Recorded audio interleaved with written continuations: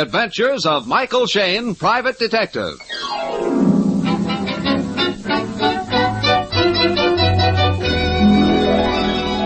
The people who make 76 gasoline and Triton motor oil, Union Oil Company, present The Adventures of Michael Shayne, Private Detective, starring Wally Mayer and Kathy Lewis.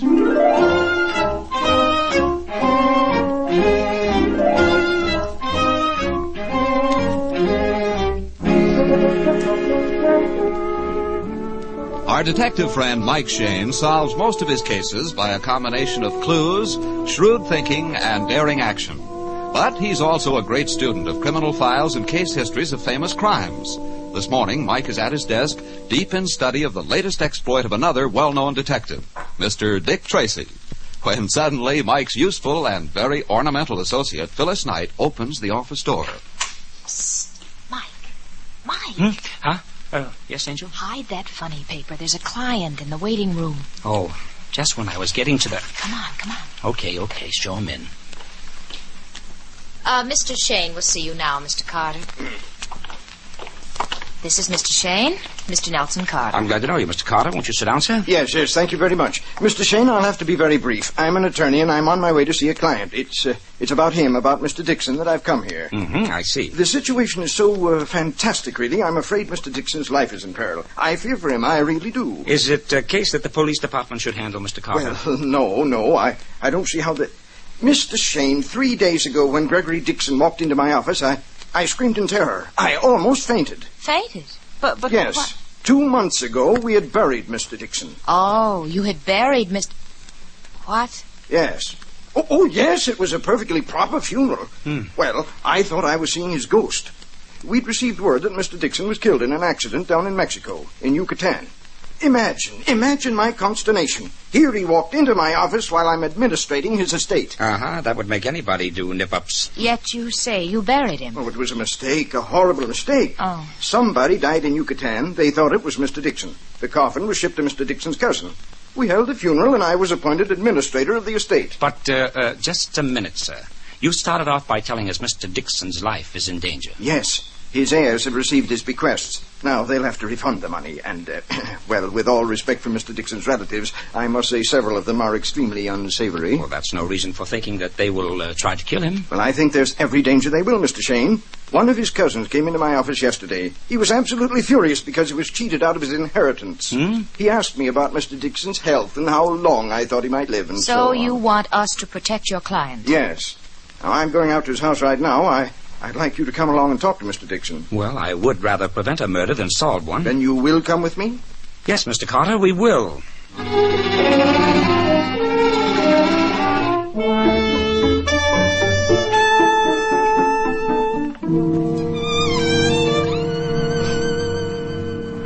Well, Carter, you're an old worrywart. A good attorney, but an old worrywart. Now, Mr. Dixon, you don't appreciate the serious danger which you're in. Do you, Mr. Shayne and Miss Knight, feel that I am a man about to be murdered? Well, we really don't know, sir. You see... I can understand Carter's feelings. He doesn't want to have to probate your will a second time. Every time you die, you make more work for the poor man. Clarence, then you heard. As I was coming in from the garden. I'm Clarence Fisher, Mr. Dixon's cousin. How do you do, Mr. Fisher? Of course, Carter may be right. I'm worth considerably more to you, Clarence, dead than alive. I can talk like that to Clarence. He's got a fine sense of humor. Not like his cousin Howard.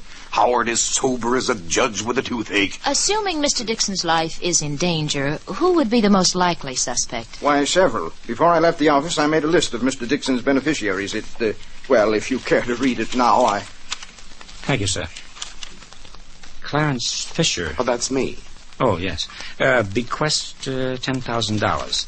Howard Connell, $20,000. William A. Wilkinson, $25,000, and a farm at Redwood City. Various charities, $200,000. I see. Apparently, Mr. Carter's modesty made him omit his own bequest to the tune of $25,000. Well, but after all, surely I couldn't be a suspect. You know, there's one thing which puzzles me and which none of you gentlemen has explained. Mr. Dixon is here alive and well. But who is buried out in the cemetery? You know, I've wondered about that myself. You see, when I was down in Yucatan, I fell ill of a fever. I'm still about 30 pounds underweight. It ruined my eyes, and I had to get glasses. But that's beside the point. When I got up from my sickbed, I found my wallet had been stolen. So had most of my papers. I assumed the thief was later killed. Suppose somebody down in Yucatan received orders to kill Mr. Dixon. Suppose the person who did the killing or ordered the killing now realizes that a mistake was made. Yes, he may try again. That's a grave thought, and no pun intended. May I ask who received the coffin here? Mr. Dixon's cousin, Howard Connell. Actually, the body was not buried. It was interred in the mausoleum. We followed the instructions in Mr. Dixon's will. Say, you brought up a good point, Phyllis. If we could find out whose body's in that coffin, it just might be a clue. We might even find out if the man had been murdered. Yeah, and if it were murder, we would know definitely that Mr. Dixon is in real danger. Well, then I suggest you have the body exhumed, if that's possible. It is possible, Mr. Dixon. I'll ask the Inspector of Homicide to use his influence with the coroner's office. Sometimes dead men tell very interesting tales.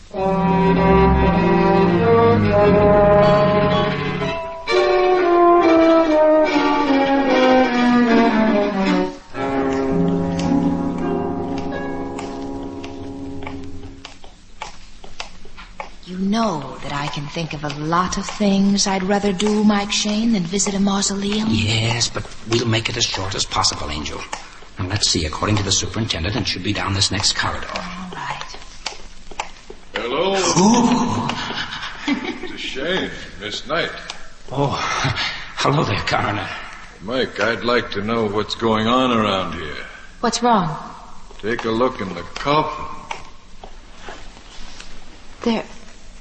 There's no body in it. You're right, Angel. Nothing but gunny sacks and granite rocks.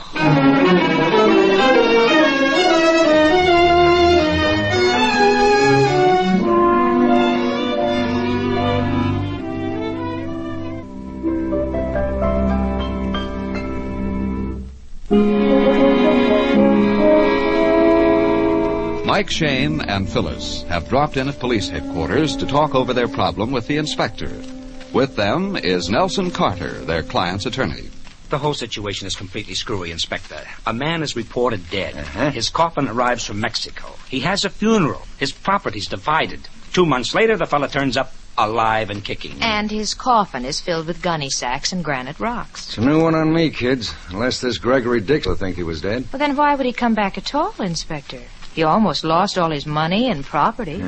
Well, I don't see you need worry, Mike. Dixon is alive. There's no corpse in the coffin. Nobody's dead. No, but it's got our curiosity up, Inspector. You know, Mike and I do handle other cases besides murder. This time we've drawn a completely wacky mystery. Well, you can make light of it, Miss Knight. But since finding that empty coffin, I'm more convinced than ever that there's something diabolical afoot. All right. Diabolical what? It's only 3 days since anybody knew Mr. Dixon was still alive. Several of the heirs would stop at almost nothing to hold on to their inheritances. You said that before, Mr. Carter. Now, let's see. You gave me a list of the bequests. Which man stormed into your office yesterday? The one who wanted to know how long you thought Dixon might live? Yes, that was Wilkinson. William A. Wilkinson. Oh, yes. He's listed here for $25,000 in a farm near Redwood City. He's living there right now. He was furious because he'll have to turn the farm back to Mr. Dixon. And then this Howard Connell, he's down for $20,000. What about him? A cousin of Mr. Dixon. He gambles, plays the horses, will do anything to keep out of work, and can't hold a job anyway. Well, I suppose we might interview those men, though I don't know what we could ask them. No crime's been committed. Well, you won't be able to get hold of Howard Connell. He left for New York after Mr. Dixon's funeral. Well, we might start him with a little talk with Clarence Fisher, the cousin we met in Dixon's house. If I were doing it, Mike, I know where I'd begin. Yeah? Where, Inspector? Well, you say Cousin Wilkinson lives on a farm near Redwood City. Yes? Well, it's a very pleasant sunny day outside, and twice as pleasant down country. I know a tidy little inn on Kings Road west of Redwood City. They serve swell hamburgers, and there's a cute little Irish waitress with a green apron. Ah, say no more, Inspector, say no more. You've sold us one trip to Redwood City.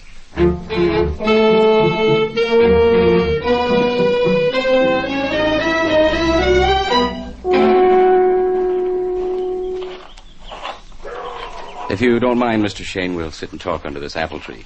I've got to keep my eye on Alec, the hired hand. Laziest man you ever seen. Whatever you wish, Mr. Wilkinson. Oh, an old-fashioned hammock. That's for me, Mike. Yes, sir, when I got Carter's letter about Dixon being alive, I couldn't believe my eyes, so to speak. Sort of upset my plans for the future. By the way, it's sort of a warmish day. You folks like a drink? You, Phil? Huh? Not now, thanks. Maybe some water later on. Well, we'll make it apple cider. Water here doesn't taste right to me. Dixon just got done putting in pipe water, bricked up the old well over there, and went modern on it, so to speak. What'd you folks say you came down here about? We didn't say, sir. Mr. Carter seems to think Mr. Dixon's in some sort of danger. Now, we'd like to ask you if he has any enemies who might... Carter? I told that lawyer yesterday... Well, I guess maybe he repeated it to you, Mr. Shayne. You can see this is a very nice little farm, and I was expecting to make myself a piece of money off it, so to speak. Handing it back to Dixon now is going to hurt like pulling eye teeth, so to speak. Maybe you could buy it back from Mr. Dixon. Did he make much use of the farm? Oh, spent all of his weekends down here, and I haven't got the cash to buy it from him. Mr. Wilkinson, you say that Dixon bricked up the water well? Yes, he did it a couple of months ago. Left it in an unsightly mess. Alec cleaned it up for me, dug a new rose garden, and shoveled the dirt down in the well. Quite a number of stones missing from the coping around the well. Oh, Mike, I know what you're driving at. Yeah. You and I, Angel, have seen those stones before. The identical size and shape in a coffin in a mausoleum.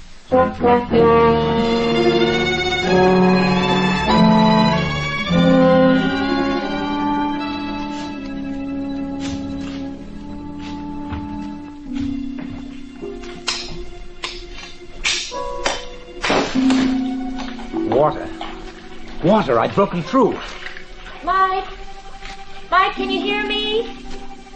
Mike, have you found anything? Yeah, plenty. A body.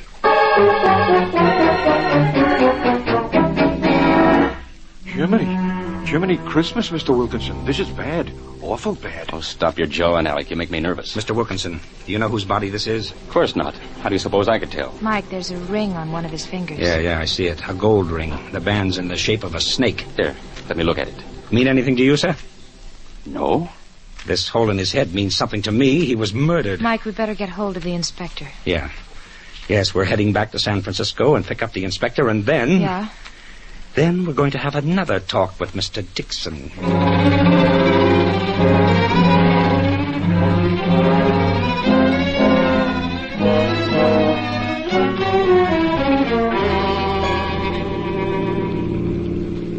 Say, when I suggested that you kids take a little run down country, I didn't expect you to come tearing back to me with a body. No, and now that we found it, the question is, whose body is it? Yes, and until we know that answer, we're not going to spill the news to Dixon. Remember that, Angel. All right. We've got to tiptoe very cautiously. There's Dixon, out in the garden talking to Mr. Fisher. Yes. Look, Inspector, if you don't mind, I'll do most of the questioning. Mm-hmm. We've got to approach Dixon downwind. Suits me.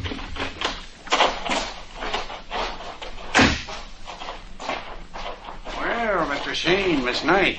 I was wondering what had become of you. We brought along a friend of ours, Mr. Dixon, the Inspector of Homicide. Inspector of Homicide? Yes, you see, if anybody should succeed in killing you, this is the man who will lose his sleep over. Well, glad to know you, Inspector. And may your slumbers be unbroken. This is my cousin, Clarence Fisher. Well, how do you do? How do you do? Suppose we go into the house so we can sit down. Okay, sir. Mr. Dixon, we just got back from a little drive down to Redwood City. We talked with another of your cousins, William Wilkinson. That's so? Hates to give up the farm, doesn't he? Oh, very much.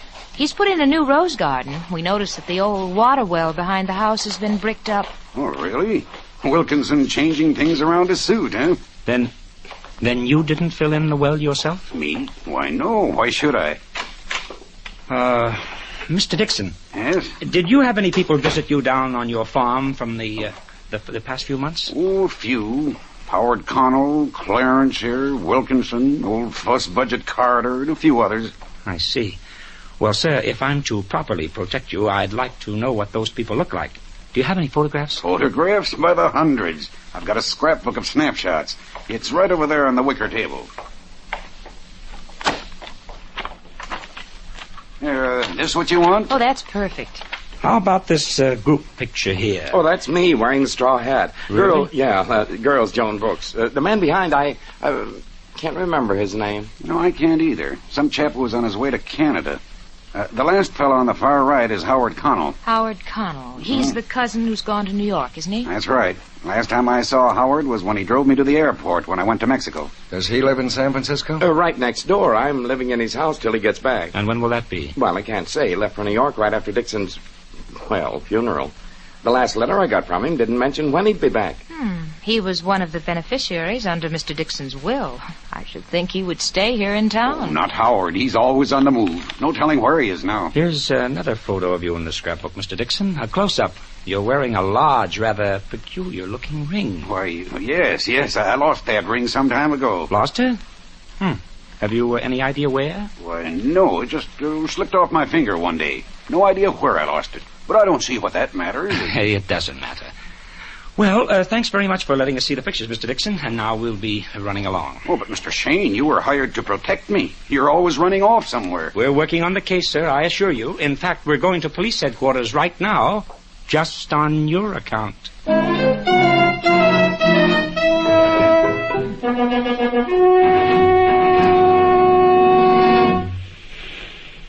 Now, this is the way I dope it out, Inspector. Check me if I'm wrong. Okay. First of all, we may be up against a colossal conspiracy. The attorney Carter comes to Phyllis and me and says Dixon's life is in danger. Because Dixon was reported dead and now turns up alive, and his heirs hate to part with their ill-gotten gains. Then we find that Dixon's funeral was a fake. Yeah. We find his coffin filled with stones from Dixon's own water well, and we find a murdered man hidden inside the well. And that murdered man, Inspector, I'm convinced is the real Gregory Dixon. The fellow who says he's Dixon is an imposter. Yeah, I know what you base that on, Mike. The fact that the ring in the dead man's finger is the same ring we saw in Dixon's photograph. Correct. But perhaps the ring really was lost, and the person who later found the ring is the man you hauled out of the well. Well, that's possible, Inspector, but I'd like to go one step further. I'll say that the man who calls himself Gregory Dixon is actually Howard Connell, Dixon's cousin and beneficiary. I was beginning to suspect that myself. Connell very conveniently disappears on a trip to New York. Nobody knows exactly where he is or when he's coming back. But Dixon's relative ought to be able to recognize the fake, unless they're all in on the deal, too. That may be, too. But there was a strong family resemblance between Dixon and Connell. I noticed it in those photographs. That's why the story about Dixon falling ill, losing 30 pounds, having to put on glasses. An alibi in case anybody began to suspect. Okay. But who killed Dixon, Phil? Who threw his body down the well and bricked it up? Both Wilkinson and Connell denied they closed the well.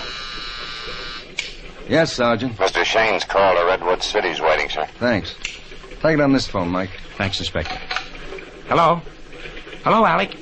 Calling me, Mr. Shayne? Yes, I want to ask you a question, Alec. How long have you worked for Mr. Wilkinson? Why, about a month or so. Mr. Wilkinson hired me when he took over the farm. And when you were making the new rose garden for him, Alec, did you dump all that dirt down the well? Yes, sir.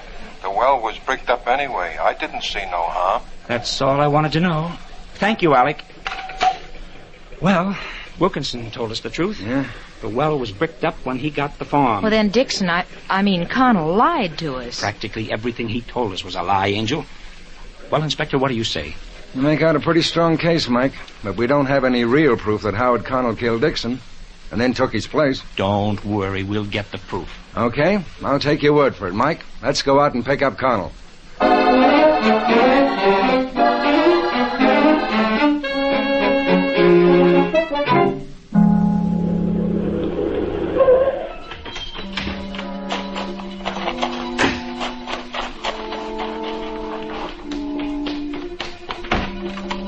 Mr. Carter. Mr. Shayne, Inspector, I just telephoned for you. Phoned? Why? What for? The very thing I hired Shayne to prevent. It's happened. What are you talking about? You don't mean to tell me... Yes, I do mean to tell you. Mr. Dixon is dead.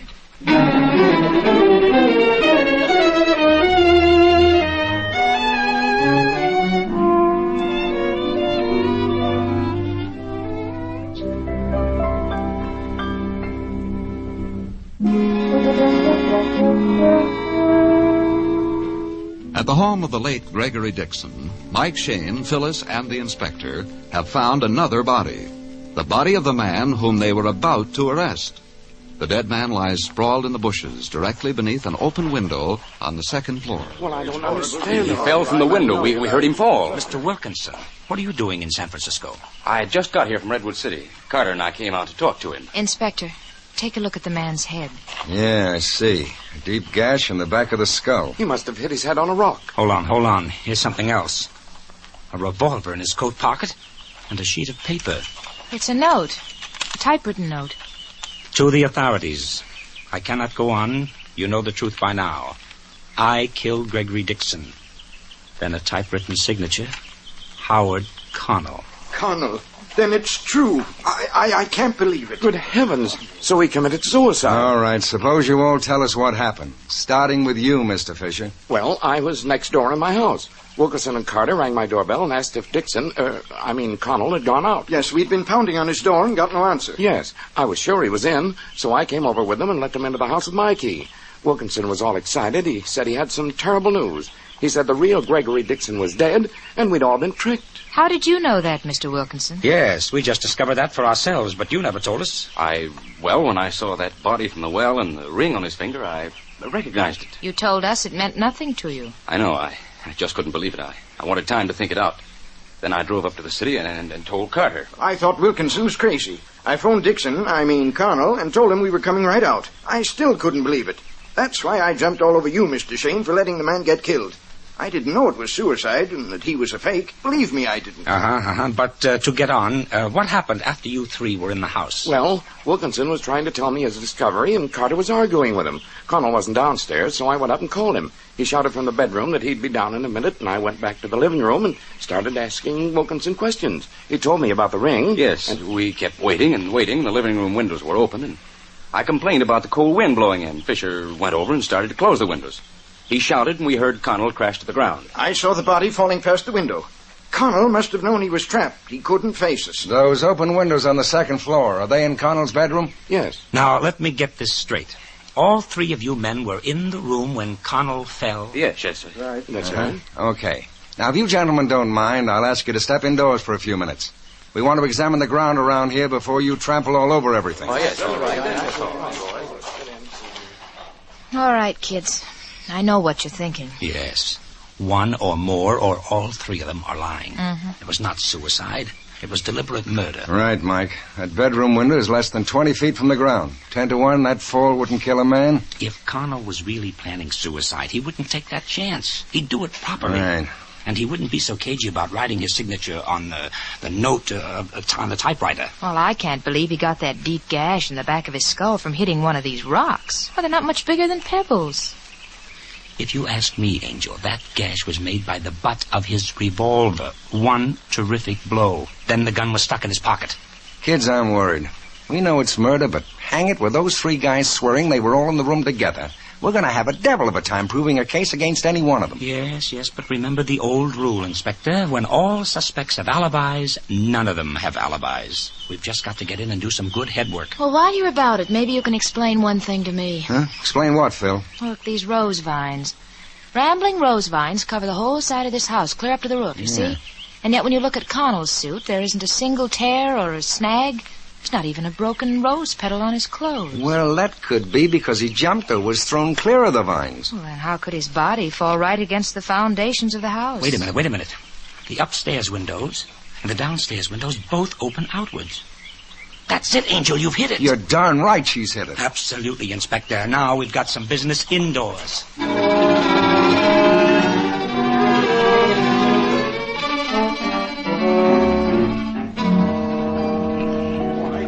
He was killed. Murder? Why, that's impossible, Mr. Shayne. We were all here in the living room. We all saw the body fall. Of course you saw it fall, but Howard Connell was already dead. And he did not fall from the second floor. He did not fall? I'll show you what happened, gentlemen. Now, when you three men were here in the living room, these windows were open. They were open outwards. The body was laid across the tops of both halves of the window. When Mr. Wilkinson complained of the cold, Mr. Fisher closed the windows. That took the support away from the body, and you saw Connell fall past the window. Oh, why, that's idiotic. I'd have seen the body. You did see it, Mr. Fisher. You put it there. You killed Connell with the butt of that revolver. You murdered him because you had helped Connell impersonate Dixon. You were in the deal with him. No, he tricked me too. No, Mr. Fisher. You told us that you'd gotten a letter from Howard Connell in New York. Connell never went to New York. He was right here. All right, I admit it. I killed Connell when I discovered he'd murdered Dixon. He murdered my cousin. That sounds like a very lame attempt to plead the unwritten law. But that was not your reason.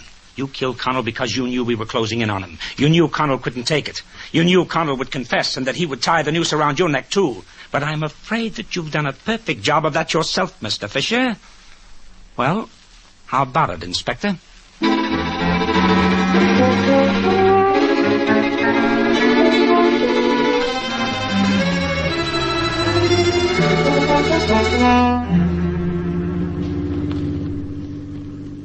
Why so quiet, Angel? What are you thinking about? Oh, I was just thinking about that whole fantastic scheme. What a cockeyed motive. Yeah, but it almost worked, Phil. Connell and his cousin Fisher saw a way to get a hold of all of Dixon's money, instead of just the amounts he intended to leave them in his will. First, they had to kill Dixon, get his estate distributed, then bring Dixon back to life. All the heirs and beneficiaries would then have to return their bequests to him. Oh, and Connell and Fisher would have the whole estate for themselves. Well, I've heard of killing a man for his money, but never bringing him back to life to get his inheritance. When I see a case like that, I'm almost glad I haven't got any money. Poor but honest and alive. Money is the root of all evil. I'll still take plenty of the root. The correct quotation, honey, is the love of money is the root of all evil. Oh. Yes, it's the love that causes the trouble. Oh, love. Well, I'll take plenty of that, too.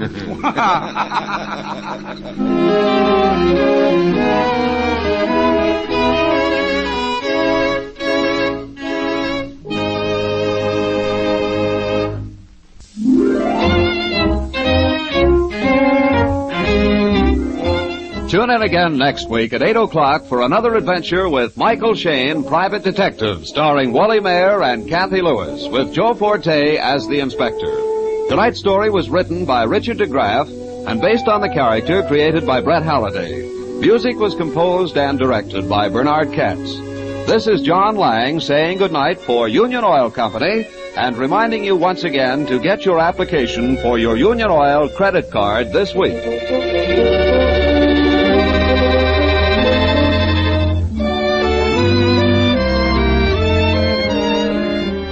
This is the Mutual Don Lee Broadcasting System.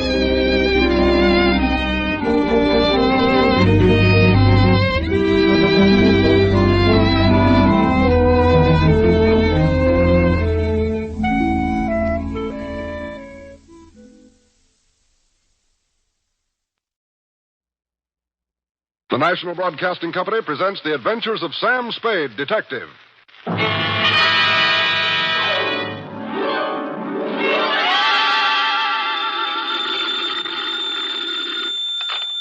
Detective Agency? Me, sweetheart. Oh, Sam. Now take it easy. The papers are on the street. I saw them. So did I. There'll be some red-faced editors ducking behind their green eye shades tomorrow. What do you mean, Sam? You don't print up the score until the returns are all in, F. This applies to presidential elections, boxing matches, and executions at San Quentin Prison. Sam, you mean Willie? I mean Willie. Batten down the hatches and turn over your foam rubber cushion, Wonder Girl, for even now I'm homeward bound with a stride-by-stride account of a 12-hour marathon, which I shall call, for obvious reasons, the Hail and Farewell Caper.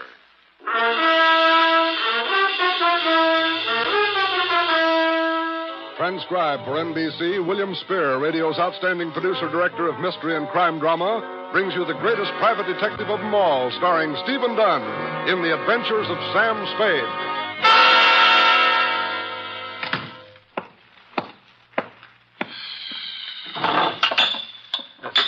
I've been robbed. Heffy? Sam? Trot in here this minute. Oh, yes, sir. Have I done something? That's what I was about to ask. Have you been sticking your delightful, freckled-covered, upturned little nose into my schnapps bottle?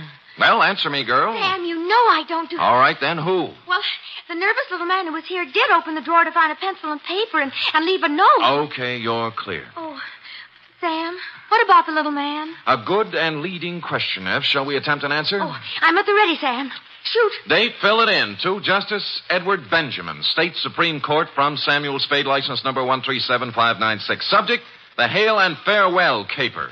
Dear Justice Benjamin, my relationship with the spindly little man goes clear back to a week ago, Thursday, possibly even before that. But that was the day I first noticed him. I remember it was Thursday because I was having corned beef and cabbage at Schroeder's. With him, it was a glass of water at the next table. He was paying little mind to the menu, having decided to spend the lunch hour staring at me. A couple of times, he put down his glass of water and pushed back his chair as if he were going to come over and talk. But he changed his mind. I put away the corned beef and cabbage and was halfway past the pie when he finally did it. Excuse me, sir. Hello? You, sir, are Mr. Spade? I am. The detective, Sam Spade, detective agent? At your service, sir. Now, what can I... You see, do you have a match? I gave him a match, and he thanked me and went out. On Friday, I saw him in Ben's grotto over a plate of wrecked sole. We got just about as far, then he returned the match he owed me. The following week, I saw him 4 times, once as I was going into a show, once at the post office, and twice as I was going into my office building. Each was the same. We'd get up to the point where he was about to tell me something, then he'd back down and ask me what time it was, or did I have a horse in the fifth at Golden Gate, or would I lend him a cigarette. Then he'd bustle off as fast as his spindly little legs could carry. And thus matters stood yesterday. Place, my office, time, 1:37 p.m. Sam Spade. Mr. Spade, this is a gentleman who Yeah, don't tell me I know the voice. Now, what is it this time? I do like to see you, Mr. Spade. I must see you. I know. I'll save us both a trip. The date is vital. April 26th. The time is 1:38 p.m. All trains, planes, and streetcars are leaving on schedule. And for the favorite at Golden Gate tomorrow, consult your nearest bookie. Please, sir, please, Mr. Spade, please, do not jest. This is a matter of life and death. I see. Fine, then I'll see you tomorrow for lunch, huh? I won't be here, Mr. Spade. Oh, where'll you be? Dead. Look, I'm tired of this, Mr. Spindley. Give it to me straight or sign off. Now, what is it? You've got to listen to me, Mr. Spade. It's most important. It's a life or death. It's a life... Hello? Mr. Spindley? Hello?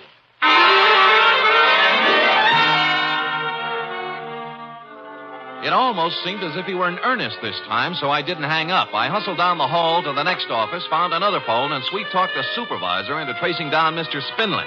It was a pay booth in a drugstore opposite the Park Emergency Hospital. The clerk in the drugstore was just getting over it when I punched in. Spindley had collapsed in the booth and had been hauled across the street to the hospital. On the bed there. Oh, thanks, Doctor. Life and death, Mr. Spade. Terrible. You've got to stop it.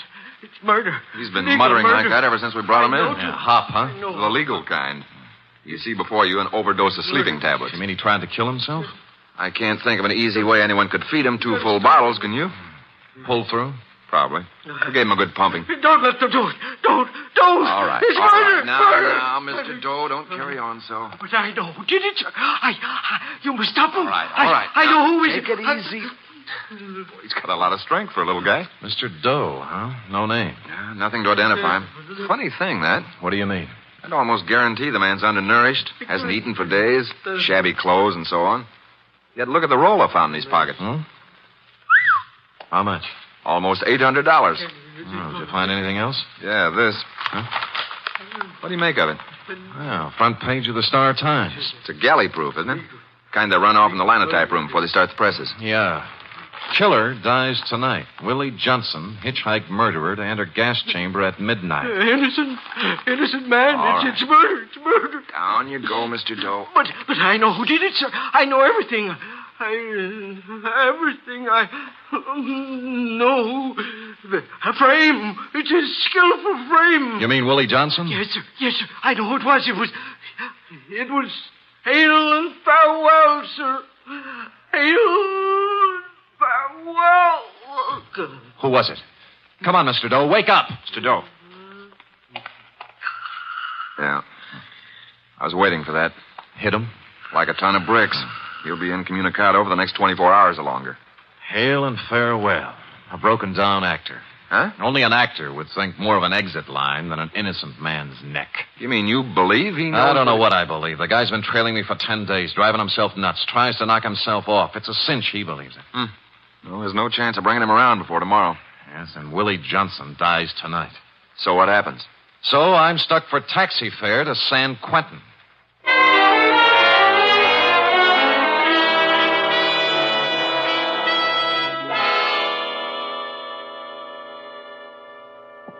Believe in him?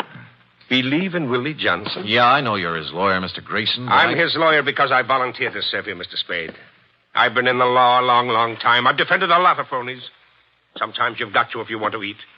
They all sing the same song. I was framed. Oh, I know all 89 verses. But Willie...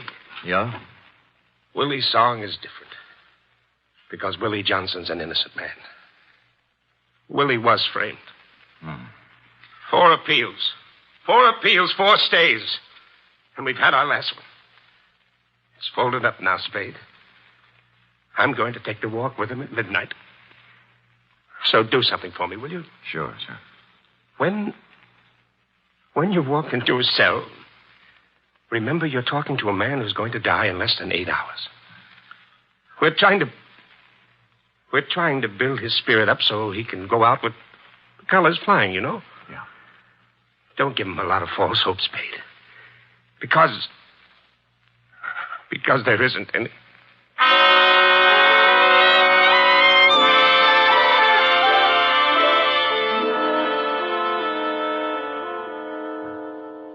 I don't quite understand, Mr. Spade, sir. I told my story so many times. I'd like to write something about you for the papers, Willie. Oh. Yes, sir. But all the newspaper gentlemen been here and gone. Yeah, I know. Could you tell it just once more, Willie? Well, all right, sir. It was more than a year ago, I guess you know that. Yeah. I was broke, you know.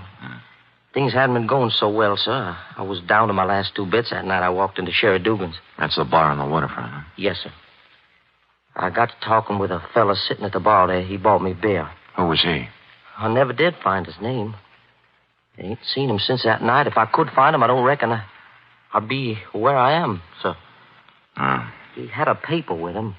Was reading the classified ad section. You know the part about autos, transportation, so on? Yeah. Well, there was an ad there. I'd say, we'll pay $500 plus expenses to drive car to Mexico City with a phone number. Mm-hmm. And the fella said if he were in my shoes, he'd call up and inquire, so I did. I inquired, and I got the job. Well, sir, about an hour later, I met a man with a car at Southern Mason by the gas station there. And he gave me the $500, and I started out for Mexico City. Who was he, Willie? Never found his name either. We tried too, Mr. Grayson. Me. Never could find him. I see. Well, it was raining that night, sir. I remember. It was raining. And I hadn't gotten more than 50 miles south of town, somewhere around Morgan Hill it was, when a siren blew off behind me, and the first thing I knew, well, they was asking me questions about a girl. A girl named Georgia Lyon. It was her car, it seems, and the officer claimed I stole it. They made me raise my arms, and they searched me. And there was a knife in my pocket, you see, with blood on it. There, and I don't know how it got there. And the $500, that had blood on it, too. And there was blood on the seat. And when they opened the turtle back, there she was. This Georgia Lyon I told you. All doubled up there and dead. And they said I'd done it for the money in the car. And I guess I just went crazy, Mr. Spade, with this all coming at me at once that way. You see, I tried to make a break for it, and I got away. And I knew it was a terrible wrong thing to do. I know that. Yeah, what about the trial, Willie? Well, sir, Mr. Grayson done everything in his power, sir. And so did I. I told the truth as close as I could recollect it, but it didn't make no sense. We never found the man in the bar or the man who drove up in the car. What about the phone number in the ad? Oh, that turned out to be a fancy dress shop on Powell Street called Mason Francine. And the classified ad, sir, that was the queerest thing of all. Well, what do you mean? Well, Mr. Grayson went through every newspaper in the country for 2 weeks either side of the night, and there wasn't any such ad in any of them. So they said I was lying. They said I was lying. I made it all up in my head. Now they're going to kill me for it.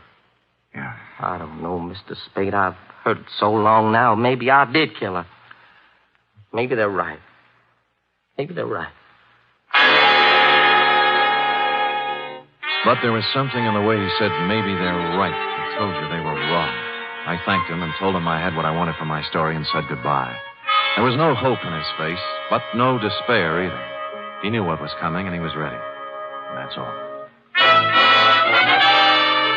I hit the homeward-bound commuters on the wrong side of the Golden Gate Bridge, so it was almost 7 when I checked in at Sherry Dugan's bar on the waterfront. A girl was sitting 3 stools down from me, a class-type dame in a black file suit from Magnum's, and a hat that must have set some good-time Charlie back $50. That's the kind of a dame you'd expect to be sitting in Sherry Dugan's, least of all as drunk as she was. Well, here you are, Jack. 60 cents. Thank you. Wait a minute. Huh? This is a one-man operation, isn't it? Yes, why? Well, then you'd be Sherry Dugan, huh? No, I bought the joint from Sherry a few months back. Why? Well, I'm doing a story for the papers on Willie Johnson. Tell me, was Sherry here on the big night? Oh, yes. Only Willie Johnson wasn't. You could look it up, what Sherry testified. Where is he now? Oh, South America. And there he'll stay. You know why? Why? Sherry has brains. For a man in his shoes, there's no better place right now than South America. Oh? Well, tell me more. He needed a rest the worst way, Sherry did, after all he'd been through. Tending bar can be difficult at times, right, Tim? Oh, yes, indeed. Show me a good bartender, and I'll show you a barn diplomat. And more besides. Yes. Well, here's to Sherry, wherever he is. Keep running, Sherry, keep running. You know, Sherry's like a dog running away from a can tied to his tail. We all are. Who's we? All of us, the world. Give me another drink, Tim. Oh, now, listen, lady, I don't think I'd Don't better, give me any lip. This is a first-class wake, isn't it? A send-off for Willie, isn't it? Poor. Marilyn, what are you doing here? Oh, just in time, Georgie. Sit down. Come on, we're going home. Take your time, George. 2 of the members present. 1 more. We'll have a quorum. Pour him a drink, Tim. You want me to carry you out of here? Might be fun. Where's Daddy? Pacing the floor. Now, come on. You know something, George. You've got a can tied to your tail, too. No use running, George. Oh, you're out of your head. Whatever made you come here? Kind of appropriate, don't you think? Special night tonight. Black dress. See, all fixings. Gonna have us awake. Not here we aren't. Are you coming? Nope. All right. Where we go? Going home. Bye, Timmy. And you, whoever you Hey, wait. How about to have Hold it. How much does she owe you? That's $3.45. Here. It's worth it. Now tell me, who is she? Oh, it's a model. Some dress shop uptown. Oh? Like the Maison Francine, for instance? Yeah. How'd you know? Just a hunch. What's her name? Oh, Marilyn Hale. Her old man runs the Star Times, you know, the publisher. Yeah. The guy is his partner, George Farewell. You must have heard of the firm Hale and Farewell. I had, but it was a slightly different reading from the one Mr. Spindley gave me at the hospital. I looked at my watch. Willie was 4.5 hours from the end of the line when I took off for the press room at the Star Times.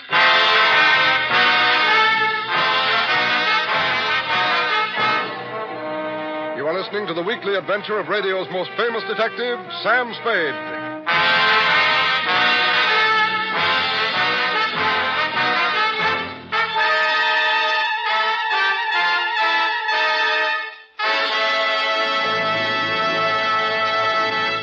Three chimes mean good times on NBC. There's fun and music for you tomorrow evening with the Dennis Day Show. There'll be songs by Dennis and another typical tangled comedy situation, the kind of hilarious mix-up that could happen only to Dennis Day.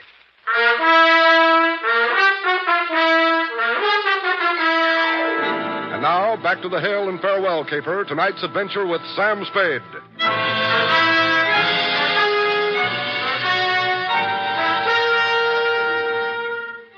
Time 8:11.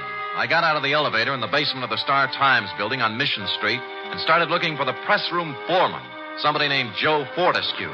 I finally found his feet sticking out from under a sick linotype, hauled him out, and tried to make him understand what I wanted. Yeah, I know who you mean. I know, a little bandy-legged guy. Can't hear you. I say, he's a little bandy-legged guy. Yeah, that's the guy. Hello, what about him? Come on. Go ahead, you first. Now, who is he? Charlie Forrest, he's nuts. I know, but that's not what I care. Been off his rocker for a year. Look, you see that picture on the wall over your head? Yeah. That's Mr. Hale, the Iron Fist. Oh. Won't tolerate no inefficiency, you understand? But this screwball, this Charlie Forrest, I personally canned him twice, and both times Iron Fist sends it back to me. Yeah. So it don't make no never mind to me, brother. Leave him come to work stewed all the time. Leave him lay off for 2 straight weeks like this time.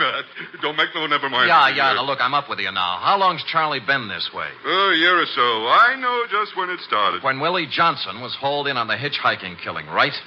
Oh, you've been talking to Charlie, huh? Yeah. Funny thing how that hit him. You'd find him sitting in a corner by himself, mumbling all the time about the guy being innocent. What do you suppose Charlie had to do with that? Oh, I don't know. Got real crazy toward the end, you know.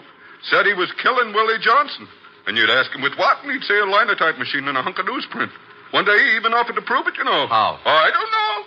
He said he had proof. He said he had the evidence that would save Willie's neck. Hid in his room. Boy, was he off his trolley. Look, I've got to find out where he lives. They don't know upstairs. I don't know. We don't know downstairs neither. He moved out of his apartment 3 weeks back, and don't nobody know where he went. Look, he was in this morning. Picked up a galley proof of page 1. Hey, that's right. Yeah. I'll tell you who might know where to find him. Oh, come on. Yeah, about 10 o'clock he leave here. Said he was going to look him up. Somebody named Spade. Thanks. Sam Spade. He's a detective. That remains to be seen.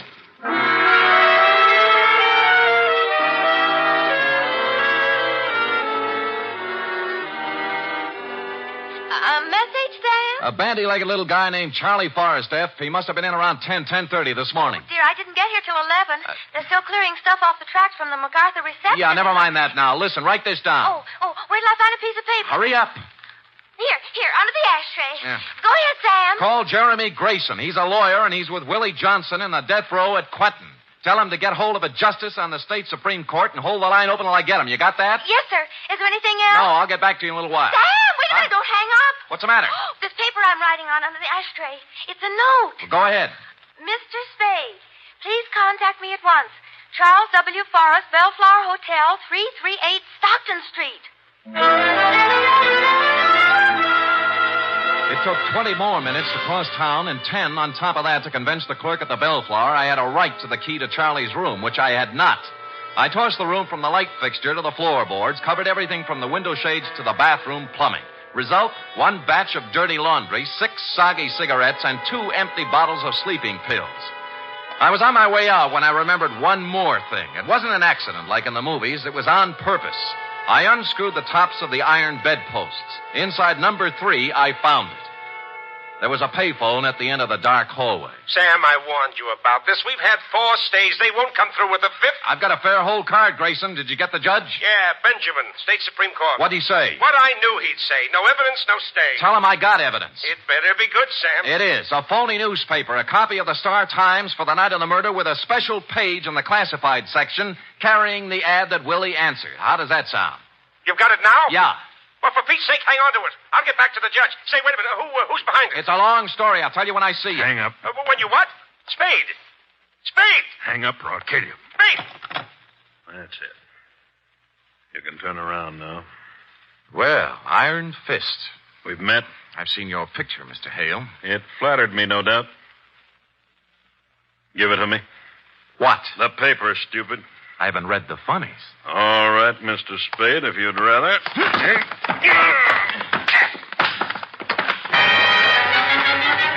Iron Fist knew other games besides publishing. He moved up, I went for the gun, which suddenly wasn't there, and he was giving me a fast demonstration of judo for beginners. First thing you know, I was sprawled on the floor, and he was looking down at me along the barrel of his .38. I could kill you, I suppose, but why? Why? He backed off toward the window, spread out the paper, and crumbled it up. Now. You know what you're doing with that match, Hale. Shut up. You're burning Willie Johnson at the stake. I said shut up.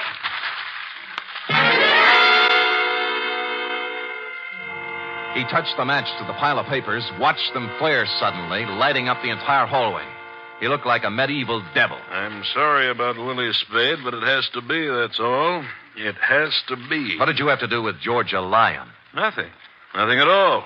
And her name wasn't Georgia Lyon, really. It was her stage name. No? Her real name was Farewell. Your partner's wife? Why, Spade, didn't you read the testimony at the trial? She was leaving George that night.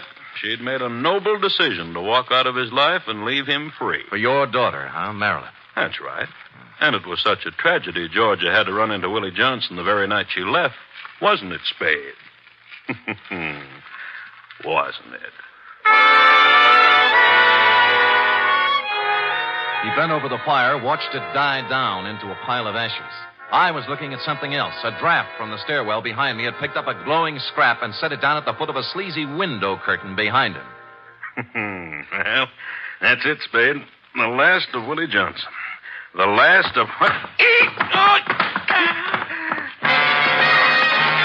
I hit him at the knees as the curtain went up in a blinding flash. No judo this time, just an old-fashioned hammerlock. Let me go. Come on, give me that gun. No, the fire. I'll break your arm, Hale. I'll break your arm. There. Well, that's better. Now get up. Get up. Hale, stop. Hale!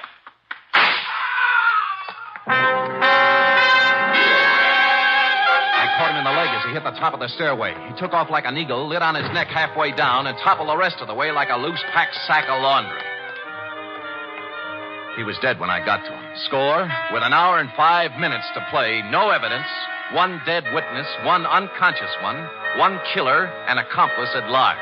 There was only one way left to go, and I took it.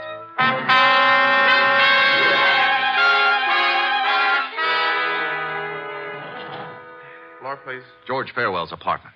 That's the penthouse. Yeah, is he home?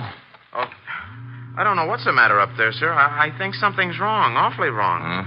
He went up there early this evening with a young lady, and the door to the roof is locked at the 8th floor. That's never happened before. Any other way up? Well, you might try the fire escape if it's urgent. It is.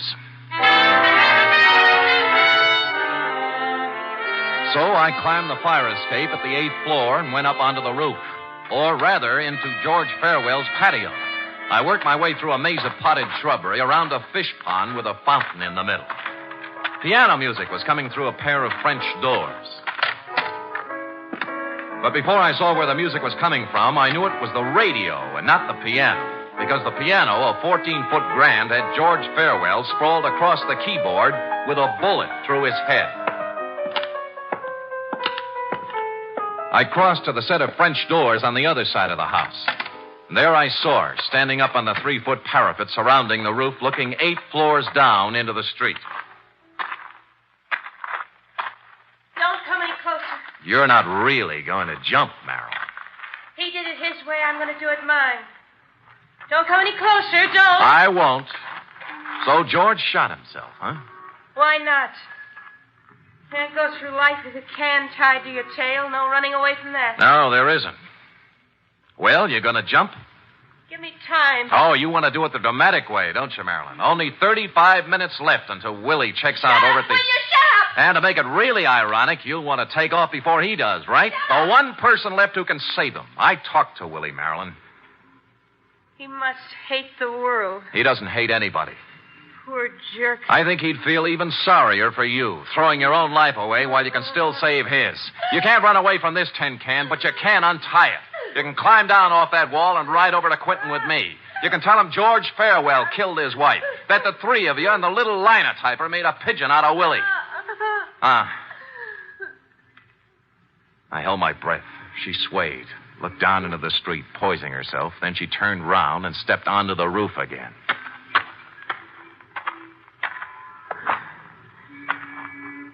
Let's go. Congratulations. Yeah. Only George Farewell didn't stab his wife that night. I did.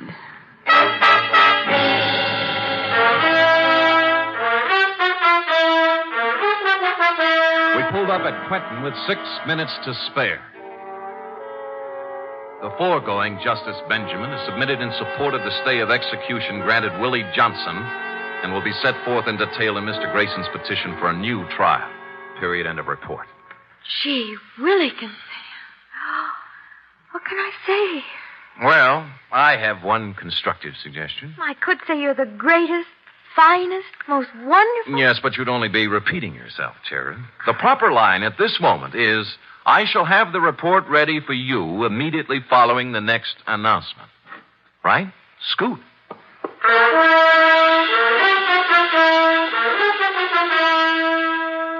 3 chimes mean good times on NBC. Listen to the stars on this Sunday's big show. Jimmy Durante, Ethel Merman, Milton Berle, and Gordon McRae, plus Meredith Wilson and his orchestra. Your MC on the big show, of course, is the glamorous Tallulah. You're invited.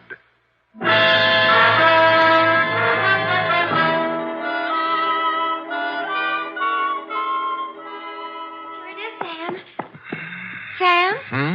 here's the report. Oh, yeah. What are you writing, Sam? Look, how's this? Man of the world, dashing, debonair, cosmopolitan, temporarily at liberty, desires employment. Sounds wonderful. Thank you. What does it mean?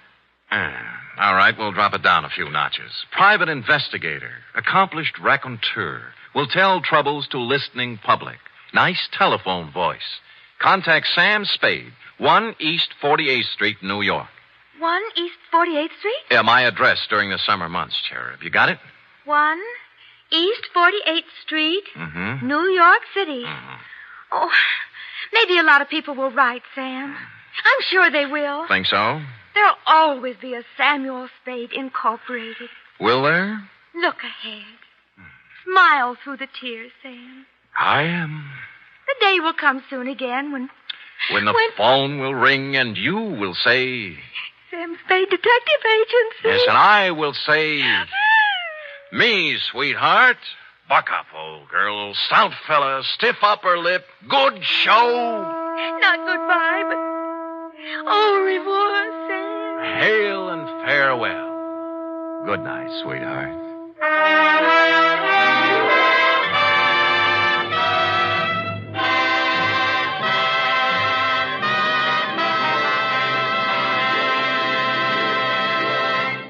Tonight's transcribed adventure of Sam Spade was produced, edited, and directed by William Spear. Sam Spade was played by Stephen Dunn, Lorene Tuttle as Effie. Also in the cast were Junius Matthews, Olin Soule, Wally Mayer, Sidney Miller, Kathy Lewis, Paul Frees, Ed Max, and Lou Merrill. Script for tonight's adventure by Harold Swanton.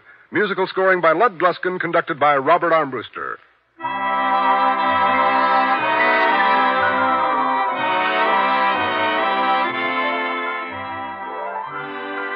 This is NBC, the national broadcasting company.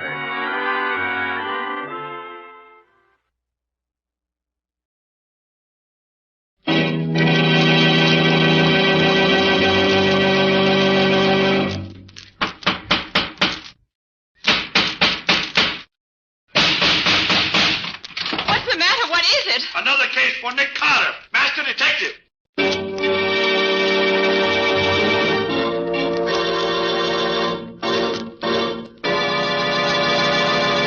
Yes, it's another case for that most famous of all manhunters, the detective whose ability at solving crime is unequaled in the history of detective fiction. Nick Carter, Master Detective. Tonight's curious adventure... Missing Harold Ascort. For Nick Carter and the great kidnapping mystery.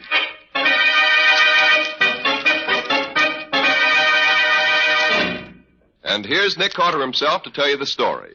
As you've probably already noticed, I'm not going to tell you the story that I announced last week. Instead, I want to tell you a rather different kind of tale. One which started as Patsy and I rang the doorbell at the rather magnificent home of Mrs. Philip Ascort, just off the upper end of the park at about 10:30 one morning. Yes? I'm Nick Carter. Mrs. Ascort's expecting me. Yes, Mr. Carter. Won't you come in, please? Thank you. If you and the young lady will go into the living room, I'll tell Mrs. Ascort you're here. Certainly. Gosh, Nick, the Ascorts must have more money than they know what to do with.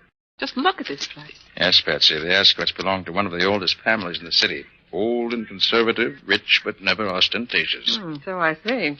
Gee, I wish I could have quiet. I think I hear Mrs. Ascort coming. Oh, Mr. Carter, I want to thank you for coming so very promptly. I know how busy you are, but I really am in trouble, desperate trouble, and I don't know who else to turn to but you. Why, Mrs. Ascort, I'll be very happy to help you if I can. This is my assistant, Patsy Boone. How do you do? You do. Now, what's wrong? It's my son, Harold, Mr. Carter. He's been kidnapped. I found this note inside my newspaper this morning. What does it say, Nick? It says we've got your son. If you want him back, don't call the cops. We'll tell you what to do later. There's no signature. Can you tell anything by that letter, Mr. Carter? Of course, the handwriting is obviously disguised. Half printing and half writing. Paper is good bond paper. There's a watermark that looks like a dragon's tail. The top of the sheet of paper's been cut off. A pair of scissors, apparently, as the cut isn't quite even. Why do you suppose they did that? Well, there was probably a letterhead on it, and the writer didn't want the paper traced, of course. But they didn't cut quite all of the printing off. Can't read what's left, but later on it may help to identify it. It looks like hotel stationery, doesn't it, Nick? Yes, Betsy, that's what I was thinking.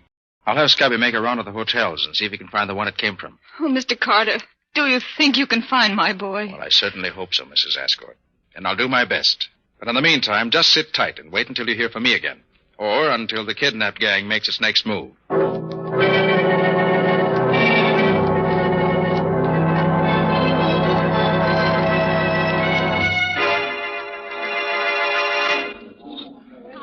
Oh, there you are, Scubby. Oh, hiya, Nick. Didn't take you long to get here. It's no time to waste in the kidnap case, Scubby. You never can be sure when the gang will get frightened or annoyed and kill their victim.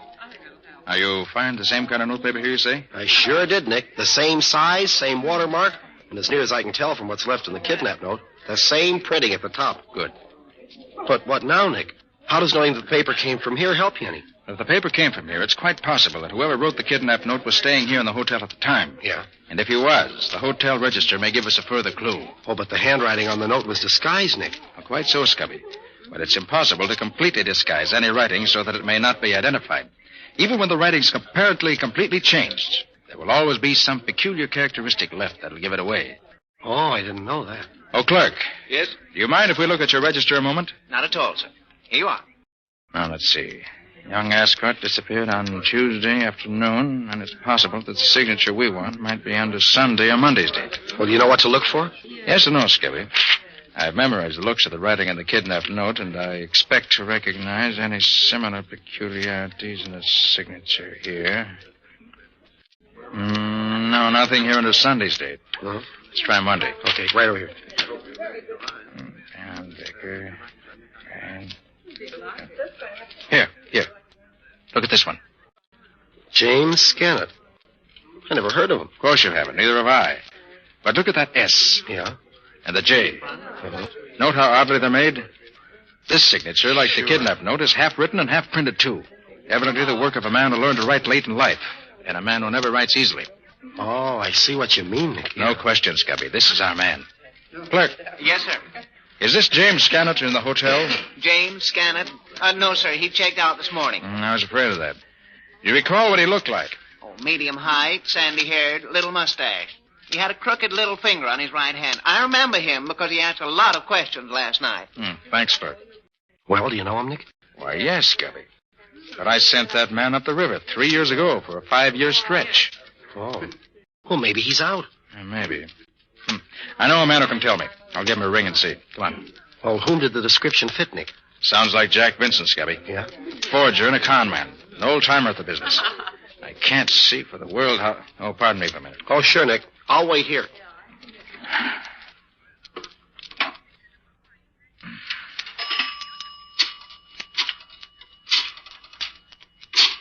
should turn out to be Jack Vincent. This case may prove to be quite interesting for both. Oh, hello, Bill. How are you? This is Nick Carter. Oh, fine, thanks. Say, Bill, is Jack Vincent still up at state prison? Oh, 2 weeks ago, huh? No, nothing special yet. Well, thanks, Bill. Good luck. Goodbye. Well, what'd he say, Nick? Vincent was pardoned 2 weeks ago. He's our man, all right. You know, it's a funny thing, Nick, but while you were in there phoning, a couple of men went by me, and I heard one of them say to the other, I saw Vincent Grady's bar last night. Now, maybe that's where he hangs out. You say you just heard that now, Scubby? Yeah, just now. That's queer. Well, how do you mean, Nick? Scubby, things are going a bit too easily. The notepaper that can be traced, the name in the register, the description, and now the conversation you say you overheard. You mean you think it's some kind of a frame-up? Might be, Scubby. Might be. Well, gee, if it is, Nick, you if better it is, I'm going ahead just as I was before. Just be a little bit more careful, that's all. Well, if they want me to go to Grady's bar, that's where I'm going. See you at the office later, Scubby.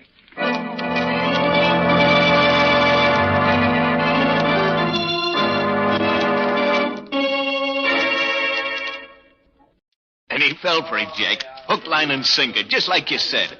I gotta hand it to you. And you told him where he could find me? I said it real loud, right beside that stooge of his. I said I'd seen you in Grady's place here. He's coming here now? Yeah. I beat it on the head to let you know he was coming. Good. We'll take care of him when he gets here. Gee, you're awful smart, Jack. Ain't no wonder I kind of go for you.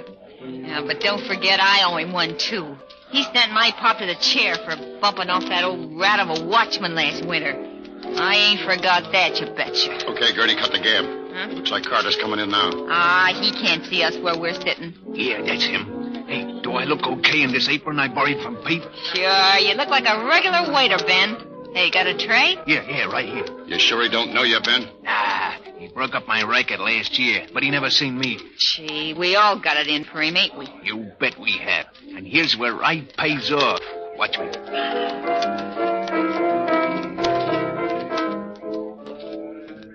Oh, waiter. Yes, sir. Bring me a large ginger ale and Coke, will you? Coming right up. Well, Nick, lots of familiar faces here, but nobody I really know. I wonder if Vincent might have moved out of town after hearing the snatch. Ain't that conversation Scubby overheard if he did overhear? It sounds to me like... Yeah, sir. Oh, thanks. Here, give the change. Thank you, sir. Well, at least this ginger ale's cold. Doesn't taste that bad. It's an odd flavor to it, though. Must be a new brand of Cokes they mix with it. Can't say that I enjoy it. Why, it's queer. It isn't hot enough in here to make me dizzy like this. It seemed to be... Nick, you fool. You've been doped. You've been...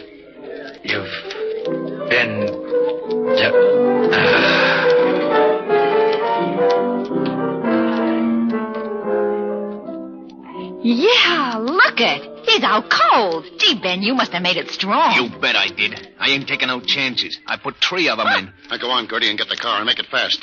I don't want none of Carter's friends to come looking for him before we can get him out of here. Okay. This is the day I've been waiting for 3 years.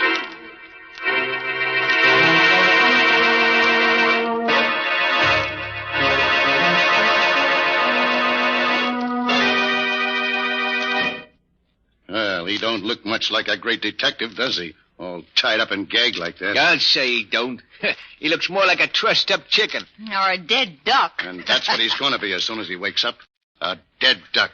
You mean you ain't gonna kill him now? Nah, there's no fun in killing him when he don't know who's doing it.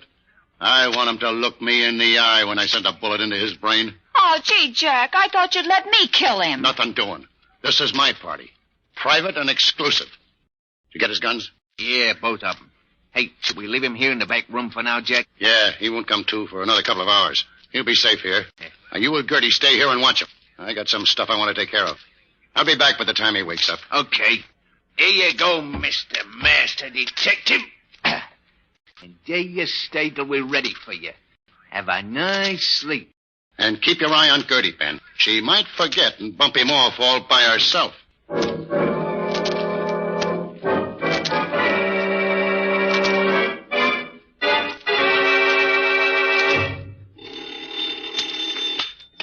Nicholas Carter's office. Well, this is Mrs. Ascort speaking. Is Mr. Carter there? Why, no, he isn't. Has something else come up? Yes. Yes, I've got another note from the kidnappers. They want $100,000 immediately. Good heavens, $100,000. Oh, what shall I do? Mr. Carter said to do nothing until I heard from him. Oh, I've no idea where he is. He should have been back here long ago. You better just do nothing, as he said, until we hear from him. He's bound to call me pretty soon. Unless something's happened to him.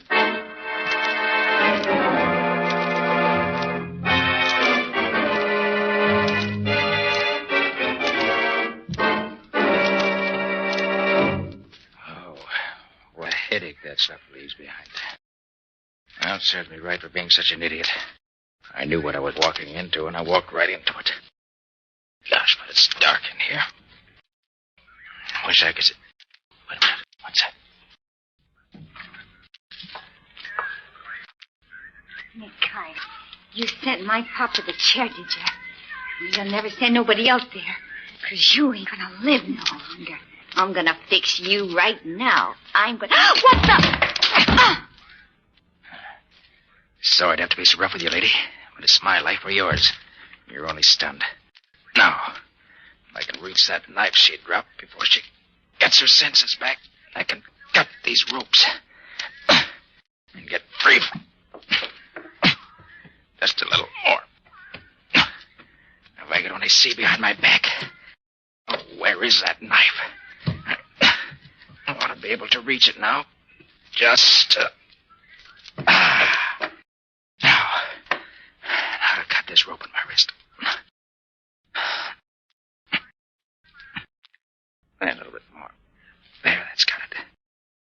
for the leg ropes. Oh. Quiet, you. You try to call for help, I'll be forced to kill you. You? How did you... I heard you coming in, so I sat up, stuck my legs out, and tripped you. You dropped your knife. I knocked your head on the floor, and I stunned you. Then I found the knife, cut my ropes. Now I'm getting out of here. Oh, no, you can't. Jack will kill me. He'll murder me. Should have thought of that before. Now, don't try anything. Your friends overlooked this little pistol I carry in my shoulder holster. It's very small, but effective, I assure you. What are you going to do? Why'd you dope and bring me here? To kill me? Well, Jack and Ben were scared you'd try to break up their plans for the kidnap job. I knew it. Now listen carefully. Who else is in this house now? Only Ben. He's in the next room. Good. Now, when I tell you to, call Ben. Tell him you're afraid I'm waking up. Ask him to come in here, but don't you warn him. You want me to ask him to come in here? Yes, but no funny business. Now call him. All right. Ben? What do you want? I think Nick Carter's waking up. You better come have a look at him. So quick? Yeah. Okay, don't touch him. You wait till Jack gets back and then Up with your hands! I warned you. Now stand aside. I'm leaving here, and don't try to stop me. I'll be seeing you both later, under different circumstances.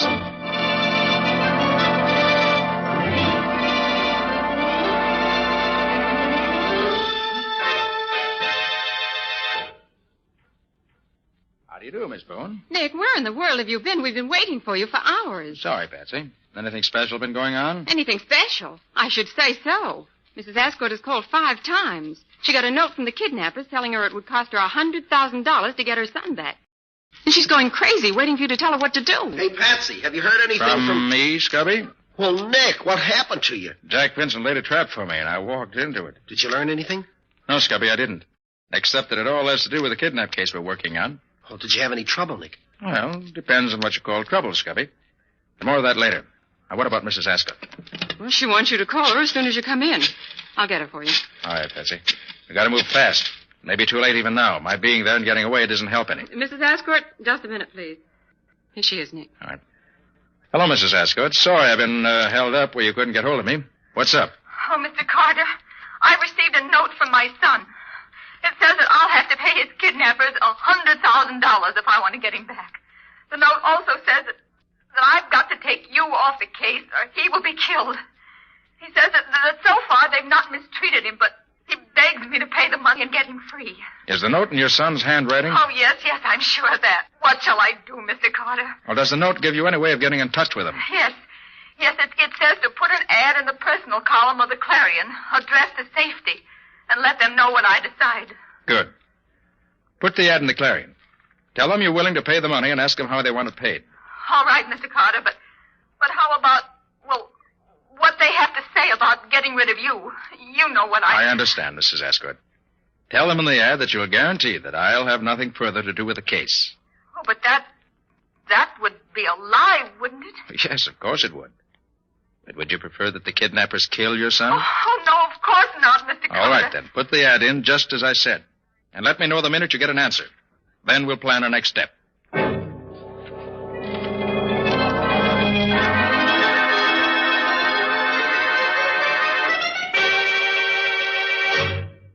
Oh, Mr. Carter, I'm so glad you come. An answer to the ad that I put in the paper just came in the morning mail. Here it is. Thank you. On Route 77B, 5 2/10 miles north of Route 31, is a large single oak tree right beside the road. It's the only tree around. Make up a bundle of $10, $20, and $50 bills, $100,000 in all. Throw the bundle out at the foot of the tree this afternoon at 5 o'clock sharp. Drive by at not less than 25 miles an hour, and do not stop. Your son will be sent back to you tomorrow morning. He'll be alive if you follow directions. He'll be dead if you don't. Gosh. Mm-hmm. Patsy. Where's that map I asked you to bring along? Here it is, Nick. Well, I still don't know how you could tell what section of the state we're going to need a map of. Well, Patsy, when I went back to the gang's hideout yesterday afternoon, it was deserted. The only things I could find that interested me were a rough draft of the original kidnap note made in the back of an envelope addressed to Jack Vincent. Mm-hmm. And also a timetable showing trains running to a certain part of the state. And what part was that, Nick? The part I asked you to bring the map of. Very simple. Very simple. To you. Well, where is it? Here. Now, let's see. Route 77B is here. Route 316 crosses it right here. Mm-hmm. It's about 45 miles out of the city, in a very thinly settled section. What shall we do about it, Mr. Carter? We'll do just exactly as the note says. Have your bankers make up the bundle of $100,000 in 10s, 20s, and 50s. Yes. Take Patsy with you, and have your chauffeur drive you up to the spot designated in this note. Throw the bundle out, and then leave the rest to me.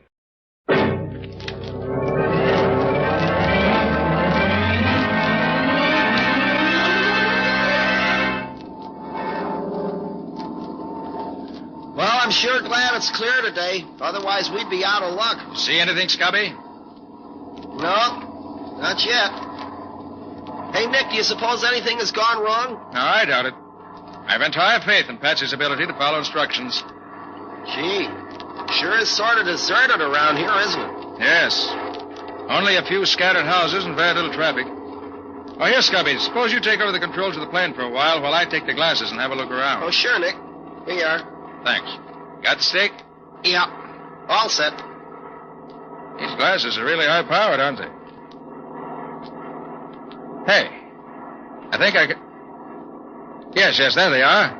And right on time. Are you sure this is the right road, James? Yes, Miss Ascort, this is the right road. Oh, I'd feel so much safer if Mr. Carter were here. Why, if any little thing were to go wrong, it might mean my boy's life. That's why I'm here, Mrs. Ascort. Just to see that nothing does go wrong. The place you want is about a half a mile ahead, Mrs. Ascort. Oh, dear, so soon? Oh, I'm all of a jitter, Miss Bow, and you'll have to throw the package out. I just can't do it. Now, don't you worry, Mrs. Ascort. I'll take care of everything. Slow down just a little, will you please, James? Yes, miss. I wish I knew how Nick is planning to get the money back. The gang could go anywhere from here, and we'd never know where it was. Oh, I hope Mr. Carter won't do anything to interfere with my getting my boy back. He's worth all the money I have. You can trust Nick to do the right thing. There's the tree, just ahead. Oh. Now, help me up with the package. All right. That's it. Careful now. I'm going to let it go out the window. Here it goes. Well, that's that. Oh, you're wonderful, Miss Bowen. Did you see anybody? No, nobody. Not a soul around here anywhere. I still can't see anybody. The bundle is still right by the side of the road where it fell. Oh, heck, this curve cuts off the view entirely. Well, at least we've done our part. Yes, we've done our part. The rest is up to Nick.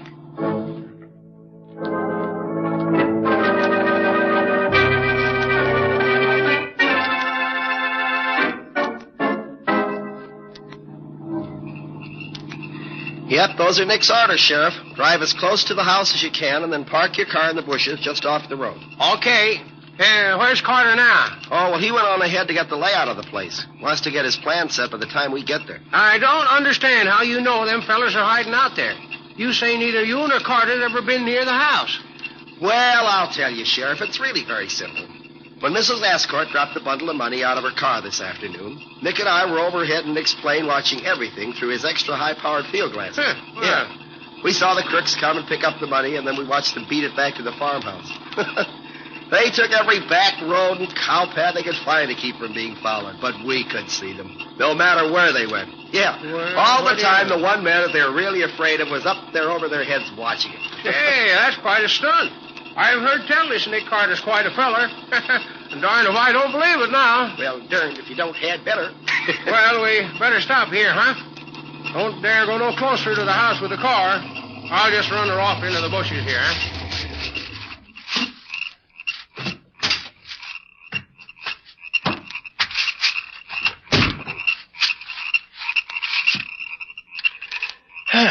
Well, I wonder where Nick is.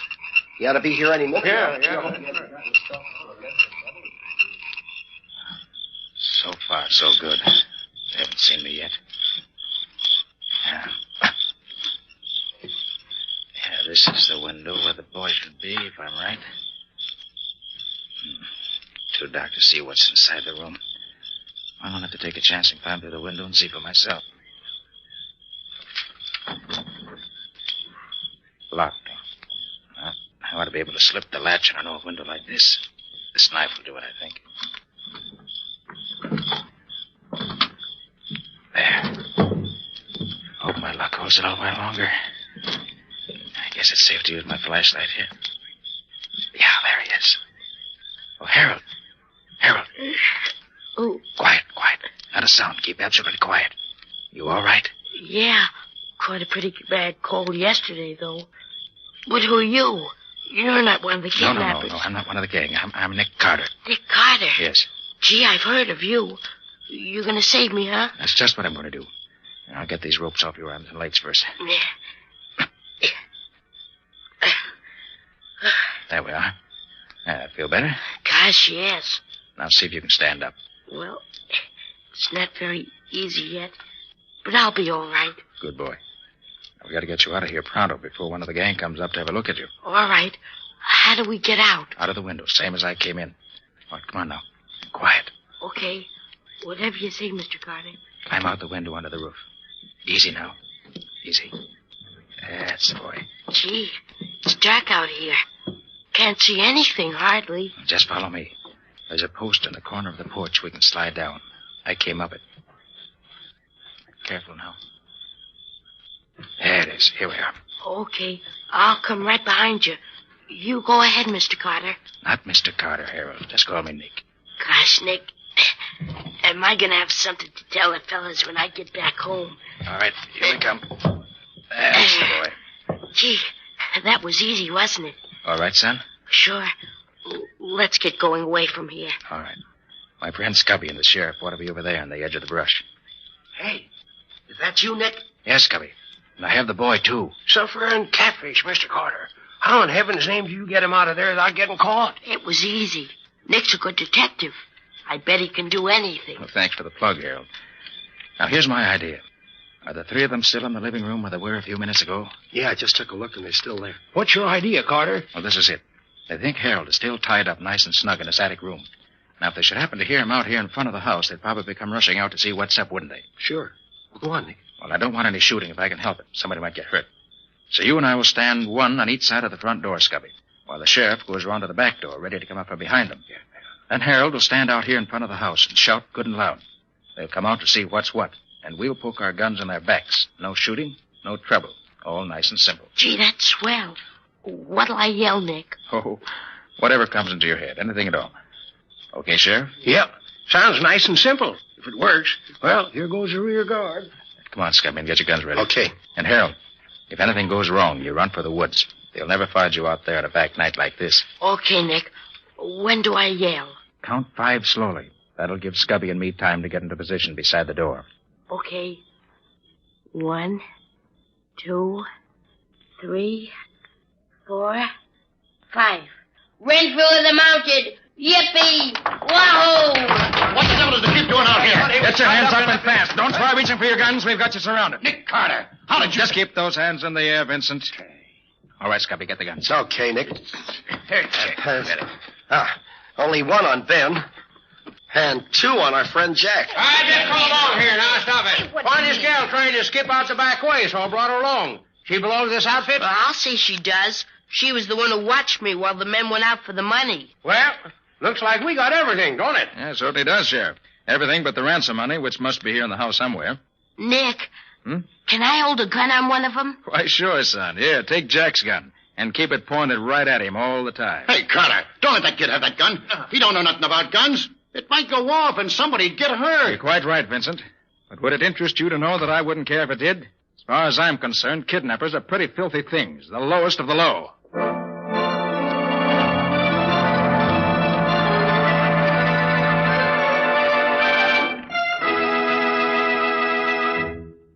Oh, Mr. Carter, how can I ever repay you for what you've done for me and my boy? Well, I'm very happy that we were able to get the boy back for you, Mrs. Ascort. And the money, too. Oh, please tell me how much I owe you, Mr. Carter. I want to send you a check at once, a big one. You owe me nothing, Mrs. Ascort. Oh, but Mr. Carter... If you really want to repay me, I suggest that you put at least an extra $10,000 into war bonds in this 4th war loan drive. And give the bonds to the Associated Boys Clubs of the city. I can think of no better way to spend money right now. Buying the bonds helps the boys who are fighting for us today. And giving the bonds to the boys' clubs helps the boys of tomorrow. It's a wonderful combination.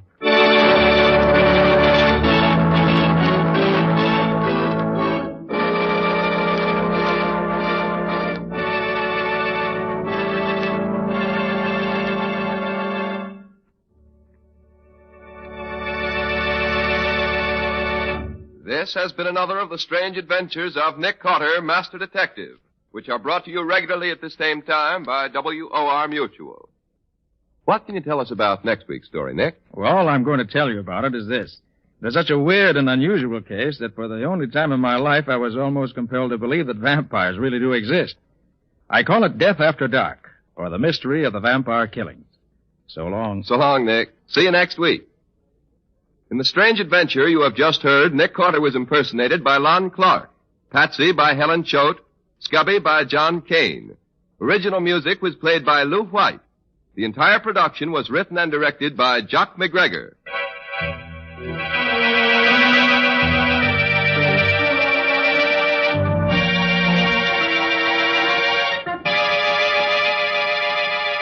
Next week at the same time, listen to another curious experience of Nick Carter entitled Death After Dark, or Nick Carter and the Mystery of the Vampire Killings.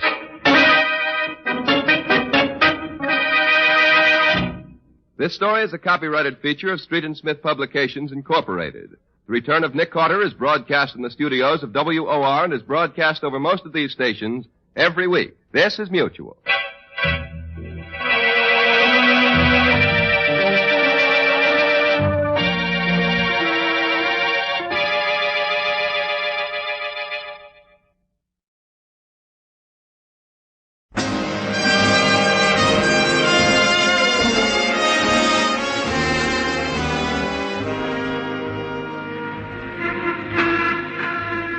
Broadway's my beat, from Times Square to Columbus Circle, the gaudiest, the most violent, the lonesomest mile in the world.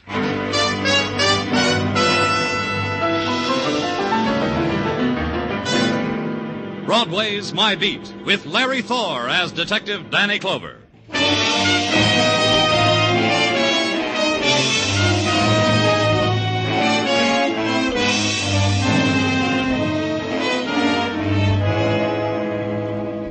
When the rumor gets around that summer has begun, Broadway is beside itself with glee. Somebody notices the sunlight and tells somebody else, and the word gets around. It drifts across town, and a man reaches into his closet for a hand organ, puts the funny hat on his monkey, and takes a walk up to Broadway, just to grind out background music for the big grin. It's the time for the dachshund and the silken ankle and the flowered print dress. The orange juice is sweeter, the Knish is lighter. And a guy runs down the street screaming, I'm in love. It's June.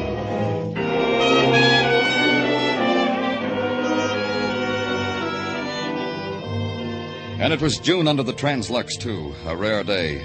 And the Times Square crowd had gathered there to consider it and take the story of it home to the little woman, Dad and Mom. There was a man lying in the circle of their feet. He was expensively dressed. He's dead, Danny. What happened, Muggavan? Come on, you people. Break it up. Come on, get going. What is it with them, Danny? What happened? How can you tell what happened? People milling around, crossing streets, going to lunch, looking at the want ads over there in the Times building. Suddenly a guy's face down on the pavement. Somebody laughs, drunk, and somebody sees blood. So we got him on the pavement and them watching. Stabbed. Yeah. Know who he is? Uh-huh. Here, wallet. Loads of identification. Yeah. Earl Lawson, Park Avenue.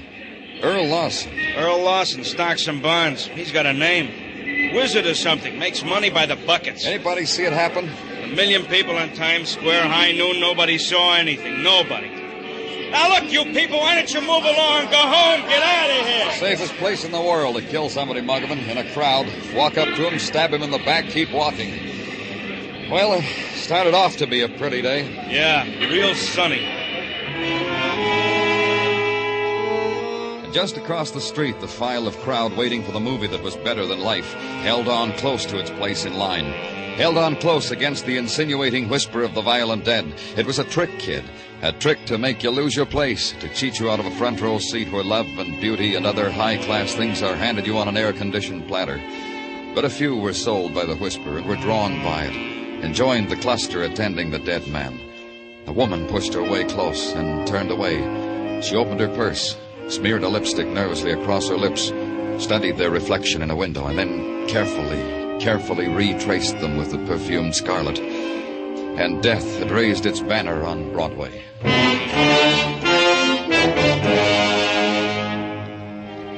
The home of the murdered man was a place whose sounds had been geared down to the soft purr of wealth. The swish of the ankle-deep carpets, the flute-like trills of the parakeets taking the noonday sun in exclusive cages. The butler who murmurs you into the library and asks you to wait quietly. You don't dare open a book because turning a page would release a clap of thunder. And finally, when you'll wait no longer, the soft voice at your shoulder. I'm glad you made yourself at home, Mr. Clover. This is a difficult house to do that in. It's quiet, you can say that for it. You're... Harlan Lawson, Dr. Harlan Lawson. Oh, then the book's on this shelf. My one literary effort. All 20 copies. 20 copies of the same drivel. New Freedom, Pennsylvania, the utopia that failed. Nice binding, though, wouldn't you say? Quite. Expensive. That's my brother. He's everything you say. He gave me those when I got my Ph.D. Made a grand gesture of binding my doctor's thesis and burying it 20 times over on this shelf. Every time he fingers the gold lettering, I tell him how grateful I am. You don't get along, you and your brother? We suffer each other. Let's put it that way. He has his world. I have mine. And your world would be? The back alleys of poverty. You see, I'm in the nature of a failure, Mr. Clover. I'm a social worker. Doesn't pay very much. But I take in tears and give in exchange baskets of fruit, my brother's castaway clothing, and the gestures of sympathy they taught me in post-grad humanities. But you keep on living here with your brother, with Earl Lawson. I exist here. Is this why you came, Mr. Clover? To run your hands over my brother's library? To probe into me? Or is it... No. Don't say to me Earl has somehow run afoul of the law. Don't say it, because I wouldn't believe it of Earl. He's dead. He was murdered. Your manner of saying it. You leave me nothing but to believe you. He was stabbed, left lying on the street in Times Square. He must have shuddered that it found him in a place like that. I'd swear he shuddered. Your brother dies, and that's how it hits you? To each his own way, Mr. Clover. You're implying that it was I who killed him? Let's play it that way for a while. I've dreamed the wish sometimes, but I couldn't have killed her. I slept the morning through. Earl's butler will testify to that. He was serving me brunch when you came in. Expensive brunch with wine. Who else would want your brother dead? Besides me? That would be your thesis, wouldn't it, Mr. Clover? I suggest the scholar's approach... Yeah, thanks. I'll try.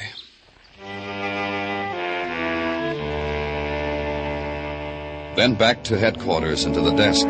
Get on the phone, make inquiries, send out to the newspapers for files, read them, digest them, extract them. Start a file of your own. Label it Earl Lawson, homicide. Fill out the form, date of birth, hour of death. Murder by sharp instrument to be filled out in detail by the coroner. And on the lines on the bottom of the page, the incidental information. Jot down the phrases. A self-made man, shrewd financial mind, known enemies, probably many due to financial manipulations. Send out for coffee and the sandwich because it's suddenly nighttime. And read some more. Then your door opens and Sergeant Tartaglia's all business. Lady to see you, Danny. What does she want? She knows who killed Earl Lawson. What? She says Bring her in. This way to see Danny Clover, ma'am. Thank you. My name is Peggy Drake, Lieutenant. Please sit down. Close the door, Tartaglia. All right, you can stay. Miss Drake, the sergeant said you know... Not exactly. Danny, she told me she knew all about it. She said... What's on your mind, Miss Drake? I have the murderer's picture. Here it is. Yeah. How'd you happen to take this picture? Well, I'm here on vacation. This afternoon was a good day to take pictures, and I was at Times Square. I took a lot of pictures, and, well, this is one of them. You can see for yourself. Yeah. I found a store with 6-hour developing service, and I got them developed. I was looking through them, and I saw this one. That's why... Yeah. Come here, Tartaglia. Now, look at this. Ray Brewer. That's right, Ray Brewer sticking a knife into Earl Lawson on Times Square. Call records, Dino. Get the last known address on Ray Brewer. And anything else they've got interesting. Guess I did help with that. I don't know how much. Records? This man here with a knife. His name is Ray Brewer. A known hoodlum. A record of every misdemeanor on the books. Yeah, I cancel. Wait till my society back home hears about this. I belong to the Literary Society. We have open forums. I suppose this will be in the papers, won't it? Front page, probably. What else? Yeah, what's happened to him lately? Uh-huh. How you making out, Gino? In a minute, Danny. Uh-huh. Yeah, I got all that. We appreciate it, and thank you. Very interesting, if I may comment on the material gathered from records. What's interesting? Up until a week ago, Ray Brewer was confined to the county hospital for incurables. Yeah, I remember he was a pretty sick man. Incurable? His heart. Docs gave him a month to live. But last week he was discharged from the hospital. How come? To die in the bosom of his family, as the records guy phrased it. Where is this family? 1212 West 16th, the man says. Where you going, Danny? See that Miss Drake gets home, Gino. I'm going to pick up a killer.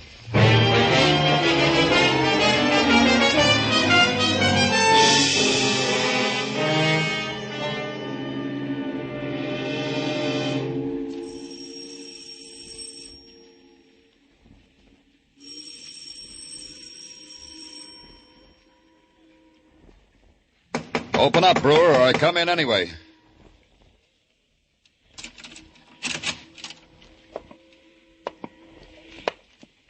Brewer? Where are you, Brewer? Huh? Out here, Denny. Taking my ease on the fire escape, watching you. Watching you spill out your strength. Throw away the gun, Ray. They tell me you've got a month. If you throw the gun away, maybe you can live a part of it out. All of it. It's arranged. I live all of it. 30 days, Hathaway Brewer. If I come out after you, Ray, it'll cut your time down to a half minute. You make me shake with fright. Stay where you are, Denny. I'll bring it to you.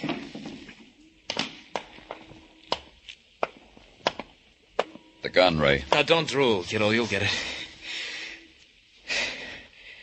Funny, when you rang the doorbell, I thought it was a boy from Milford's, but no, it was you.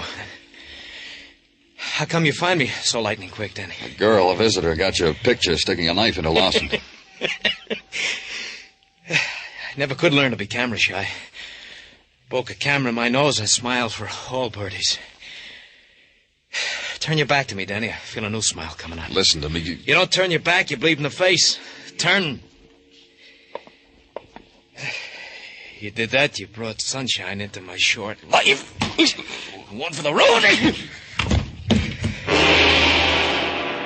It splintered through me, puncturing, ripping into the dark cells where pain lay waiting for it. Being released, scurried, darted through me, opening endless doors on endless hurt. These new ones took over, finally. Gave up, because they'd overdone it. I couldn't feel it anymore.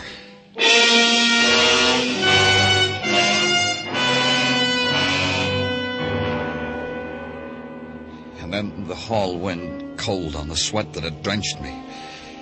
And looking for Brewer, knowing he wasn't there. And calling to headquarters and tell them to put out an all-points bulletin on Ray Brewer. And then to Park Avenue to ask a question. Why had Brewer wanted Lawson dead? What had Lawson been to a hoodlum like Brewer? Help me. In my back. It's in my back. What? Help me.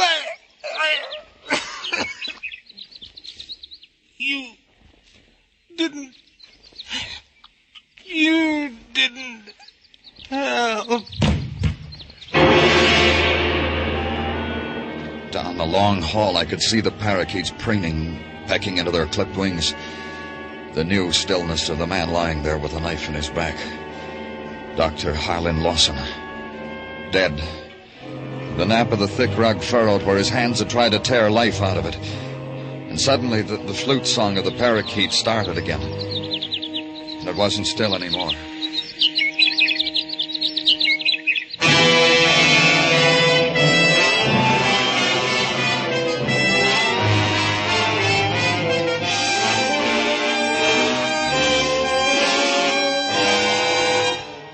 Listening to Broadway's My Beat, written by Morton Fine and David Friedkin, with Larry Thor as Detective Danny Clover.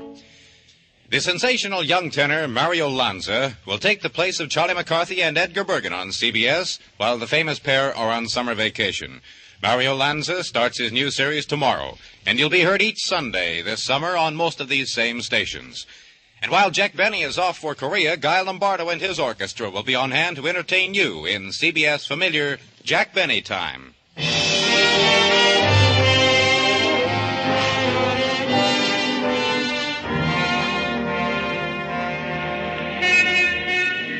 Last year's bride mannequins are dusted off, brought out of Broadway's basements, propped up on a rod, and arranged tenderly at the side of last year's groom mannequins. And Broadway knows June is passing through.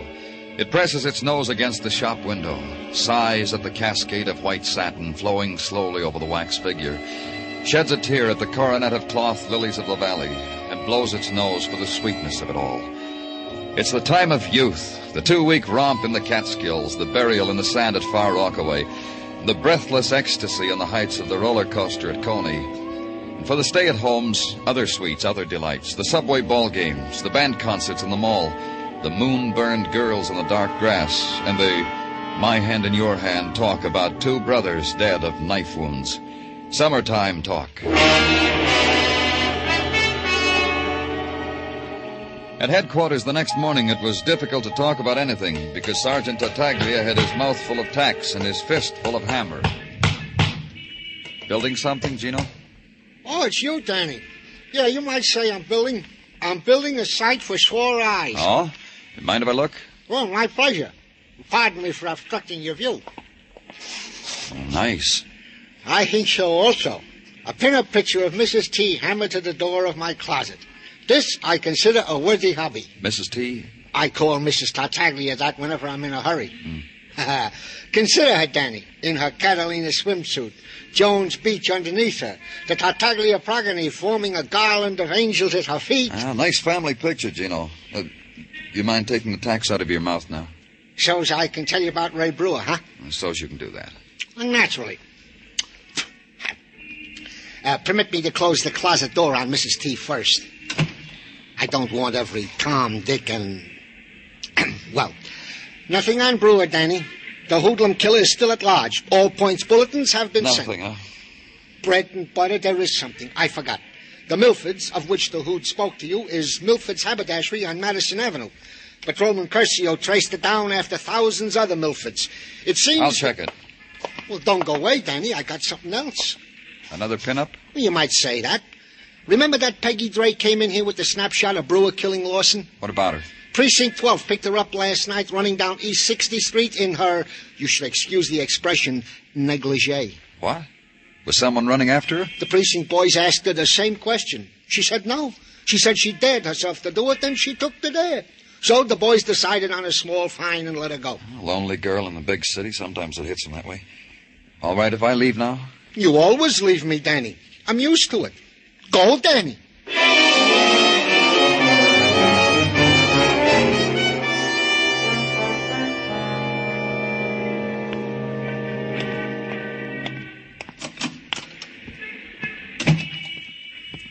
Good morning, sir. Is someone helping you? I'm looking for Mr. Milford. Mr. Milford is dead. What? 12 years ago. Like that. Zoot. He was discussing plans with a buyer and... I know. Zoot. Who are you? Mr. Milford, Jr. May I be of some service? I'm from the police. I want some information. Oh, what is it you want? The police department called you a while ago. You said you had some dealing with a man named Ray Brewer. Oh, yes, I did. I did indeed. You want to tell me about it? I don't see why not. Then tell me. Surely. Last week, Mr. Brewer entered Milford's and was fitted for a complete outfit, from linens to huaraches. Huaraches? Bouterie a la Mexico. Mr. Brewer was going to Mexico. Note that I said was. Note that. Mr. Brewer changed his mind, huh? Well, that's a man's right. Mr. Brewer decided to stay around the city. Thus, he canceled the Mexican clothes and ordered town wear. Gabardines. And he paid you? I only ask because it's been bandied about that Mr. Brewer is not a wealthy man. His friend paid me. The friend who was with him when first he ordered. This friend? Here, this man's picture in the newspaper? The very one. dreadful clothes, not ours. Is he from here in town? What's his name? It says right here, Harlan Lawson. Ph.D. It says this chap was murdered. That's right. Do you have any idea why Mr. Brewer changed his mind about going to Mexico? None. He was so delighted, too, the first time he was in here. Showed me a travel brochure put out by the airplane people, Central American Lines, I think. I've been to Mexico, you know, ridden on a donkey. Thanks, Junior. Thanks a lot.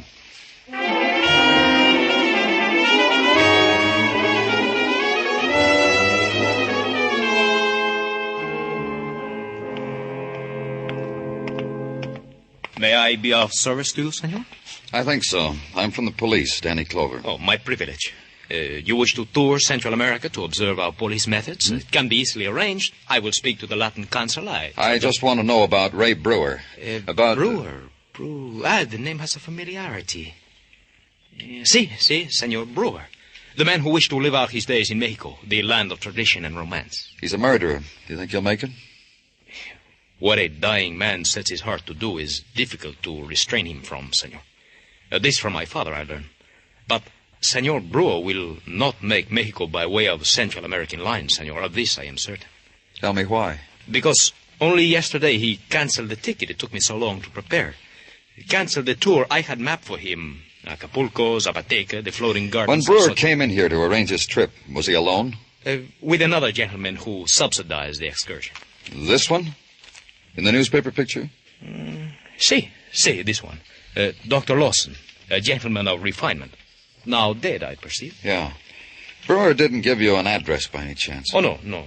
He simply took the cancellation money, told me he preferred your city. As who would not? You peddle tickets to romantic places and you like it better here, huh? Who would not? Why pay extra fare, senor? Romance is where you find it.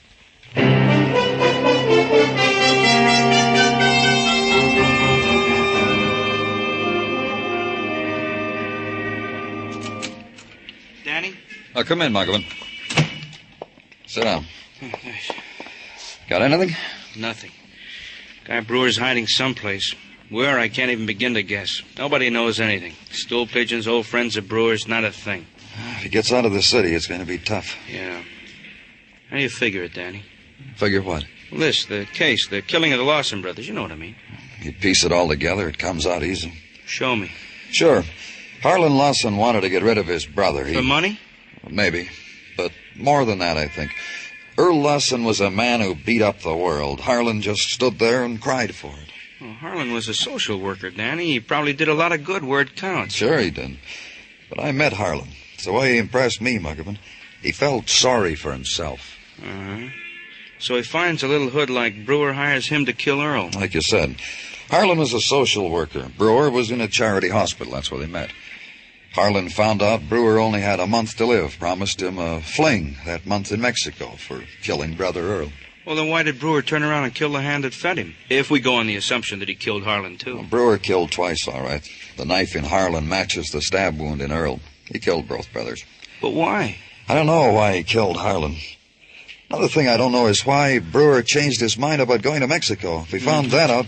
Danny, all I can say is, thank goodness. Well, say it and sit down in a corner. Muggavan and I were discussing It's about Peggy Drake. Peggy Drake? Say, isn't she the girl? Yeah, the girl who took the snapshot. She should have taken a snapshot and left the city. What? Just a few minutes ago, at 5 until midnight to be specific, she had a to-do with a cab driver. Tried to force him to take a wardrobe trunk in his back seat. Broke a window while so forcing. Quite a scene. The police suggested a moving company. And what? Give me a breathing spell, Danny. And Officer Padyunik suggested his father-in-law and stood guard over the trunk until his father-in-law, the Murphy Movers, hauled it away. Thank jeepers this girl leaves for her hometown of New Freedom, PA in the morning. Where? New Freedom, Danny. The trunk has already left by Murphy Trucking Company, and the girl, Peggy Drake, leaves tomorrow, for which leaving the police only again waved a finger under her nose. Highway Patrol, Muggavan, pick up that van. Escort it back to Peggy Drake's place. Right there. What do you know? So that's why Brewer changed his mind about going to Mexico. Then I waited. It was a little less than an hour when the phone call came. The Highway Patrol had picked up the van at the entrance to the Delaware Bridge. There was plenty of time. Time to grab a bowl of chili and walk over to the 60s, and to the rooming house where Peggy Drake was staying. Inside, the banisters of the staircase had been worn smooth by 1,000 respectable hands, and the color had just begun to drain from the flowers in the wallpaper. On the third-floor landing was a trunk. Beside it, Detective Muggavan. She's in there, Danny. She know we're here? We talked loud. She knows. Stay with the trunk, Muggavan. Okay.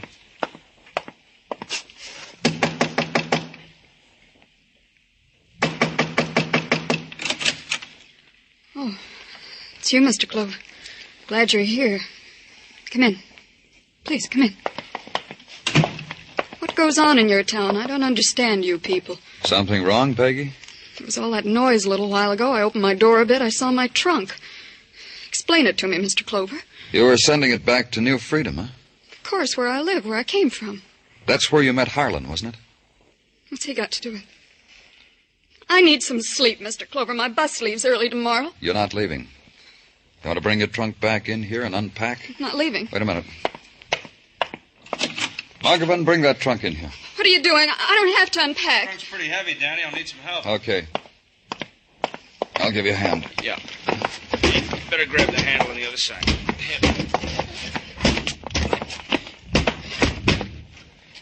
Okay, Danny? Uh-huh. Wait outside. Yeah. I wish you'd tell me what this is all about. How long did you plan to stay in New York, Peggy? 4 days. And you needed a trunk that big for a 4-day trip? That's a brand new trunk, Peggy. Yes, I just bought it. It's for things I want to take home. Books, lamps. Books, huh? I like books. Let's see what you bought. Don't open that. Don't. Why not, Peggy? Leave me alone. What's the girl have to do? I come here for a good time. I'd say you had quite a busy trip. Running down the street at night in a negligee.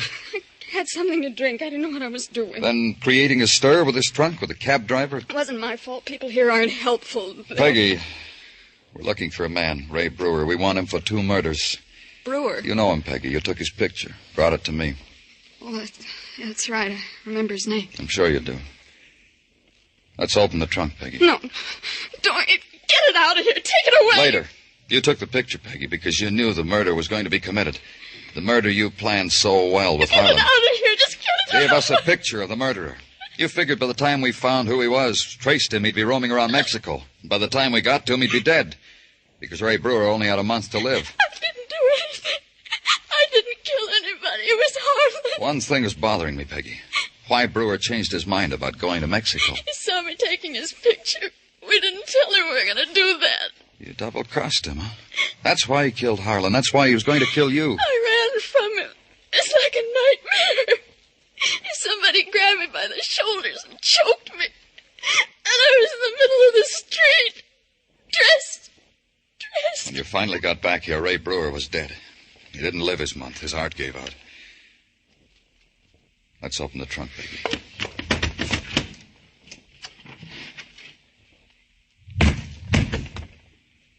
There he is. Ray Brewer. I won't look. I'm not going to look at him again. All the while I was putting him in there. Staring at me. Staring. And I couldn't get the trunk closed. His hand. I was alone. All alone. His face. Staring at me.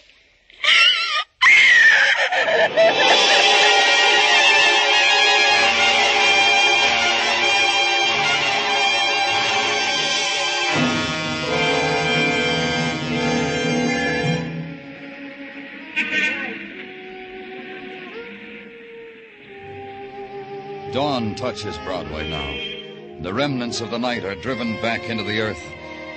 You walk the streets, and from behind a doorway you hear the old sound, the sound of weeping. You know the nighttime will never leave. It's found its refuge.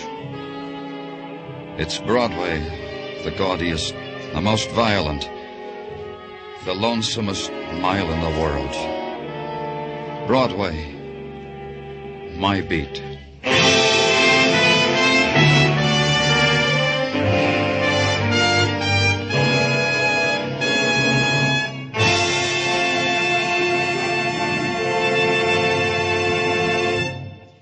Broadway's My Beat stars Larry Thor as Detective Danny Clover, with Charles Calvert as Tartaglia and Jack Crucian as Muggavan. The program was produced and directed by Elliott Lewis, with musical score composed and conducted by Alexander Courage. In tonight's story, Peggy Weber was heard as Peggy Drake, Ted Osborne as Harlan Lawson, Anthony Barrett as Ray Brewer, and Don Diamond as Milford.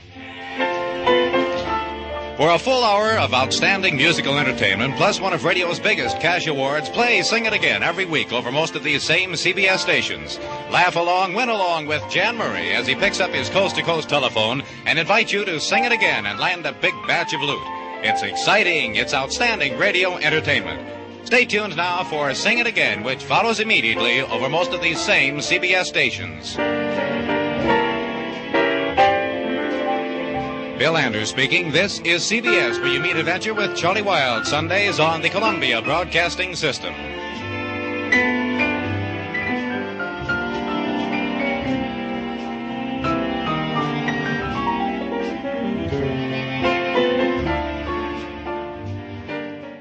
Wrigley's Spearmint Chewing Gum, the refreshing, delicious treat that gives you chewing enjoyment, presents for your listening enjoyment.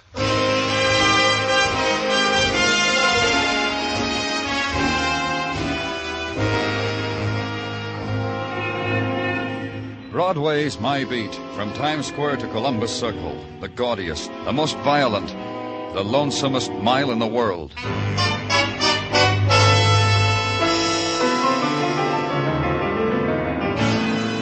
Broadway's My Beat, the thrilling drama of murder and mystery and the people who walk the Great White Way, with Larry Thor as Detective Danny Clover.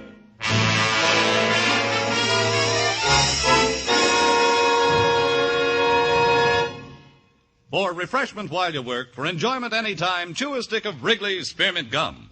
The delicious, long-lasting, real mint flavor of Wrigley's Spearmint cools your mouth and freshens your taste. The good, smooth chewing helps keep you feeling fresh and alert, adds enjoyment to whatever you're doing. So indoors, outdoors, at work or play, enjoy chewing Wrigley's Spearmint Gum. Wrigley's Spearmint. Refreshing, delicious.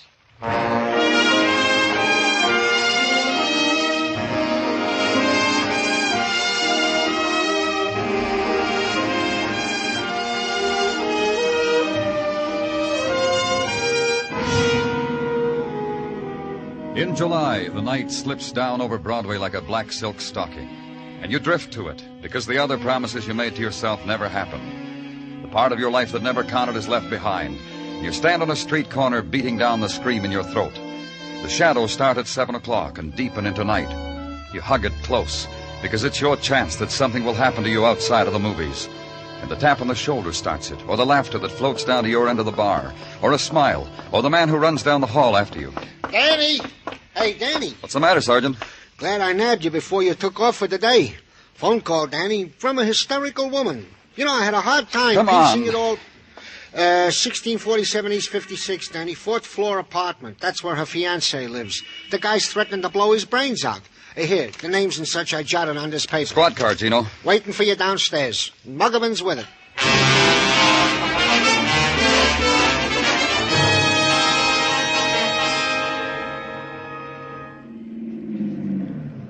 Yeah, that's it, Danny, 1647. Who'd you say was doing all this threatening? A man by the name of Blaine. First name is, let's see, David.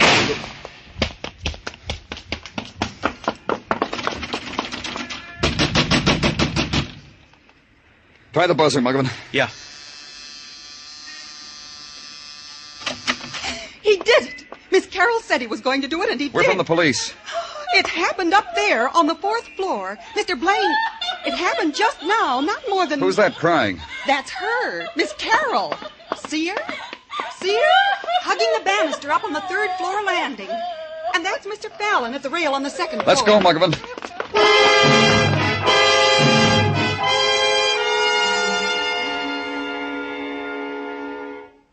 Dead. The gun's here, Danny, by his chair. It looks brand new. Looks like Mr. Blaine had his choice. Uh-huh.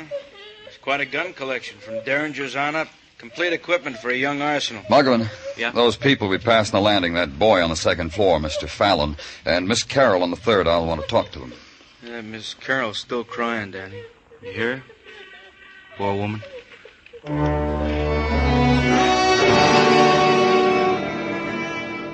stand for a moment and consider the virulence of death.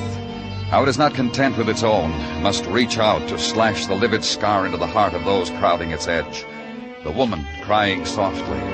The other tenants whispering, moving restlessly in the lower corridors, and then hugging the wall because the attendants on violence must pass. The photographers, the interns, the technicians. And the moment is gone. It's routine now, official. The first entry in the file of night.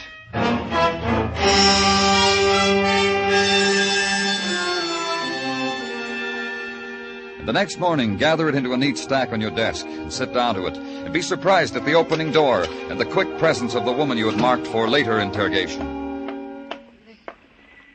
The man who was with you last night, he said you wanted to talk to me. It could have waited, Miss Carroll, until you felt better and until you... It'll not be forgotten that easily, Mr. Clover, if that's what you mean.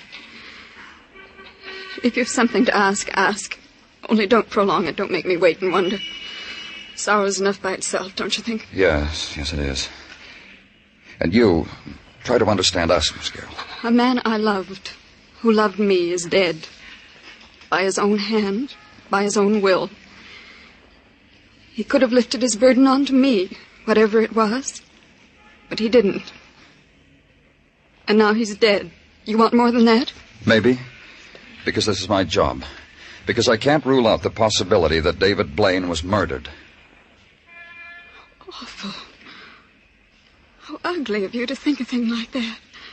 That anyone could have wanted my David dead. It's ugly. Tell me about him. He loved me. He was going to marry me. He was polite, gentle. Sometimes he'd forget himself. Then he'd beg my forgiveness. Wept sometimes. Showered me with gifts, so I'd be quicker to forgive. This watch, he called it an engagement present, but it was really an atonement for... Look at it. See how he loved me? It's a beautiful watch, Miss Carroll. See? Listen to it. It ticks away my life with David, softly, gently. Listen to me, Miss Carroll. Why would David kill himself? You were in love, you were going to be married. Why? He had a secret. That's it. He had a secret. He didn't want to stain me with it. Isn't that it, Mr. Clover? Isn't that why a man kills himself for the girl he loves? Oh, I'm sorry, Danny. I thought... But it's important... It's all right, Dr. Sinsky. You can come in. Well, that'll be all for now, Miss Carroll. Thank you. All? You helped a great deal. Thank you. You have nothing more? Nothing. Not now. Then I'll go. If you should want to talk to me again, I promise I'll be... Goodbye. It's not easy, huh, Danny? To pry into grief, to scavenge. You got something, Doctor? Just tell me. Oh, forgive me, Danny. Sometimes my mouth gets the better of me. I studied it, Danny. I put it on your desk for you to study. Read it sideways, upside down, still comes out suicide. Then it's done. Finished, huh? Nothing to bother our brains about. Like you say, Danny, finished. Except when a man who dies as Blaine did in shock spasm, arms rigid at right angles to his body, fingers clenched, how is it the gun was not found in his hand but on the floor? It's just a small question, Danny, to gnaw at the brain of a medical man. Sometimes it happens so, but... Yeah. Go practice medicine, Doctor. Maybe I can bring you back an answer. Maybe where a man died, someone has an answer.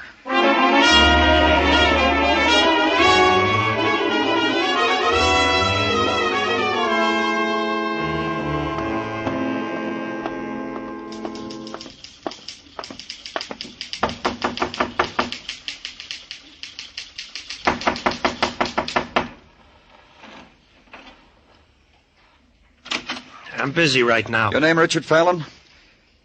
I'm from the police. I guess that gives you a right. Come on in. You want to sit? Over there. Move those papers off the couch. Just put them on the floor. You a writer, Fallon? You interested or curious? What do you write about? About your city? About how it's not like my part of the country? About your many-faceted city, about your stinking city. Your people. Your small people, your hurry-up people, your no-place-to-go people. The no-tears city, the rat-hole city. That's what I write about. Any material up on the 4th floor? I figured that'd be your gambit. Nothing. Your city caught up with a man and he shot himself before it drowned him. I'll think about the man and smile and wish him well. Know anything about him? His name was David Blaine. He walked arm in arm with a 3rd-floor woman, Miss Carroll. Last night I heard a shot. I ran out into the hall. Mrs. Galvin downstairs ran out into the hall. Miss Carroll upstairs ran out into the hall. We looked up the stairwell to the 4th floor from where the shot came. David Blaine was dead. I know that about him. What else? Nothing. Sit there if you want, but don't stare at the back of my neck when I write. Makes me self-conscious.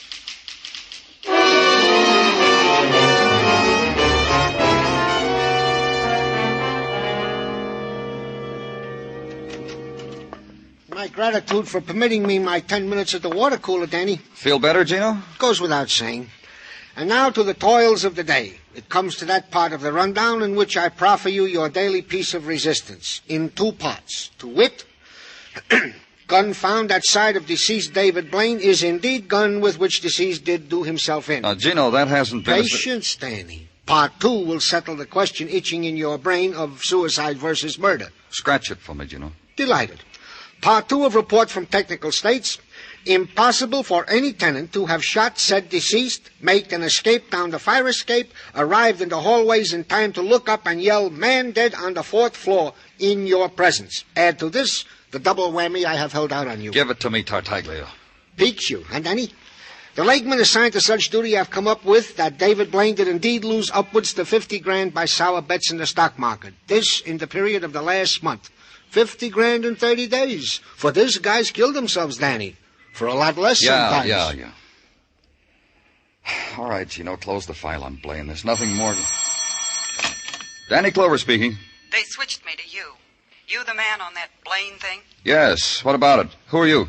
Blanche Hemby, mister. 1834 East 59, room 11. You said Blaine. What have you got? What have I got? I got he was murdered, mister.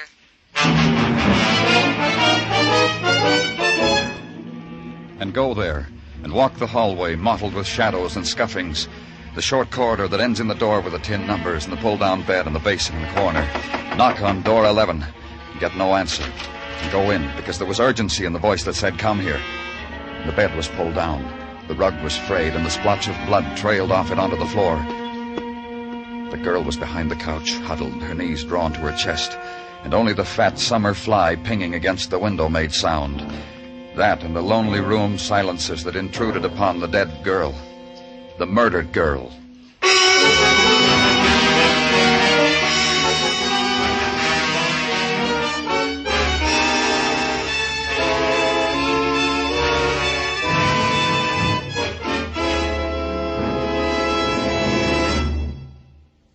For refreshment while you work, for enjoyment anytime, chew a stick of Wrigley's Spearmint Gum. When your mouth feels dry, when you're warm or tired, Wrigley's Spearmint is really refreshing. The lively, full-bodied, real mint flavor cools your mouth, moistens your throat, freshens your taste. And the chewing itself gives you a little lift, helps you feel your best and do your best. So for chewing enjoyment plus pleasant refreshment, chew delicious Wrigley's Spearmint Gum. We now continue with Broadway's My Beat, written by Morton Fine and David Friedkin and starring Larry Thor as Detective Danny Clover.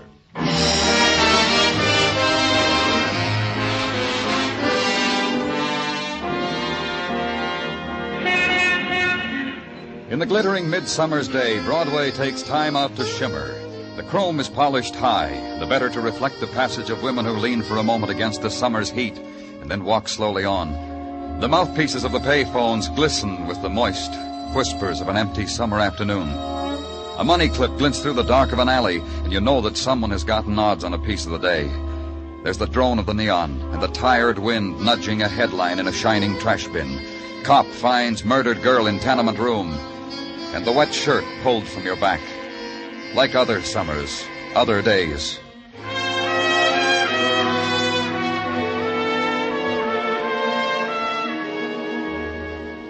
Where I was, in the corridor between my office and the show-up room, that had happened before, too. Only the names of the dead were different. Blanche Hemby.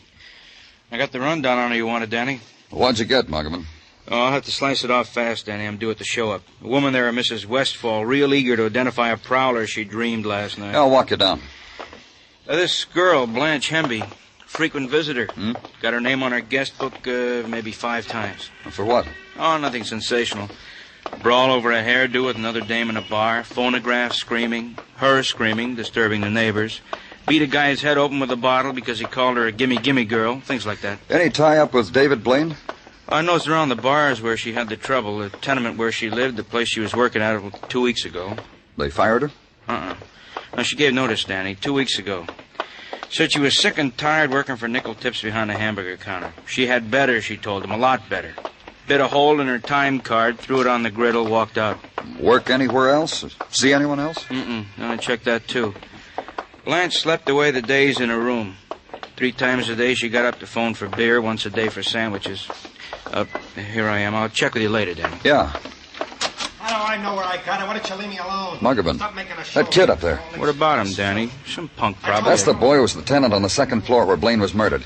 Get him, Muggerman. Bring him up to my office. Sure, Danny, right away.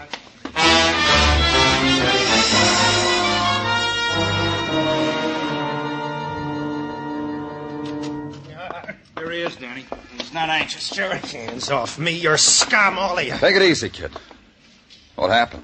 The city trying to drown you the way you said it does to people? I hate it. I get drunk at night because I hate it. That way I see it for what it is. And you can't stand that when someone like me sees you for what you are. You hate me. And you kick me, you throw me in jail because I'm better. Even drunk, I'm better. He's right, Danny. He's a lot better than us. He goes around with a pocket full of watch, like this, because he's so much better. Let's see it. Where'd you get this watch, Richard? I held out my hand and I begged, and a kindly person dropped it right into my begging hand. Where'd you get it? I told you. I walked the streets and it fell into my hand because I was crying and lonely. And sick for home. Miss Carroll, your neighbor, has a watch like this. You steal it from her? You steal it, Richard? Lock him up, Muggerman. A watch exactly like the one Regina Carroll owned. Her engagement present from the man now dead, presumed a suicide, suspected murdered. If it were Miss Carroll's watch, what was Richard Fallon doing with it? It was a simple question, and Richard couldn't answer it. So call Miss Carroll. Get no answer. So open the plush box that held the watch. Levante, jewelers for over a century. That's what the satin ribbon said, glued against the inside top. Stolen from Levante, jewelers for over a century? Go there. Ask Mr. Levante. Oh, no, not stolen. Purchased. By whom? A policeman you said you were? Let me see, please. Sure. Here. Yes. This watch was purchased. You've already said that. Apologies. I'm temporizing, you see. I'm trying to gather my forces together. Now, as to who purchased this watch, perhaps to a Miss Carroll, my old friend, Miss Regina Carroll. Of course, it's impossible to tell. What are you trying to tell me, Mr. Levante? You see, this is quite an unusual watch. We rarely sell more than one a year. Our own design with a foreign mechanism. However, we sold 2 in the last few months. Remarkable? Who did you sell them to? Even more remarkable. A few days ago, Miss Carroll purchased such a watch. A few months ago, a fiancé. Now dead, I've heard, a few months ago. This gentleman also purchased such a watch as an engagement gift for Miss Carroll. That makes 2 watches for Miss Carroll, both the same kind. Is there an explanation for it, Mr. Levante? Well, Miss Carroll said she lost her engagement watch. Thus, she purchased another one.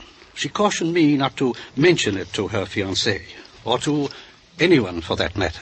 But now, you, a policeman, Mr. Blaine dead, well, you don't think I'm going back on my word to an old friend, do you? Miss Carroll is your old friend? Her dad and I were close. I toddled Regina. Poor woman. You mean about her fiancé? About all of them. What do you mean? There were 4 of them, you know. 2 at college, 1 when she was a sophomore, 1 when she was a senior. Then about 10 years ago, a young man, since quite successful in groceries, has a nice store for select customers on Madison. Chap named Mason, I think. Miss Carroll was engaged 4 times, huh? She's 37, you know. She doesn't look it, does she? Still a beauty. A bygone day kind of beauty, if you know what I mean. Victorian? Would that be it? I often wondered why she never married any of her young men, why they backed out on their marriage. I wonder why, too.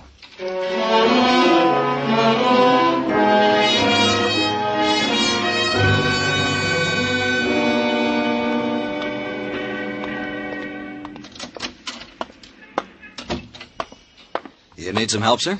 I'm looking for a Mr. Mason. All right, I'm Mason. I'm Danny Clover. Police. The first name's Pete, Danny. You got a couple of minutes? Any time for you, fellas. I need a couple of minutes to recuperate anyhow.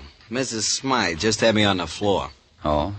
She comes in here with her French poodles, 3 on a leash. Maid and chauffeur trailing in back. Orders a dozen... Well, did you ever hear anybody say bagel with a broad A? She wants a dozen boggles.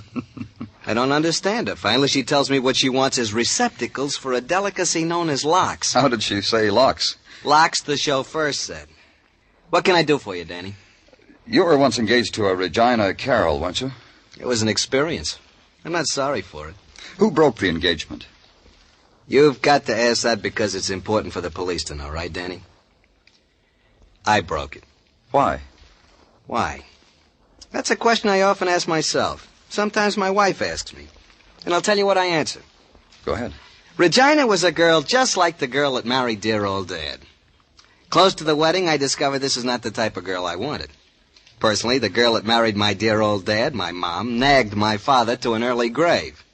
Mom and Regina, 2 peas from the same pod. Go on. I'll tell you about Regina. I figure she has a picture in her head of a husband in a smoking jacket with satin lapels and a curved pipe and a fireplace. I don't fit the requirements. Personally, I like poker better than cribbage. Uh-huh. What else? Well, Regina, how she dressed. Pretty, you understand. But she made her own fashions, which she never changed. Ribbons, dresses choked against the throat, and always a little too long. She slipped on the ice once, and I told her she had pretty legs. She slapped me. That's what about Regina Carroll, Danny. That enough? Plenty. Thanks. Thanks a lot.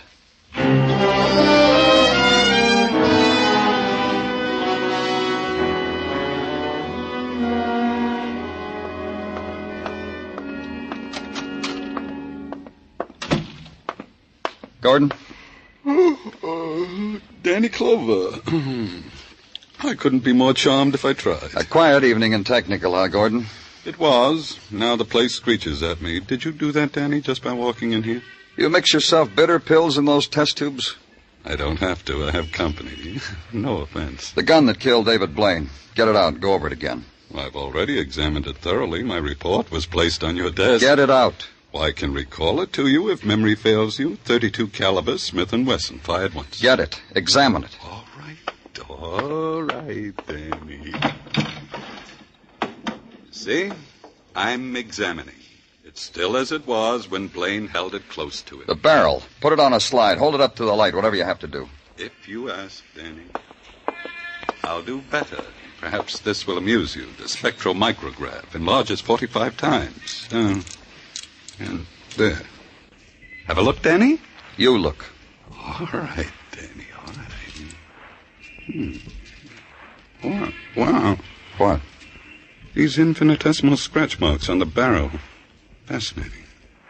And a new quirk. It didn't register on me before.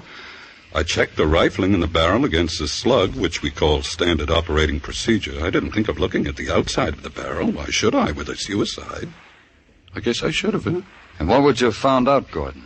That the man killed himself with a silencer on his weapon. Now, that's what I call taking quiet pleas a shade too far, huh, Denny?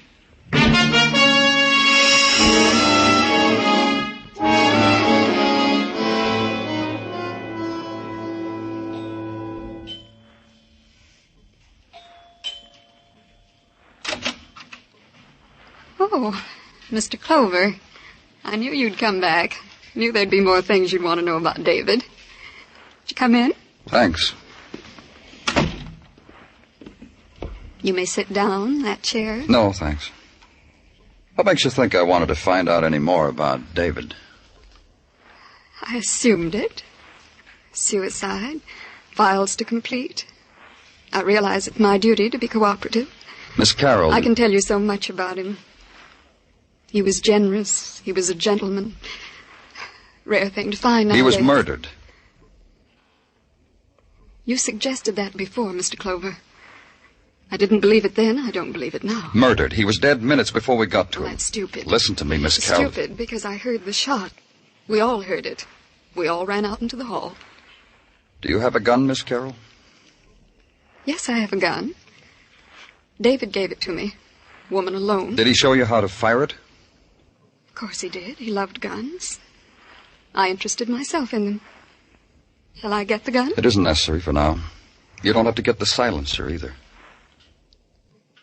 What are you talking about? The gun you shot David with, his own gun, was equipped with a silencer.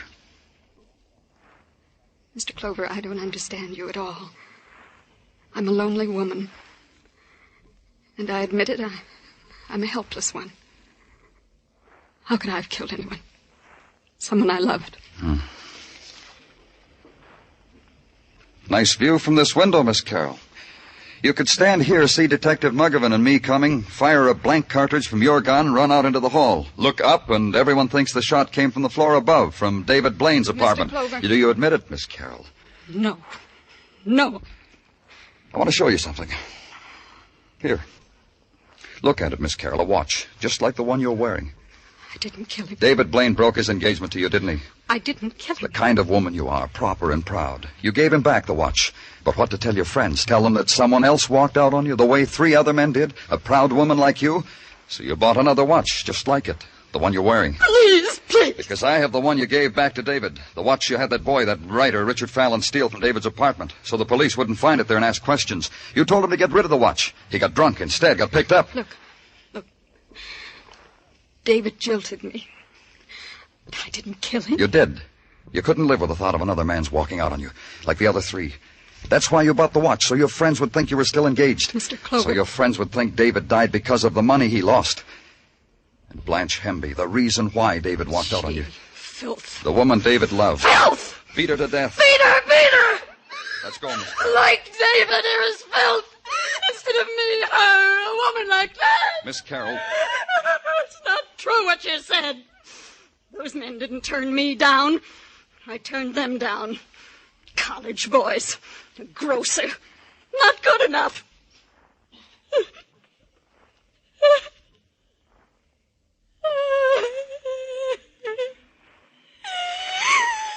It isn't true. It isn't true. They did walk out. Why? Take me away. Put me someplace. I don't want to look at anyone. I can't look at anyone.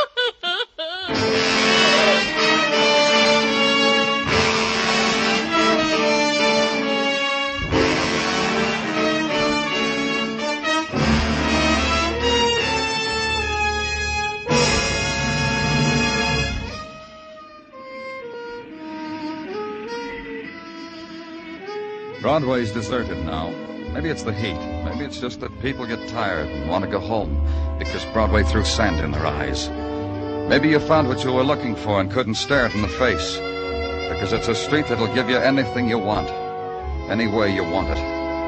It's Broadway, the gaudiest, the most violent, the lonesomest mile in the world. Broadway, my beat.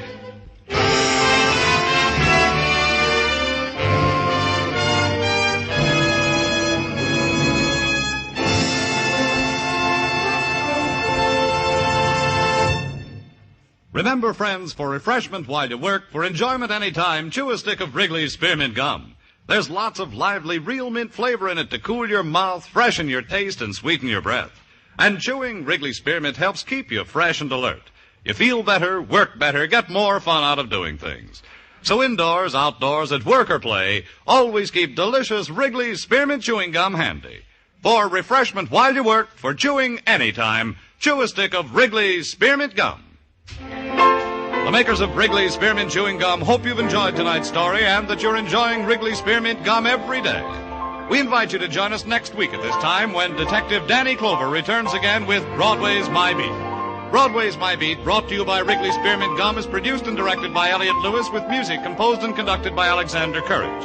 The program is written by Morton Fine and David Friedkin and stars Larry Thor as Detective Danny Clover, with Charles Calvert as Tartaglia and Jack Prussian as Muggavan. This is CBS, the Columbia Broadcasting System.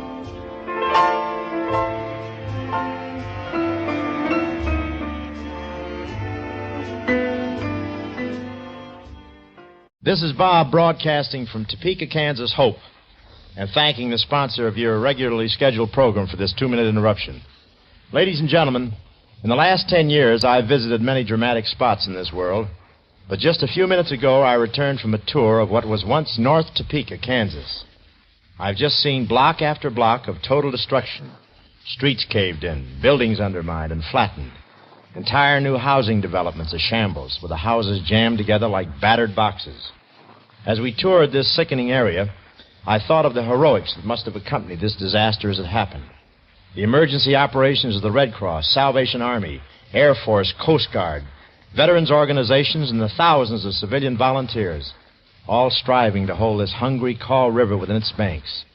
Then the complete frustration when it crashed into the streets. But the excitement of that time has passed. Today, it's a dismal task of dirty drudgery. Imagine the heartbreak of returning to what was once your home and finding 3 feet of dried mud on the front porch. After scraping and digging for hours, you finally get the door open only to find dried, drifted mud banked throughout the house with everything in it destroyed beyond repair. Countless are the heartbreaking stories of human despair this great flood of 1951 has written. But you and I, neighbors of these Kaw Valley folks of Kansas, can help. And I mean help with dimes and dollars. The Red Cross and other agencies have done a magnificent job, taking emergency care of 10 to 15,000 refugees, and they're still doing great work in helping the needy with rehabilitation. But that's a far cry from the tremendous job that lies ahead. In Topeka alone, the loss is $100 million. That amounts to $1,000 for each and every person in this city. I'm appealing to that great heart that has made America. It's never failed before.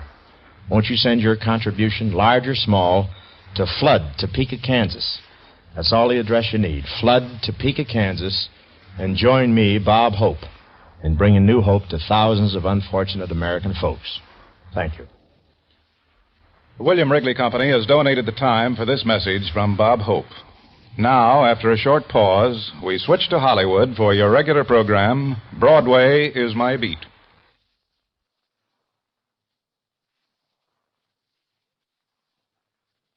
Wrigley's Spearmint Chewing Gum, the refreshing, delicious treat that gives you chewing enjoyment, presents for your listening enjoyment.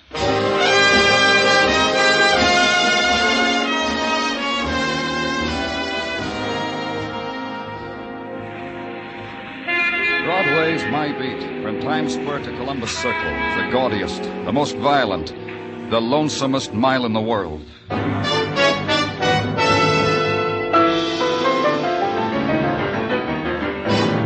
Broadway's My Beat, the exciting drama of mystery and murder and the people who walk the Great White Way, with Larry Thor as Detective Danny Clover.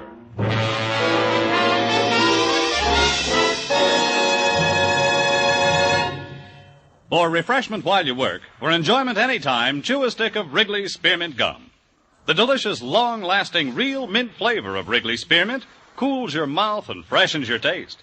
The good, smooth chewing helps keep you feeling fresh and alert, adds enjoyment to whatever you're doing. So indoors, outdoors, at work or play, enjoy chewing Wrigley's Spearmint Gum. Wrigley's Spearmint. Refreshing, delicious.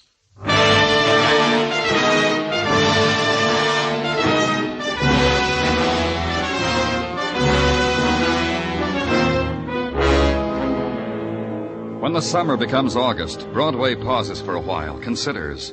What happened to the springtime dreams to be fulfilled in the middle of July at the very latest? And what of the blonde on last month's snapshots? The one with sunny legs, the one you tried with poetry and she touched your cheek, the fawn of Camp Nevercare, jewel of the Catskills. She's back in the Bronx shoe store, kid, and the last time you walked by, she didn't look so good. And walked the streets furious with people and heat. and feel your throat tighten when it suddenly comes to you. Another summer's rushing away. Maybe next year, kid. Maybe.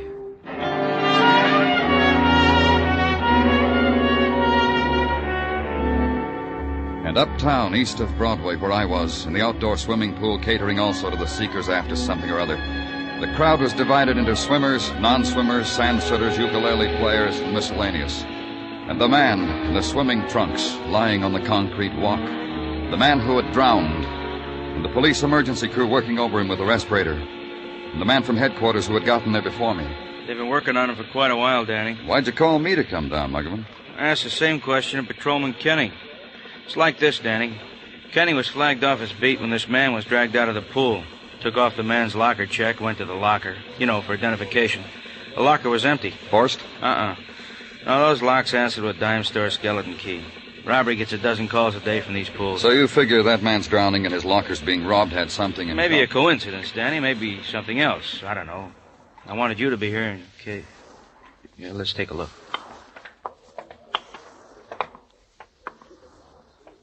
One of you men call the morgue. A lifeguard who pulled him out is that one, Danny. You want to talk to him? Uh-huh. I'm from the police, Danny Clover. Russ Gavey. What happened here? Well, I was on my stand. He started to yell. I went in after him. How'd you get those scratches on your shoulder? He fought me. I had to take him under to break his hold, and when he stopped struggling, I got him out. By that time, he needed artificial respiration. I gave it to him. Until your men came. All right. Did Detective Muggavan here tell you this man's clothes are gone, that it's going to be pretty difficult to identify him now? Yeah, he told me. Any ideas about it? Nope. Okay, Russ.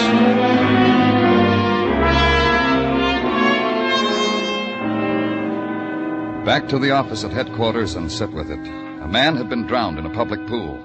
From a policeman's point of view, worth only a quarter-page form in triplicate. However, the fact of his lockers being robbed may be something else again. Probably not.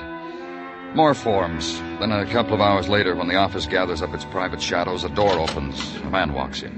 Danny, you busy? Come in, Dr. Sinsky. Sit down. Thank you. I just came from the autopsy room, Danny. And? Has that man brought in from the swimming pool, the drowned one, has he been identified, Danny? Not yet. What's on your mind? He was murdered. Murdered? How? Whoever administered artificial respiration to that man killed him as surely as if he had driven a knife into his heart. Dr. Sinsky... Gently, Danny, gently. I'll explain. Inside of the chest, Danny, is a delicate system of balances. Balances which cannot be upset. Else a man's heart will be affected and his lungs. What's that got to do with murder? Simply that the autopsy I just performed on the drowned man revealed small internal hemorrhages. Bruises of the muscles and bones of the chest from too active a manipulation. You mean that lifeguard didn't do I mean he did a very bad job of artificial respiration. And that's why you call it murder? Not premeditated, of course, Doctor.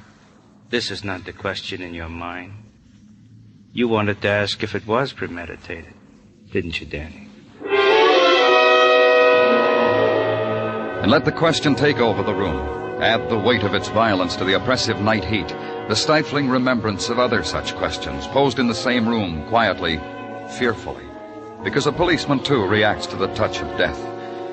It fills the room, and against its pressure, you lift the phone, make the call to the Department of Public Works, have them check personnel files, come up with an address for Russ Gavey, lifeguard. Go there to the hall bedroom furnished in the style of brownstone, East 20s. Find it empty of Russ Gavey. Be told on the way out by the woman spread wide on the stoop you should have asked before. Russ was across the street in the park, on that bench, fighting for his share of the night air. Walk up to Russ. Let him chew the last fiber of a matchstick. Yeah, I'm taking my well-earned rest. You want to help, Mr. Clover? Sure. Mind if I sit down, Russ? Yeah, sit down. You were almost a hero today, Russ. You're kidding. That's how I make my daily summer bread, $50 a week. Ogle a girl, save a life. How long you been a lifeguard, Russ? Oh, 6, maybe 7 summers. Time out for a frolic on Anzio Beach. Then you've had a lot of experience saving people from drowning. My allotted share. The medical examiner down at headquarters says that man you tried to save... Yeah, I remember. Our medical examiner says he was murdered. Oh? How come? Our man says it was murder because artificial respiration wasn't applied properly. Well, your man is a smart man. But a 4-bill-a-week lifeguard does the best he can. He studies in classes. He follows the first aid manual. You call him a murderer because he didn't make out with one poor slob? You tell me, Russ. You murdered the man? Now, considering the percentage of lives that are saved and not saved by such as we, that's a question you may never be able to answer. How come? I'll keep trying, Russ. You won't mind, huh?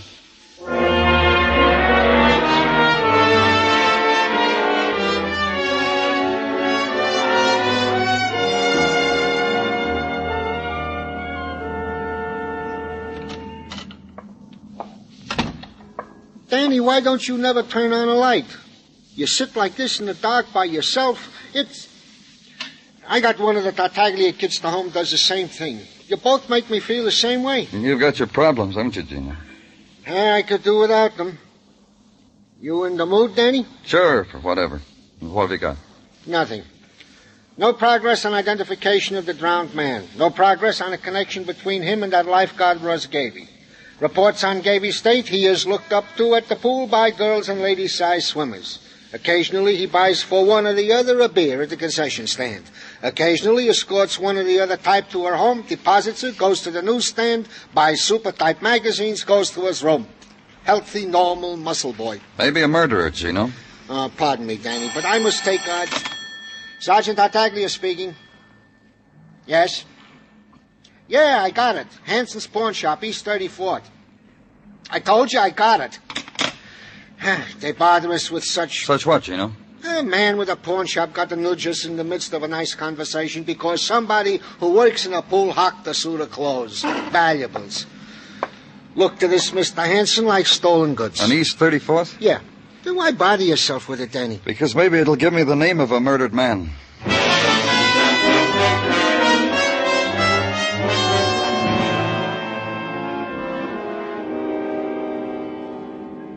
You might ask me why I called the police, Mr. Clover, after so many months of abstemiously staying away from you fellas. All right, Mr. Hanson, why? Because there was something fishy about it this time. This suit, this watch, ring, money clip was brought me by a boy who's an attendant at a public pool. Pool on Upper Broadway? Inevitably, that pool where that unidentified man was drowned, his things stolen. You read about it, of course. Who brought these to you? A boy. Know him well. I've had dealings with him intermittently. Who's the boy? Bobby Kent. He's got a room in one of those crates on East 37th, 1654 East 37th. Just ask for Bobby. We all know him. And you think these things belong to the drowned man? The man was robbed where Bobby works. Died where Bobby works. Bobby pawns things that obviously don't belong to him. What is there left for a decent man to think, Mr. Clover? Then the three walked to the languid summer night, the city-bound and the dream-bound people on the sandstone steps who find their delights in a pop bottle, or by taking possession of a star in the sky, or by cooling themselves with a fan, courtesy of Swanson's chicken fricassee. Past them and mind the kiddies at their nighttime play, the patter of little feet up an alley, and arrive at the address on 37th Street. And over one of the bells see a name, Bobby Kent, apartment 3. And the sound you hear is the far-off thunder made of heat and air currents and stratosphere. And the lightning through the window at the end of the corridor lights up the number 3 on a door. Briefly. Then again.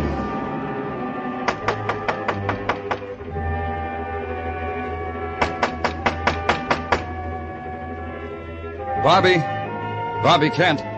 This is the police, Bobby. Open up. I'm coming in, Bobby.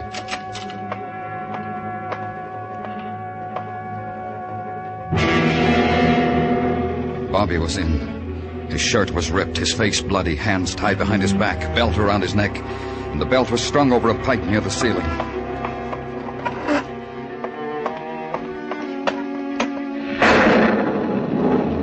When I brought over a chair to stand on, there was lightning again, and the whole room was stark white for an instant.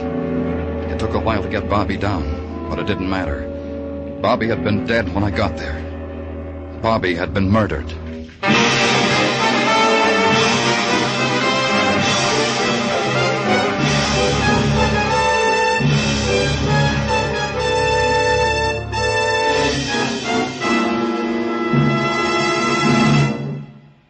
For refreshment while you work, for enjoyment anytime, chew a stick of Wrigley's Spearmint Gum.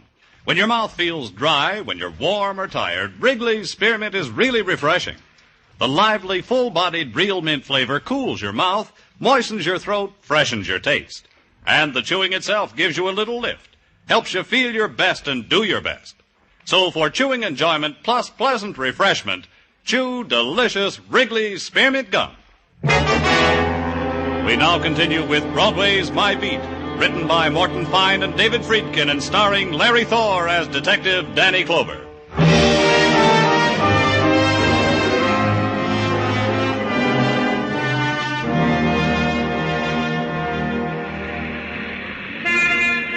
Broadway leans against a doorway, flips a coin, and makes odds on the 31 days of August. This month, kid, it'll come in. The filly in the third, the dreamboat, the oil on that little piece of property you leased in the Texas Badlands. Gotta come in. Otherwise, what have you been building, kid? Gotta come in. So you can indulge the whim of the hour, enjoy it, own it. All that neon, yours to turn on or off. That music of the dance calling to you from basement dance lands. Yours to play soft or loud, or cut off like that. Dance in dark and in stillness if you want. The traffic signals pushing back the people. Yours to make say stop, go. You're a king, man, with headlines at your feet. Boy murdered, hung by belt in tenement room. Unknown man drowned in public pool. All yours, kid. Clean shuffle, a minute of luck, and it's all yours.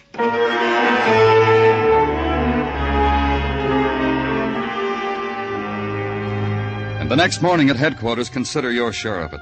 Yours and Detective Muggavan's. You still stick with that, Danny, that the man in the pool was murdered? Yeah. You don't like it? Oh, it's not that, Danny. It's only so many people drowned, so many can't be saved.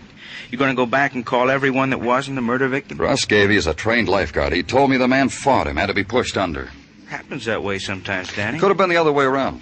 Could have been Russ wanted the man dead. It could have been he fought the man, drowned him, finished him with his own brand of artificial respiration. Could have been. But where's the string that knots it, Danny? What connection that is kid there? That was hung, Bobby Kent, the attendant at the pool. That could be a connection. Because he stole a man's clothes out of a crummy locker? We're not even sure they belong to the drowned man. What do we know about them, Muggavan? Well, from the cleaner's marks, they belong to a man named Howard Crawford. Married. I checked his wife. Should be at the morgue to identify in a half hour. Would have come sooner, wanted to go out and buy a dress first. I let her. I'll go down and meet her. You get whatever you can on Bobby Kent. Friends, people he stole from, whoever wanted him I'm dead. working on it. But put a tail on Gavey. Every breath he breathes, I want to report. Got it. Anything else, Danny? Yeah. Why does a woman need a new dress to look at a dead man? Well, I don't know. Ask her when you see her.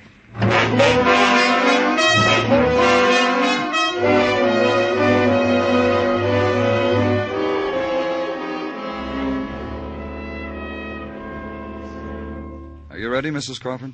Waiting for you? All right. Just look at this man and tell me if he's... Okay. Put him back. He's mine. Can we get out of this place now? Of course. And through this door. Want to sit down on this bench for a minute? Or else, huh? Sure, I'll sit. What do you think of my husband, Mr. Clover? Can you imagine it? Howard getting himself a piece of marble in a police morgue. When did you see him last? I got out of a warm bed yesterday morning on account of the phone ringing. It was for Howard. He pinched my cheek, said, "Goodbye, honey, I'm going out of town." This happen often, his going out of town? In his line, salesman. And you didn't see him after that? Look, boyfriend, I was in the middle of a beauty exercise, bend-overs for the figure.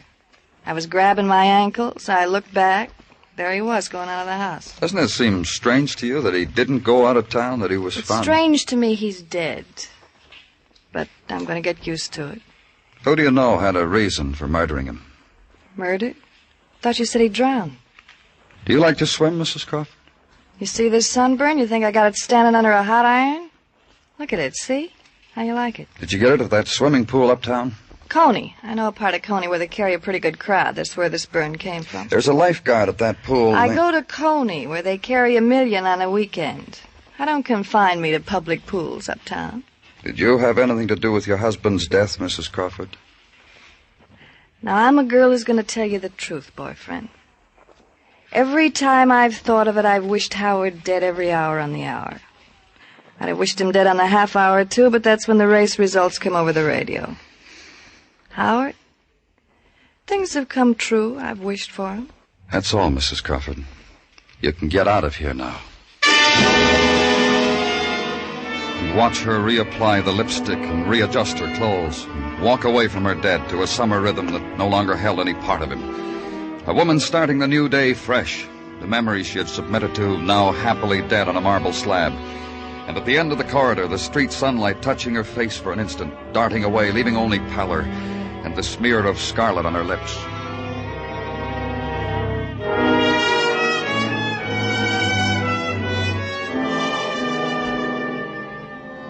Back in the office, order a shadow for Mrs. Crawford.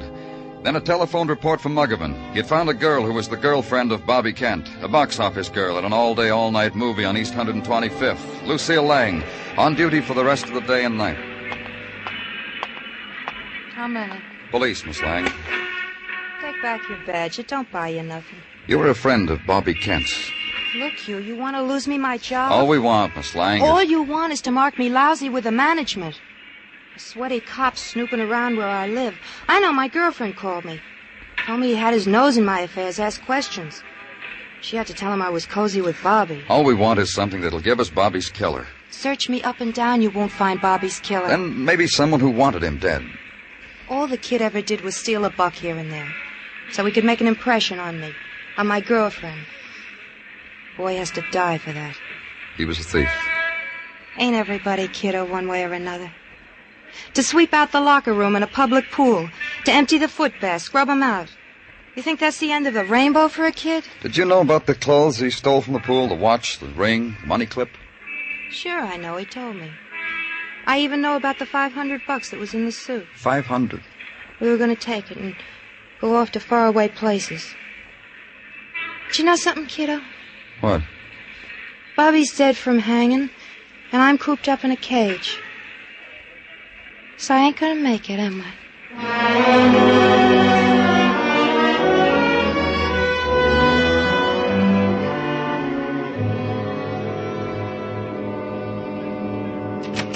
Danny? Well, come on in, Muggavan. What do you want? An opinion? About what? About how soon we should pick up Russ Gavey for the murder of Crawford and that pool attendant? If we pick him up, how long do you think we can hold him? A killer, Danny. How are you going to prove premeditated murder by artificial respiration? Now, maybe we shouldn't start from there, Danny. Maybe we should start from the attendant. Now, he killed Bobby Kent because Bobby stole the clothes. Because Bobby would learn that the clothes belonged to Howard Crawford. Bobby was a sneak thief. From there to blackmail him, one easy lesson. So we get back to Howard Crawford. You know what we need, Muggavan. Yeah, motive. We gotta find out why... Danny? We got something, Gino? Officer Ratchie just called from a gas station on Queens Highway. Mrs. Crawford just registered at the Ritz Lodge Motel about 10 miles out of the city. Thanks, Gino. Muggavan. Yeah, Danny. That shadow you got on Russ Gavey, get him off. I don't want him followed. All right. Where you going? To find out why a widow wanders far from home.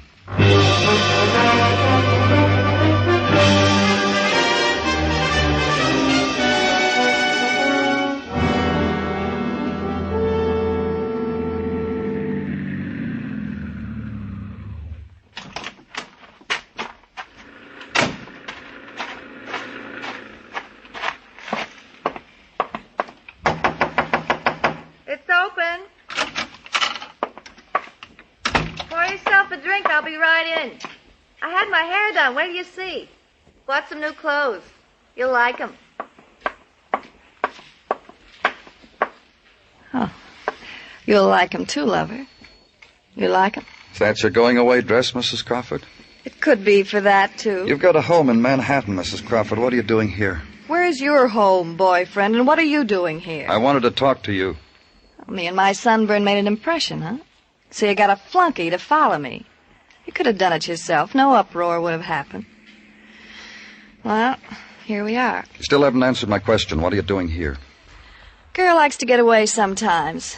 You'd be surprised how many phone calls I've gotten since Howard drank all that water. Here's a dime. Throw it in the radio. No? Then I'll throw it a dime. Yep, phone calls all day long. Now, it's your turn. Just to talk. Kill some time. Ah, that Kenton. Yeah, oh, what'd you say, lover? Nothing. I didn't say anything. Look, be a doll. Will you go away? Come back another day. I'll be here. Let's pick a Tuesday. Make it definite, huh? Why don't you go right now? Out the back way, through a window? Just get up. Hi, Russ. Got a little trouble. Come in, Russ. Close the door. I'll bet the lady told you to get out of here, Mr. Clover. Uh-huh. You two know each other pretty well, don't you? Yeah, a swimming pool romance. I saw him in those California feet flippers, and it twisted my heart. You two planning on going away together? I only ask because the back of Russ's car is loaded with suitcases. We're going to get married in Maryland. Is there a law? Yes, there is.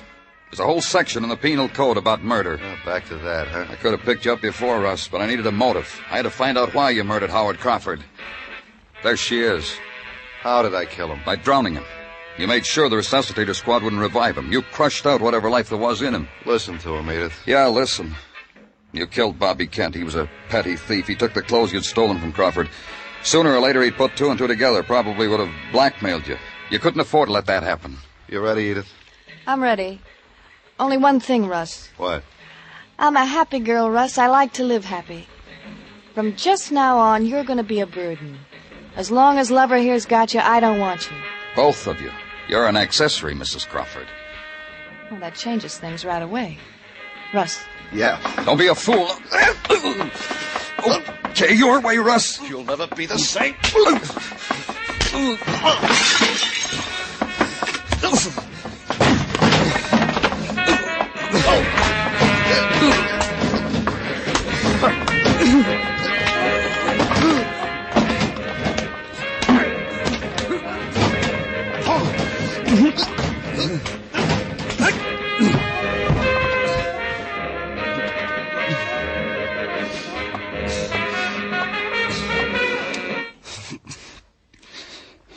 You ready to go back to town, Mrs. Crawford?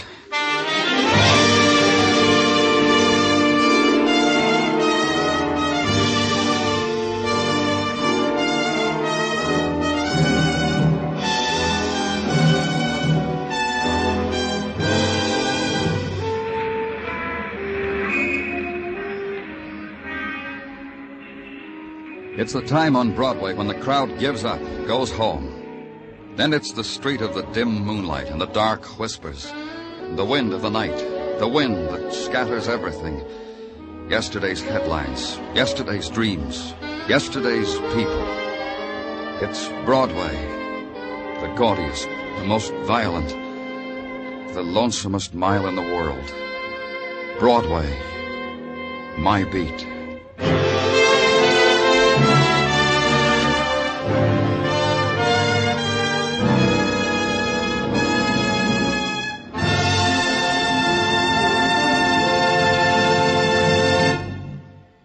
Remember, friends, for refreshment while you work, for enjoyment anytime, chew a stick of Wrigley's Spearmint Gum. There's lots of lively, real mint flavor in it to cool your mouth, freshen your taste, and sweeten your breath. And chewing Wrigley's Spearmint helps keep you fresh and alert. You feel better, work better, get more fun out of doing things. So indoors, outdoors, at work or play, always keep delicious Wrigley's Spearmint Chewing Gum handy. For refreshment while you work, for enjoyment anytime, chew a stick of Wrigley's Spearmint Gum.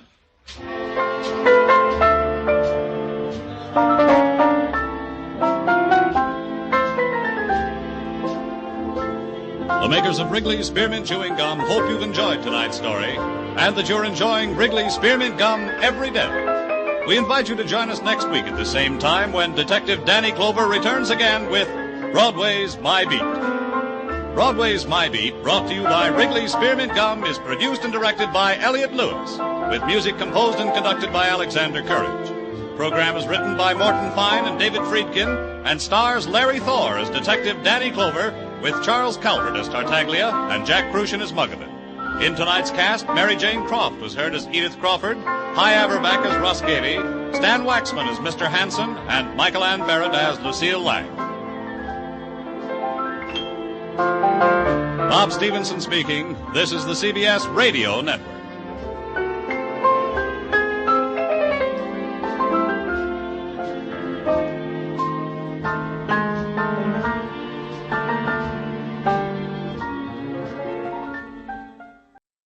It is now 45 seconds past 8 o'clock Pacific Standard Time.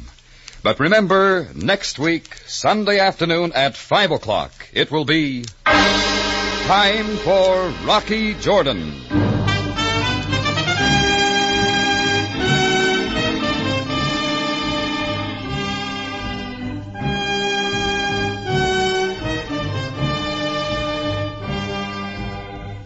Not far from the Mosque Sultan Hassan in Cairo stands the Cafe Tambourine, run by Rocky Jordan.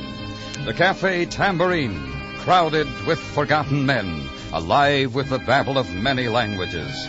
For this is Cairo, where modern adventure and intrigue unfold against a backdrop of antiquity. Tonight's story, The Man They All Loved.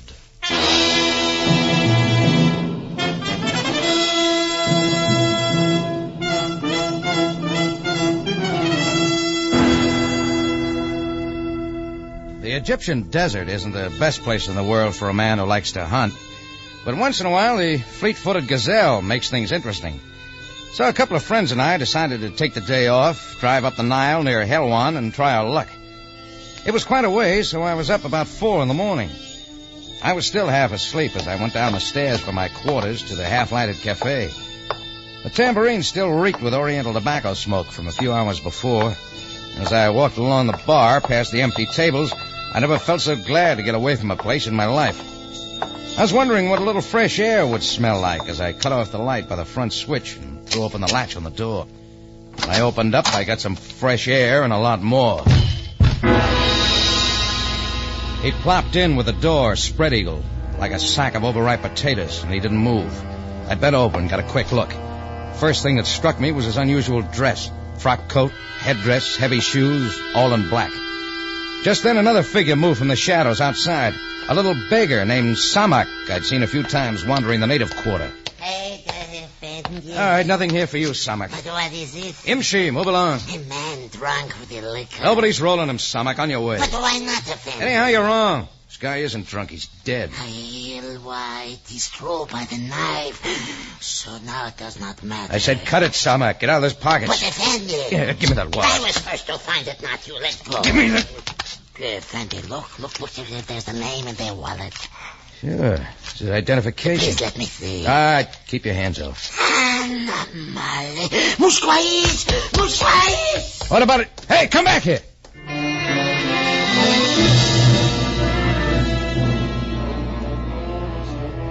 Samak was gone just that quick.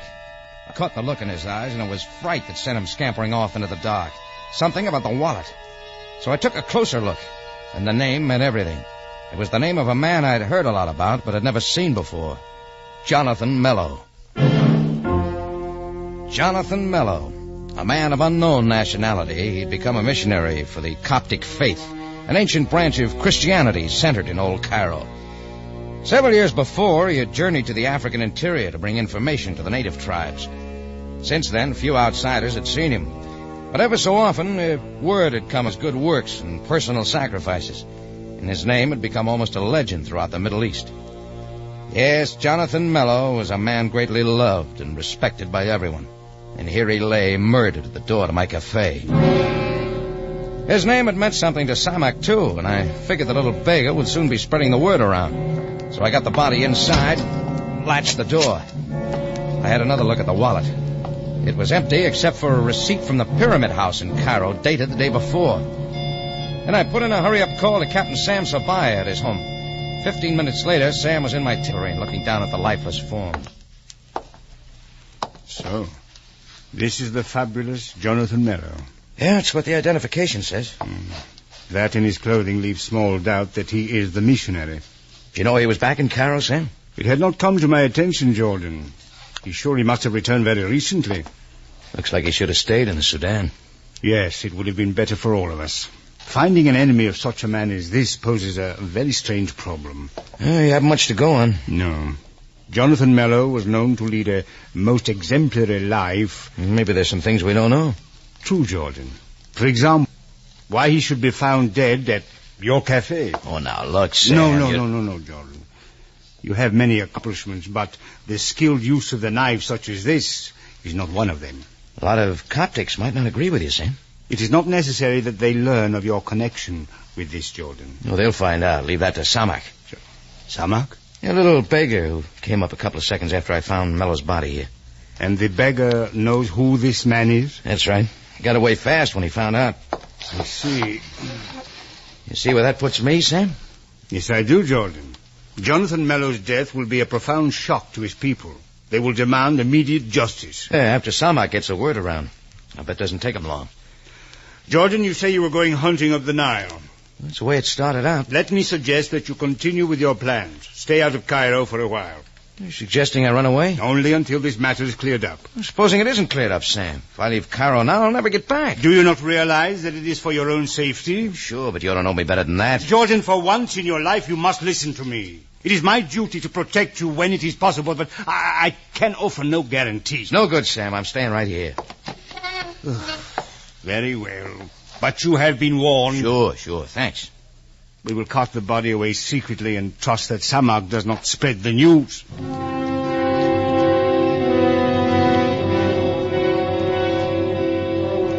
Well, Sam took the body, and along about 10 o'clock, I opened up for business. That's when I knew Samak had been real busy.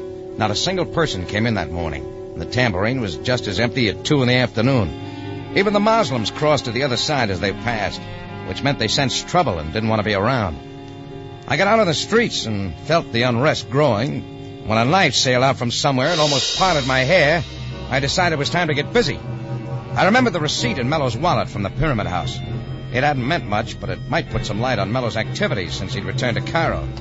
So I made for the place over on Sharia Rangoon. The sign on the window puzzled me, but I went on in. I can help you, mister? Yeah, with some information. Sorry, I don't sell that. Did you ever see this receipt? Sure, Mike. I wrote it myself for a customer yesterday. Hey, wait a minute. Where did you get it? That's not important. What did he buy? Liquor. What else? Maybe I don't tell you. You sold that man liquor? What do you think I sell here? Elevator shoes? What kind of liquor? Champagne, scotch, bourbon, arak, gin. The very best. 50 cases. What did the man look like? All in black. Headdress, frock coat, heavy shoe. Wait a minute. You don't tell me where you got that receipt. I don't tell you.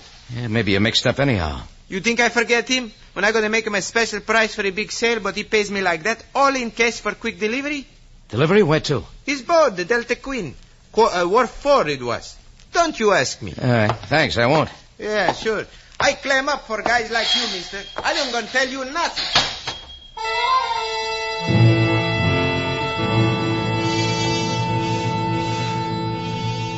It didn't make a lick of sense, but there it was. 50 cases of expensive liquor purchased by the circumspect Jonathan Mello. Well, that little receipt had set up a chain reaction that couldn't stop here, so I went on to the next link, located at Wharf 4 on the Nile. And the Delta Queen was some job. A sumptuous yacht that could have played stand-in for the Queen Mary. Brand new with lots of shiny brass from stem to stern. Looked like our lowly missionary had been spending potatoes on a lot of things. There was nobody on deck, so I wandered down below. A passageway led to a big lounge, complete with a big bar. There were some cigarettes on a side table, American brand, so I took one. I reached for a match, but I didn't need it. And I saw her walking toward me, the flame of the cigarette lighter glowing on her face, green eyes, tawny blonde hair, and round shoulders. The perfect piece of equipment to make a layout like this complete. I accepted the light. Thanks. Not at all. Was I expecting you? No, I'm an intruder. Suppose I start screaming. Suit yourself, lady. I'm a little out of practice. Well, how do you like it? Everything's real shipshape. The boat? It's nice, too. All the comforts of life, huh? Almost. But I like to keep looking around, meet new people. Yeah. Your deal here looks good to me. Who comes with it? Bourbon? Sure, the expensive kind. Our tastes are alike, aren't they? Maybe we have a lot in common. Oh, money, boats. I like Americans, too. I've been trying to remember. They grow them like you in St. Louis or Chicago. You're right the first time. The name's Rocky. I'm Corrine. Here you are, Rocky. Thanks again, Corrine. Why don't we sit down? Over here. Maybe I ought to check the passenger list first. We're alone, Rocky, for a while. Okay. Now, why'd you ask me why I came here? Is that important? Oh, makes good conversation. Wouldn't you rather just... You get on to sail fast, don't you? We like boats, remember? So does your boyfriend. Do we have to talk about him? Yeah. Tell me about Jonathan Mello. Don't you know about him? Only that he's passed up just about everything most men want for the last 20 years. Yeah, all this is quite a switch. He's been a good man. He's helped a lot of people. Now he deserves the good things in life. Yeah, he hasn't missed a trick. Where does it go from here? We're getting out of Africa. From now on, we're going where the bright lights are. See the world. Why don't you come along? Just the three of us? There'll be lots of people around. It would be easy.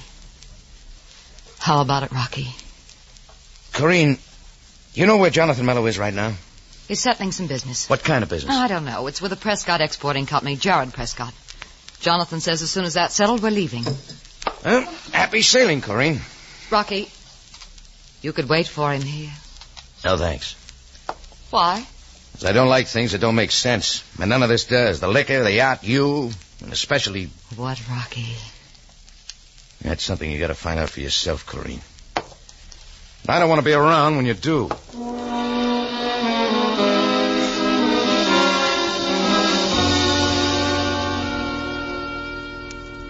There was no place to go now but to the Prescott Exporting Company. It had a big layout of offices just off one of the Mooski Bazaars. I liked the taboo the girl at the desk was wearing, but I didn't like cooling my heels, so the next time she went out for a drink, I opened Prescott's door and went on in. He was on the phone. He was a big guy with a crew haircut. He smoked a fat cigar, the ashes falling in his white vest as he talked. Surely a man like Jonathan Mello can be found in Cairo. You'll find him, that's all. Maybe I can help you, Prescott. Who are you? My name's Jordan. Jordan? Jordan. Let's see here. I don't recall an appointment with you. You can get one now, if you don't mind. I do mind. What do you mean barging in here like this, Jordan? Came about the big deal. What deal? Get to the point. With Mello, Jonathan Mello. I understand he wants it consummated in a hurry. Why isn't he here? I had an appointment with him 3 hours ago. Have you seen him? Yeah, saw him early this morning. It's not doing me any good. Mr. Prescott, has it occurred to you that Jonathan Mello won't be here at all? That's ridiculous. Look, Jordan, I don't know what he's trying to pull on me, but you tell him ivory or no ivory. If he doesn't show up here before the... Wait a minute. Ivory, did you say? Certainly I did. Let's not beat around the bush, Jordan. And, by the way, what have you got to do with it? Maybe there isn't any ivory. Look, I'm nobody's fool. Why do you think I sent a safari to the interior myself to check on it? My mistake. Jonathan Mello discovered the hoard of ivory himself. He has a right to sell, and I'm ready to buy. For how much? $50,000, $100,000? We deal in Egyptian pounds here, Jordan. Besides, nobody's going to top my price. Mello knows that. Just how much do you know about Mello, Mr. Prescott? That's beside the point. Everyone knows about him. Yeah, I thought I did, too. A lowly missionary with a lot of high ideals. And get the picture now. Expensive liquor, a yacht, and a slick girlfriend to go with it. How he spends the money is none of my affair. But his own people will be interested. You know anything about the Coptics? I'm a businessman, Jordan. I'm not interested in Coptics or anything else except a perfectly legitimate deal. Okay, we'll leave it that way. Jordan, I don't know who you are or what you want, but you tell Mr. Mello I won't wait much longer. Either he shows up today or the whole deal is off. Sure, I'll tell him. Next time I see him.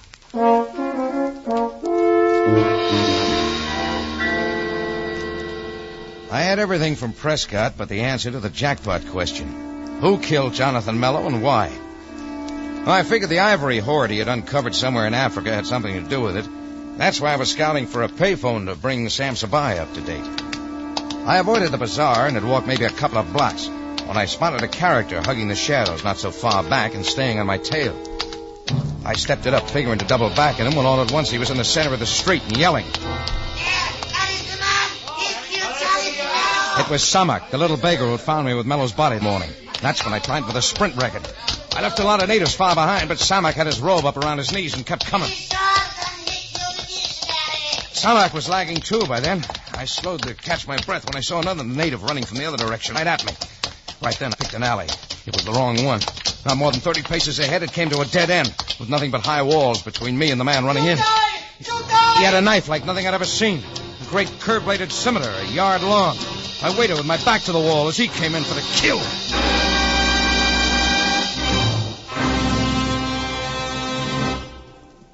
You are listening to The Man They All Loved, tonight's adventure with Rocky Jordan. Here's a special announcement for all you Rocky Jordan fans. Starting next Sunday, Rocky Jordan will come to you at a new time, 5 o'clock Pacific Standard Time. Make a note of it so you can remember to tune us in next Sunday.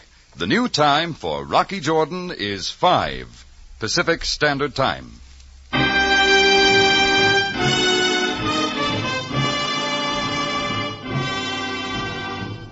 Now we return you to Cairo and Rocky Jordan for tonight's adventure, The Man They All Loved.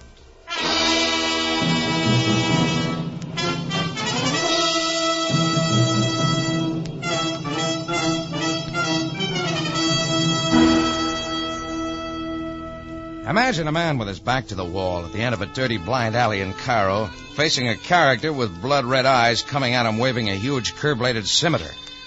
Well, that's me.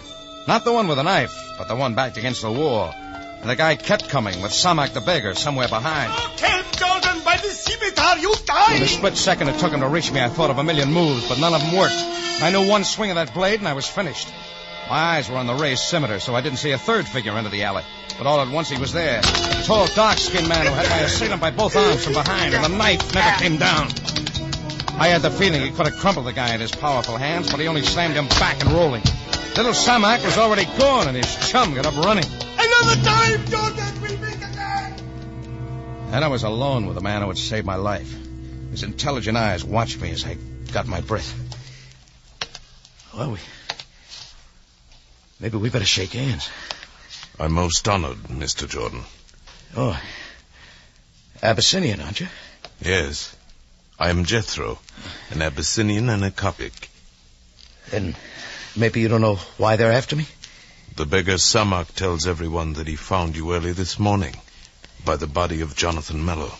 Well, I still don't get it, but thanks. I've helped you, Mr. Jordan. Now you help me. You think I can help you? We both share certain interests in this affair, do we not? Yeah. Maybe you've been finding out some things about your missionary you didn't know before. Maybe he's not such a big man. Mr. Jordan, no one grieves more for the death of Jonathan Mello than do I. How well did you know him, Jethro? He was my greatest friend. To him I owe everything. He taught me kindness and understanding. It was he who provided the funds for all my education. Yeah, I used to hear things like that about him. It was his wish that with my training and education I would go back to the tribes and bring enlightenment to my people. You mind if I ask you something, Jethro? Not at all, Mr. Jordan. When did you see him last? Not for a long time. When he first brought me and my family to Cairo. Were you expecting him back? Yes. Let me explain that my father and I have a small construction business here. About a month ago, we received a letter from Jonathan Mello, who was then in the Sudan. It stated that he would soon be in possession of a great deal of money with which he wanted my father and I to construct schools and other installations for the tribes of Sudan. He was to arrive here a few days ago. But you never saw him? The next I heard was the news of his death. I wish to know why he died and why he did not contact us upon his arrival. I can't answer the first one, but you'll find the second answer down on the Nile. I do not understand. It's all his, brand new, and loaded with all the provisions for a big joyride around the world. Looks like all that money turned his head a little. Mr. Jordan, have you said that you will help me? Of course, anything. I wish to see Jonathan Mello's remains, if you can arrange it. Right away, Jethro. Let's go.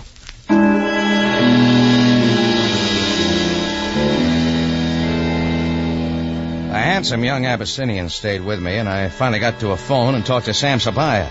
I briefed him real quick and then asked him about viewing the missionary's body. He said to come on down, and in another 20 minutes, Sam was leading Jethro and me down some steps at headquarters that led to the morgue. This way, gentlemen.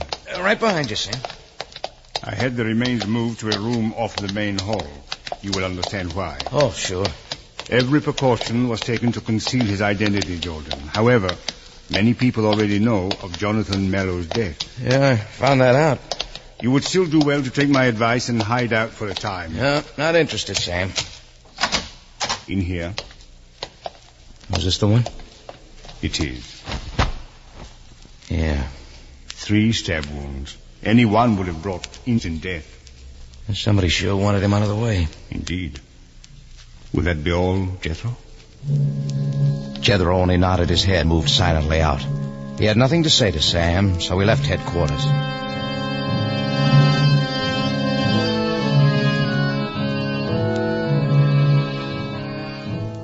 We were soon walking away down the Sharia Lagoon. The desert twilight had given way to sudden dark, and a dim street lamp every 4 or 5 blocks didn't help much. In spite of my being with him, he seemed alone and lost. It was hard to know what to say. Tough, was it, Jethro? Yes, but not a surprise, Mr. Jordan. How do you mean?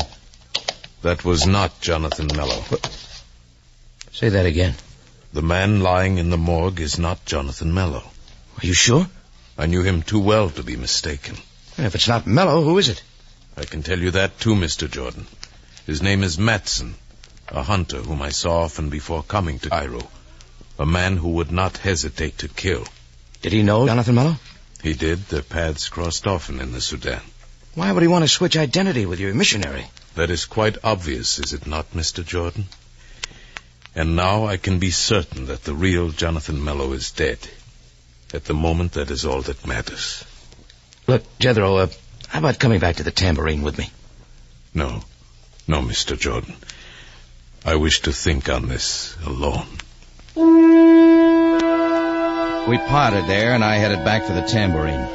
It occurred to me that I hadn't eaten since 4 that morning, but something else interested me more.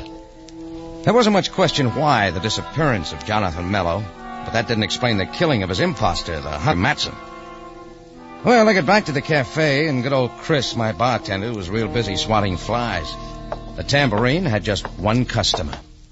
Rocky. Well, you got better liquor on your yacht, Corinne. Rocky, I've got to talk to you alone. Okay, we'll go into my office. Yeah? Rocky, where is he? Where's Jonathan? You asking or telling me? I don't know. He was to come back. I've got to see him. You'll never see Jonathan Mello, Corinne. Fact of it is, I don't think you ever did. I don't understand you. Then sit down and get it once through. Tell me, Rocky, what are you driving at? Jonathan Mello was never anything but a good missionary. But in his travels, he happened onto a fabulous hoard of ivory. Worth enough to build a lot of schools and hospitals. I know that. Wait a minute. Before he could do anything about it, a hunter named Matson found out the whereabouts of the ivory. He killed the missionary, assumed his identity, and came to Cairo to sell the ivory and use the money in his own way. Oh, that's impossible. Oh, no, it isn't. Mello had been gone a long time. Few people would recognize him. You, for instance. His name made no difference to me. No. Only the money. What about Matson? He's dead. How do you know? Because I found him that way at the door of my cafe. Me and Samak. Who's he? I'm beginning to wonder. Maybe it wasn't a coincidence Samak showing up when he did. I figure he was working for someone. He made quick work of spreading the word that I'd done the killing. Then you're in trouble, Rocky. A lot of Coptics don't like me. Rocky, listen, the yacht, it's ready to go. We can get away if we hurry. You make a quick switch, don't you, lady? You know how I feel about you, Rocky. I think you feel the same way. It'll be wonderful, you and I. We've been all over that. Look at me, Rocky. Hurry, get back. The English Jordan is still afraid. He knows his time is short. He cannot escape the Coptic revenge. The brave Mr. Jordan. The beggar Samak was back on the job. I forgot all about Corinne right then and went through the broken window. Samak was already scrambling away and running hard. He kept to the alleys, always a few steps ahead of me. As he entered a dark passageway with buildings on either side that almost touched at the top, I realized he knew where he was going. I had to catch him quick. I was almost on him when suddenly there was another shadow and the flash of the scimitar. I ducked back in time. As I did, my feet struck something. My hands made a grab and came up with a piece of iron pipe. That was all. Against the biggest knife I ever saw. This time Samak's buddy was at it for keeps. He swung the huge blade with both hands. I parried the first one, then the next one. Third time I was lucky, and now he was swinging wild. I followed the blade, ducked it, and came around with the iron pipe flat against his face. The scimitar landed 20 feet away. He piled up at my feet. I looked around for Samak, but he was gone. You're not through yet, Jordan. The light from the room inside hit me as the door opened. He took one step into the alley, a cigar in one hand and a gun in the other. Right on time, Jordan. I didn't have an appointment, Prescott. Yes, you did. Drop what you have there. Samak led me to the right place, did he? He carried out his assignment very well. Only his pal with the scimitar bungled the job again. As a businessman, I should have known. When I want something done right, I have to do it myself. Yeah. Now who gets all the ivory? Just you? That is my plan. You put on a great act for me back in your office. You knew Jonathan Mello and Matson were dead all the time. But I'm wondering how you know about the ivory hoard. When a man has ivory to sell, who else should he write to but a reputable dealer like myself? Sure. When you got Mello's letter, you had Matson out to locate the stuff, got rid of Mello, and came back in his place. All I had to do was get rid of Matson, and the road was clear. Except for you. I'm next? Sometime tomorrow morning they'll find you here, the victim of the Coptic's attrition. Come closer, Jordan. You see, I'm a very thorough man. I don't intend to miss. The shots echoed back and forth on the sandstone walls, and I wondered why I heard. Prescott hadn't moved. Then I saw the two spots on his white vest. The gun suddenly dropped from his hand. He pivoted slowly and fell back down into the dirt of the alley. You all right, Mr. Jordan? Yes. Thanks to you, Jethro. Oh, there's a second time today. It will not be necessary again. No. Samak's still loose, but nobody to work for. The police will find him soon enough. You know, I'm wondering something, Jethro. Yes? Why did you do this? Just to get Prescott or to save me? How can I say, Mr. Jordan? I only know that now the way is clear for the great work Jonathan Mello wanted done. I'm happy for that. You can be happy for a lot of things. No. You see, he taught me the ways of peace, not violence. Tonight I've killed a man. I think Mello'd understand. Yes, he would understand. That is why we all loved him so much.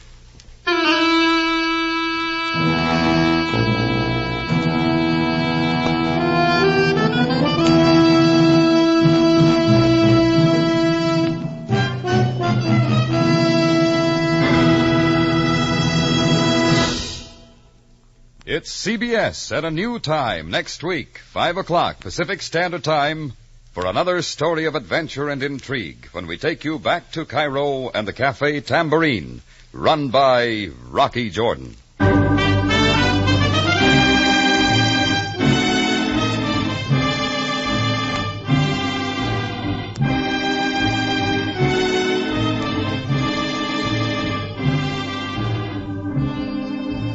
Rocky Jordan, starring Jack Moyles in the title role, is produced and directed by Cliff Howell with original music by Richard Arant. Tonight's story by Gomer Cool and Larry Roman.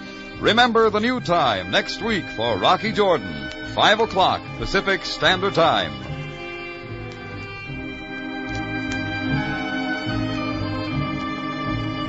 Larry Thor speaking. This is CBS, the Columbia Broadcasting System.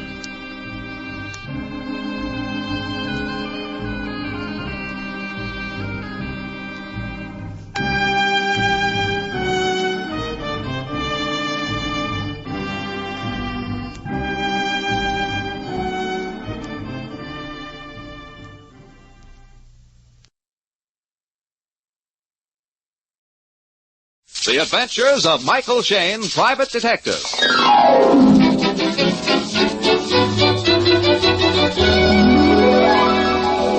The people who make 76 gasoline and Triton Motor Oil, Union Oil Company, present The Adventures of Michael Shayne, Private Detective, starring Wally Mayer and Kathy Lewis.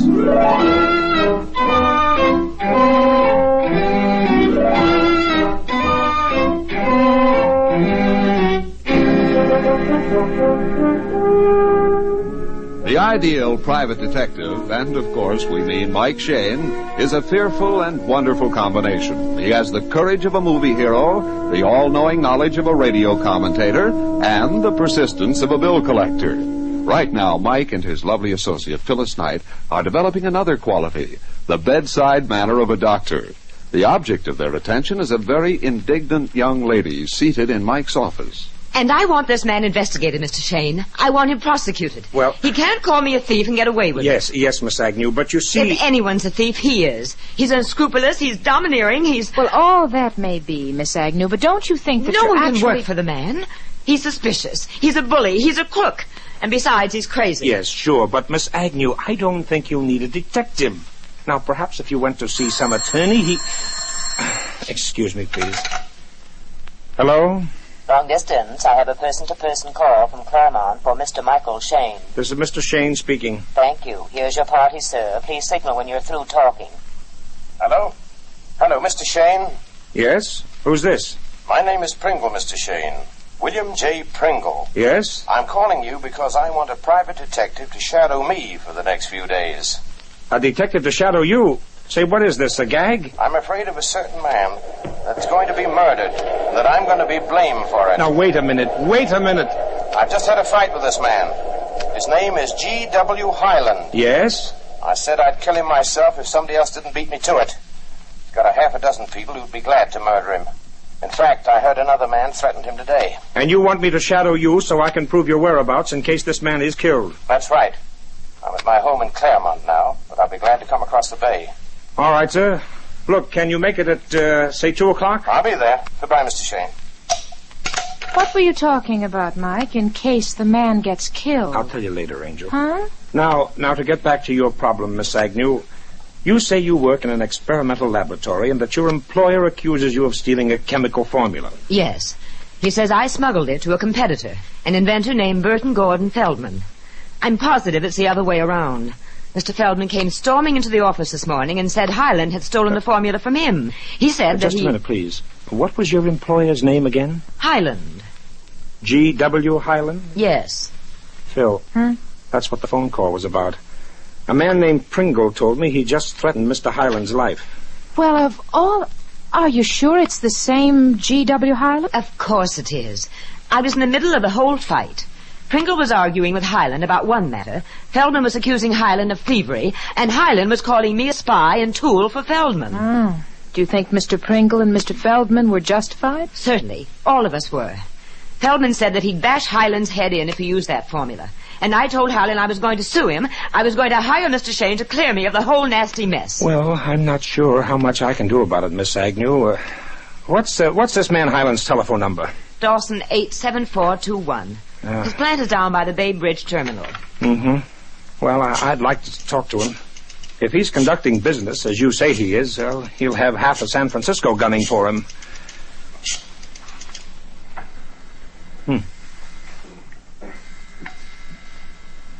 Hello? Hello, Mr. Highland? No, I'm afraid you can't talk to Mr. Highland. Well, this is very important. Tell him Mr. Shayne is calling. I'm afraid I can't, sir. I'm afraid Mr. Highland is dead.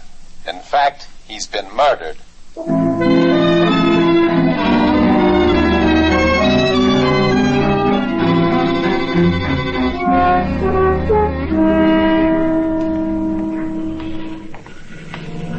Hello, Mr. Shayne, Miss Knight. Hi, Sergeant. Well, looks like the inspector beat you here this time. Now, wait a minute. Don't go Chamber of Commerce on us, Sergeant. After all, we saw the telephone for the inspector. I know.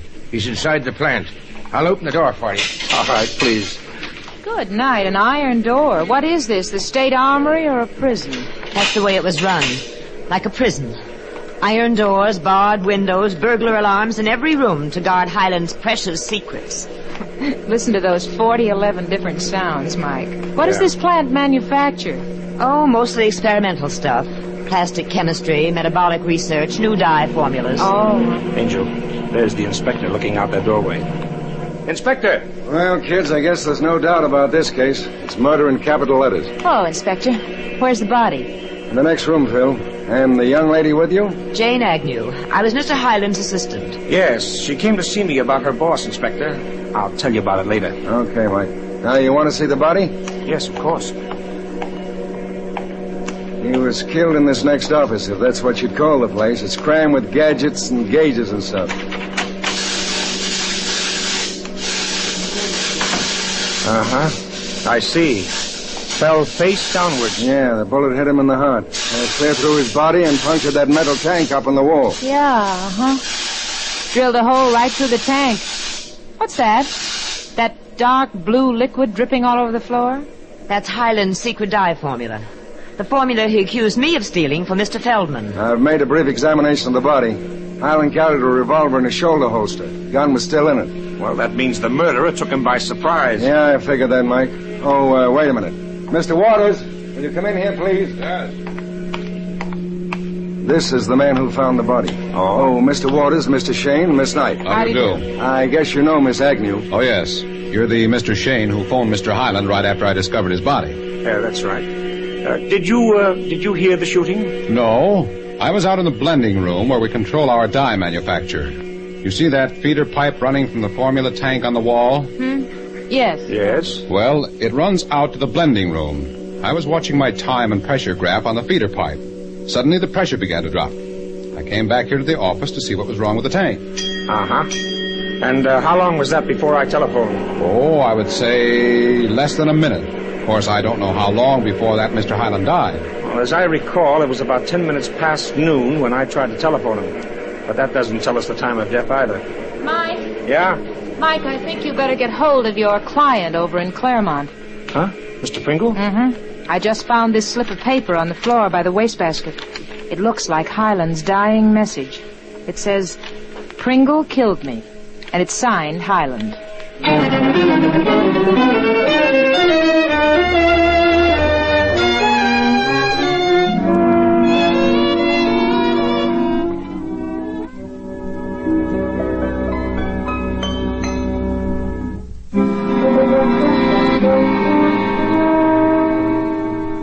The inventor and manufacturer, G.W. Highland, lies dead on the floor of his laboratory, surrounded by his own strange inventions and machinery.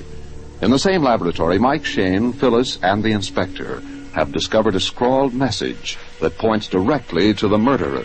Pringle killed me. Signed Highland. I'd like to hear Mr. Pringle's explanation of this note. Well, maybe we'll have it in a few minutes. I phoned Claremont. Pringle said he'd come right over. You didn't tell him why we wanted to see him, did you, Mike? Oh, no. I wish Miss Agnew and Mr. Waters could decide if the note is in Highland's handwriting. Well, I can't tell, Miss Knight. It's written in such a scrawl.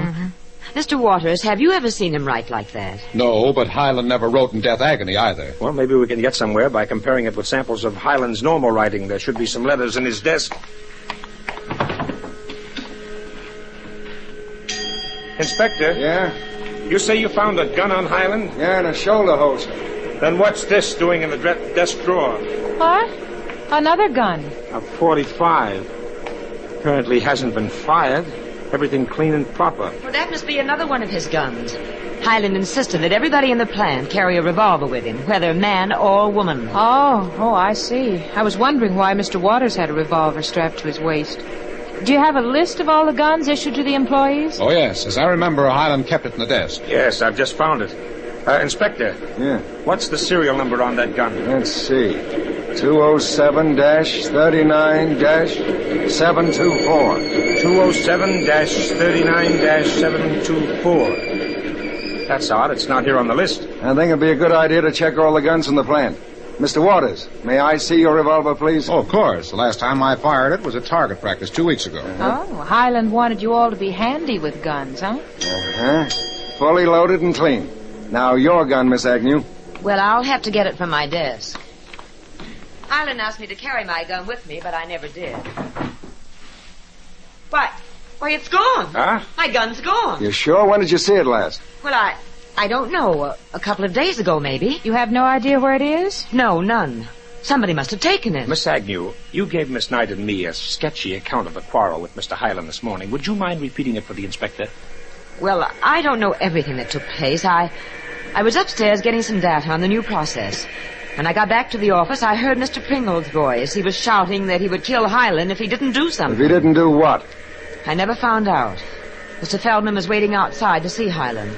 He walked in right behind me and started calling Highland a thief, that he'd stolen Feldman's own secret dye formula. Highland said it was a lie. He said the truth was that Feldman had stolen the formula from him, and that Jane was Feldman's go-between. You heard all this, Mr. Waters? That part of it. Mr. Feldman was pounding the desk and shouting that he would batter Highland's head in. What is Mr. Feldman's full name? Burton Gordon Feldman. Thank you. Sergeant. Yes, sir. Get hold of Mr. Feldman and ask him to come down here at once. Yes, I will. Miss Agnew, why did Mr. Highland accuse you of stealing the formula for Mr. Feldman? Well, he was in a spot. He was passing the buck. He was accusing me because Mr. Feldman had accused him. Excuse me, Mr. Shayne. Yes? There's a Mr. Pringle here to see you. Oh, yes. We'll be right out. On second thought, Mike, let's not tell Pringle about Highland's note. Okay, Inspector. Mr. Pringle, I'm Mr. Shayne. Oh, yes. Mr. Shayne, something strange has happened. Right after I phoned your office, I discovered my revolver was missing from my desk. Huh? I got to worrying that... Your revolver missing? Do you have its serial number? Yes. I wrote it down on this paper here. I want to report it to the police and try Look at this serial number, Inspector. 207-39-724. It's the same number. Mr. Pringle, your gun is in Highland's desk. What? Yes, Mr. Pringle. Step inside and we'll show you something else. Highland. Good heavens. Why, this is terrible. And I threatened to kill him not 2 hours ago. Mr. Pringle, what was your quarrel with Highland about? Well, you see, I'm a contracting engineer. I asked Highland to build me a new experimental turbine. He promised it in 90 days. Mm-hmm. On that promise, I signed a contract with a big customer of mine. And Mr. Highland didn't live up to your contract? No. And it means that I lose $50,000. You blame me for wanting to kill him? Mr. Pringle, we've been wondering why both you and Miss Agnew happened to choose the same private detective for your problems. Well, Miss Agnew and Highland were having a terrific fight. I heard her say that she was going to hire Mr. Shayne and put Mr. Highland behind bars. I thought it would be a good idea to have the same detective. Mr. Pringle, about what time did you leave Highland's office? Well, I went directly from here to the Bay Bridge Terminal, and there caught the 11:20 train for Claremont. I must have left here about 11:15. And you phoned me from your home in Claremont a few minutes past noon. Was Highland alone when you left, Mr. Pringle? No. Miss Agnew and Mr. Waters were with him, and a Mr. Feldman. Uh-huh. When did you leave, Miss Agnew? Well, I would say about 11:40. I went right up to see Mr. Shayne and you. And when did Mr. Feldman leave? Just a few minutes later. I was the last one to leave the office. I would say about 12 noon. In other words, Highland was alive at 12 noon and dead at 10 minutes past noon when I tried to telephone him here at the office. Inspector? Yes, Sergeant? I just talked to Mr. Feldman on the phone. Good. Is he on his way down? No, sir. He's at his home. He said he couldn't be bothered. And that if Highland was murdered, it was a darn good thing. And if you want to talk to him, you can come out to his house. Couldn't be bothered. Stubborn, eh? Okay, Sergeant, take a couple of the boys and bring him down here. Look, I got a better idea, Inspector. Yeah? If he's stubborn, we'll get more information by going to him. In fact, that may really bother him. You're right, Mike. Sergeant, take over here. The car will be along any minute. Meanwhile, we're going to bother Mr. Feldman at his home.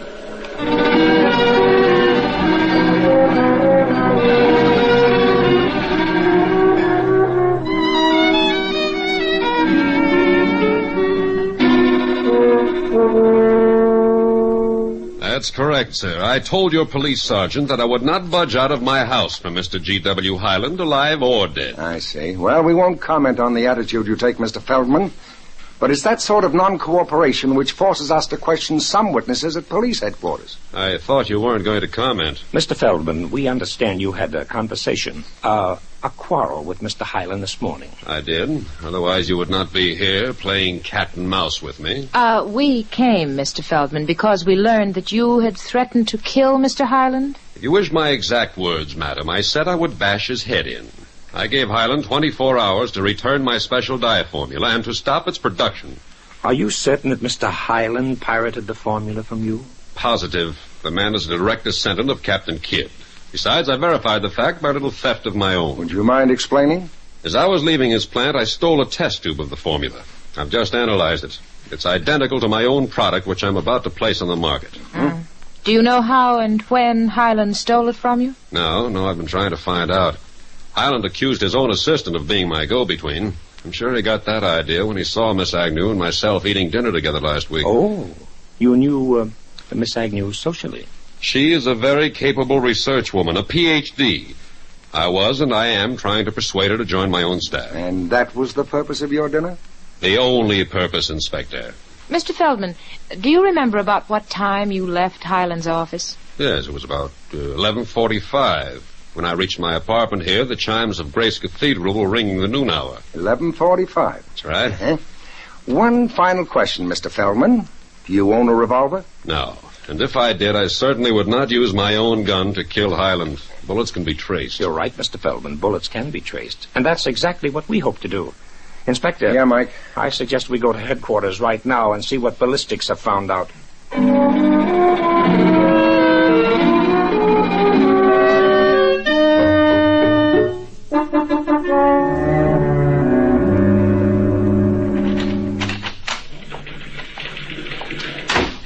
Well, I've got the report, kids. Ballistics say the bullet that went through Highland's heart and punctured the chemical tank was a .45 caliber. Oh, fine. The list of guns issued to Highland's employees were all .45s? And Mr. Pringle's, too? Yes, and even if we find the right gun, we won't know who fired it. Inspector? Yeah? Coroner just phoned about the Highland case. Says the man died between 11:50 and 12:05. I see. Okay, thanks. Well, that doesn't help us too much. You know, kids, I've got an idea how we can tell when Highland died. You have? How? You remember Fred Waters said that he discovered the body after he noticed something was wrong with the flow from that tank in Highland's office? Yeah. Sure, but I don't see what that... Well, Waters said that he saw the change recorded on the time and pressure gauge out in the blending room. Don't you get it? Yes. Yes, Phyllis, my angel. Ha-ha! You're not only beautiful, you're downright brilliant, Doc. Oh, gee, thanks. Inspector, let's head back to the plant and perform a little experiment. A very important experiment.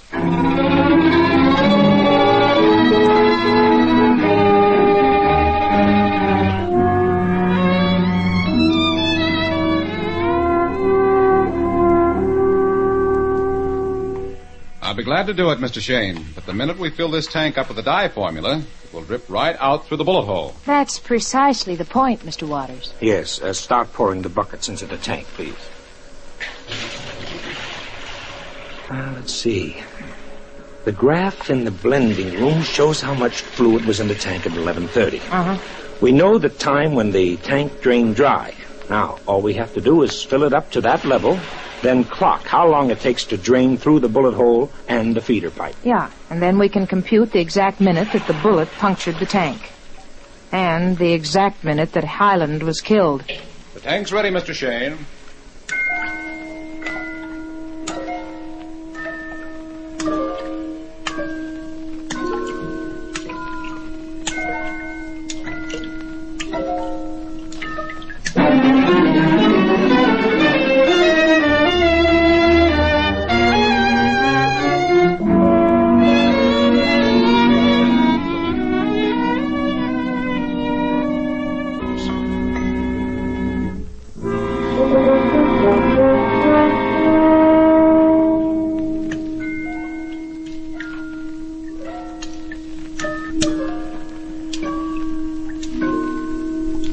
In the laboratory of the murdered inventor, a secret formula slowly drips from the bullet hole in a metal tank. Watching tensely are Mike Shayne, Phyllis, and the inspector. Well, I guess that's it. The tank is completely drained. Mm-hmm. According to my watch, it took 11 minutes. Mr. Waters, what was the exact time that the flow stopped out in the blending room? Well, the time and pressure graph on the feeder pipe read 17 minutes past noon. 12:17. The tank drained through the bullet hole in 11 minutes. 11 subtracted from 12:17 makes 12:06. Then at 12:06, the bullet punctured the tank. At 12:06, the same bullet went through Highland's heart. Inspector? Yes, Sergeant? I have Mr. Feldman I here. told you people I wouldn't be bothered about Highland. This policeman came to my house Yes, and I insisted... sent him, Mr. Feldman. Oh? I wanted you here. I'm sorry if it's inconvenient, but we are trying to solve a murder. Mr. Feldman, what time did you say you left Highland's office? I told you very clearly and distinctly. About 11:45. And what time did you leave, Mr. Pringle? Around 11:15. I took the 11:20 train for Claremont. And you, Miss Agnew? About 11:40. Mr. Waters? Around 11:50. Oh, that isn't what you told us before, Mr. Waters. You said you left this office at noon. That was just my guess. Since then, I checked my production chart in the blending room. I find I wrote an entry in it at 11:55. And apparently all of you were out of the office long before 12:06, when Hyland was murdered. Yes, absolutely. Of course. Of course we were. The sergeant has checked on everybody else in the plant. He's examined all their guns. You know, there's one last possibility, Inspector. Somebody might have stood outside in the alley and fired a gun through that open window. I'm not sure it could be done, Phil. Okay, let's find out. Let's go outside of the alley.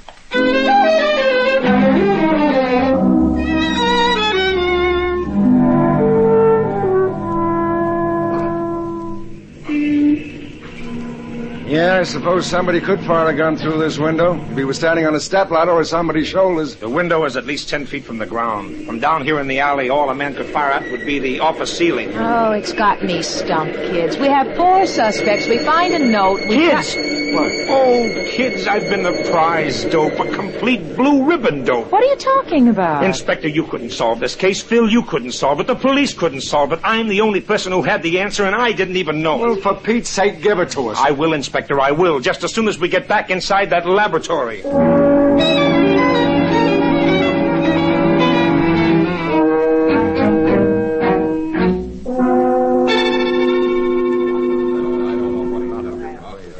Mr. Shayne, if you've got the solution to this murder, I wish you'd tell us. I'd like to go home. Just stands there at the window looking out into thin air. I'm waiting for something, gentlemen. Oh, by the way, Mr. Feldman, you say you were home at your apartment at 12:06. I believe I told you that, sir. And Miss Agnew, you were in our office talking to Miss Knight and myself. Certainly, you know I was. And I was in the blending room checking my gauges and masters. And Mr. Pringle was at his home in Claremont. That's right. Where about in Claremont do you live, Mr. Pringle? Why, on the hill above the hotel. Oh? Do the key system trains ever keep you awake at night? Key system trains? Yes. Well, there isn't even a streetcar line within 10 blocks of my house. Inspector, do you see what's coming down the ramp from the Bay Bridge right now? Sure, one of the key system trains. It's going into the terminal. Listen to it.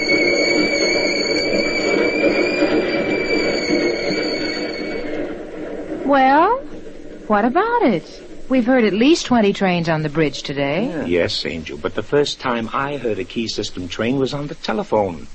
When Mr. Pringle called me at the office. What are you talking about? You did not telephone me from Claremont, Mr. Pringle. You telephoned me from this laboratory or somewhere within the sound of the train.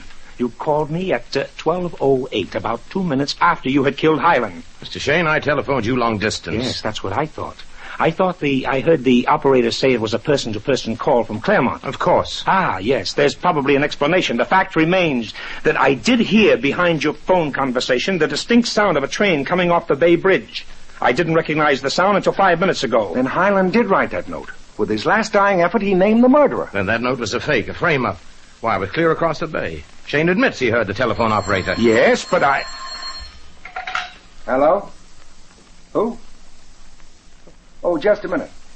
For you, Mike. Long distance from New York. New York? Who could be calling me from New York? Hello? Mr. Shayne, this is New York calling. I have a person-to-person call for you. Go ahead, please. Hello? Who is this? Hi, Mike. How do you like my long-distance voice? Phil, where are you? In the next room. I thought I'd let you know how to fake a long-distance call. Angel, remind me to kiss you. Well, there's your answer, Inspector. That was Phyllis in the next room. Pringle either got some girl to pretend to be the phone operator, or he used a falsetto voice himself. That's it, Mr. Shayne. I remember.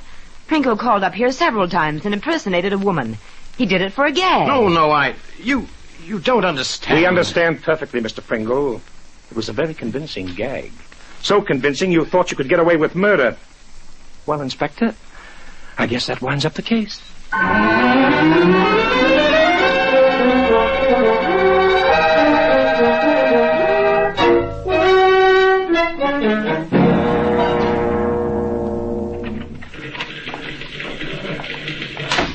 Sorry I kept you waiting so long, kids. Pringle insisted on giving us a speech along with his confession. I'll bet it was all about Hyland, what a no-good character he was. Yeah. Seems about 10 years ago, Hyland pulled another jip. Stole a chemical invention from Pringle and wrecked Pringle's whole business. He never forgot it. Then the motive was revenge. Why on earth did Pringle leave his gun right in Hyland's desk? He was using psychology on us. Oh. He figured if you left a clue so obviously pointing at himself, the police just wouldn't believe it. It almost worked. Yeah. You know, I was really suspicious of Jane Agnew. It's darn funny she couldn't find her gun. I found it, Angel. You did? When? After we were all done. It was in the bottom drawer of her desk with a heavy file on top of it. Say, Mike, do you think she was holding out on us? No, Inspector. Jane hated Highland, and I think she realized how dangerous her mood was. So she hid her gun to prevent herself from killing him, and then forgot where she hid it. You know, that's an idea. Place an obstacle in front of yourself whenever you get any wild ideas. I must remember that with you, Mike. Well, Angel, what are you talking about? You don't hate me. Oh, no, just the opposite. But, that can be a dangerous mood, too. Why, Angel?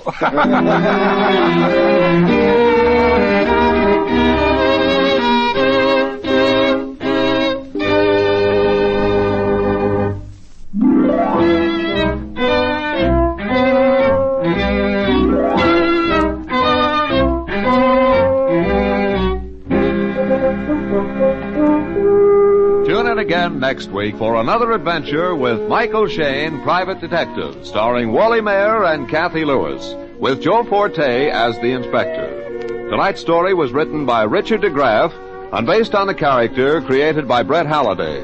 Music was composed and directed by Bernard Katz. This is John Lang saying goodnight for the people who make 76 gasoline and Triton Motor Oil, Union Oil Company.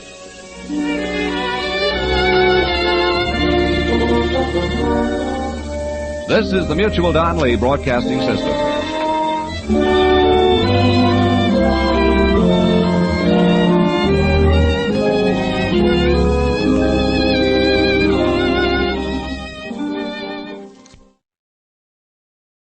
We delay the start of our scheduled program to bring you a bulletin from CBS News. Washington. The State Department has issued a statement in response to the proposal by Jacob Malik, the Soviet delegate to the United Nations, for a ceasefire in Korea. The State Department said that if Malik's proposal is more than propaganda, adequate means for discussion and end to the conflict are available. The State Department said we are ready to play our part. This bulletin has come to you from CBS News. We now resume our regular program.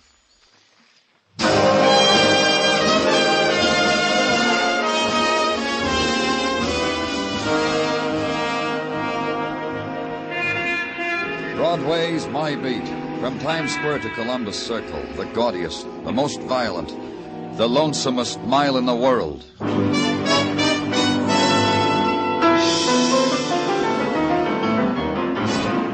Broadway's My Beat, with Larry Thor as Detective Danny Clover.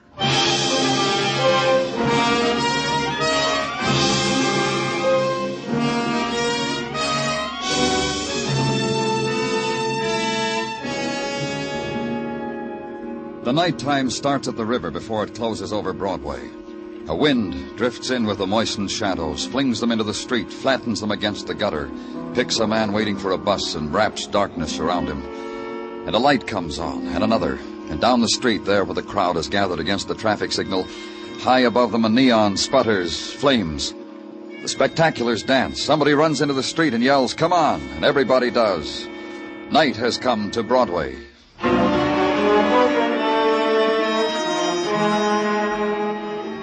Where I was, there was a wind.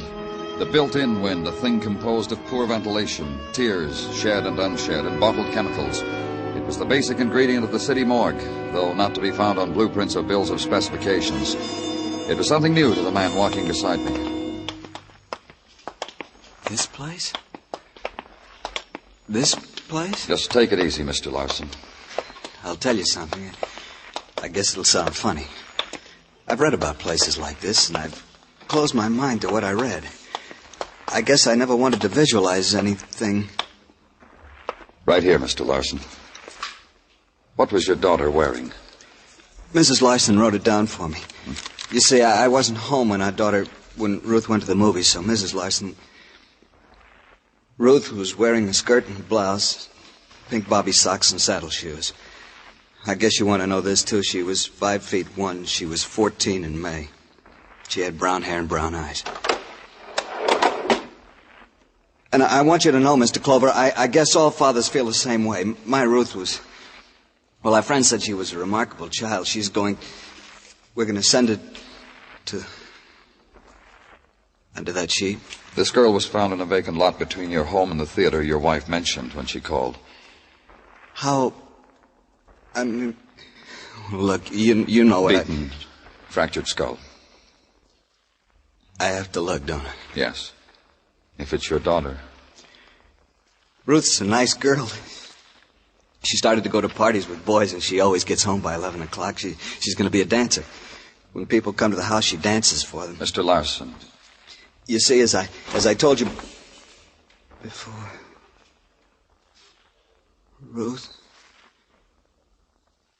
Ruthie? Oh, Ruthie. Who did it? What monster? Who did it to you? Who? The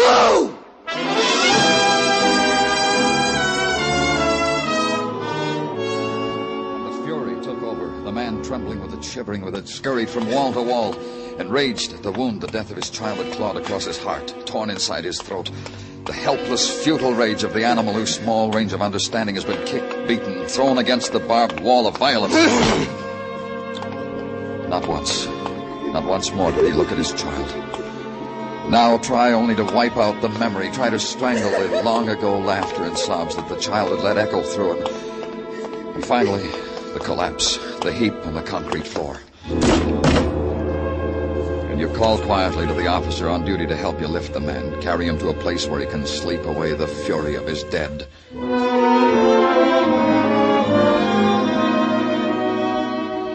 Then back to your office and close the door on it. Stand at the window, watching the squalls of the nighttime wash against it, beat against it, and then stare at the walls. Then hear the door open for it, to let it all in again.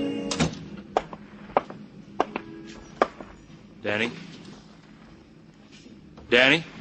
What do you want? Dr. Sinsky's report. He was busy on another. He asked me to bring it to you, so... Leave it on my desk. All right. You're not going to look at it, Danny? Why? I know what's in it. Well, I thought I did, too, till I glanced it over on the way to your office. You better take a look at it. You're so eager, I don't want to spoil it for you. Tell me about it, Muggavan. Danny. You tell me, Muggavan. We've had other kids who... And this one's no different. That all, Muggavan? That's what I've been trying to tell you. This one is different. Just what you saw when you first found her. That's what's in the report. Beaten, skull fractured with the butt of a gun. Nothing else. Then give me a motive. Give me another motive why a 14-year-old child should...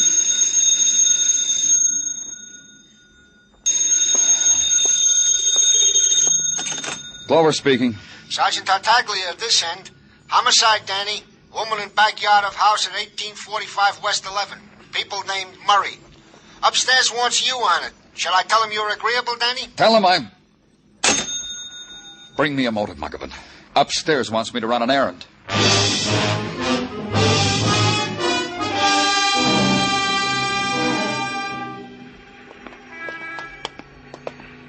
She's over here, Mr. Clover. Right here. Dead. Beaten. I'd say her skull had been fractured, Mr. Murray. Oh, I don't understand it. I just don't understand it. Tell me what happened. We were sitting in the library. A knock came on the back door. I wanted to answer it, but Beatrice said I looked so comfortable. There was just you two in the library. You and your wife. And Sis. Sis? My sister Claudia. She can't hear anything. She's deaf. She never goes out of the house. I take care of her. Well, who's in the house with her now? Who's playing that organ? Oh, Sis plays. I see. Go ahead. Well, there was this knock on the door, and Beatrice went to the door, and I heard her talking to someone. At least I think I did. I want you to know I'm not sure about that. I kept reading, that's all. And Sis was practicing. Didn't your wife scream? Didn't you hear any... No, I didn't. I happened to look up from my book a little later, after she went to the back door. How much later? Well, I don't know. I looked up, and she still wasn't there. She hadn't come back yet from answering that knock on the door. That's right. So I went out back. The back door was still open, but there wasn't anybody there. I called to her, and then I started toward the alley, and I stumbled. I stumbled over Beatrice lying... Then what did you do?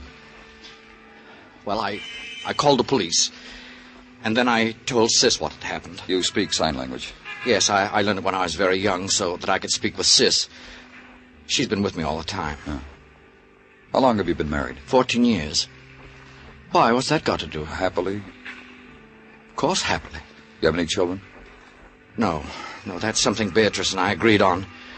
Sis needs taking care of, and Beatrice is always so busy. Busy doing what? Clubs and auxiliaries, you know. She was well-liked, got things done. She was admired and well-liked. Then who would want to kill her? Nobody would want to kill Beatrice. Nobody. Mr. Murray... She was a middle-aged woman, Mr. Clover. Everybody she knew was her friend. She did charity work. People came with troubles. Anybody. She'd help them. Why would anybody want to kill her? What motive would he have? What motive, Mr. Clover? It was there again. What motive? A 14-year-old girl, the loved child of a quiet, nameless family, until a killer had taken the butt end of a gun, beaten their name and their dead child's name into the newspapers that choked the trash bins supplied for the purpose by the Department of Sanitation. What motive for that? And for Mrs. Beatrice Murray, admired, liked, charitable, a woman to whom the trouble came, a childless woman who sat in the evening and sewed together the patchwork of her day while her husband read and his sister released the music she couldn't hear. What motive for that brutal death? Because you find no answer, share it with Dr. Sinsky. Ask the question of him. Burden the gentle doctor with it. You put me a question, Danny, that is not strictly in my department or in my education. Mind if I bum another cigarette? Oh, here. Help yourself. Thanks. You've been with us a long time, Doctor. Some of it must have rubbed off. Danny, I deal only in known quantities. You boys bring me the wounds you find, I wash them, bandage them. You bring me the dead, I perform autopsies. Known quantities, Danny. Like I know my name, your name, that this Mrs. Murray was murdered by the butt of the same gun that hammered away the life of the child Ruth. Why? Tell me why. I'll go out and buy my own pack of cigarettes. If I had gold, you could have it, Danny. No strings to it. No. For the question you ask, go consult a specialist. A man who puts the microscope of his training to the emotions. The department psychiatrist? Yes, to him. Perhaps he will agree with me, and I'm only an amateur, a dabbler, mind you, Danny, that this violence, this ugly bestial violence, has been committed by what is called a paranoid. I've read about them. Had them screaming in my office. They dream up hates against themselves. For this they kill. An animal, a child, a woman. Excuse me, Danny. Come in, please. Looking for me, Gino? Yeah, Danny. Fresh homicide. Alley on West 10th. Muggerman's got a squad car. Let me finish my cigarette, Tartaglia. Well, sure, Danny. Well, sure, if you want. It's finished.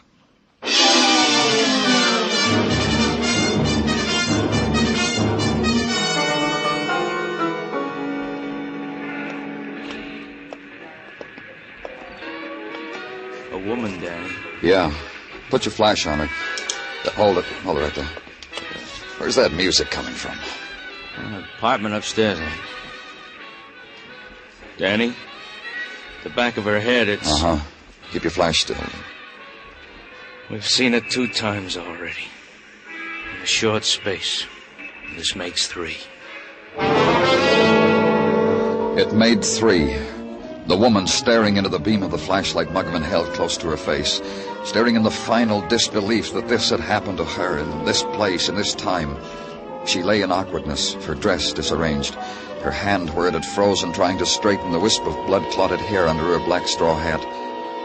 The alley wind found the white lace at her throat, riffled it, and the murdered woman made 3.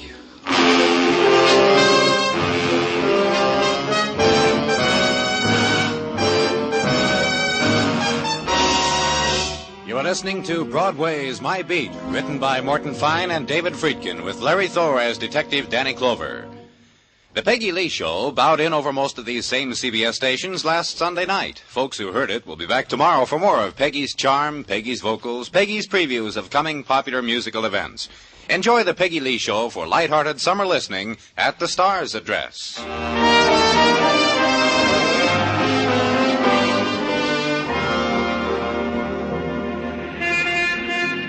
The night music of summer spills into Broadway from the scarred throats of the loudspeakers hanging over the record shops. And this summer's kids, in the off-the-shoulder cottons and the transparent California sports shirts, squeeze each other into the doorways and lap it up. And then someone shrills a new diversion in a new shop window on a new corner, and Broadway's youth rebobs on down to it. It's an old ceremony on Broadway, this dancing in the streets, and the sweating barker with a fistful of passes to happy upstairs lands. Just the price of the amusement tax, kid. That's old, too. The girl in the swimsuit lying on the billboard beach, never aging, but old. And the touch of summer's night on your eyelids, that's familiar, too. It's all happened to you before.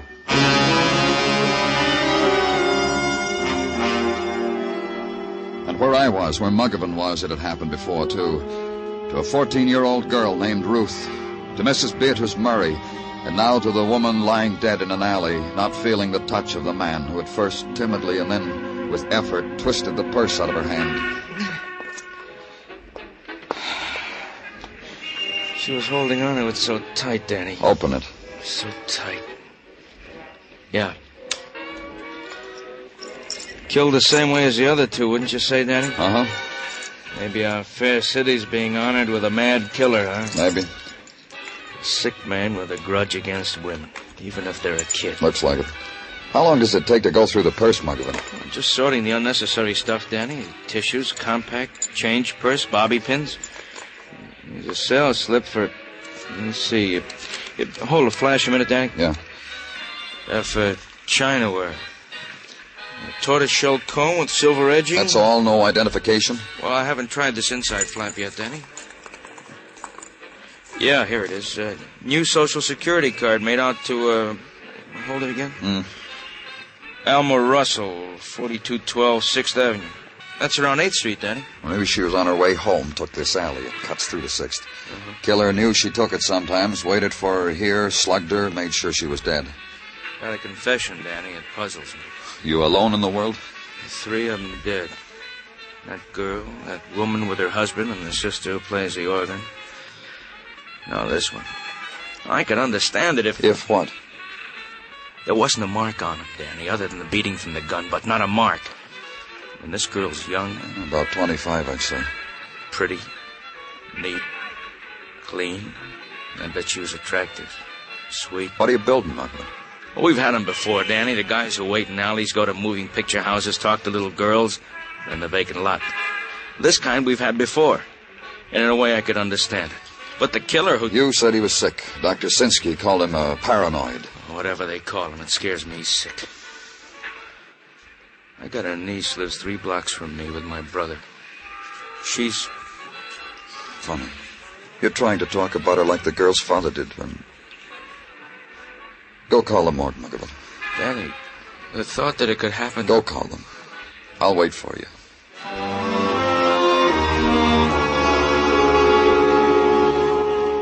And in a little while, the young woman who had hugged death in an alley was attended to by gentle people, which is the miracle of violent death in a great city.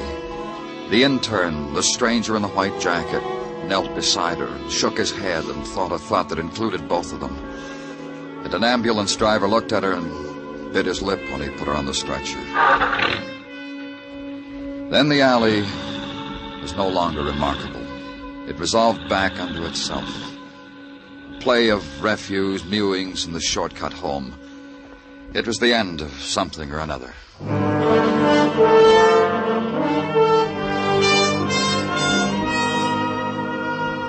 For me, it was the end of the day.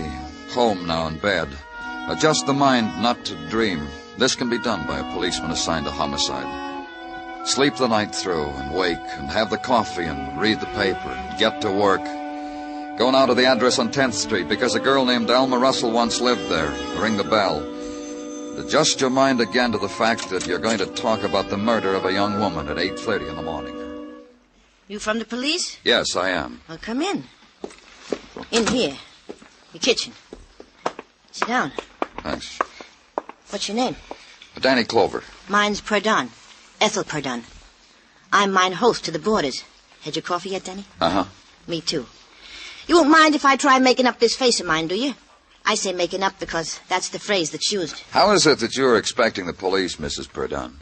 Well, I read the morning papers, don't I? Alma got killed, didn't she? She lived here, didn't she? So, who should I expect? Humphrey Bogart? Yeah. How does the lipstick look, Danny? Kissable? Or otherwise. Otherwise, huh? Look, Mrs. Purdon, I want you to tell me everything you can about Alma Russell. Sure. Can you reach that mascara, Danny? Yeah, right there in the shelf, see? Thanks. About Alma? A maid. Cleans, sweeps, dusts. $1 an hour. Who'd she work for? Well, she never said. Quit a job a couple of weeks ago. I think she got another one just the other day. Well, I guess that's the best I can do with my facial equipment. Mirror, mirror on the wall. What else about her? Well, I don't know what else. She paid board, kept to herself, was no trouble, didn't talk except a how do you do and a very well, thank you. Nice table manners. Broke her bread and never left much crumbs. Nice girl. What about boyfriends? None here in my establishment. All ladies. What happens in the street, I wouldn't know. Help me with my coat, will you, Denny? You going someplace? Well, sure I am. I want to look at Alma's room. First landing, door on your right. You want to talk to me soon again, Danny? Maybe. After I look at Alma's room. I'll be easy to find. Your place. Your morgue. I'm going down and cry for Alma Russell. Somebody's got to cry for her. Watch her leave for a session of weeping through mascaraed eyelashes. The pastime, the protest against her being bitter and lonely and unwanted. And enter the dead woman's room, search it, note its primness, handle the modest belongings of a girl who had washed, dusted, arranged the belongings of other women in other, richer rooms. The pile of old magazines carefully saved on the closet shelf, and on the bedstand the new ones. The fan magazines, the romances, truer than her own because they were printed on slick paper. The dresser, lined with a thin layer of inexpensive underclothes. The wardrobe with the bargain flowered prints. The starched maid's uniform, the cloth coat, and the moth-proof bag. And that was it, the sum of Alma Russell's life.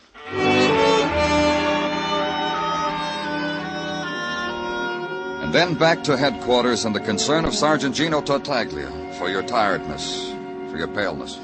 Danny, not that it is mine to meddle, but, well, you should exhibit yourself to the sunshine more. Loll on Far Rockaway on your day off. Gino. Bring cheeks of tan to your cheeks. Bare your pale feet to the vitamin-filled rays My pale feet bother you?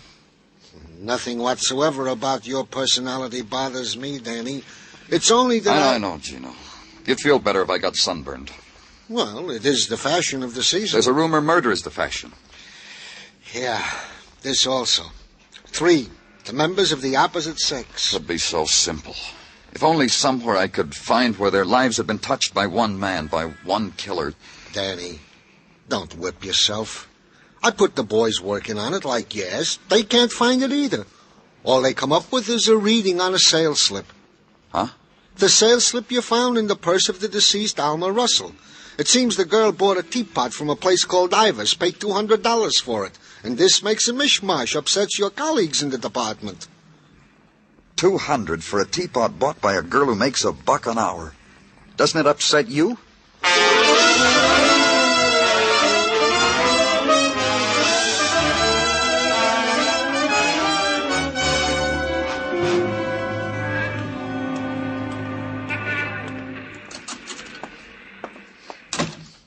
Something we can do for you, sir? Yes, there is. I'm from the police. Good. Are we interested in some Chinaware today? Yes, we are. I want you to take a look at this. This sales slip. What is it? It's for a teapot, one that costs $200. I don't understand why we're lifting our eyebrows, sir. Of course it did. A Stratfordshire teapot on the current market is worth at least that. This sales slip was found on a young lady that's been murdered. I see. The young lady happened to have purchased this teapot here. I see. Her name was Alma Russell. I see. How does $1 an hour maid buy a $200 piece of china? By paying $200 for it. Miss Russell paid exactly that much. Then you remember Miss Russell? Oh, indeed, yes. We sold it to her ourselves about 3 weeks ago. I remember the transaction well. She'd called the day before to price the teapot. The next day she came in with the money about midday on a Thursday. Unless it was her day off, she was in uniform. Didn't it seem strange that a housemaid... Yes, it did. I might as well tell you. Tell me what? The sales slip says $200. She didn't pay that for it. She paid $190 for it, tax included. We paid the difference out of our own pocket. In the trade, we are known as a sucker for hard luck stories about teapots, and Miss Russell had one. You want to tell me about it now or later? Miss Russell was dusting the china at the home of her employer, broke a Stratfordshire teapot, hid the debris, bought another one before the accident was discovered as a replacement. Just one more thing. Did she say who this employer was? She did not. However, there are some regular clients of ours who eat off the stuff. Like who? The Llewellyns, for example, the Crandalls, the second and third, the Murrays, the Westfalls. Which Murrays? On West 11th, the Paul Murrays. Are we being helpful? We'll never know how much.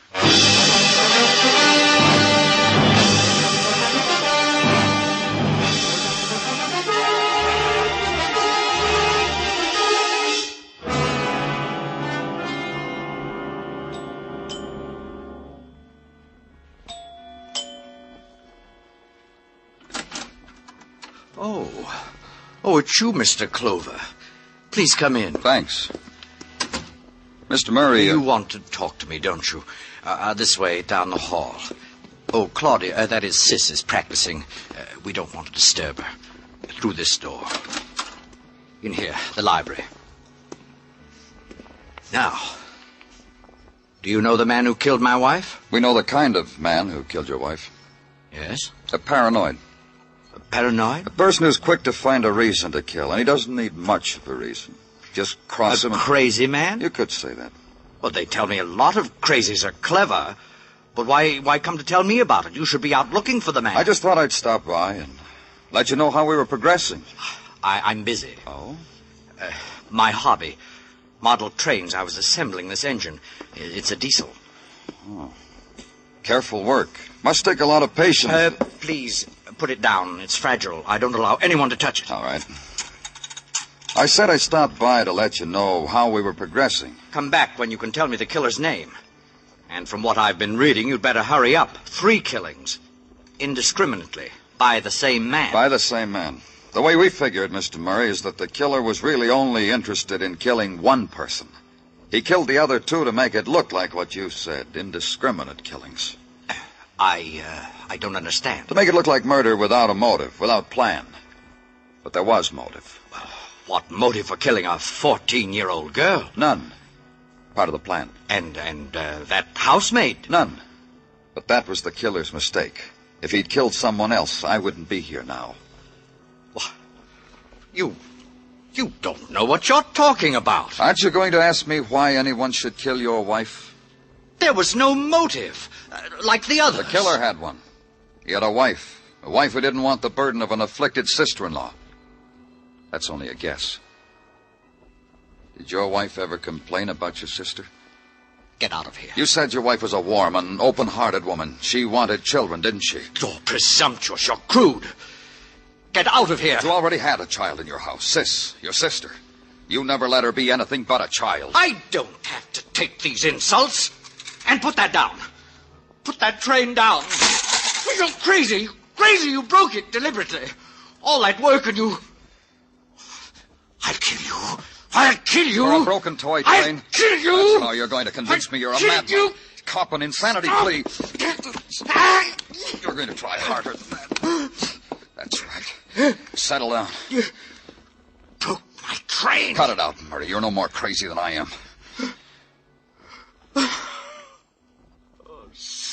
Paranoid would have had reason to kill that maid, that 14-year-old girl. You killed to cover up your wife's murder. She'll find out what happened. We'll let her know. Oh, sis, what have I done?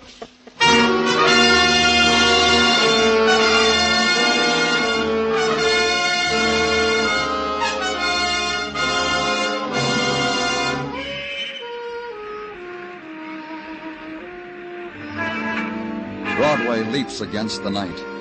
The sound it makes is the crash of life deep inside the earth, and the hiss of neon, the laugh that screams. They melt together. The sound you get is shock. There's another sound, the teardrop. But no one listens. No one hears. It's Broadway, the gaudiest, the most violent, the lonesomest mile in the world. Broadway, My Beat.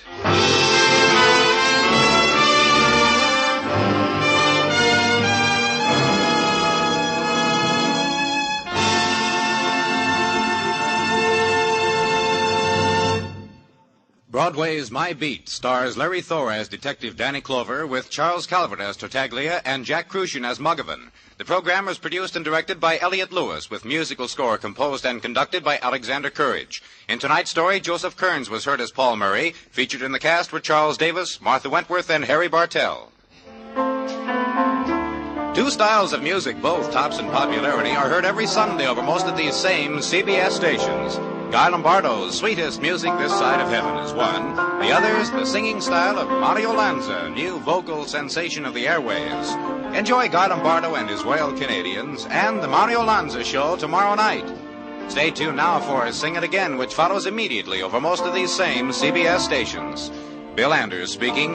This is CBS, where you meet adventure with Charlie Wilde on Sundays on the Columbia Broadcasting System.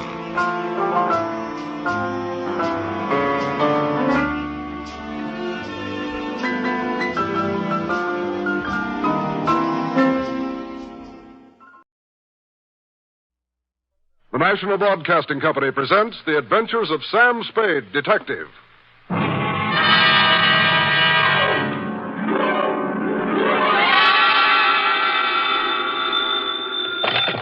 Spade Detective Agency. Hello, hello, hello. Sam? At this hour on this network, you were expecting maybe Mary Margaret McBride? I've been expecting anything, Sam.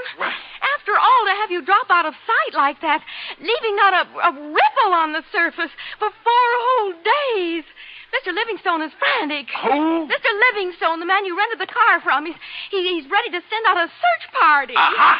Sammy and Livingstone with a reverse twist. It's no joke, Sam. Nothing, huh? You have no right to worry me like this. It's not fair. Where are you? To the only spot on Earth as yet unvisited by the National Geographic Society, sweetheart, the Vale of Takaloma. And don't try to find it on a map because it isn't. Set yourself for my saga of a crook's tour of the hinterlands with just a touch of mysticism, which is why I call it the Rowdy Dowser Caper. All right, Murgatroyd, these will do. Sam, where are you calling from? A tailor's shop. I had to leave without my pants.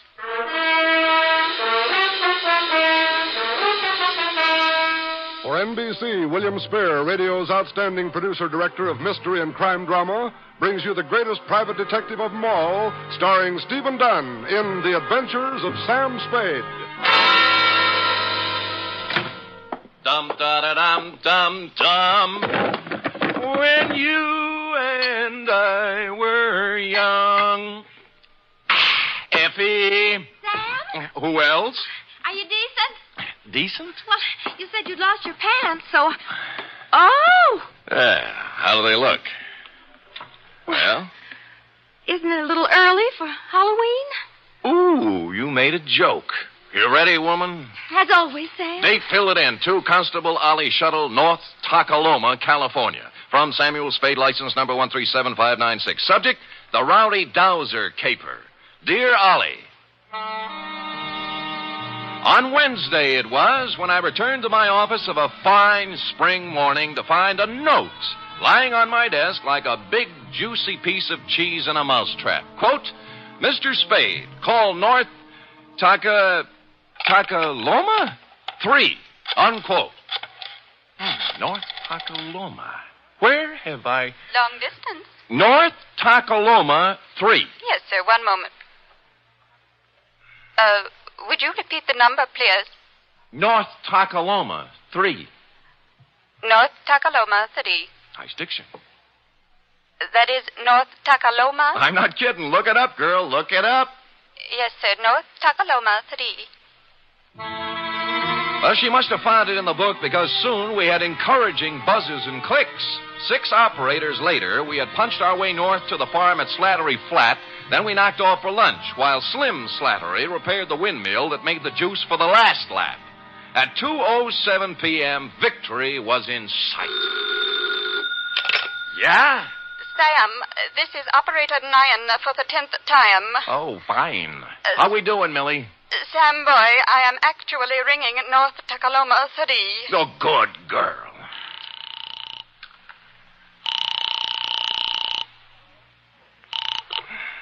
Hello? Hello, this is Sam Spade. I have a note here to Oh, call yes, Mr. Spade. You were out of town when I came. Perhaps you remember me. Wendell Wisby of Oak Tree Lane, North Tacaloma, California. Wendell? I employed you a year ago to find a girl who vanished. The magician. You made the girl disappear and couldn't bring her back. Correct. Yeah. You may well ask, Mr. Spade, how anything could be worse than that. Well, this is... Oh, there, Wendell. There, boy. Take it easy. I can't talk. I just can't talk about it. Fine. Then write me a nice, long letter. Well, you know, I'd this rather... is a long-distance call, and I... No. I am sorry, Mr. Spade, but this has affected me very deeply. Look, you promised you'd lay off the magic, Wendell. Well, What'd you do? Misplace half a woman this time? No, I have given up magic, Mr. Spade. I am currently employed as third vice president of the Second National Bank of North Tacaloma. All that? Yes, sir. Oh, my star was rising. My future seemed assured, but now a shadow has fallen over my good name. Boot it along, will you, Wendell? This is costing me money. I cannot tell you more on the phone, Mr. Spade.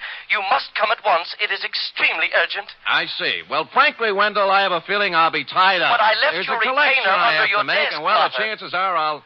What was that? I just said there's $100 under your desk, Blotter, for a retainer. I left it when I came with the note. But if you have a collection to make, suppose Wendell, that is the collection.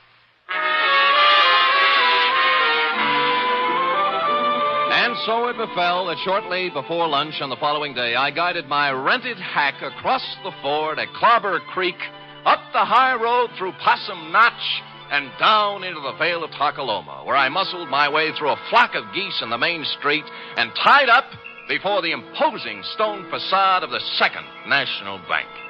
Inside, sitting in front of the door marked Urban RUTH, President, sat a secretary whose facade looked colder and even more imposing than the bank's. She was shriveling one of the customers, a meek little milquetoast in a salt and pepper soup. But as I informed you, my good man, President Root is extremely tied up at the moment. Oh, I'm quite aware of that, miss. I wouldn't bother him for the world, but you see, No, I don't see.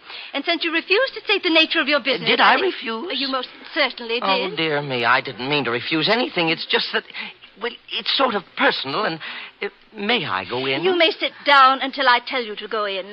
Is that clear? Yes, ma'am. Yes, I understand. I don't mind waiting. Don't mind at all. And now you, sir. What do you want? I have an appointment with Wendell Wisby. Mr. Wisby is in conference with the President Root. Thanks. If you'll sit down, I'll... just a minute, sir. Just a minute. And you must understand, President Root, this is a matter of family honor. Yes. I shall... Oh. Hi, Wendell. Oh, Mr. Spade. Now, sorry I couldn't get here sooner, but it's a long haul. Well, Mr. Spade is a friend of mine, President Root, from my salad days as a magician. A very competent detective, I might add. Well, thank you, Wendell. I see. We are indeed fortunate to have him with us in this matter. Good. Please sit down, Mr. Spade. Thanks. You are aware, Mr. Spade, this matter is to be held in strictest confidence. Word must be kept from the depositors at all cost until... But remember, President Root, remember the code of the Wisbys. Should worst come to worst, I shall make good. I shall make good if it takes me... I understand, Wisby. I understand. Well, mind if I admit I don't? What is it, Wendell? Snatcher. Snatch whom? Uncle Perse. Our former cashier, Mr. Spade. Perse Snatcher. Wisby's uncle. Perse Snatcher. What about him? Everything. He has disappeared. Absconded. That is a harsh word, President Root. I would prefer to say he disappeared until we have further proof. The money's gone, isn't it? How much money? $53,000. From Uncle Perse's accounts. Yeah. It may be he has absconded, President Root, but we must remember that despite the Snatcher surname, Uncle Perse is a Wisby. And a Wisby never lived who got away with $53,000. All right, Wisby. He disappeared. Yes, may I ask when he disappeared? Last Friday night, about 9 o'clock. Anyone see him go? Almost everyone. His car stalled at Main and Persimmon. Several people saw him trying to start it. He was acting very strangely. Oh, how was that, Wendell? Well, Clem Clobber and Charity Fidd and several others spoke to him from the curb, but he wouldn't answer them. He didn't say a word to anyone, which is not at all like Uncle Perse Snatcher. Wisby, man to man. Would you feel sociable with a satchel full of stolen money on the seat beside you? Well, there you have a point, President Root. I can't blame you for the way you feel, President Root. But I must continue to believe the best of Uncle Perce until Mr. Spade discovers the worst. Oh. And in that dismal eventuality, please know I intend to pay off the $53,000 plus interest on the installment plan. $5.37 per week for 48 years. Oh. You have my word on it, sir. The word of a whiz-bee.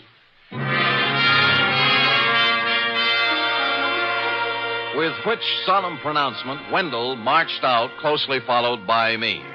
Salt and Pepper Soup Milk Toast was still fingering his hat brim, looking hopefully at Miss Icewater for the sign. At Wendell's suggestion, I hustled out to the Snatcher homestead for a word with Perce's wife, a timid little woman with her heart in her eyes, known from one end of the valley to the other as Aunt Wistful. I can hardly think straight these days, Mr. Spade. So full of puzzlement this thing has left me. Of course, Aunt Wistful. Have another dipper of cider, Mr. Spade. Oh, get down, not you. No thanks, Aunt Wistful. Perce wasn't himself since the well run dry. We had a passel of dry winters here in the valley, you know, but never for this has the well run dry. Perce didn't know which way to turn. The pipe end's 2 miles down the road. Couldn't afford to bring it in here. I see. He took to muttering to himself, saying strange things, coming home from his work at the bank with a frown on his face and stayed there all evening. What do you mean, strange things? Oh, I don't recollect very well. He brought a law book home one night, though, and out of a clear sky he says to me, "Wistful, honey, do you know the punishment for embezzlement is 5 to 10 years in prison?" I asked what he meant by that, and he said he thought it might be a good thing for a banker to know. Well, he had something there. It was the night after that. He come home all cheerful. Said he thought he'd figured a way out. Found a fella to help him. Get down. I had no idea what Perce was thinking. What fella? Urban Root, I suppose. Oh. It's Urban's bank he was fixing to steal from. About then I got word from my sister ailing over to Fogarty Grove, so Thursday I left, and when I got back Saturday, he'd gone. Did he take his things? Mostly. Funny, he did one strange thing for this time of year. He left his corn teeth behind. Corn teeth, huh? A spare pair of store teeth for corn on the cob. Oh. Perce will miss him now with summer coming on. Yes, she will. Bless him. You know, ever since spring, I've been after Perce to spade up my flower bed by the window.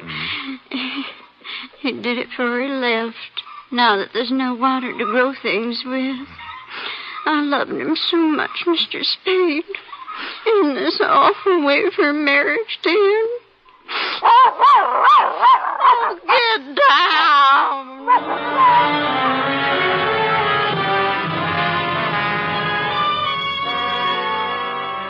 Well, I started at Main and Persimmon Streets and worked south, farm by farm. Everyone seemed to have been sitting on his front stoop Friday night because all remembered Perce Snatcher driving out on the South Road in his 1919 Winton 6. Up to a point, that is.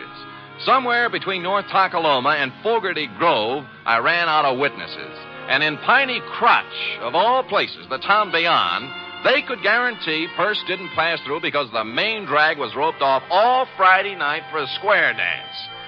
And thus matters stood on the third day when I limped back to the bank.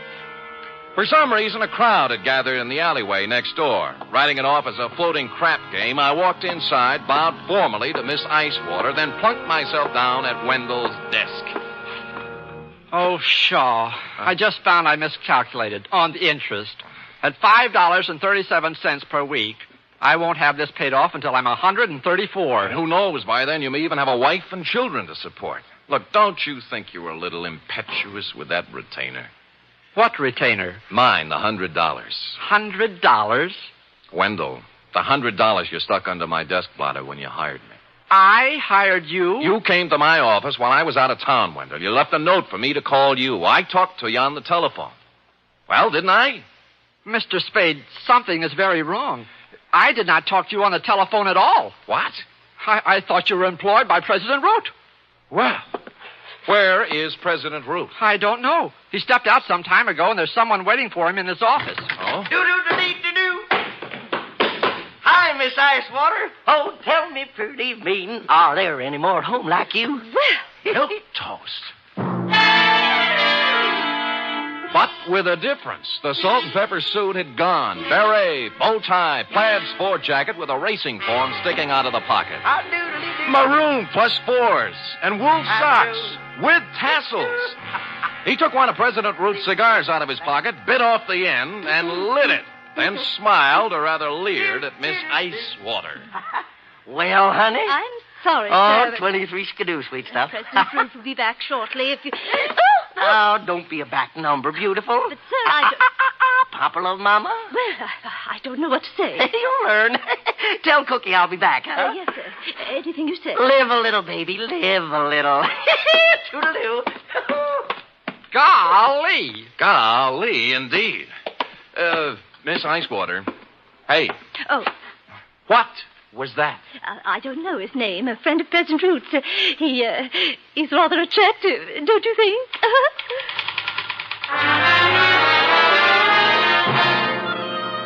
Only now, as I went outside in his wake, did I see what had caused the crowd in the alleyway.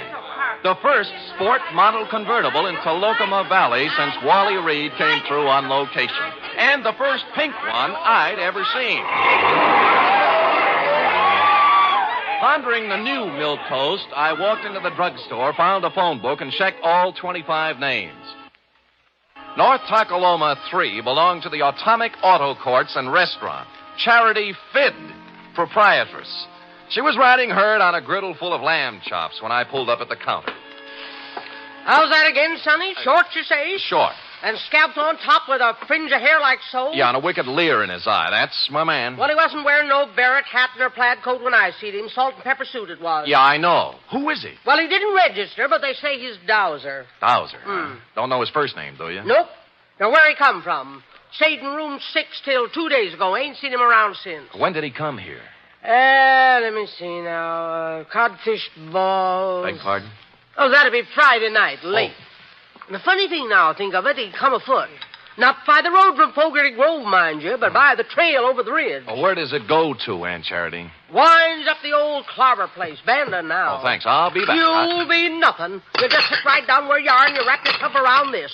Ain't no growing boy going hiking over the ridge without supper. Clean it up now, every scrap. Yes, Ma.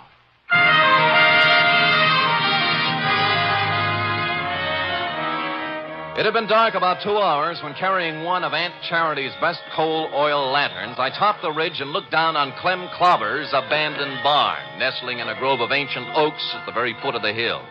The moon was bright enough to show up the pair of grassy ruts leading from the rear of it down the gully toward the road to Fogarty Grove, a couple of miles away. On general principles, I blew out the lantern, then scrambled down the side hill and up to the barn door. I couldn't make out anything inside at first, and then finally something took shape. A dark hulk in the middle of the floor. Stupid me, I lit a match. It was an automobile. To be exact, it was Purse Snatcher's 1919 Winton 6. His hat and the tweed overcoat everyone saw him wearing Friday night were lying across the front seat. I held the match higher and bent over for a closer look. Whereupon Spade and the match went out together.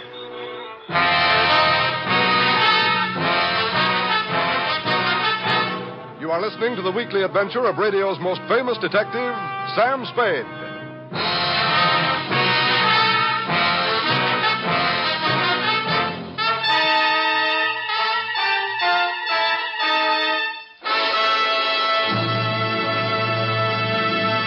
Three chimes mean good times on NBC. There's fun for you Sunday with two of your favorite families, the Blandings and the Harrises. Mr. and Mrs. Blanding stars Cary Grant and Betsy Drake in the title roles as the proud but somewhat bewildered owners of the famous Dream House. The Phil Harris-Alice Faye Show stars Phil and Alice, of course, plus ever-helpful Frankie Remley, Brother William, and delivery boy Julius. Yes, there are laughs this Sunday and every Sunday with the Phil Harris Alice Faye Show and Mr. and Mrs. Blandings.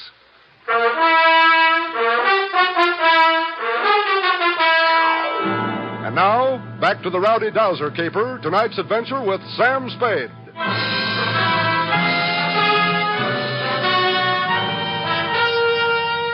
I must apologize, Constable, for succumbing once again to the traditional nemesis of the private eye. But the bald facts are simply that I bent over for a closer look at the Wenton 6 and was struck a dastardly blow on the rear of the head.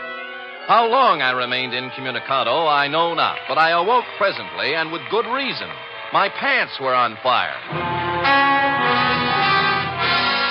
As a matter of fact, the entire barn was on fire, and I was lying in the tonneau of the Wenton 6 wearing Purse Snatcher's overcoat. The door I'd come in was a wall of flame, likewise the stalls on both sides. But at the rear were a few square feet of rotten siding that hadn't caught yet. Now, ordinarily, I'd have thought twice, but when your pants are afire, you only think once. So I ran right through it and took a flying header into the creek behind the barn. It was just as well I only thought once, since at this moment the flames reached the Winton's gas tank.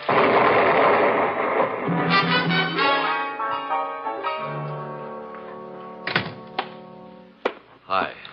Good laws almighty, what have you been up to, boy? Smoking corn silk behind Clobber's barn. Match got away from me. Well, stay right there till I find my goose grease. No. Later, Aunt Charity. How about the key to 6? The Dowser fella? Yeah. Won't need no key, son. No door open? If he left it open, he's in there now. Barrett hat, plaid coat, and a 25-cent cigar. Help yourself.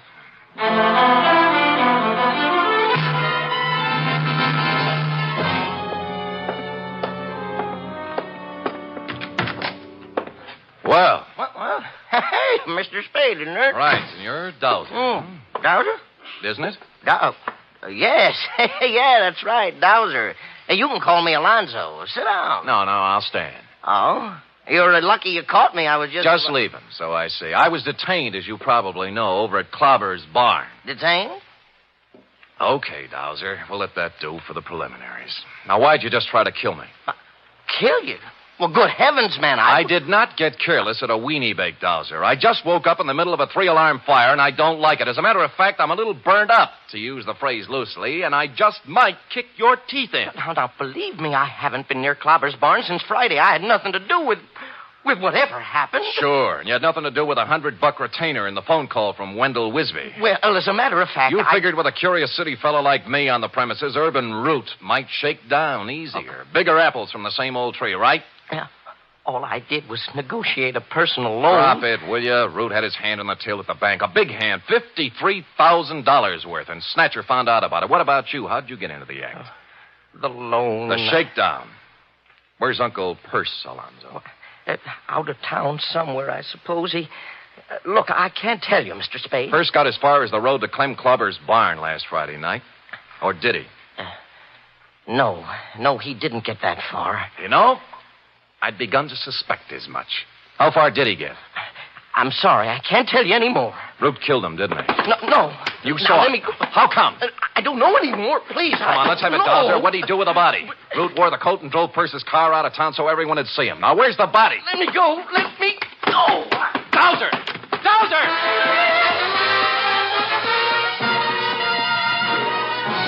He squirted out of my hands like a watermelon seed, leaving me with a plaid coat, and took off down the line of atomic cabins toward the atomic restaurant. A nice high-knee action for a little guy, and what with my burns and contusions, I'm forced to admit he was widening the gap between us when he rounded the corner of the atomic restaurant, making possibly the gravest error of his career. Aunt Charity was rounding the same corner, coming the other way with an armload of wood.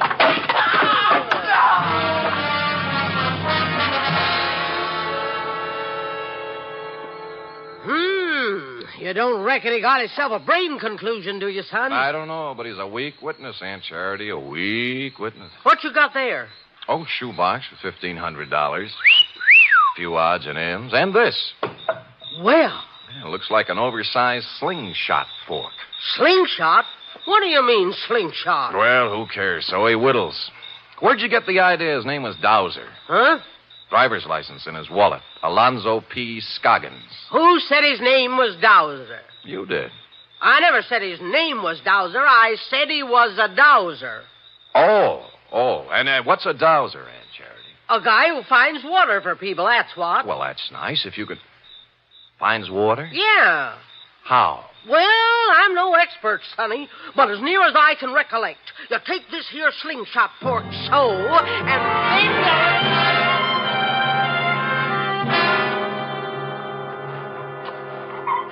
Mr. Spade, I can't go through with it. Get hold of yourself, Wendell. Remember the code of the Wisby. But this sinister revelation has virtually prostrated me, Mr. Spade. And you must remember it is now over a year since my salad days as a magician. Tut, Wendell. Stout fella, stiff upper. And further, even at the peak of my career, I was only sketchily acquainted with the field of dowsery. Hold it. There they are. Aunt Wistful is sitting on the back porch with President Root. Mr. Spade, The code of the Wisbys, Wendell? Yes, sir. Let's go. I just can't tell you how full up with gratefulness I am. Now, Aunt Wistful, don't take on so. It's nothing at all. It's, You remember Mr. Spade, President Root? Wait, of course. Of course. Hardly seems any time at all since we met President Root. Oh, Mr. Spade, President Root's going to buy the farm. Isn't that wonderful? Touching. And he's allowing me $10,000 on it against the money Perce stole. Well, that's a generous offer. I thought so. Considering there's no water on the farm. Perce said many times it wouldn't be worth $40 an acre for that water. Well? Did you say something, Wendell? Yes. Aunt Wistful, I have great news for you. It may not be necessary to sell the farm. What do you mean, Wendell? We've made a deal here. Maybe the signals are off for now, President Root. You recall Uncle Perce said he'd found a man to solve his problem, Aunt Wistful? I am now ready to step forward and bring it into the open. I am that man. You? What do you mean, Wendell? Since entering the banking field, I divorced myself from magic and the allied dark arts, Aunt Wistful. So I wish to keep my other talents sub rosa. What are you talking about, Wisby? President Root, I am a part-time dowser. And he just happens to have his dowsing rod along, right, Wendell? Right. I have reason to believe there is water here, if I can just douse it out. Wendell, you're out of your... Shut up. Douse away, Wendell, douse away. Very well. Now, I hold the dowsing fork before me, thus. Then I turn, thus... Where does it point, Wendell? Let me see. Toward Aunt Wistful's flower bed. This is ridiculous. Shut up. Proceed, Wendell. Proceed with the dowsery. 1 step, 2, 3, 4... Well, the rod's pointing down. Well, I never. Right in the middle of my flower bed. Listen, Aunt Wistful. I'll make that $20,000. $20,000 for the farm. Cash, see? Not credit. Cash. 20? Hold out. 25. 30. Right here is where we dig. 35. 35,000. But it's already been dug up. Looks as if Uncle Perce had dug a hole and then filled it back up. Last Friday night, just before 9 o'clock, right, President Root? No. You came down for a showdown on those shortages he turned up, found him digging the well here, and got a better idea. Please, no. I've talked to the guy who saw you do it, Root. All right. I killed him. He's right here. Yes, he's right here.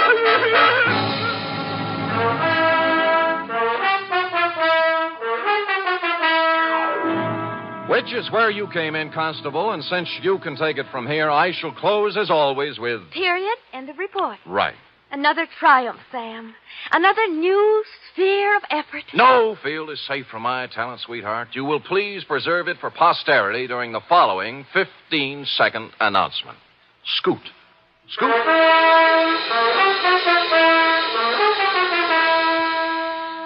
3 chimes mean good times on NBC. This Sunday, the glamorous and unpredictable Tallulah brings you another hour-and-a-half broadcast of The Big Show, starring Fred Allen, Judy Holliday, Joan Davis, Frank Warren, and many more. And this Sunday's Theater Guild on-the-air production is the Broadway comedy The First Year. Starring in this Theater Guild presentation are Richard Widmark and Katherine Grayson.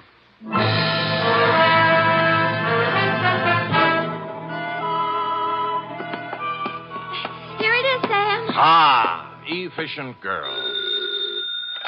Yeah? Yeah, Millie, this is Sam, boy. What's up? Oh? Thanks, Millie. What is it, Sam? They just relayed a message from Fogarty Grove, F. Wendell is being installed as second vice president tomorrow night at the Moose Hall. Oh? He wants me to come. Oh! And bring a girl.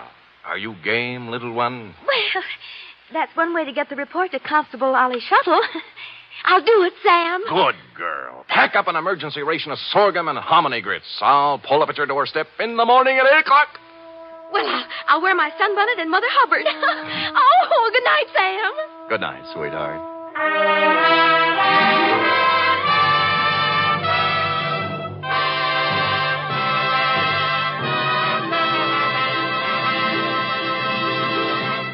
The Adventures of Sam Spade are produced, edited, and directed by William Spear. Sam Spade was played by Stephen Dunn, Lorene Tuttle as Effie. Also in the cast were Peggy Weber, Verna Felton, Sidney Miller, Alice Wellman, Charles Smith, and Nestor Paiva. Script for tonight's adventure by Harold Swanton. Musical scoring by Lud Gluskin, conducted by Robert Armbruster. Join us again next week, same time, for another Adventure with Sam Spade. Tomorrow, your hit parade plays the hit tunes on NBC.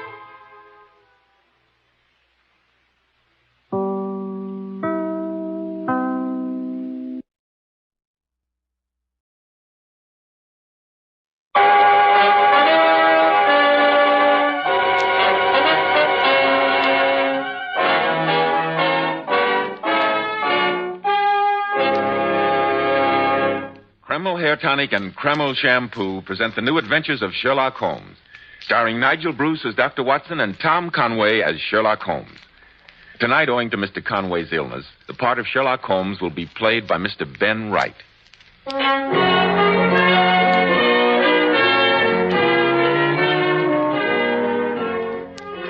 And now for our weekly visit with Sherlock Holmes' famous colleague, your friend and mine, Dr. Watson. Good evening, Dr. Watson. Good evening, Mr. Bell. I'm glad to see you. Make yourself at home. Thank you, Dr. Watson. You know, I've been waiting eagerly all week to hear about the singular affair of the ancient Egyptian curse. And a most singular affair it was, to be sure. It had its beginnings in the august halls of the British Museum. I've been looking over my old records to refresh my memory, and even after all these years, it sends what in Scotland they call a cow grue down my spine. I can hardly wait, Dr. Watson. Recently, in a poll conducted throughout the country, women picked the 10 best groomed men in America. These men were all men at the top: statesmen, governors, motion picture stars, producers, and millionaires. And men, I'm sure you'll be interested in hearing how a recent survey showed that Kreml Hair Tonic is preferred among America's top-flight executives and most successful men. But then, why shouldn't it be? Kreml contains a special combination of hair grooming ingredients which is found in no other hair tonic. This is why Kreml gives a man's hair such a natural, well-groomed look, such a handsome, clean-cut appearance. Kreml also keeps the hair neatly in place longer, with a healthy-looking luster. Yet it never leaves your hair looking or feeling greasy. After you apply Kreml, you can rub your hand over your hair, and your hair always feels so delightfully clean. Notice, too, how no greasy film comes off on your hand or on your hatband. Just use a little Kreml on your hair in the morning, and at night your hair looks as neatly groomed as when you first combed it in the morning. Kreml, Kreml Hair Tonic. Now, Dr. Watson, what about the singular affair which began in the sacrosanct confines of the British Museum? Well, I must admit that I was not a frequent visitor to those gloomy halls, but on this particular morning, Holmes had been insistent. All the scientists in London, especially the archaeologists, were agog over the arrival of Lord Cranwood's sensational Egyptian discoveries. For several days, Holmes had been deeply immersed in research among the Cranwood antiquities, so that now I found myself in the Egyptian gallery of the British Museum. I say, Watson, look here. This notation definitely proves the use of stringed instruments as well as flutes as early as 3000 B.C. Very interesting, Holmes. Interesting indeed. If you please, sir. Smoking is absolutely forbidden. Huh? Oh, all right. Hello, Holmes. Oh, Watson, I don't think you know Professor Halliday of the British Museum. Professor, this is my friend, Dr. Watson. Dr. Watson? Not the eminent Dr. Eustace Watson, the well-known archaeologist of Edinburgh. I'm honored. No, sir. Dr. John H. Watson of Baker Street. Oh, sorry. This is Dr. Watson's first visit to all your magnificent new acquisitions, Professor Halliday. It's a veritable treasure house, gentlemen. The late Lord Cranwood's excavations at the site of ancient Abydos have given the museum a priceless mine of information. And yet the price in human lives has not been inconsiderable.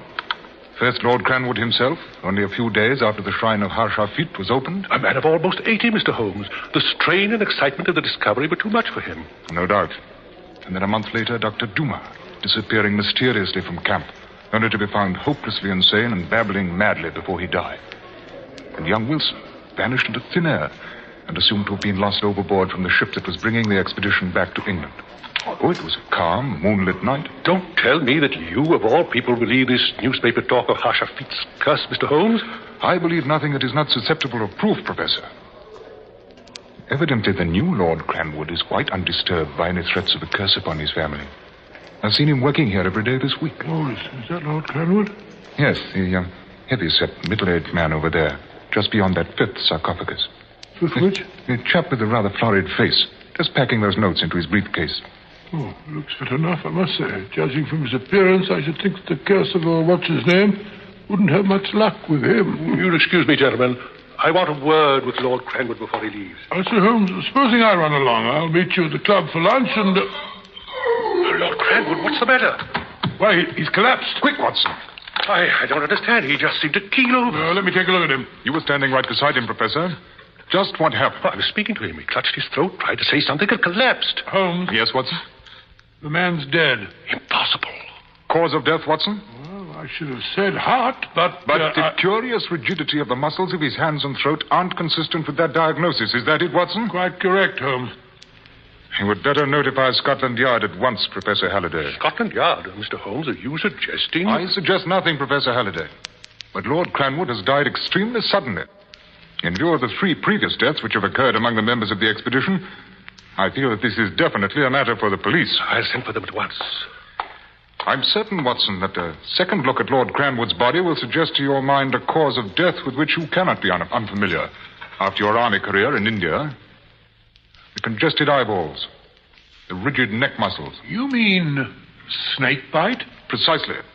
The bite of some venomous and highly poisonous snake is the only cause consistent with these appearances. But there are no snakes here in the British Museum.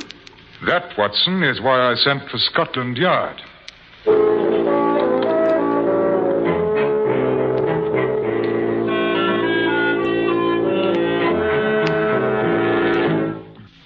You've been pacing up and down now for 2 solid days, Holmes.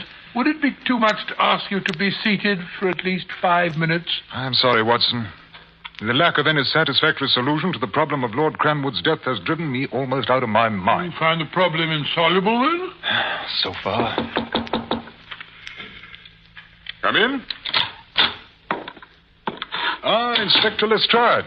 I've been expecting a call from you. This thing's fair got me beat, Mr. Holmes. No, sit down, Inspector. Can I get you a drink? Thank you, Doctor. I'll be glad of one. Well, we've got the coroner's verdict, Mr. Holmes, and much good it does us. Death by misadventure from unknown causes. Well, you could hardly expect a coroner's jury to say more. Did the Home Office pathologist confirm my opinion? Here you are, Lestrade. Well, thank you, Doctor. Oh, yes, Mr. Holmes. All the appearances of death were consistent with the bite of some deadly snake. But did we find any snakes running around? Were there any snake bites on the deceased body? No. While you yourself within a few yards of the man, Mr. Holmes, and you know as well as I do that if a man gets bitten by a snake, he's going to let out a yell. I know exactly how you feel, Lestrade. Yeah, and have you seen the papers? Scotland Yard baffled by 5,000-year-old curse. Death strikes again from Egyptian tomb. You can't blame the journalist, Lestrade. It's a newspaper editor's dream. And Scotland Yard's nightmare. Well, I must be off. The commissioner wants to see me this afternoon. You can be thankful this isn't one of your cases, Mr. Holmes. I think this one would be too much even for you. Phew. I've never seen Lestrade quite so worked up before. And I can't say that I blame him, Watson. Well, come along. Since the late Lord Cranwood's funeral is to take place at 2 o'clock, we might well stroll over to Hanover Square. Perhaps a brisk walk may serve to blow the cobwebs from our brains.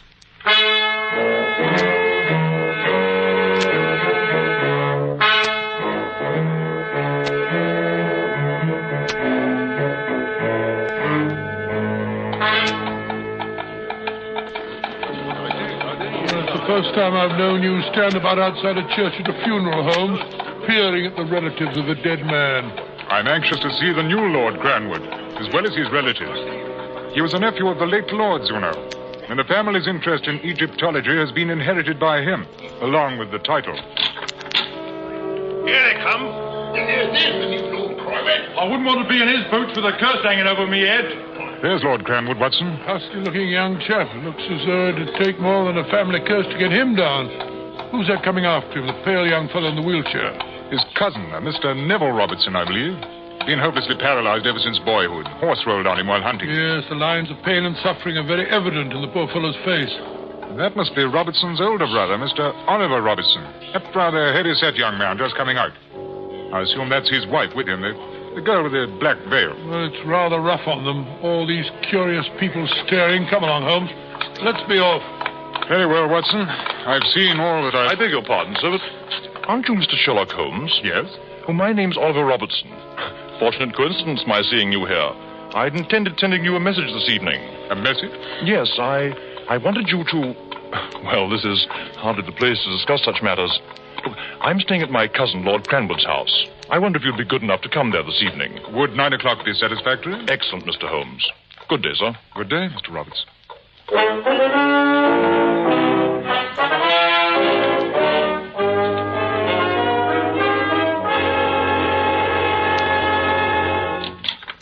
Oh, come in, gentlemen, come in. I don't think you know my wife. Dear, may I introduce Mr. Sherlock Holmes? How do you do? And this is my colleague, Dr. Watson. How do you do? I'm very happy to see you here, Mr. Holmes. And you too, Dr. Watson. Mr. Holmes, my wife and I, well, to put it frankly, have asked you to come here because we're afraid. Not for ourselves, but for my cousin, the new Lord Cranwood. Mr. Holmes, neither Oliver nor myself is of a nervous temperament. But if you've read the accounts of the Cranwood expedition, you must appreciate my feeling that we're contending against more than mere ill fate. 4 members of the same small group, dying mysteriously or by violence within a few weeks of each other. So you don't put any stock in all this talk about an ancient Egyptian curse? I don't really know. Tell me, Mr. Robertson, does the new Lord Cranwood share your fears? I regret to say he does not. He laughed when I told him I'd asked you here. Am I interrupting a council of war, or may I be permitted to be present? Oh, come in by all means, Neville. Here, let me give you a hand with your wheelchair. I can manage. My brother Neville, gentlemen. Mr. Sherlock Holmes and Dr. Watson. How do you do? I assume that the presence of the celebrated sleuth of Baker Street is not unconnected with the curse of the Cranwood. Please, Neville, don't make fun of us for being frightened. After all, it's Derek we're worrying about, not ourselves. Time enough for you to worry, Oliver, when the curse catches up with Derek. Then you'll be Lord Cranwood yourself, and it'll be my turn to start worrying. I gather, Mr. Robertson, that you are somewhat skeptical regarding the efficacy of Hashafit's 5,000-year-old curse. My granduncle died of heart failure after the excitement of discovering the tomb. Dr. Dumas' death was certainly not the first case of sunstroke that's ever been heard of in Egypt. And Wilson, who fell overboard from the ship, was notoriously fond of the bottle.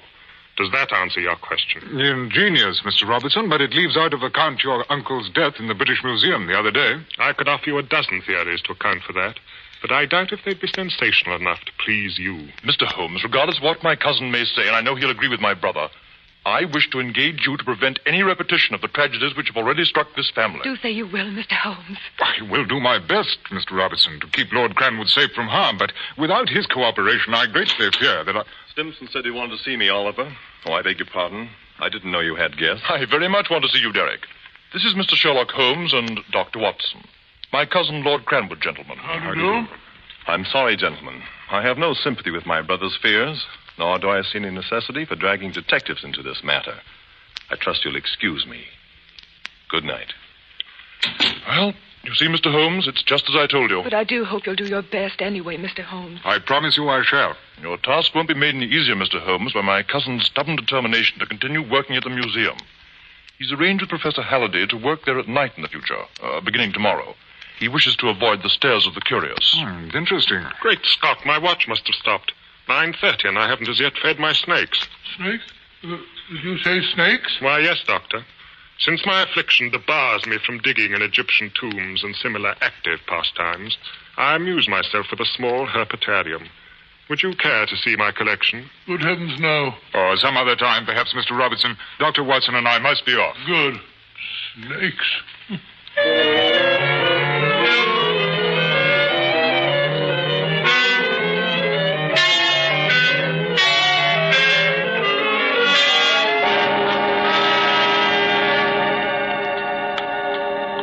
I must say, Holmes, that I find that sinister cripple Neville and his nasty collection of poisonous reptiles highly suspicious. Well, there's no doubt that Neville's personality has been warped by his affliction. And the availability of snake venom is, of course, significant. And look at his motive, Holmes. Look at his motive. The Cranwood title and the Cranwood fortune. But there's one thing you've forgotten, Watson. Even if the new Lord Cranwood were to die, it would be Neville's older brother who would inherit. Oliver and his wife would become Lord and Lady Cranwood. Are you trying to tell me that a murderer who'd killed 2 men would boggle at a third? If Cranwood dies and Oliver gets the title, he'd be the last barrier Neville's way. I don't like to say it, Holmes, but for once you seem to be singly obtuse about the facts of this case. Possibly, Watson. At any rate, I intend that you and I shall be present, although concealed, when Lord Cranwood visits the Egyptian galleries tomorrow night. You mean that you anticipate an attempt upon his life? As I have told you on previous occasions, Watson, it's a great mistake to theorize ahead of one's data. Sir Holmes, you don't really put any faith in all this talk about the supernatural curse? Do you, Watson? Oh, dash it, no, of course not. Good. Well, then I trust that tomorrow night you will arm yourself with your service revolver. Oh, really? Yes, Watson. I should like to be in readiness for anything we may encounter at the British Museum. Supernatural or otherwise.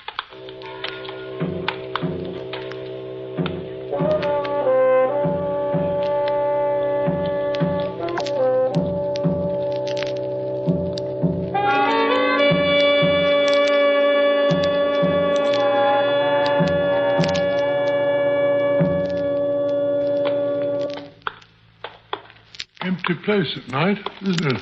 Of humanity? Yes. What do you mean? Merely that the relics of the past are all about us. Oh, yes, of course, sir. On this way, through the northern vestibule. I say, Holmes, what's that thing? Looks like a coffin. That's what it is. Oh, good Scott. Here we are. He'll no doubt work at that long table. It has the only decent light in the room. And you take that side of the table, Watson. I'll take this. And make certain there's no one and nothing concealed. You're not expecting to find a snake anywhere, are you, Holmes? I don't expect to find anything. I merely wish to make certain that there is nothing to find. Now, careful, Watson. Don't knock over that little figure. What the devil is it? And the Egyptians call those little statues the answerers. They were buried in the cedar coffins within the sarcophagi to accompany the dead and to obey their orders. A pleasant idea, I must say. Well, there's nothing hidden on this side of the table. Nor here. Now, there's an excellent spot to conceal ourselves. Over here, Watson. Great. God, what a horrible sight. What sort of a nightmare is that? And appropriately enough, it's a statue of Hashafit, the ram-headed god. Oh, excellent, Watson. Now, this will do perfectly. We can see everything in the room from behind here. Just what are you expecting, Holmes? I don't know. Quiet. There's someone coming. It's Lord Cranwood.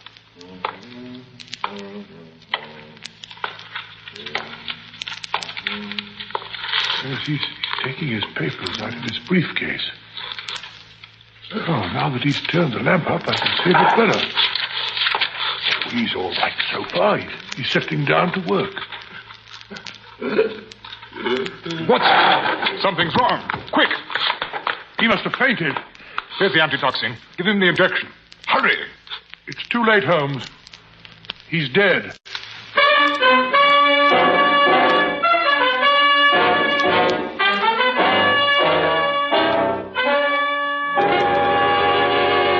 In just a moment, we'll rejoin Sherlock Holmes and Dr. Watson as they endeavor to solve the mystery of the ancient Egyptian curse.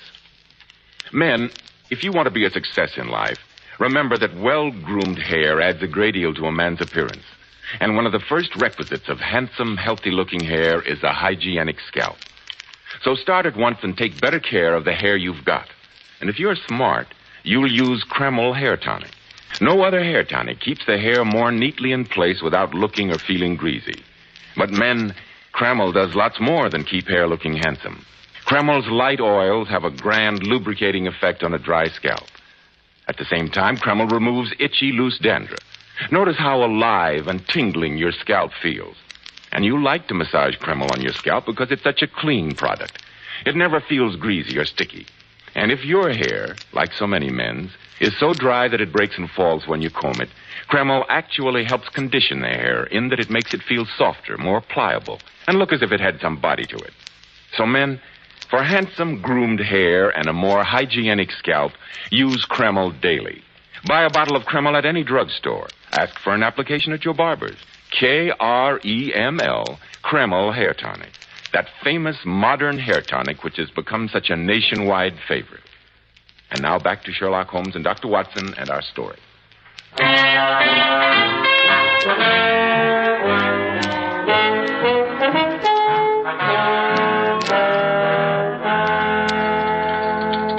I say, Holmes, if you won't have any lunch, do at least take a cup of tea. No, thank you, Watson. I'm not hungry. You've been saying that ever since that poor fellow Derrick was killed the night before last. You simply must eat, Holmes. My appetite will return when I have a solution for this case, Watson, and not before. Well, I've hesitated to say it, Holmes, but if that man had died by any natural means in front of our very eyes, I'm perfectly certain that you would have solved the riddle. Well, if your hypothesis is correct, Watson, this case is not a matter for mortals' minds. And that I refuse to admit. Well, we saw him come in. We saw him open his briefcase. He turned up the lamp, sat down. Thank you, Watson. Thank me for what? You've just given me some remarkably interesting food for thought. Oh, really? Come in. Why, Mrs. Robertson. Oh, I beg your pardon. It's Lady Cranwood now, isn't it? Makes me unhappy to say that it is, Dr. Watson. Won't you sit down, Lady Cranwood? I've already expressed to your husband my deep feeling over the tragedy I failed to prevent. Let me assure you, Mr. Holmes, that neither my husband nor I feel that you were in any way to blame. I appreciate your kindness, Lady Cranwood, but I still blame myself for having failed to reach a solution. And that is why I've come to see you this morning, Mr. Holmes. I hardly know how to say it. My suspicion is such a horrible one. Oh, there, my dear.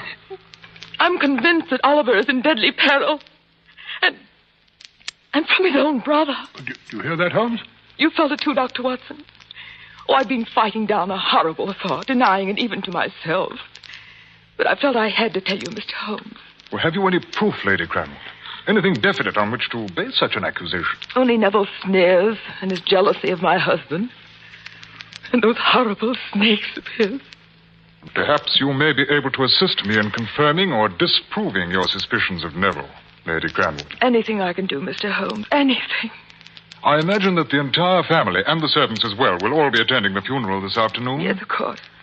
Then if you will be good enough to leave me your key to the house, I shall take advantage of everyone's absence to go there and investigate one or two possibilities that have occurred to me. Of course, Mr. Holmes. Here is the key. Thank you. And one other thing. I should appreciate it if you would ask your husband to meet Watson and myself at the museum tonight, about 9 o'clock. At the museum? Yes. I feel that a reenactment of the late Lord Cranwood's death may bring us to a solution. If you think it's necessary, Mr. Holmes. I think it is vitally necessary. Very well. I will ask my husband to meet you at the museum at 9. I must go now. Goodbye. Goodbye, Dr. Watson. Goodbye. Poor woman, no wonder she's overwrought. Come, Watson. Your hat and stick. We have work to do. Cranwood's house, you mean? Well, I shall go there this afternoon. But meanwhile, I want you to take a note to Lestrade at Scotland Yard and personally see to it that he gets it. And then? Meet me at 9 o'clock tonight at the British Museum.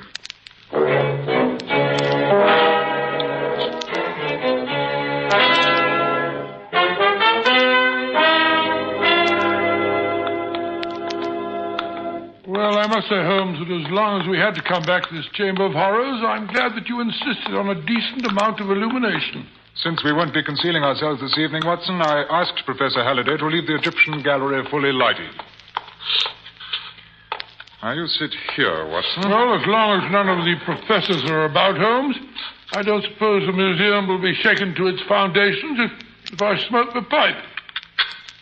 Ah. Huh, that's better. Well, good evening, Lord Cranwood. Good evening. Lady Cranwood? Mr. Holmes, Dr. Watson.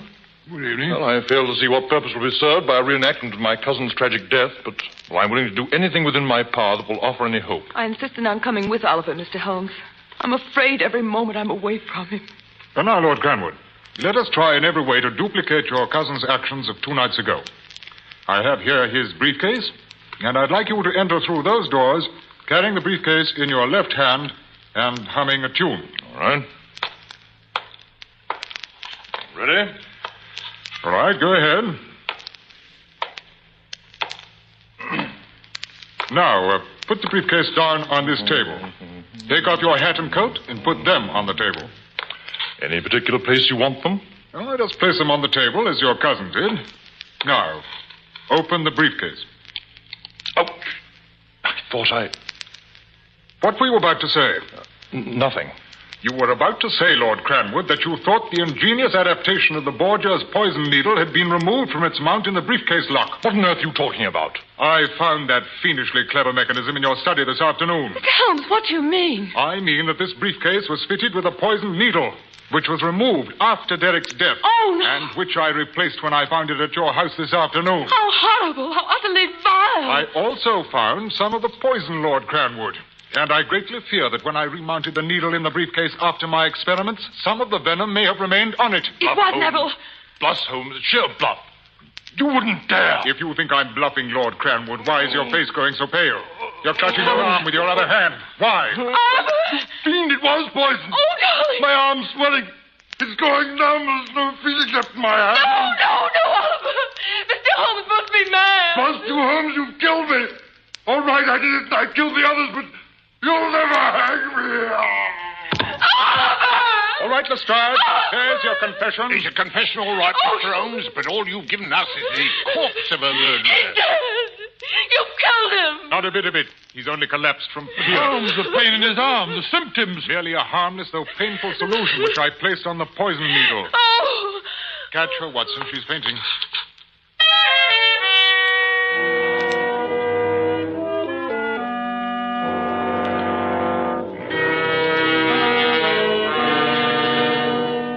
That Oliver's a fiend, Holmes, an absolute fiend. Oh, unquestionably. But you must admit that his hiring us was an ingenious attempt at a novel method of removing all possible suspicion from himself. And now he'll pay the penalty for murdering at least 2 men. A good thing, too, although I'm sure I don't know how you ever found out about the briefcase. Why, you gave me the clue, Watson. You yourself. I did? Back in Baker Street when you were talking about the second death. You mentioned that we had seen Lord Cranwood enter the room. Open his briefcase. Well, we did. Exactly. But until you mentioned it, the significant fact had escaped me that the only object common to both deaths and handled by both men was the briefcase. Good gracious me. Well, that solves the mystery of the ancient Egyptian curse. Does it, Watson? Have you forgotten the 3 who died previously under such strange circumstances after they had opened Harshafit's temple? You don't mean that you really believe in that stupid curse? Those 3 deaths have still not been explained, and I doubt that they ever will be. There are powers, Watson, higher powers, of which we poor humans still know nothing.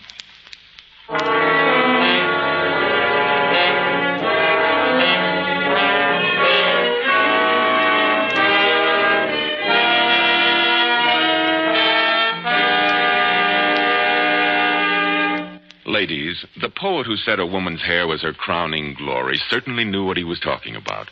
That's why you ladies should take the very best care of your hair, especially in shampooing. I'm glad you brought that point up, Mr. Bell, because many popular shampoos have a tendency to dry the hair. Well, here's one shampoo that will never dry the hair, never under any circumstances, and it's Kreml shampoo. Yes, Kreml shampoo is simply wonderful. It actually glamour bathes each tiny strand of hair so that it fairly radiates natural, dazzling highlights. It leaves the hair simply gleaming with natural, glossy luster. And what's more, your hair stays this way for days. Kreml shampoo is not a soapless shampoo. It's not a cream shampoo. It's entirely different. Kreml shampoo never hurts the texture of your hair. You can use it as often as you wish, over a long period of time, and it'll never dry your hair.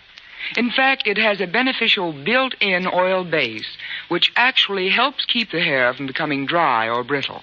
Remember, ladies, that Beautiful Powers models wash their hair with Kreml shampoo. They claim no other shampoo leaves their hair more shining bright, yet never dries the hair. Why not try it?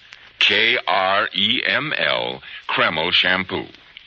Now, Dr. Watson, what about next week? Well, next week I think I'll tell you a story about the strange and ferocious behavior of Professor Presby's dog. And the even stranger behavior of the professor himself. I call it The Adventure of the Creeping Man.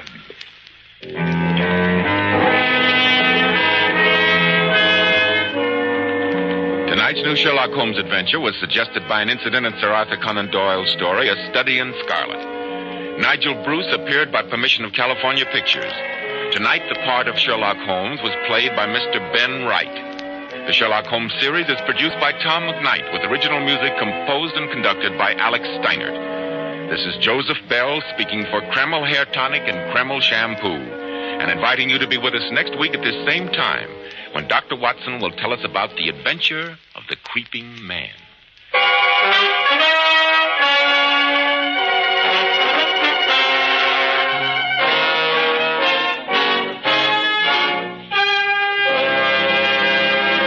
This is ABC, the American Broadcasting Company.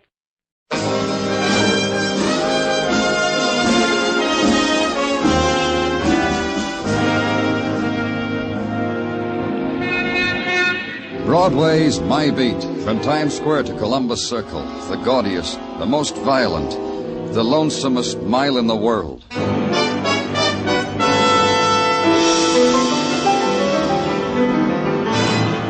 Broadway's My Beat, with Larry Thor as Detective Danny Clover.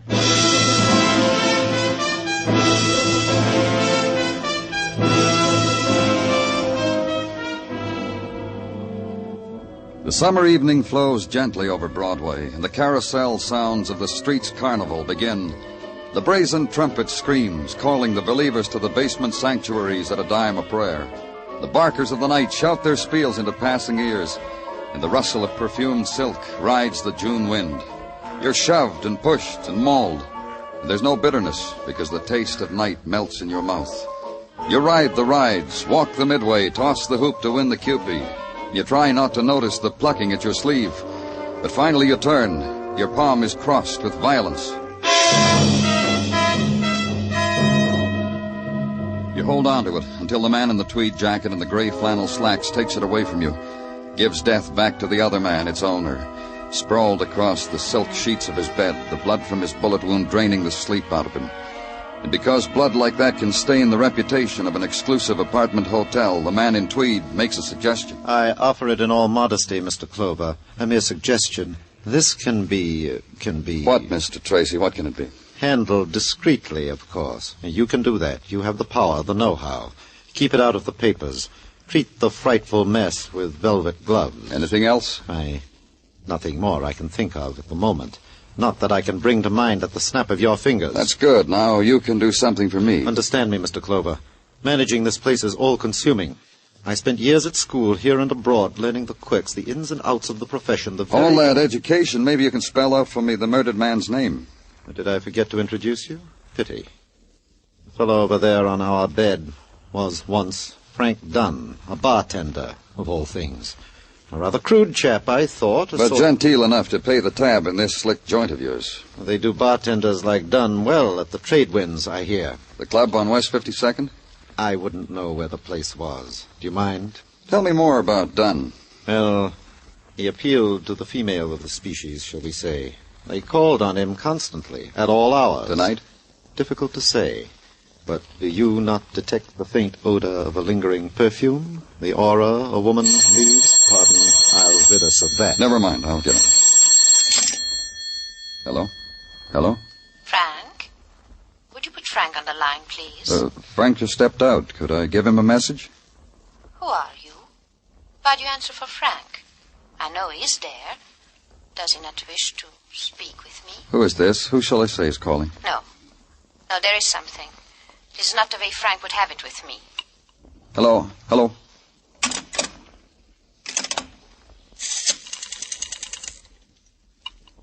Yes, please? This is the police, operator. Trace that call. call was traced. Drugstore on 43rd and Broadway, a phone booth there. The third one from the left as you pass the Chiron reducing display. Only who knows who's been using the phone, the clerk in the white coat asked me. You don't have to have friends in Washington to use the phone, mister. You need a dime, that's all. Anyway, what was she, a spy or something? So if that's all, he had work to do. He left. So did I.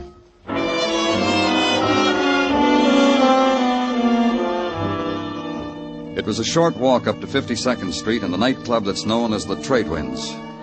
Outside, a beach boy in a custom-made loincloth said aloha and pointed inside. And inside, a beach girl said aloha and offered her nose to be rubbed, which came with a cover charge, the price of admission to tropical paradise. And it was. Even to the tropical birds playing tropical games and singing their sad songs in huge cages of gilded bamboo. And sitting in a fan-shaped wicker chair in the corner was Trader Milt Barker, wearing yellowed linen, his eyes bleary with the grandeur of it all. Until he saw me. Hey, Danny. Grab yourself a wicker and take a load off. Yeah. Quite a place you have here, Milt. Wait till you see the floor show, Danny. Got a dame here does a routine on a bed of hot coals. Milt, You try the authentic cuisine yet? You like fish? I got cold huma nuka hapawa. That would set you crazy. You sit still. I'll slice you some from the middle. Sit down, Milt. Huh? All right. So I'm sitting. So... About a bartender here, Frank Dunn. Frankly, he ain't showed up yet tonight. He commit something? He's been murdered. Kismet. Pure kismet. Fate, Danny. The way the department figures, it took a murderer to do it. Yeah, I guess. How'd he go out? Shot. Like I say, kismet. What are you talking about? A guy like Frank, it figures. It just don't make me surprised. Come on, Milt, talk to me. What's on your mind? Well, he served smiles with the tall, cool ones. When Frank wiped the bar in front of a female patronesses, it had a meaning all its own. Personality. Keep talking. Well, Danny, a guy like him... Well, Dame would be embarrassed leaving less than a fin or a phone number for a tip. Did he cause any trouble here? Frank? No. An operator with a head on him. Wait until the male escort was occupied elsewhere, then...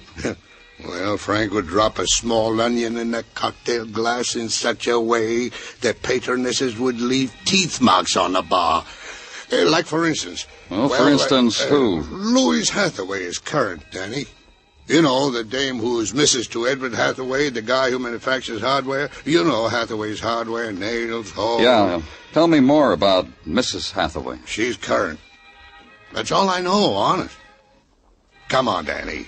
Eat some of my cuisine. I'll make you a regular lava.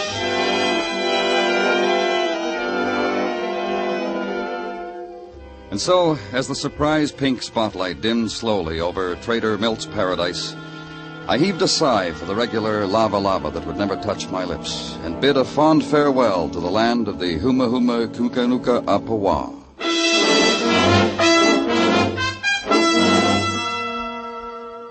At the Park Avenue apartment of Mr. and Mrs. Edward Hathaway, a maid in gray silk and high-spiked heels told me they were out for the evening. She tightened a black shoulder strap to inform me that the Hathaways never informed a person in what glamorous places they were boozing it up, that this usually took till dawn. I said I'd come back in the morning. She said sometimes a person didn't know what side his evening was buttered on, and kicked the door shut with her heel.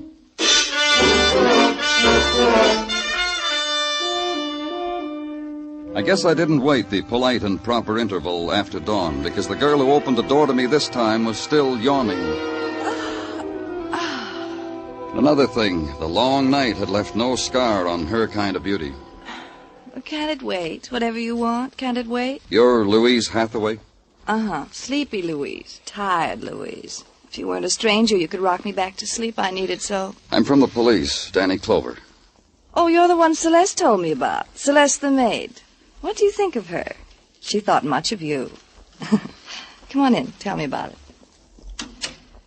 Celeste's in bed. I let her stay because we dragged her out of it when we came in. Couldn't find the keys. You know how it is.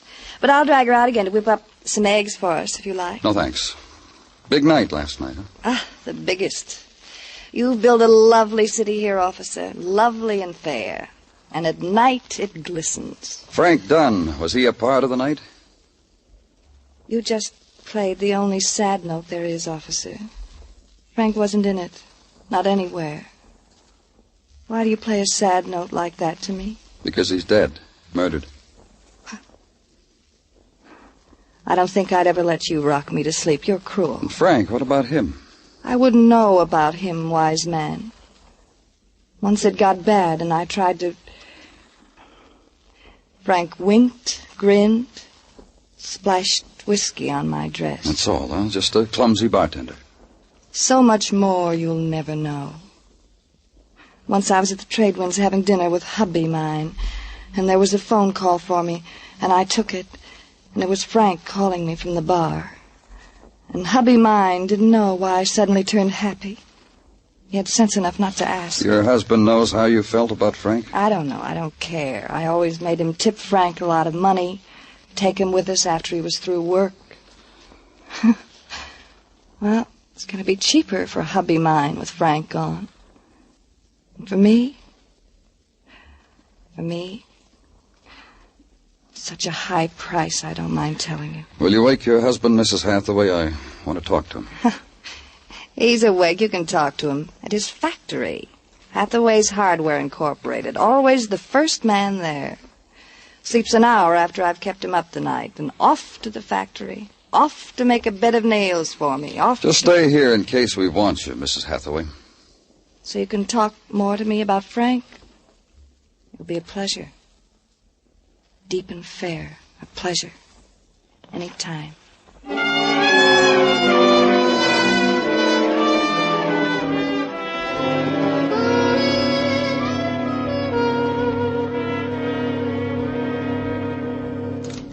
That'll be all, Miss Garvey. All right, sir. Who are you? I gave my name at the gate, Danny Clover. From the police, aren't you? That's right. What's on your mind? I just came from your house, Mr. Hathaway. My house? What's the big idea? What did you want there? I had a chat with your wife. My wife? You don't go to my house, policeman. No more. You understand that? You don't bother Louise. You want something? You got a ticket to sell? You got something that gives you worry? You come to me. Louise don't get bothered by police. She gets bothered, Hathaway, any time the department feels the need. Yeah, you think so, huh? You get bothered, too, mister. Go ahead, call your lawyer. Say murder to him, because that's what you and your wife are involved in. Murder? Call your lawyer, Hathaway. Look, now... The death of Frank Dunn, bartender, at the hands of person or persons unknown. Your hands, your wife's hands, both... I thought you were kidding. I'm not kidding. Louise is a kid. I got a young wife, Clover. Wild sometimes. Country kid come to the city wild. And not excusing her, understand? I like to watch it. She knew Frank Dunn. So she knew Frank Dunn. So I know Frank Dunn. 1,000 people know Frank Dunn. She didn't kill him. Why should she kill him? What could he do for her? Give her a double martini? A couple of those go a long way. Look, Frank Dunn was a joke passed over the bar to Louise. Louise is married. So that settles that. All right. Who killed Frank Dunn?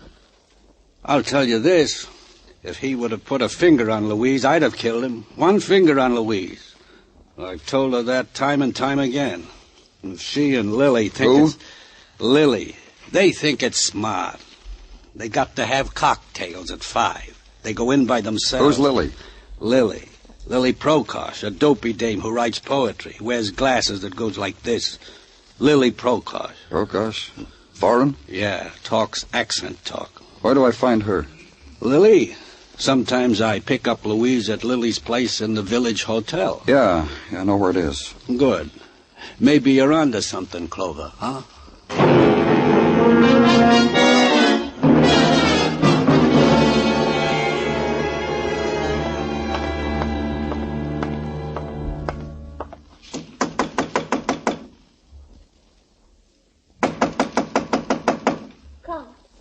Come, please. Fell asleep here on the couch. I dreamed. Lily? It was painful. I opened my eyes and the knife was in me. Here. Say, open your eyes, Lily. It is still a dream. I can't feel my body. I can't move. Lie here. Look at the Operator, light get me of the my house body. doctor, quick. Help me. Help me. Wait a minute, operator.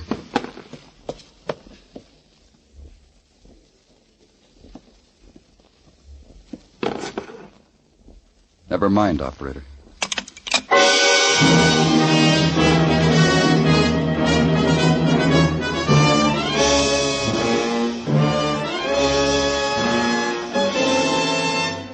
You're listening to Broadway's My Beat, written by Morton Fine and David Friedkin, with Larry Thor as Detective Danny Clover. This combination is your open sesame to Sunday night musical delight. CBS Guy Lombardo time, featuring the sweetest music this side of heaven. And the Mario Lanza Show. Enjoy Guy Lombardo's music. Enjoy vocals, old and new, by Mario Lanza. Mario, singing sensation, called both the new Caruso and the hottest singer in a decade, may be heard Sunday nights on most of these same CBS stations.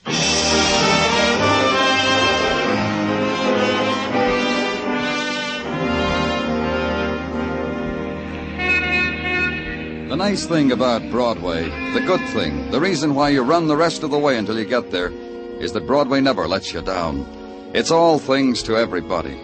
For the gourmet, the foot-long wiener with a seated roll. For the musically inclined, the rosette of loudspeakers over the slightly used record shop. For the art lover, the windy corner. And for those who just like to walk and be amazed, there are people who will be amazed right back at you. Walk it or wait it out. The day's 24 hours long, kid. Take that dream along. It'll happen to you, one way or another. But where I was going, there was no dream. Only the reality of a girl lying there frail against the decor of plump upholstery, the expensive drapes, the built-in silences, the lifeless girl, the stabbed-to-death girl. And talk to a man about it, the practice talk over the telephone, because a policeman speaks of death by formula.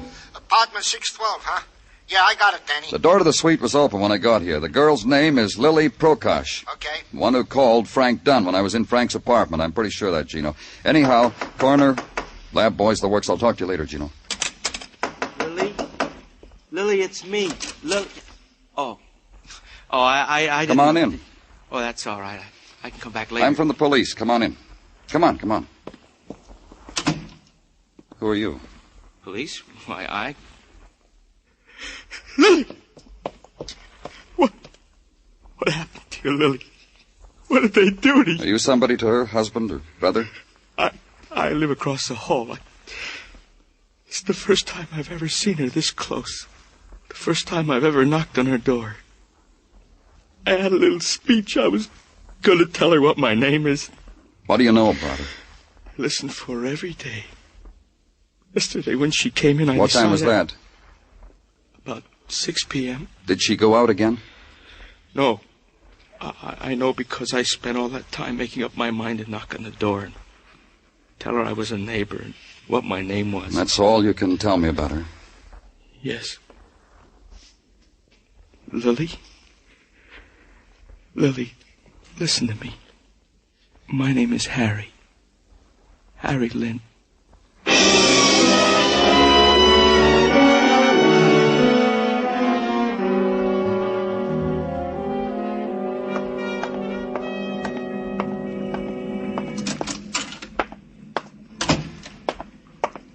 Tartaglia. Huh? Oh, it's you, Danny. The way I was standing here in the corner daydreaming, I'm not surprised I did not hear you come in. Dreaming? Because of the talent I discovered only last night in our little 6-year-old girl, Aida. Oh, tell me about the talent. Oh, Danny, the way my little Aida plays the piano. Plays good, huh? Oh, not only good, Danny, but she plays the piano underhand. What? And by ear. By ear. Gino. Yeah, Danny. Did you run down that stuff I asked for on the phone? Goes without saying. What'd you Danny, this is the only comment? It's not important. What did you get, Gino? Yeah. Well, Lily Prokosh, a writer of things that rhyme, gathered material nightly for her rhymes in the trade winds at the bar stool facing the station of the also deceased bartender, Frank Dunn. In the daytime, escorted said Frank Dunn to literary teas. Last night came home at 6, an hour after the established time of Frank Dunn's murder. Nothing else? Only that the knife handle was wiped clean. I kept after the boys, Danny, but that's all they could dig up. Yeah. Underhand, huh? Yeah, Danny. You should see little Aida. I'd like to. I really would. Be sure to invite me sometime, you know?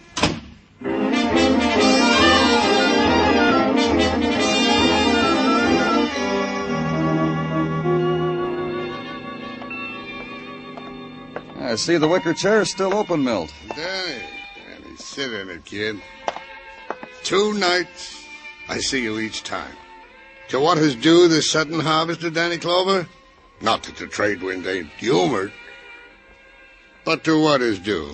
You know a girl named Lily Prokosh? Names don't register with me, Danny, unless for a reason. Is there a reason? A tall girl, blonde, harlequin glasses. Spoke with a little bit of an accent. The one who wrote lousy sonnets on my napkin? She was a poet. The one who always comes in here with Mrs. Hathaway? That one, Danny. Well, what about her? You tell me. Lily Prokosh and Frank Dunn. Hey, yeah. Yeah, what? The other day. What are you talking about? The other day, yesterday, the day Frank met his kismet. She was in here with Mrs. Hathaway about 5:30. Asked for Frank. I told her he wasn't to work yet. I started to tell her where Frank lived, but she said never mind, she already knew. Left. And then what? Then what? Yes, she left. Left Mrs. Hathaway with a martini at half-mast. The poet walked out. To see Frank? Yeah. She bumped Frank, huh? A doll like her. What do you know?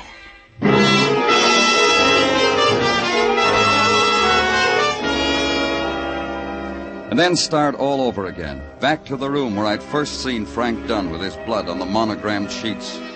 Back to the room where this particular set of violence had begun to shape itself.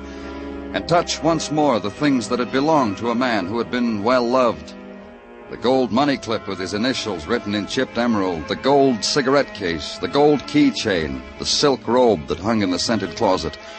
And on none of these things the mark of an identity, the whisper of a killer's name. And all of it with the man in tweed at your elbow, commenting, snickering, fingering the imagined price tag. This little trinket must have cost one of them a good deal of her rainy day savings. Put it down. Dead, don't touch. Is that it, Mr. Clover? Exactly that. There's an etiquette about these things, I've been wondering, Mr. Clover. My brow is furrowed with wonder. I noticed. Hardly touches me, though. Sorry, Tracy. I've been wondering why you asked me to partake with you of this, what shall I say, this chamber of horrors. Because you're a liar, Mr. Tracy. And I indulge myself on the proper occasion. What was the occasion of my doing it to you? Yesterday, when you showed me Frank Dunn. Oh, that. You mean when I didn't reveal to you who had been visiting the bartender at his siesta before death? Now's a good time for revealing. Sorry, but it's slipped my mind. There's nothing the police can do about a mind like mine. Is there, Mr. Clover? Correction, there is. Who was here, Tracy? Who was here? Else you'll beat me? You hardly make it worthwhile defending a dead woman's honor. Who? That foreign thing, with the wind in her hair and the mist on her eyeglasses. Lily Prokosh? I've heard her announce herself that strange way on the house phone. She stayed long enough with the bartender to read him her newest poem. But they had an interruption. You can reveal that, too. It'll cost me a dear little savings plan I had in mind. The interruption, who was it? Lovely, frolicsome thing. Never been here before. Knocked on the bartender's door, was waved away, it seems. Tapped on my office door. Asked if I had a deck of cards. Wanted to play away love's bitterness. Sympathized. Played against her. Won 40 cents. Would have won more, only... Only what? In the midst of a deal, I had a call from the bartender ordering me to whisk the Prokosh thing away by freight elevator. I did. When I got back, my card-playing lady was gone. You won 40 cents from her. That ought to make a girl like that unforgettable. Ever seen Louise Hathaway, Mr. Clover? I have, in society columns. And that evening, she played cards with me. She's precisely what you say. Unforgettable.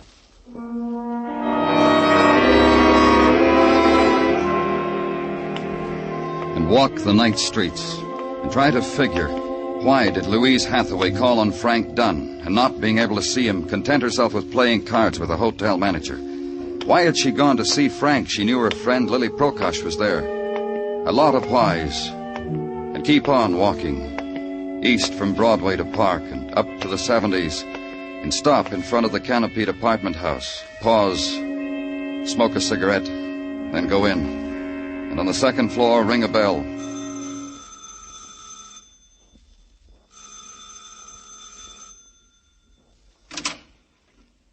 What do you want? Hello, Mr. Hathaway. I told you before. Let's go inside. You can tell me all over again. Thanks. Who is it, Edward? That cop. Yeah, me. Oh, hi. See, Mr. Clover, I stayed as put can be. I'm glad you did. That'll make it easier. What are you two talking about? Oh, we've got secrets, Edward. Yeah. About Frank Dunn. Oh, Danny, Edward knows all about that. Look, Louise and I were playing chess. Chess, huh? You know a lot of games, don't you, Louise? All the ones that are fun. Did you have fun losing 40 cents yesterday to that hotel manager? What's he talking about? What am I talking about, Miss Hathaway? Louise. Stop it. Darling, listen to me. Let me handle this. Take your hands off me, Edward. Louise. You knew Lily was with Frank Dunn. Why did you go there, Mrs. Hathaway? Why? That's right. Lily was my friend. I didn't want to see her get into any trouble. I told you to let me handle it, Louise. Stop it. Stop it. You see, like I told you, Mr. Clover, she's wild. Louise, you're in a little trouble now. Let me handle it. Take your hands off me. Can't you understand? Take your hands off. Oh, I'm sorry. I lost my temper. I didn't mean to slap you. Hardware man, fat man, bald man, nothing man. Jump. Jump, Edward. Louise, don't make me lose my temper again. Why don't you jump for the man, Edward? You do everything else I want you to do. Tell the man what you did for me, Edward. Crazy. What are you talking about? About murder. About murder, Edward. You once told me something, Mr. Hathaway. You said you'd kill anybody who laid a finger on your wife. Yes, he told me, too, over and over again. That's why you always followed me, Edward. That's why you followed me to Frank Dunn's apartment house that night. Shut up. And Frank wouldn't even look at me. He sent me away, Edward. And you killed him all because I spent an hour playing cards with a hotel manager. I was never with Frank, Edward. Never. But you killed him for me. Go ahead. Jump for the man. I followed you. I always followed you. I couldn't stand it. You're going to see that man. Take the hardware man away, Mr. Clover. You, too. What? For killing Lily. You couldn't have Frank. Lily was luckier. So you killed Lily. Oh, no, Edward did that for me, too. Didn't you, Edward? Didn't you, Edward? No, I didn't. I followed you to Lily's. Her door was open, wasn't it? I saw Lily after what you did to her.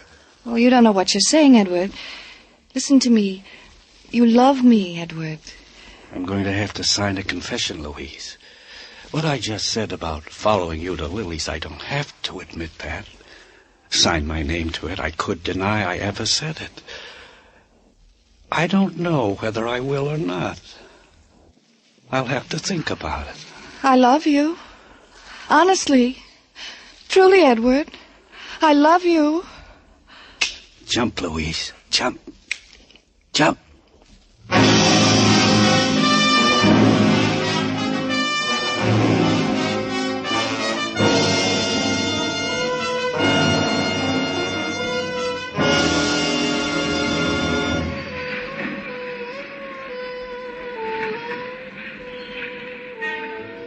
Broadway's quiet now. It's the 4 o'clock in the morning hour, the hour without color. But in a while, dawn will dip down, and there'll be fury again, and roar again, and crowd. The restless wandering, the puppet dance, the running after nothing at all. It's Broadway, the gaudiest, the most violent, the lonesomest mile in the world. Broadway, my beat.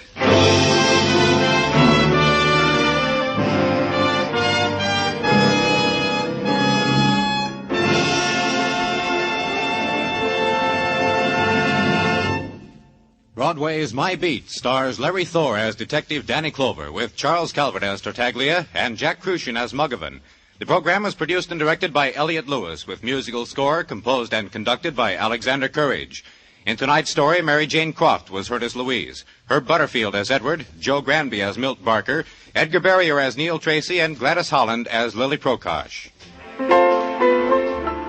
Just once around the clock aboard the second hand for Singin' Again, an hour of comedy, music, and cash for the CBS listener who can identify the phantom voice.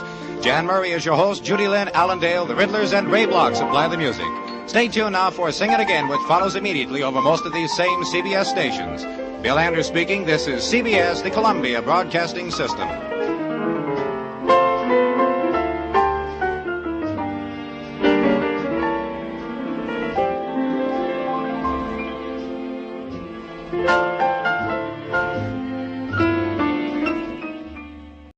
The Adventures of Michael Shayne, Private Detective.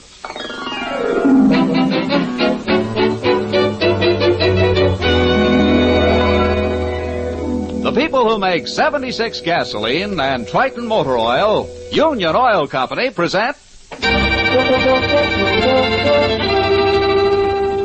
The Adventures of Michael Shayne, Private Detective, starring Wally Mayer and Kathy Lewis.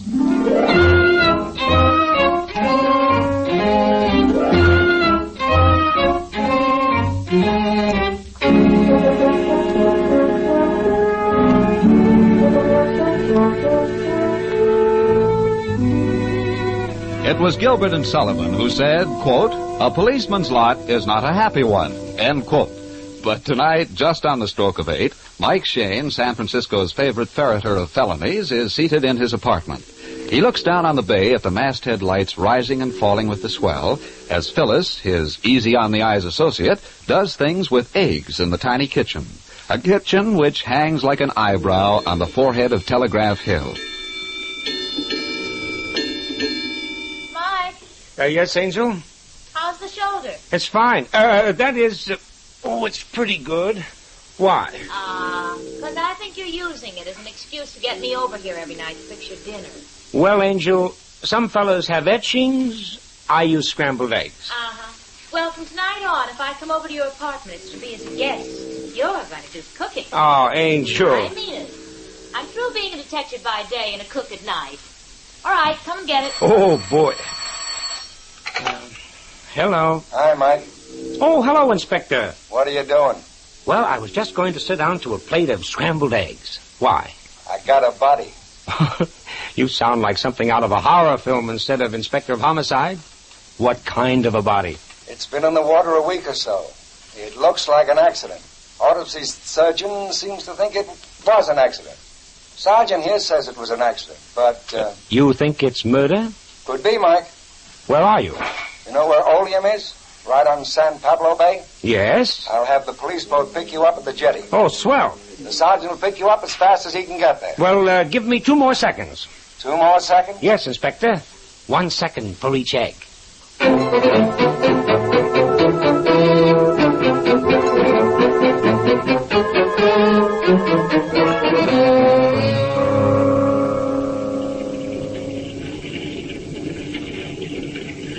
There she is. Pull alongside.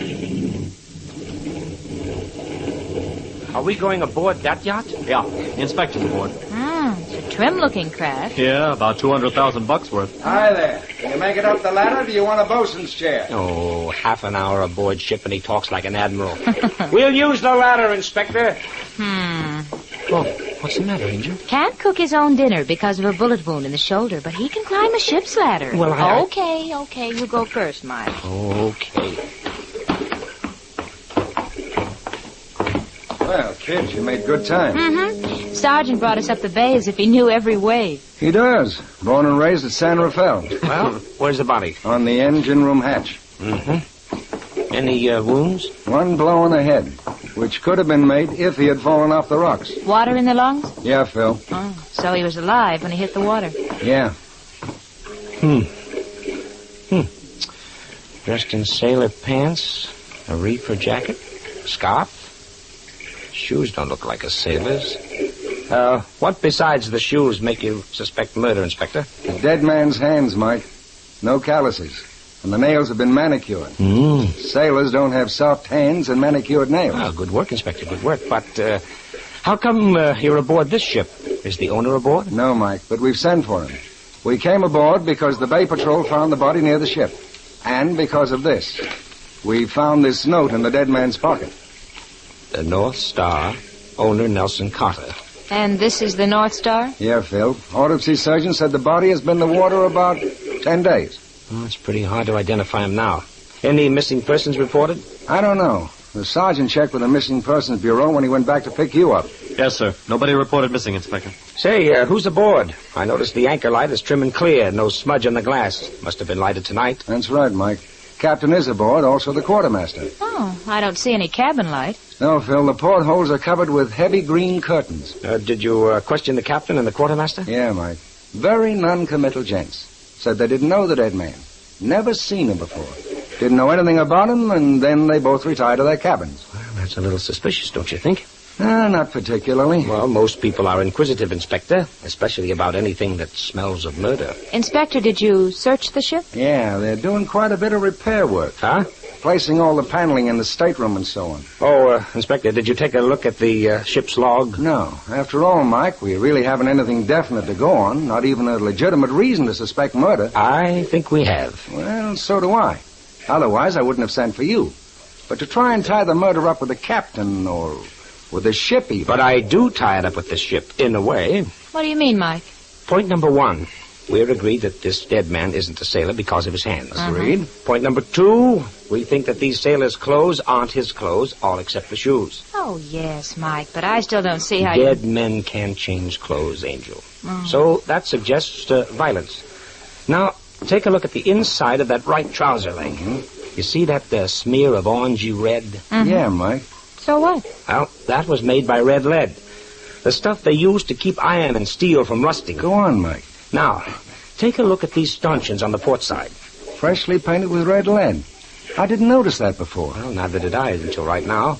But you'll notice, Inspector, that there's no trace of red lead on the inside of either of the dead man's shoes. I see what you mean. To get that smear on the pants legs, whoever was wearing those pants would be sure to get some on their shoes. Right, Inspector, if he were wearing them voluntarily. Now, that smear suggests that he was carried. So I give you a suggestion. The murdered man was stripped of his own clothes, then these sailors' clothes were slipped on him, and he was dumped into the bay. And these sailors' clothes came from this ship? Yes, Inspector, yes, these clothes are from this ship. And for that reason, I think we should question our 4 suspects. 4 suspects? I don't get you, Mike. 4 suspects? Yes. The captain, the quartermaster, the owner. Yeah. And the 4th? The 4th is the ship's carpenter.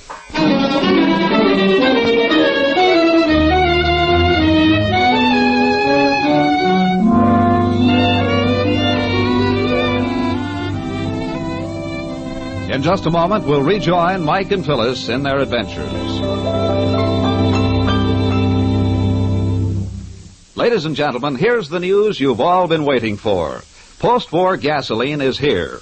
Right now, as we speak these words, Union Oil Company's huge new 100-octane refineries are shifting to civilian production after long months of exclusive military service. That means that within a very few days, you'll be able to buy a new 76 gasoline that will knock your hat off. As fast as this new super gasoline can be blended, our trucks are hurrying it to your Minuteman stations. Some have it already.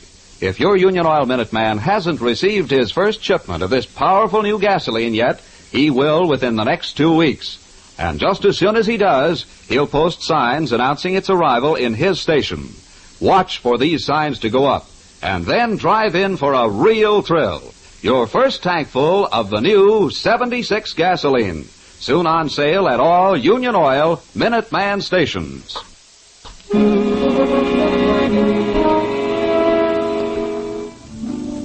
Mike, Phyllis, and the inspector are still aboard the yacht North Star. The dead man's body still lies on the engine room hatch as Mike knocks on the captain's cabin door. What do you want? This is the inspector of homicide. I'd like to talk to you again. Well, I won't say glad to see you because I'm not. I won't say sit down because I'm hoping you won't stay long. We've sent for the owner, and I thought we could save time by asking you a few questions. Who are you? I'm Mike Shayne, private detective.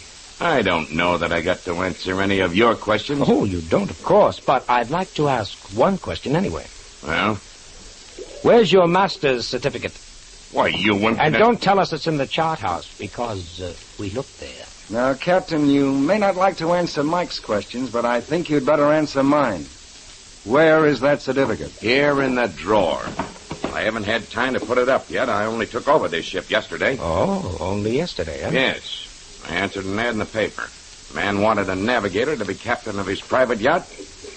I got the job. What about the crew? Only need 3. I'll pick them up in San Francisco tomorrow. What about your quartermaster? Is he a new man, too? Yes, I heard him yesterday. Ahoy there, North Star! Throw us a line! Here you are, Sergeant! Who have you got there, Sergeant? Ship's carpenter named Wilkinson. What about the owner, Carter? Couldn't you find him? No, he's down in South America. Been there for 3 months. What's that? I said the owner of the North Star's been in South America for the past 3 months. But that's impossible. I spoke to him a couple of days ago when he hired me. That's what Carter's secretary says, and he ought to know. I brought him along in case you wanted to ask any questions. Who else is that in the police launch? Well, the woman is Mrs. Carter. Oh. Has she heard from her husband lately? No, not for 3 weeks. Mike. Yes, Angel. You and I have the same idea. I'm beginning to have the same feeling, kids. Well, let's have the secretary up first and have him look at the body. What's his name? Jackson. Mr. Jackson, will you come up the ladder, please? I wonder... Yeah, Mike? I wonder if the ship's carpenter is one of the old crew or a new man.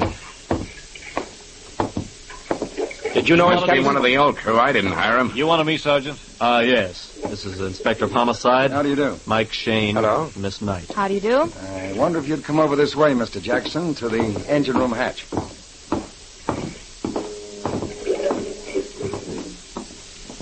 Okay, Sergeant. Oh, why, that's... Mr. Carter? Yes, that's Mr. Carter.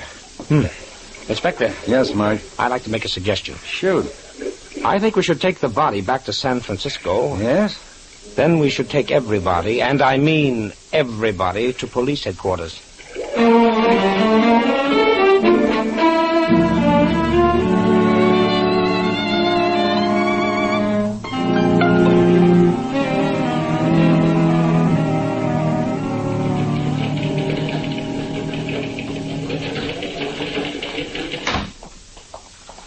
Sit down, Mr. Wright. You're carpenter on the North Star. Yes, sir. Tell me, how long since you were aboard? Well, nigh 3 months, sir. Not since Mr. Carter left. Is that right? That's right, miss. Mm-hmm. Now, take a look at this reefer jacket. Hey, that's mine, sir. I left it in me bunk. And these pants? Mine, too.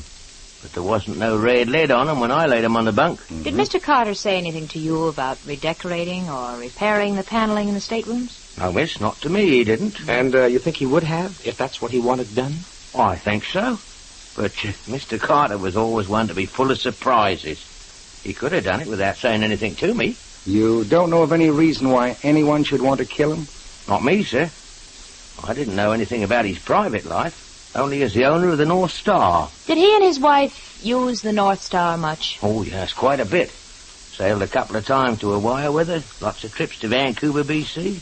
He was in the shipping business, you know. Yeah. Well, Mike, unless you have any more questions... Yes, just one. Where was the North Star anchored the last time you were aboard? She was tied up at her own jetty, 3 miles northeast of Oleum. Oh, so she's been moved in the past 3 months. Yes, miss, out into the middle of the bay and about 3 miles south. Uh-huh, I see. Well, thanks a lot, Mr. Wright. The sergeant will show you out. And bring in Mrs. Carter, Sergeant. Yes, sir.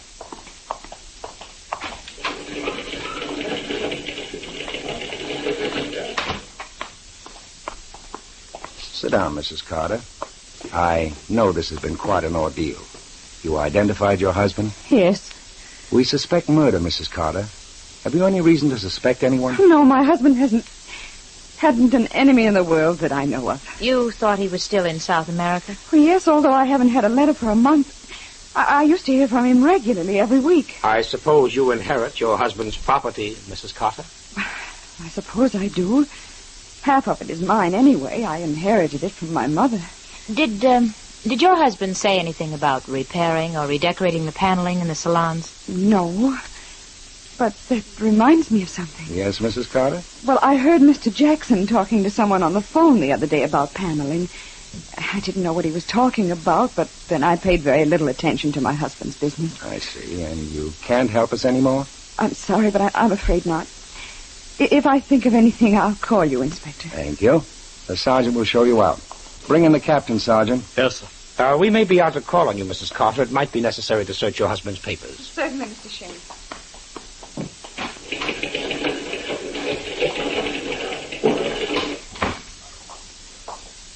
Sit down, Captain. Thanks. I take it that if you only took over command of the ship yesterday, you haven't given any orders? No, I spent yesterday and today checking supplies, looking over the ship's gear. You knew nothing about the replacing of the salon paneling? Oh, yes. The man I thought was the owner told me he was having it replaced, and the workmen already knew what to do. And this man that you thought was the owner, what did he look like? I don't know. I never saw him. But you said you spoke to him when he hired you. I spoke to him on the phone. Aha. Now we get somewhere. What was his phone number? I don't know. He called me. I wrote him an answer to his advertisement and put my phone number in the letter. Called me on the phone and told me to report aboard yesterday. Mm-hmm. And that's all you know? That's all I know. I saw the ad, answered it, and he told me the berth was mine. I came aboard, and that's that. Well, thanks a lot, Captain. I guess you'd better get back aboard ship. I'll wait for the quartermaster. I'm sure he doesn't know any more than I do. As you wish, Captain. You're quite certain that the quartermaster doesn't know anything? How can he? I picked him up on the waterfront this afternoon. He's only been aboard a few hours. I see. All right, Sergeant. We'll see Mr. Jackson next. Just a second, Inspector. Yes, Mike? I think maybe we ought to take a trip out to Mr. Carter's home before we talk to Jackson. All right, Mike. Keep Jackson and the quartermaster till we get back, Sergeant. Yes, sir.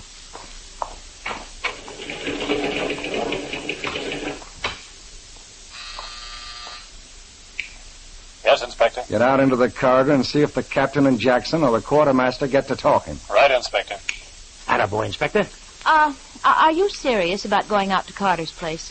Well, yes, honey. Why? Well, I've been following your advice, Mike. Yes, Angel? I've been listening to the tone of these voices. Mm-hmm. Yes? And I think the captain is lying. Or at least not telling the whole truth. Why, Phil? Well, he said he hadn't given any orders since he went aboard. That's right. Yeah. He said he'd been checking stores and looking over the ship's gear, but... Well, then who painted the stanchions with red lead? The captain? Those stanchions were still damp. Well, it takes red lead quite a time to dry, but Angel, I think you have something there. I don't know quite what it is, but you have something.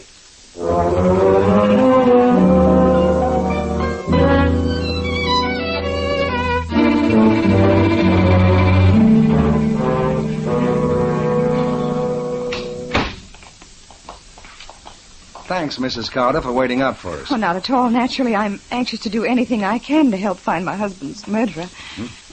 I'm afraid I hardly realize he's dead. Yes, there isn't much we can say, Mrs. Carter, except that we'll get his murderer if anybody can. This was my husband's office, his home office. Mr. Jackson always worked here when my husband was out of town. Well, we'd better check the desk first. Bill, you take the straw, Inspector. I don't know anything about shipping schedules. Say, Mike. Phil. Yeah? What is it? Here's the North Star's clearance to leave her jetty on an anchor in the bay. Dated the 26th of last month. Well, it might mean something. We'll remember that. Hey, what have you got there, Mike? Well, something not quite on the up and up, I think. In the fireplace there? Uh-huh. Yeah. Burned envelopes and letters. Here, Inspector. Yeah. Here, if that isn't part of a Panama stamp, Panama? then I don't... That's where my husband was when I last heard from him. Well, this was mailed the 21st. Airmail.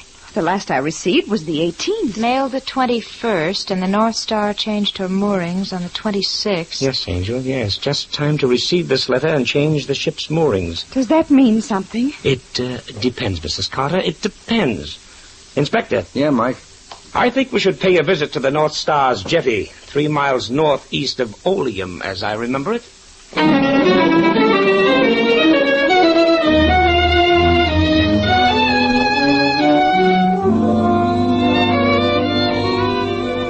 We'll rejoin Mike and Phyllis in their adventures in just a moment.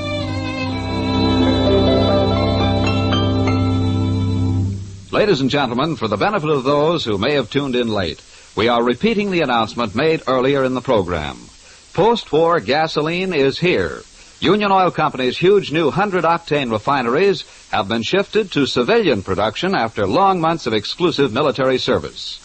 That means that within a very few days, depending on your locality, you'll be able to buy a powerful new 76 gasoline that beats all pre-war performance.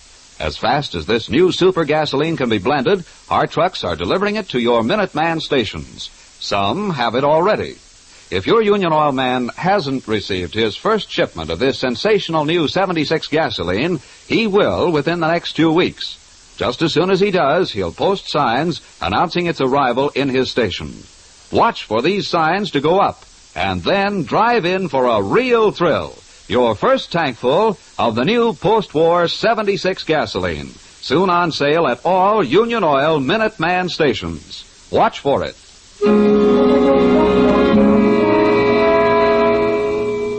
Mike, Phyllis, and the inspector are facing one of their most baffling mysteries. A murder with apparently no motive and no clues. We picked them up at the jetty where the North Star is usually tied up. Well, there's not a thing that I can see. Bare jetty. Odds and ends of rope, freshly painted stanchion. Yes. Everything connected with the North Star seems to lead to stanchion. What is it, Mike? Look. A piece of red glass. Looks like part of a ship's lantern. Port lantern. A natural deduction, Inspector, since we're on a jetty, but look again. Then look at the railing here. A long scratch with paint rubbed into it. Yeah. A scratch made by an automobile bumper and rear fender. Yes. When the car was backed up to turn around, whoever was driving scuffed along the rail and broke this tail lamp glass. Sergeant. Yeah, Mike. Check with Mrs. Carter's car, Jackson's car, and the captain's if he has one. Yes, sir. Mike. But first get hold of Chips. Chips? The ship's carpenter, Mr. Wright. Oh. Get hold of him and tell him to meet us aboard the North Star as quickly as possible. Yeah. And then? And then bring everybody back out to the ship, but not before you've checked all the automobiles. Yeah, Mike. And what's our move, Mike? Back aboard the North Star and lay a trap for a murderer.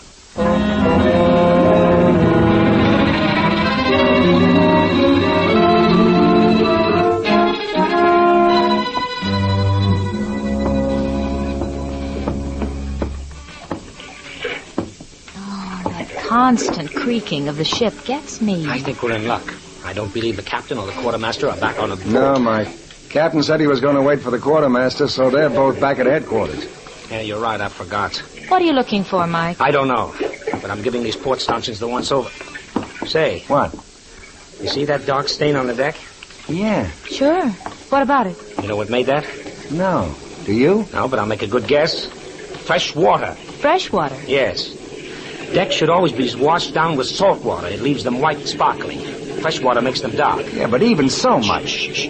I hope this is Chips, our ship's carpenter. Ahoy there! Oscar! Yeah.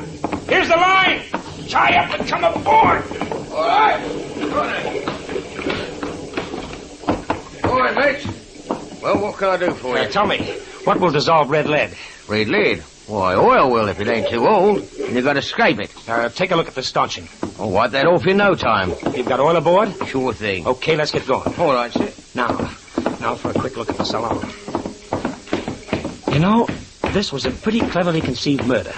If that body hadn't been found for a week or two, there would have been no trace of this murder at all. There isn't much trace even now, Mike. Not enough for your district attorney or grand jury, but enough for me. And I think we can trap the murderer without too much difficulty. Well, this is the salon in here. Oh, what a beautiful place. Yes. Doesn't seem to me that the paneling needs redecorating. But I tell you what it does look like, Mike. Yeah? Looks as if the paneling had been torn out in the search for something. The ship's safe, perhaps? Could be, or something hidden behind the paneling. There goes Chips. Why do you call him Chips? His name is Wright. All ship's carpenters are called Chips. At least in the books I read. Well, here we are. I found these rags in the captain's cabin. Good. Look like they've been used for the same job before. Let me see those. Blood? I think so. Here, use this one. All right, sir. This is going to make a mess of the deck, though. That's all right. Do I hear a boat coming? Yeah, I hear it too, Phil. Hurry, Chips, hurry. Get some more of that red lead off. All right, sir. I'm going like the roaring 40s, I am. That's the stuff. You got it down to the old paint there in spots. Peels right off when it's still soft this way. Ahoy, North Star! Tie up and come aboard, Sergeant. Bring everybody aboard with you. I think this ought to do it. Hey, what's going on there? You'll ruin that deck. I think this deck's already been ruined, Captain. But let that go for a moment. The inspector had you all brought out here to see what we were doing. Yeah, what are you doing? We're taking off the last few layers of red lead that somebody put on this stanchion. Now, would you know who did it? You did it, Captain?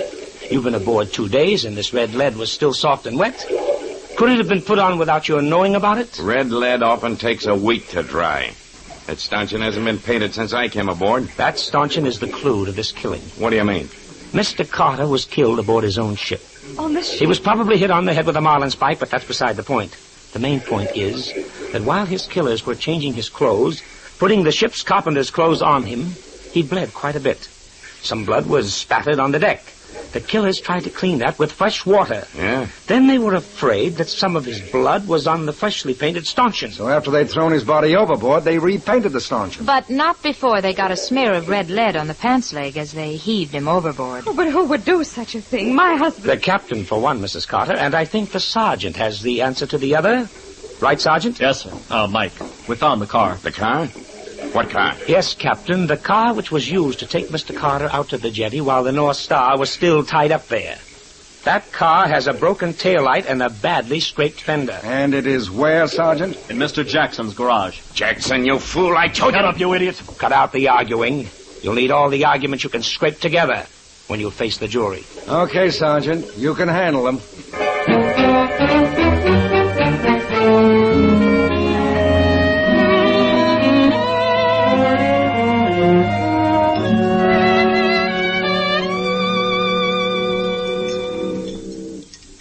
This is going to taste good. Nearly 6 a.m, and I'm hungry. You know, I was afraid that the inspector wasn't going to get a confession from those two, the captain and Jackson. They were tough monkeys. Oh, not so tough, really. They had just spent so much time plotting and carrying out this murder that they couldn't realize they were trapped. Oh, such a senseless murder, too, Mike. All murders are senseless, honey. But I don't think they started out with the idea of murder in mind. As I see it, the Secretary Jackson had made several trips on the North Star. He knew that wherever they went, Mr. Carter always had plenty of ready cash. He just got the idea in the back of his head that the money was hidden somewhere on board. He didn't know where, but when Carter went to Central and South America, he determined to make a haul. So when the crew was on vacation, he got together with this man who called himself the captain. They started taking the salon apart, huh? Right, Angel, right. Jackson needed someone who knew something about ships. And then when he saw from the mail that Carter was coming home, he got panicky and destroyed the letters to Mrs. Carter? He met the unsuspecting Carter when he arrived, took him out to the jetty where the North Star was berthed, set out into the middle of the bay and killed him. Dressing him in the carpenter's clothes so if he were found, nobody could identify him. I see. Have some more coffee, Mike? Sure thing, Angel. How's the shoulder after the night's excitement? Oh, pretty good, but I still think you'll have to come over for a few nights and fix dinner for me. I will not. You can eat out if you're too lazy to fix your own dinner. You know, I've been thinking, Mike. Yes, Angel? Wouldn't it be nice to have a yacht like the North Star and go any place, anytime you wanted to? Oh, I don't know. Look what happened to Mrs. Carter. She lost her husband on account of the North Star. Of course, darling. I don't have a husband. Well, don't give up hope, Angel. Now, if you were to fix my dinners for the next few weeks... Mike Shayne, I believe that's all you think about in a wife, a good cook. Oh, no, Angel, not quite. But being a good cook is a good recommendation.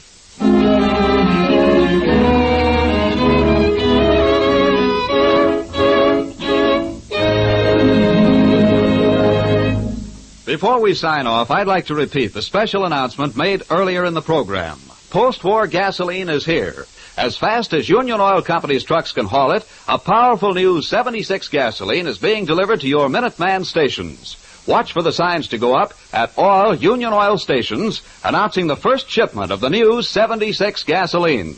Then drive in for a real thrill. Your first tankful of powerful post-war gasoline, soon on sale at all Union Oil Minuteman stations. Watch for it.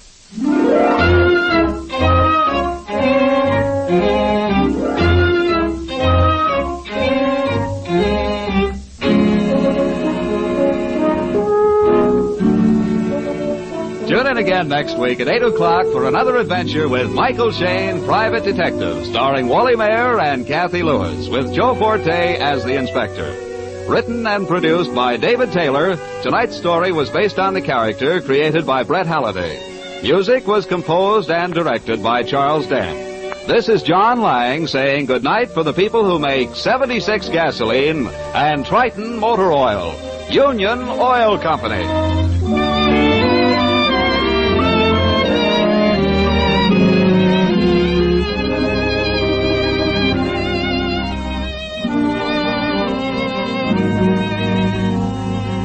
This is the Mutual Donley Broadcasting System.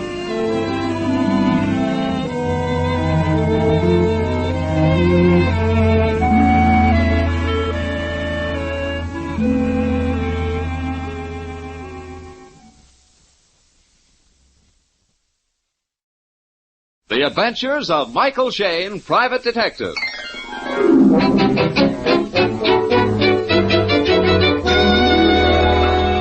The people who make the new 76 gasoline and Triton motor oil, Union Oil Company, present The Adventures of Michael Shayne, Private Detective, starring Wally Mayer and Kathy Lewis.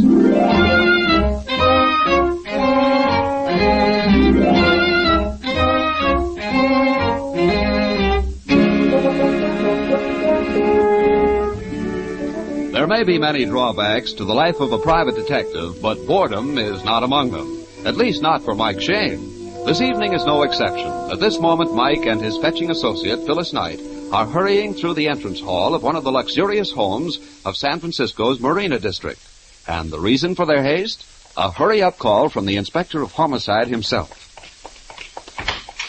Mike? Well, you sure got here on the double. Oh, you asked us to, Inspector. And just why you ask us is still a mystery. Because, Mike, I wanted to learn what you know about John N. Crowder. John N. Crowder? I never heard of him. You didn't? How about you, Phil? The only Crowder I know is the kid who sat behind me in 7th grade, and his name was Wilbur. Okay, I want to show you kids something. The body is in that room there, but we'll get to that later. Whose body? What body? John N. Crowder's body. This is his home. He's been murdered. Well, people all dressed up as if it were a party, It was a party, Phil. Mike, you see this telephone stand here and that scratch pad beside the phone? Oh, I see what's bothering you. Yeah, and that scratch pad is your phone number. I can't explain it, Inspector. Crowder didn't phone me. All my calls the past couple of days have been from people I know. That doesn't look like a man's handwriting to me. Did Mr. Crowder have a wife? He was a bachelor, Phil. Just a minute. Miss Whitcomb. Yes? Miss Whitcomb, this is Mr. Shayne and Miss Knight. Janet Whitcomb is Mr. Crowder's ward. How do you do? Oh, I'm glad to know you, Miss Whitcomb. Do you happen to know how this phone number, my phone number, got on this scratch pad? Why, yes. Uncle John, that's what I called Mr. Crowder, was looking through the classified directory this afternoon. He asked me to jot down that number. Did he tell you why he wanted it? Why he wanted to call a private detective? A private detective? Uh-huh. No, he didn't. Well, what about the murder itself? Anybody know what happened? As I've gotten the story, Mike, they were having a party tonight. At 8 o'clock, before most of the guests arrived, Mr. Crowder excused himself and went into the library to listen to the radio. Uncle John always insisted on listening to this one broadcast, The Days of 49.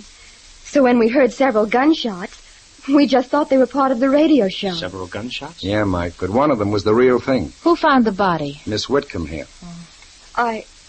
Well, when the program was over, he didn't come out of the library. I went to call him. I opened the door. Oh, why? Why? How could anybody? Please, you mustn't. You've been so brave through all of this. This is Lee Strayhorn, her fiancé. Uh-huh. And the other gentleman? Richard Russell, madam. Where are the other guests? There aren't any. I told the sergeant to turn the others away at the front door. Was this radio program Mr. Crowder listened to a 15-minute or half-hour show? 15 minutes. And after Mr. Crowder went into the library to listen to it, where were you three people? Well, I hadn't gotten here yet, Mr. Shayne. When I walked in, I found Janet in hysterics, and Charlie Lung, the houseboy, was trying to quiet her. Mm-hmm. Janet is a high-strung girl, and, well, at first I thought she was upset about something she'd spilled on her dress. Then I saw Mr. Crowder, and I took one look and telephoned the police. As for me, gentlemen, I was here in the living room talking to Oliver. Oliver left, and then in a few minutes I heard Janet shriek. Who is Oliver? Another servant? No. Mr. Oliver is one of Mr. Crowder's clients. Mr. Crowder was an investment counselor, and he handled Mr. Oliver's stocks and bonds for him. Nobody told me about Oliver before. I didn't know anybody had left the house. I guess you'd better round him up, Inspector. And now, how about you, Miss Whitcomb? Where were you while Mr. Crowder was listening to the radio? I was upstairs. I'd spilled something on my dress and was cleaning it. When I came downstairs, the program was over. What about the servants? I checked, Phil. They were all in the kitchen or the butler's pantry or the dining room. Oh. Did Mr. Crowder have any known enemies? Oh, no. Inspector, I'm sure I never talked to a John N. Crowder. So how about letting me have a look at the body? I was just going to suggest it, Mike. Okay.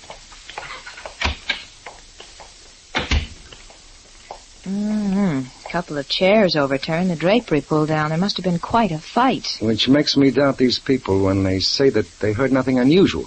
Oh, the body's on the other side of the desk, Mike. Oh, man about 50. No, Inspector, no, I've never seen this man before. Shot through the heart. Well, the gun was fired at close range, Mike, if those powder burns on his shirt mean anything. I've found one interesting clue. Huh? I've kept my mouth shut about it so far. Take a look at this blood on the rug. Mm-hmm. Right in the middle of the blood, a spot of clean rug. Mm-hmm. In the shape of a dollar mark. I know what that is. Yeah? It was made by one of those money clips. You know, Mike, you carry one in your pocket for dollar bills. Yeah, the killer dropped it and then picked it up in order not to leave a clue. Or so he thought. Well, I'm still wondering, why did Crowder have my phone number? Why did he want to call me? And when he had the number, why didn't he call you? They said Crowder had no enemies, yet somebody must have had a motive to kill him. Just a minute, Inspector. Maybe I can give you a hint. Yeah, Mike? What? Look around the room very carefully. Well, what about it? Oh, you mean those two overturned chairs? The walls, Inspector. The paintings on the walls. A painting of Carmel by the sea in particular. You're right, Mike. The painting is crooked. Not only crooked, but it stands out from the wall. Yes, and I'll bet behind the painting there's a wall safe.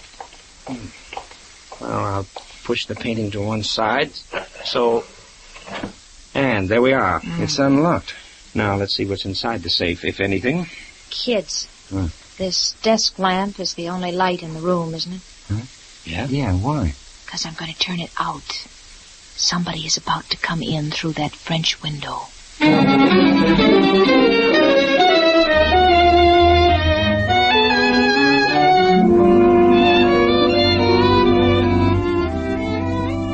We'll return to the adventures of Michael Shayne in just a moment. If you like to feel your car surge ahead with quick power when you press down on the accelerator, try using the new 76 gasoline. You'll find that with a tank full of the new 76, your car will respond instantly to the throttle. Take hills with the easy lift of a soaring bird. That's because the new 76 is power-packed with components of 100-octane gasoline, the fighting fuel Union Oil Company refineries produce for the Air Forces.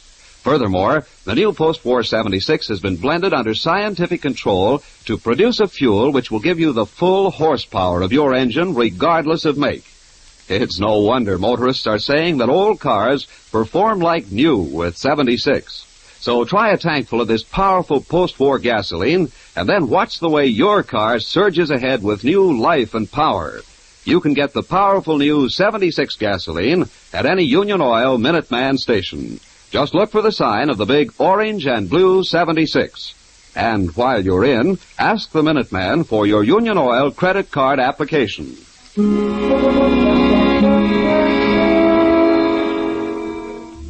On the library floor lies the murdered body of John Crowder. And on the sun porch outside, Phyllis has seen a prowler. Mike and the inspector step to the French window. And then suddenly... All right, Mr. Hands in the air. What in place? Come here, come inside. That's what I've been trying to do. The police at the front door wouldn't let me in. Okay, turn on the light, Phil. All right, now, who are you and why the peeping Tom act? I was not peeping. I came around the side of the house to see if someone would let me in.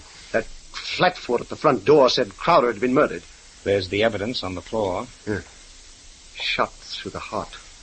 Blood on the carpet. Who did it? That's what we're trying to find out. And also your name. Oliver, see? Bert Oliver. Oh, you're the man who was here earlier. Why'd you leave the house? Why not? No murder had been committed then. I walked across the street to my house. Well, Mr. Oliver, why did you go home? Because I forgot my present for Janet. And when did you last see Mr. Crowder alive?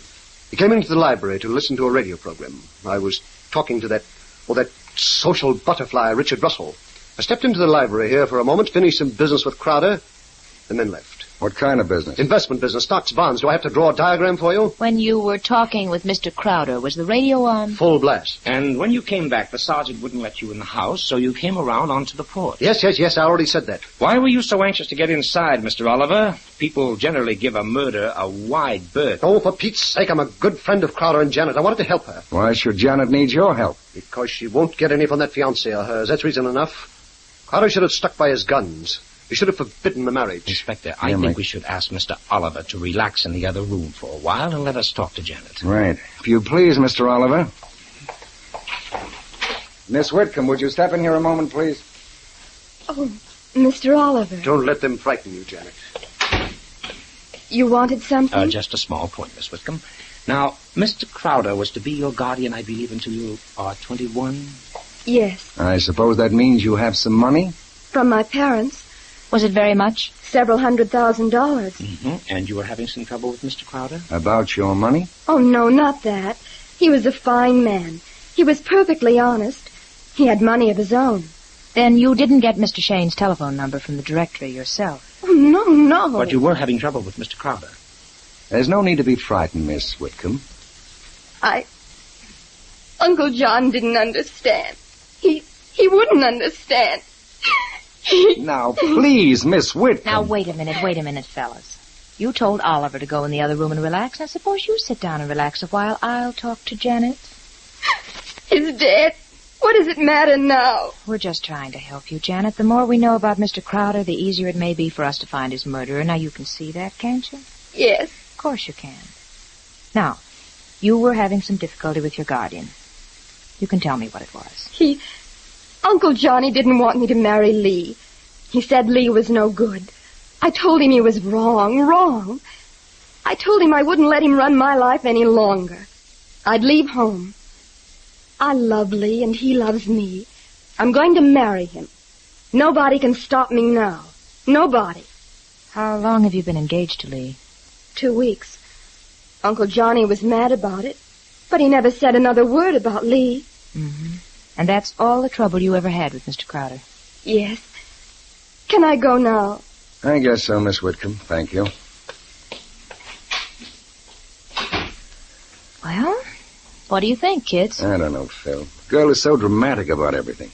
If Crowder didn't make an objection to the marriage for the past 2 weeks, I don't see why she's so excited. Uh-huh. Well, before we have another interruption, I want to examine that wall safe. Safe is hardly as big as the inside of a hat box. One small tin box, empty. One packet of currency marked $2,500. Oh, that's odd. If it was burglary, why did the killer leave the money? Well, he might have been scared off before he saw it or even overlooked it in his hurry. Yeah, but we don't know what was in the safe originally, Mike. We can't tell what was stolen. If Crowder was a good businessman, he must have kept an inventory of its contents. And if he was a cautious businessman, he would not keep the inventory right inside the safe. No. How about this desk here? Inspector. Eh? Oh, what is it, Mr. Russell? I noticed that Janet is very upset. I thought maybe I ought to tell you that she used to quarrel with Crowder all the time. He didn't want her to get married. Yes, Janet told us all about it, Mr. Russell. Oh. Well, I just thought you'd like to know. Find anything in the desk? Mr. Russell, we're very busy, so if you don't mind... Oh, all right. I just thought you'd like to know. Oh, it's a nosy character. Now, here we are, Inspector. The inventory to the safe. Swell, Mike. Let's see now.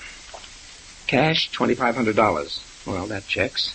Then one package, Charlie Lung. The houseboy.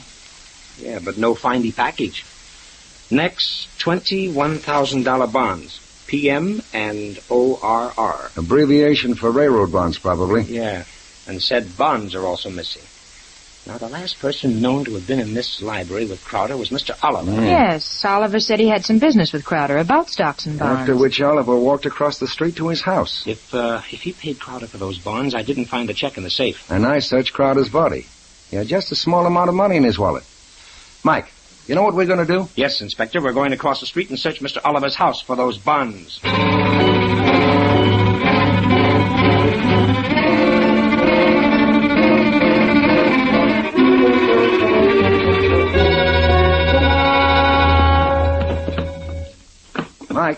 Mike. Yes, Inspector. I've looked all through Oliver's desk. You find anything? No luck. I searched the whole living room. I thought there might be another wall safe. And I checked upstairs.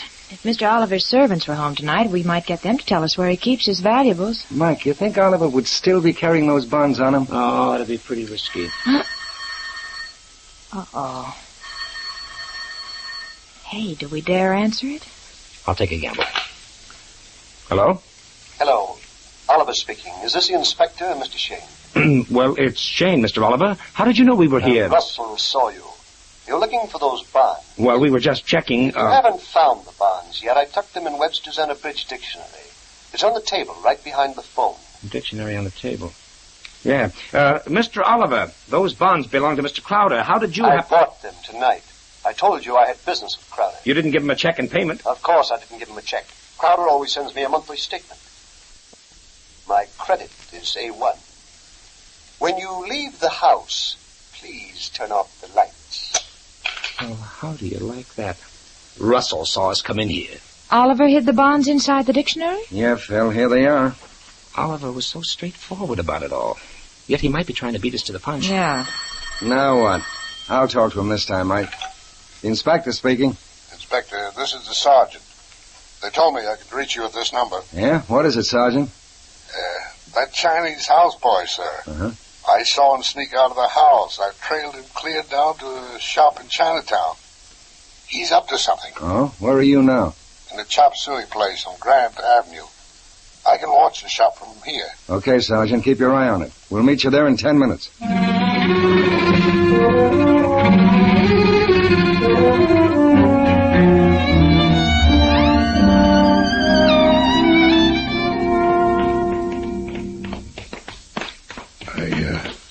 I followed him into this building, Inspector, and up those stairs to the second floor. And then where? He went in the first door at the top of the stairs. Please, Angel, watch those heels. You sound like a dray horse going up a ladder. Don't be personal, Mr. Shayne. Oh. There. That's the door right ahead, sir. The transom's open. Listen. Talking Chinese. Think we better knock Mike? Will you come in, gentlemen, and miss? Listening through closed door is like cotton in one's ear. Well, you see, we were just... yeah. I am Yin Hao, dealer in Oriental imports. I believe you already know my friend, Mr. Charlie Lung. Yes, we wanted to talk to him. Obviously. That is why you followed him from Mr. Crowder's. As Inspector of Homicide, I gave orders that no one was to leave that house. Yet Charlie Lung sneaks off. Why did you run away, Charlie? Please, Charlie. My friend, Charlie Lung, came to me with a problem of ethics, a delicate matter of conflicting loyalties. So? Mr. Lung is in possession of an object. You of the police would call it a clue. I see. His problem is whether to produce the clue or to hide it. He'd better produce it or I'll have to arrest him. Even the honest man casts a crooked shadow. Unhappily, Mr. Lung tells me the object belongs to Miss Whitcomb. You can, of course, appreciate his distress. If Miss Whitcomb is innocent, I promise no harm will come to her. Why, yes, this clue may solve the whole murder. Trong nào xin chỉ biết nói cái gì có lắm. Bảo vệ nãy giờ xin nấu nào càng không lấy. My friend Mr. Lung say that upon the basis of your promise that no harm will come to Miss Whitcomb, I may give you the object. It is this. A silver money clip. The dollar mark. Charlie, where did you find it? After Missy Cly, I find it on the floor in the blood. I take it. Now, what you do? We're going back to the house and talk to Miss Whitcomb. And you, Mr. Lung, are coming with us.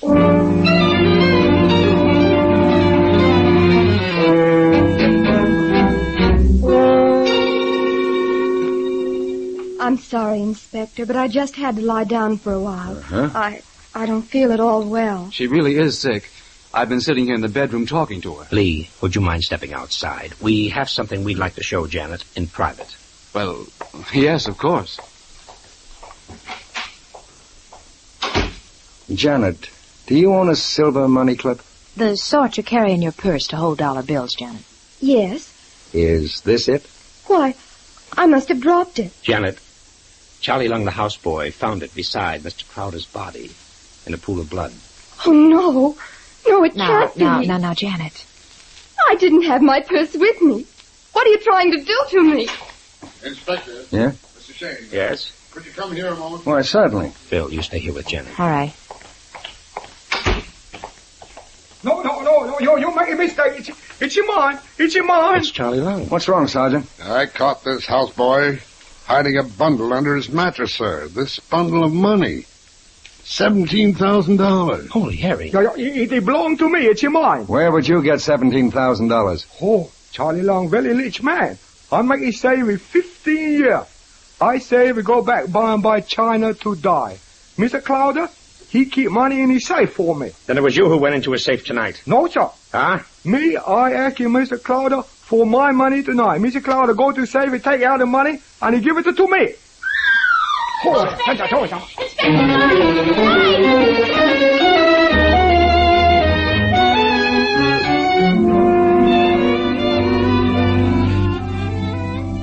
In just a moment, we'll rejoin Mike and Phyllis in their adventures. If you have to drive in traffic very much nowadays, you've probably noticed the extra congestion on the road. Now, we don't say that driving with the new 76 gasoline will eliminate traffic problems, but we do say it'll make your driving a lot more pleasant by putting new power under your foot. Even the oldest cars step out with renewed energy when you put in the new 76. That's because the new 76 is power-packed with components of wartime aviation gasoline, the fighting fuel Union Oil Company refineries produce for their air forces. Furthermore, the new post-war 76 has been blended under scientific control to produce a fuel which will give you the full horsepower of your engine, regardless of make. It's no wonder motorists are talking about the way their cars perform with the new 76. Try a tankful of this powerful new gasoline and then watch the way your car surges ahead with new life. You can get the new Super 76 gasoline at any Union Oil Minuteman station. Just look for the sign of the big orange and blue 76. Thank you.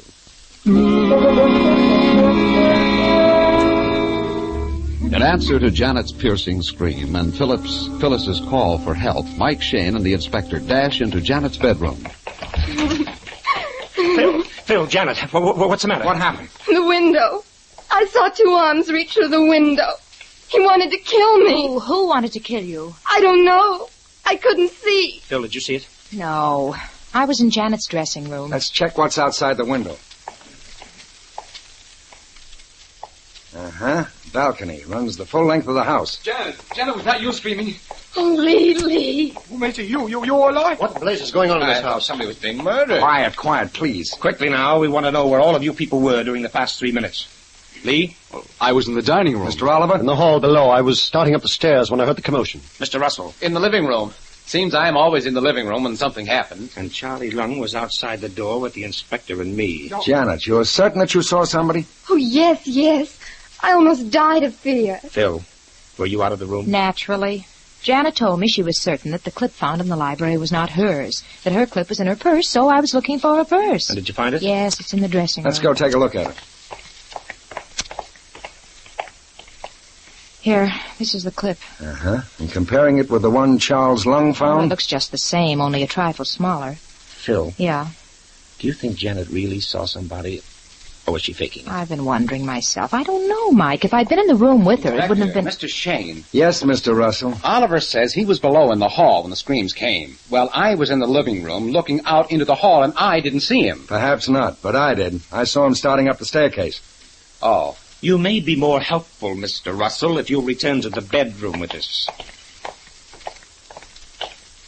Gentlemen, do any of you own a silver money clip in the design of a dollar mark? No, I've never owned one. I'm sorry to contradict you, but one of you did own such a clip. A brand new one. How can you make a statement like that, sir? Because the clip which I'm holding in my hand is of highly polished silver. It has not been in contact with the loose change in a man's pocket because it bears no scratches. It is brand new. Janet, Miss Whitcomb. What? Would you mind turning around, please? Oh, a little more into the light. You mean like this? That's it. Have you worn that same dress all evening? Why, yes. I cleaned the spot just before I discovered Uncle John. Mm-hmm. Inspector. Yeah? Angel, will you step out into the hall with me, please? All right, Smarty. What's all the mystery? You heard Janet earlier this evening. She said she had cleaned that dress just before finding Crowder's body. Yeah, sure, Mike, but what about it? What about it? Come with me. Where? Downstairs and outdoors. I think we'd better search one of those cars in the driveway. Not just any car, but a car.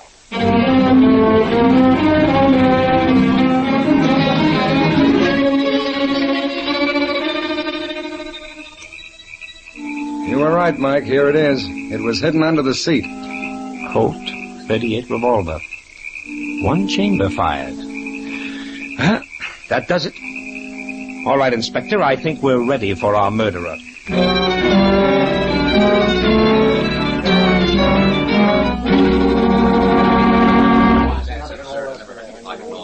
That's what I said. This gun I hold in my hand killed Mr. Crowder. Inspector, I've never owned a gun in my life. The same goes for me. The last time I used a gun was skeet shooting. Very well. No one has come forward to claim his gun, so we'll give him another chance. Janet, when we were first talking to you tonight, do you remember somebody else mentioned that you had a spot on your dress?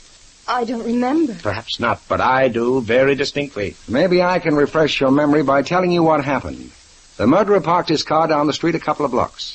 He walked here to the house, then sneaked around in back and watched the living room window. He saw Janet spill something on her dress, and then Mr. Crowder excuse himself and go into the library to listen to his favorite radio program. The killer knew the program would last 15 minutes. While Crowder was at the radio, the man opened the French window and sneaked up on Crowder. At the last second, Crowder discovered him. They struggled. And in the struggle, the man's silver money clip dropped to the floor. The man fired and Crowder fell. The killer stepped outside the French window and closed it. He ran back to his car, got in, and drove up to the house. Then, very casually, walked in the front door just after Janet had discovered the body. But that's when Lee came in. Yes, Janet, your fiancé. And he tried to kill you a few moments ago when he thought you were beginning to suspect him. Don't believe him, Janet. It's crazy. You told us that when you walked into the house, you didn't know Mr. Crowder was dead. You said you thought Janet was upset because of the spot on her dress. But Janet had already been upstairs and cleaned her dress. The spot was gone. You saw the spot on her dress when you looked through the library window. Why, that isn't what I said. Oh, yes, it is, Strayhorn. We found this gun in your car with one chamber fired. All right, arrest me. You won't get anywhere. No jury will convict me on evidence like that. The murderer planted the gun in my car. Lee, have you ever heard of a paraffin test? No. Well, the police coat a man's fingers with paraffin.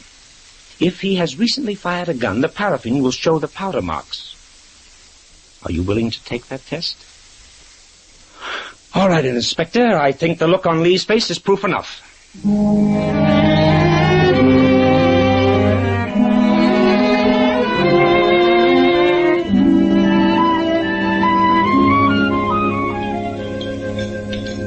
Kids, I'm sorry my wife is down country again. She'd love to fix these eggs herself. Well, we're sorry, too, Inspector. You know, your house seems empty without us. Yes, it certainly does. Not to change the subject, Inspector, but I've been wondering. Lee Strayhorn seemed awfully cocksure that a jury wouldn't convict him. Do you think he has a chance? Not a chance, Phil. Tomorrow we'll check every jewelry store in town and find which one sold Lee that silver money clip. That'll cinch it. And we can prove his motive.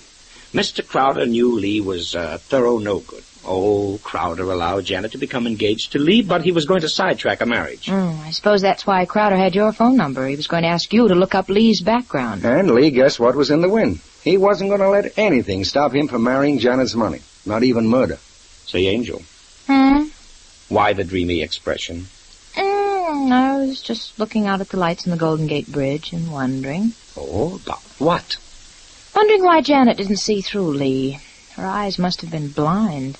When your heart's on fire, smoke gets in your eyes. That has a special point for you, Phil. For me? The way you're looking at Mike right now, I'd say clang, clang, 3-alarm fire. Oh, why, Inspector?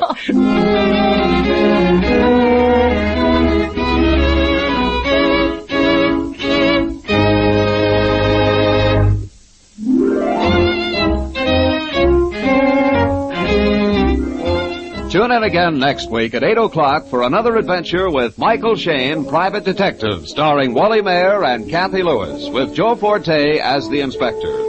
The Chinese characters were portrayed by Charlie Lung. Tonight's story was written by Richard DeGraff and based on the character created by Brett Halliday. Music was composed and directed by Bernard Katz. This is John Lang saying goodnight for Union Oil Company and reminding you once again to get your application for your Union Oil credit card this week.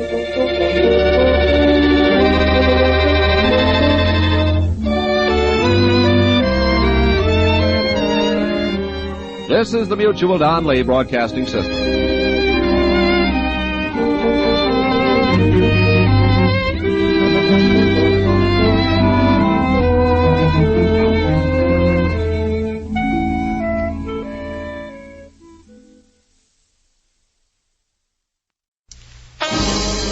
Time now for Rocky Jordan.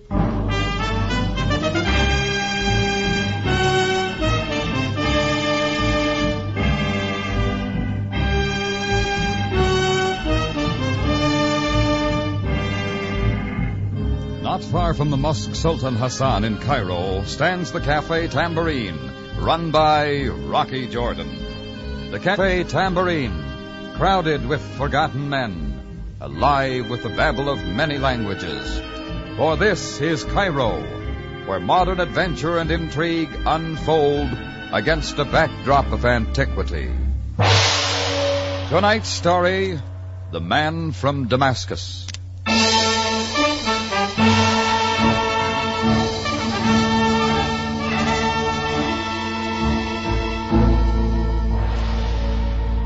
Damascus, capital of Syria. Population, 300,000 or so. They say it's the oldest city in the world that people still live in. I wouldn't know. But I do know there's a street in Damascus named the street called Straight. And I also know I once met a man from Damascus, and he was as twisted as they come. But back to a hot Wednesday afternoon. Chris was at the bar serving up some arak, and I was standing at the front of the cafe looking out into the Cairo streets. That's when an old man dressed in a boy's postal uniform and riding a bicycle stopped in front of the Tambourine. When he came in, he was carrying a wet envelope in his hand. I have for the Mr. Jordan one special delivery letter. The Mr. Jordan signed his name on this line. The Mr. Jordan would? Thank the Mr. Jordan. Yeah, here you are, Pop. Buy yourself an ice cube. Mutashakir. Mutashakir, then. It was a white envelope with some dirty finger smudges and a Cairo postmark. There was no return address. I looked at it for a moment, then tore it open. The first thing I saw, flat and crisp, was a pack of Egyptian pound notes. And I did a quick tabulation. 1,000 Egyptian pounds, 5,000 American dollars. And clipped to the money was a short note. Partial payment for services to be rendered, 1,000 pounds. I'm waiting for you at 16 Sharia El Nazar. 7 o'clock this evening will be fine. And it was signed, The Man from Damascus. Well, I don't take easily to somebody's bidding. If someone wants to see me, he comes to me. So I put the money in the safe, but figured that wasn't the end of The Man from Damascus. Exactly 7 o'clock that evening, I knew I had figured right. Rocky? What is it, Chris? Fellow to see you. Where? In your office. I tried to stop him, but he... Oh, that's all right. I'm sort of expecting him. Mean-looking guy. Want me to come with you? No, I'll handle it. Take over the till, will you? Sure, Rocky. Hello, Jordan. Make yourself at home. Yeah, that's what I'm doing.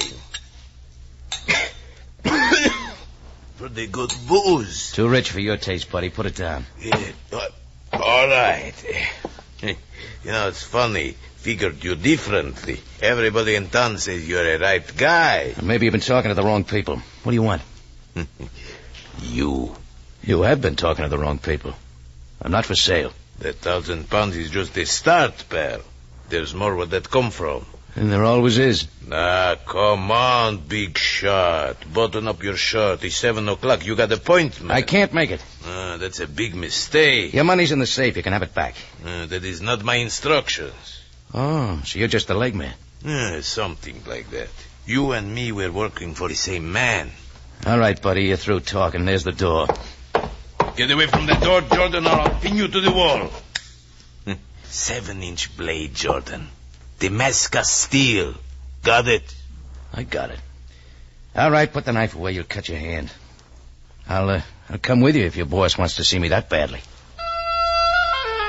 I wasn't going to argue with a 7-inch double-edged blade, especially the way that monkey was waving it in the air. Well, we left the tambourine, climbed into his car, and drove through the Cairo streets, out one of the city gates. We ended up in front of a place called the House of Sand. Should have been called the Pile of Scrap, because that's what it looked like. But the knife man said it was a hotel. 2 minutes later, my pal knocked on the door of room 12. Who is there? Jordan. He's come for the rest of the dough. You're taking a lot for granted, Buster. Quiet, you. All right, you may let him come in. Go on in, Jordan, and meet your new boss. I walked inside. My pal with the knife shut the door behind me and stayed outside. Then I saw him. The man from Damascus. He was tall and big, but I couldn't tell what he looked like. His whole face was wrapped in bandages. And he reminded me of those pictures I once saw of the Invisible Man. Hello, Mr. Jordan. Nice of you to come.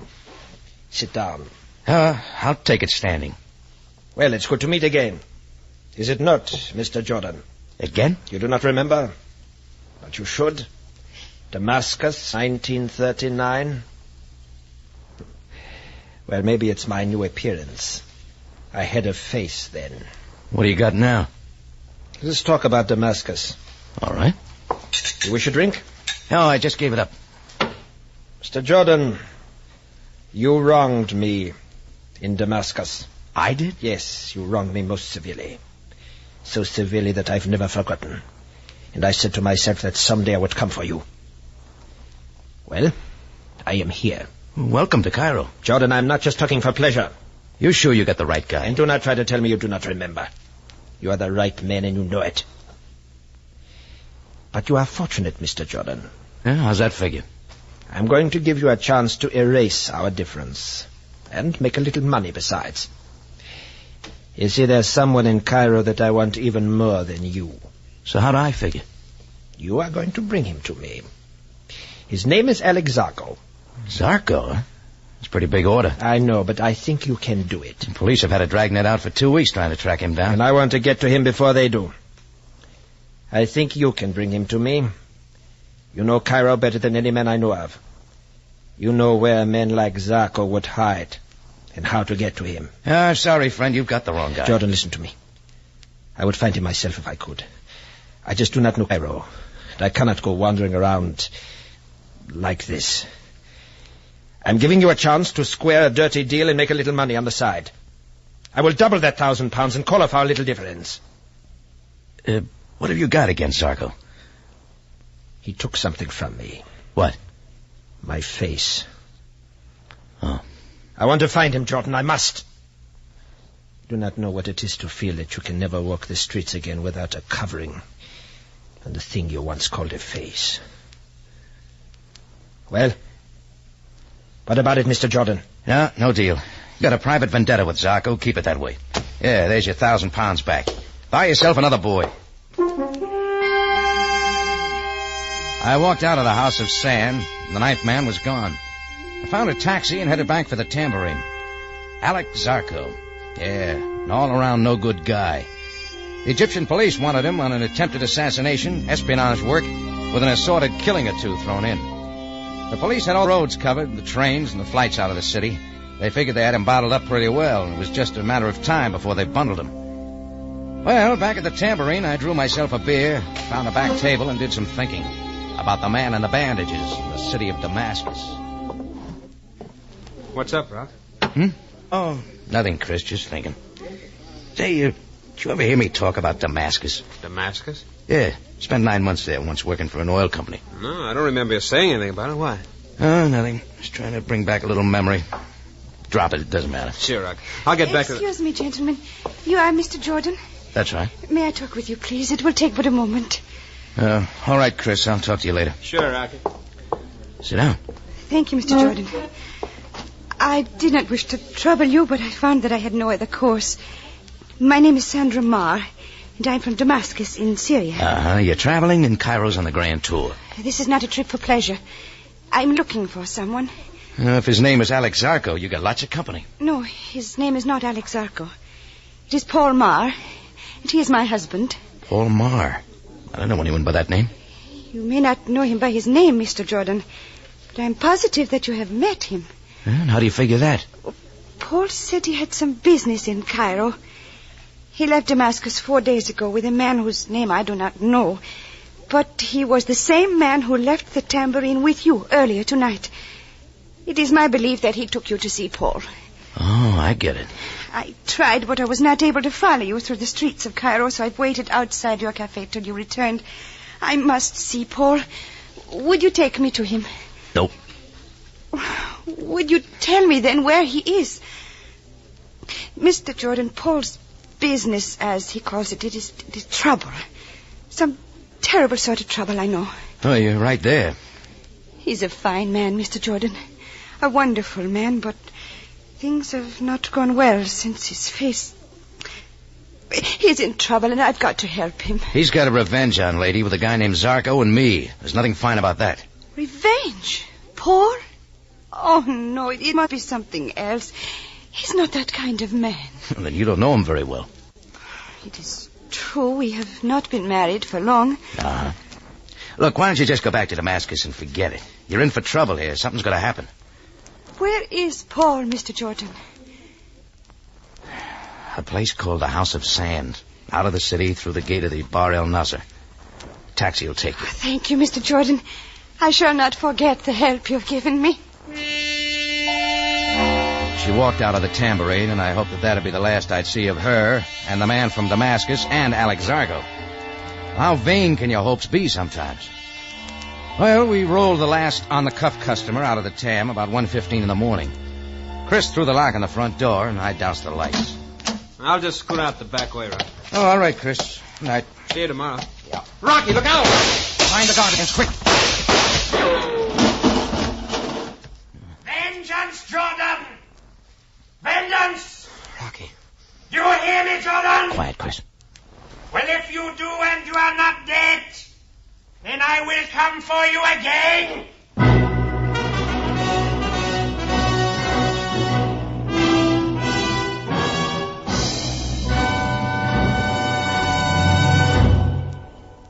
You are listening to The Man from Damascus, an adventure with Rocky Jordan.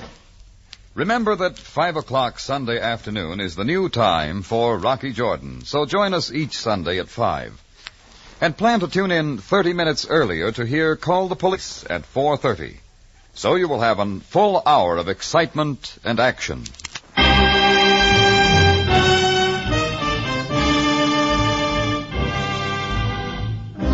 And now we take you back to Cairo for another adventure with Rocky Jordan, the man from Damascus.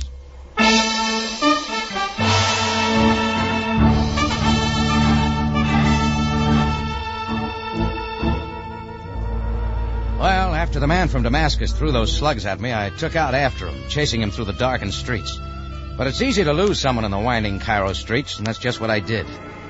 I got back to the Cafe Tambourine about 45 minutes later, and Chris wasn't there alone.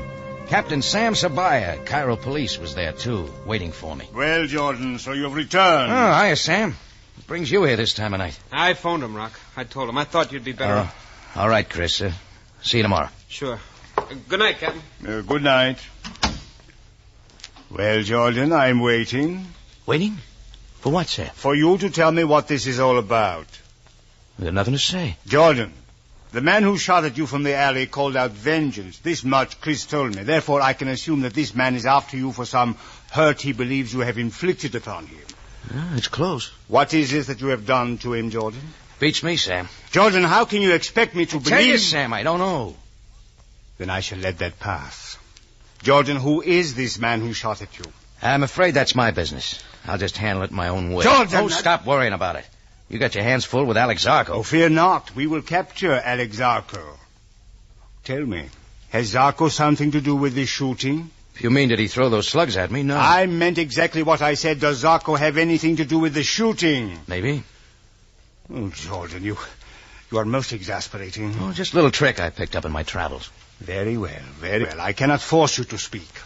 However, I wish to warn you that if someone else is injured, some innocent party drawn into this private conflict of yours, I shall hold you responsible. Oh, thanks, Sam. That's swell of you. No one will get hurt, believe. Except maybe that friend of mine. For your sake, I hope you are right. I would not wish to use my office, Jordan, to have you expelled from Cairo.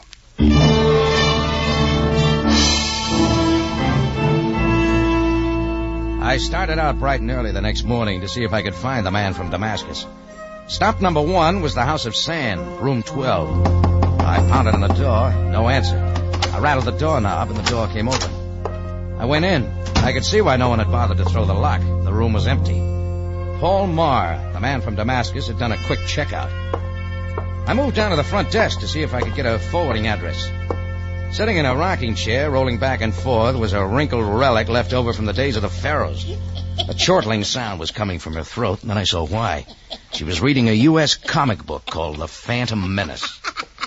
Lady, you got a customer. Oh, young man, you are observing an old lady being devoured by pleasure. Well, I'm certainly glad you're having fun, but could you give me a minute? Oh, the Phantom Menace has captured Brick Braun, thrust him in wire, and is dipping him head first into a barrel of pickle brine 100 times. Very fun. I am being consumed with joy. Well, if you can grab yourself for a minute, you can earn a £1 note. My laughter has suddenly left me. Oh, fine. Look, I'm trying to get a forwarding address on number 12. That would be a short, fat man with a bald spot. A seller of fly paper. That'd be a big man with bandages on his face. A seller of death. Death comes higher than fly paper. Could you make it £2? I could. Alas, now that I find a fortune at my fingertips, I cannot claim it. What does that mean? I do not know where your friend has gone. And indeed, you are not the only one who is seeking him. A young lady came this morning. She said she was his wife. Where'd she go? I gave her room 10. She said she would wait to see if her husband returned. If you wish to see her, I can call her. No. What time did number 12 leave? 6 this morning. How? By taxi. I called one. Do you know the driver? Do I know him? A kelp, a no good evil dog. Has he got a name? Ali Amar. Residence 303 Sharia Shaman. It is worth £2 just to mention his name. Here. Keep it. And thanks. Go on back to your reading. I shall once again bathe in ecstasy. And she did. I left her sitting there wetting the pages and looked up Holly Amar. It cost me £2 more to open him up. Then all he could say was that he left Mar off at an all-night dive called the Harem. So that was my next stop. A couple of 100 pounds of fat was pushing a wet rag over the counter in slow motion. A red-headed Englishman, deep in his cups, was throwing darts at a picture of a dame short of clothes. But what I was looking at was a guy at the end of the bar tilling a bottle of beer. It was the knife man who had first taken me to see Paul Marr. I moved his way, but he saw me and lit out for the back door. I took out after him fast like the super chief on a downgrade. He took me through the backyard, over a fence, across an empty lot. But I put a stop to the marathon with a flying tackle, and we rolled into a mud hole. He reached for his knife, but I kneed him, and the fight started to go out of him. All right, where is he? Who? You know who, that Damascus friend of yours, Paul Marr. How did you know his name? That doesn't matter. What I want now is his address. Do not worry, Jordan. He will come to you. Well, I can't wait. I'll give it. My throne, your knee. The address? I cannot tell. You'll try a face full of mud, then. All right, I tell. 1042 Shariah Fakar. A small hotel by the name of Little Nile. Okay. I'm going to put you on ice at the Tambourine. Chris will take care of you till I have a chance to talk to your boss alone.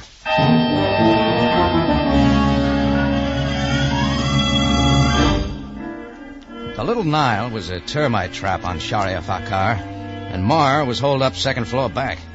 I stood in front of his door a few minutes later, listening, trying to catch any sounds from inside. I didn't hear a thing. I tried the doorknob easily. The door was locked. So I took a deep breath, kicked at it, and all the rotten wood gave way. First thing I saw in the darkened room was the figure sitting in a chair across the room facing the door. The second thing I saw were the bandages around his face, so I knew it was Paul Marr. And the third thing I saw was the Italian-made gun in his hand, pointing toward me. What has kept you so long, Jordan? Sorry, I Didn't know you were waiting. I would not advance toward me any more steps, Jordan. That is wise. Well, you have come. I had assumed that if I did not kill you last night, you would come to me. It saved me parading my conspicuous appearance through the Cairo streets. So you have found me. But unfortunately, I have the gun. You're not going to kill me here, Mar. Sapphire knows you're after me. You'll never get out of the city with those bandages. You may be right, Jordan. Perhaps I will not kill you. My original proposition still holds. Bring Alex Zarko to me, and our little difference shall be forgotten. I've forgotten it already. Jordan, I want Zarko. I want him more than I want you or anything else. Bring him to...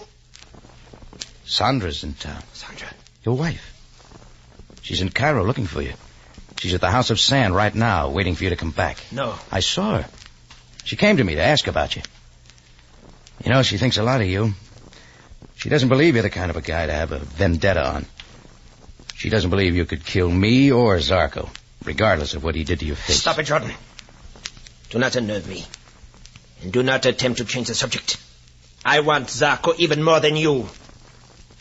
I will let you go if you help me. Here, I shall show you my good faith by throwing my gun into the corner. That was a mistake, Mar. You know I can't help you. I told you once already, and that still goes. I'm not butting into a private feud. But I am, Jordan. Sam. Well, you get around, don't you? I know you well enough, Jordan, to realize that you would not allow someone to shoot at you and then forget it. So when you would not tell me who had done it, I knew, too, that if I followed you long enough, you would lead me to him. You always do. Look, Sam, this is a private thing between Mar and myself. I have told you once, Jordan, violence is not a private matter. I will not allow killing if I can help it. And I will not allow you, Jordan, or Mr. Marr to interfere with the police capture of Alex Zarko. Then you haven't got him yet, huh? No, but I shall have him in time. Mr. Marr shall not. Mr. Marr, you will please remove the bandages from your face. What? I said that you will please remove your bandages. Better do it. Sam's not kidding. Very well. Very well, then I shall remove my bandages. I shall step into the light, gentlemen, so that you may see all. So that you may see what was once a face. I watched Paul Marr unwind the bandages, uncovering first what once was a chin, then the battered skin around the cheeks, the nose, over the forehead. Then I noticed his stare, a peculiar, hard kind of stare. Then I saw where it came from, a left eye that couldn't blink. There you have it. Now you can see why I feel as I do about Alex Zarko. I am most sorry I had to subject you to this, Mr. Marr. But I still cannot allow a personal revenge to interfere with my execution of the law. It is customary in Cairo in affairs of this nature to use the following procedure. There is a train leaving Cairo for Alexandria in 1 hour and 5 minutes. You will please be on the train. Sam. And you, Jordan, shall remain in my custody until Mr. Marr has left the city. And what about Alex Zarko? He is and shall remain my problem. You have then 1 hour, Mr. Marr. I will meet you at the Cairo station to make certain you have boarded the train. Now you may put the bandages back on your face.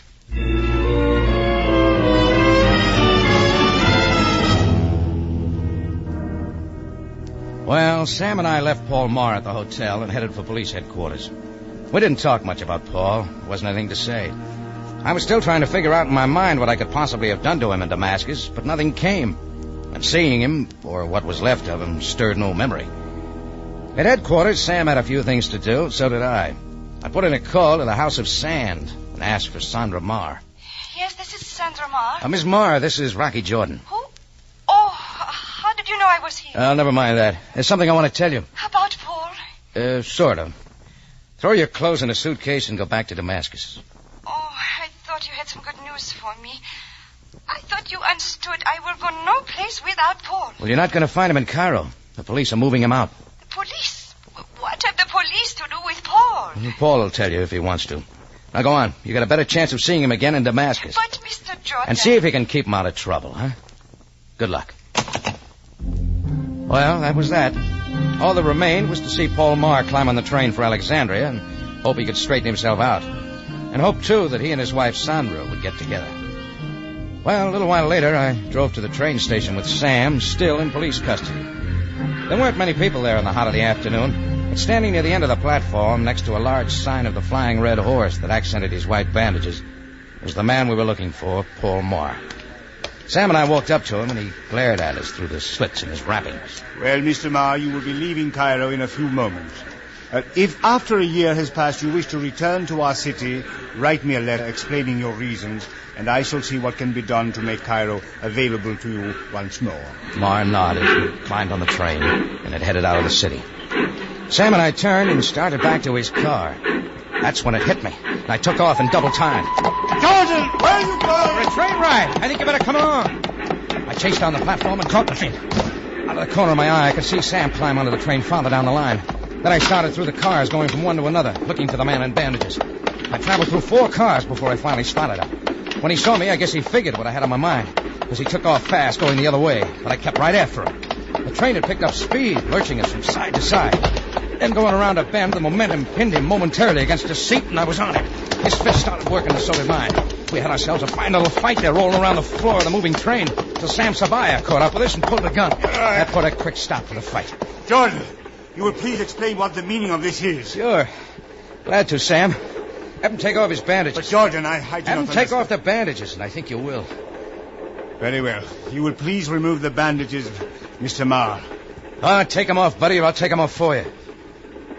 Yeah. That's his stuff. Now, just a little more. Let Sam see who you really are. Well, there you are, Sam. Not Paul Marr at all, but the guy you've been looking for weeks. The guy who's been trying to escape your dragnet and get out of the city. Meet Alex Zarko.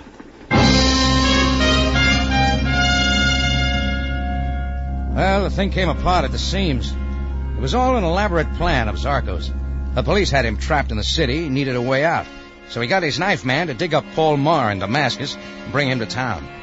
Then he had Marr, all wrapped up in bandages, create a fuss, like his revenge against me, which was strictly a phony. Nothing too serious, just enough to get himself run out of Cairo. Then Zarko takes his place, wraps himself in the bandages, and starts to leave, almost with a police escort. It would have worked fine, except for one thing.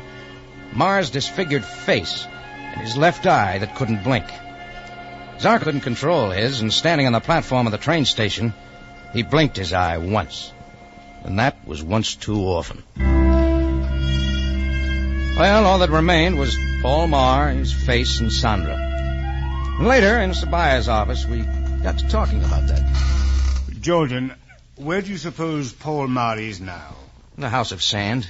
I told him Sandra was there waiting for him. You realize, of course, that I must send some men to apprehend him. Yeah. Why do you suppose he allowed himself to aid Alex Zarko? Put yourself in his place. A face like his and a lot of desperation.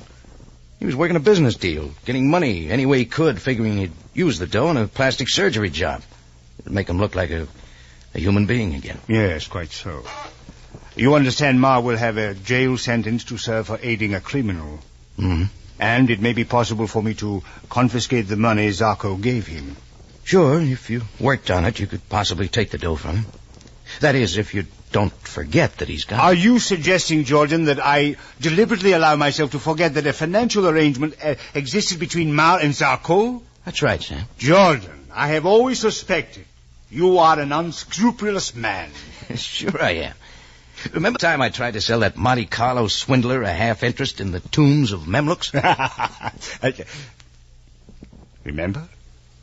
No, I guess I've forgotten. Perhaps I am getting old. My memory is not what it used to be. Thanks, Sam. See you soon.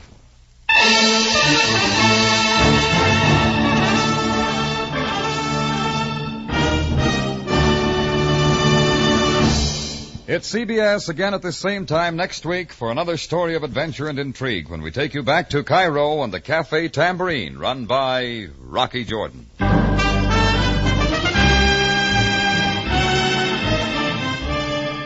Rocky Jordan, starring Jack Moyles in the title role, is produced and directed by Cliff Howell, with original music by Richard Arant. Tonight's story by Adrian Jandot and Larry Roman. Life with Luigi will be heard tonight at 8 over most of these stations. Larry Thor speaking. This is CBS, the Columbia Broadcasting System.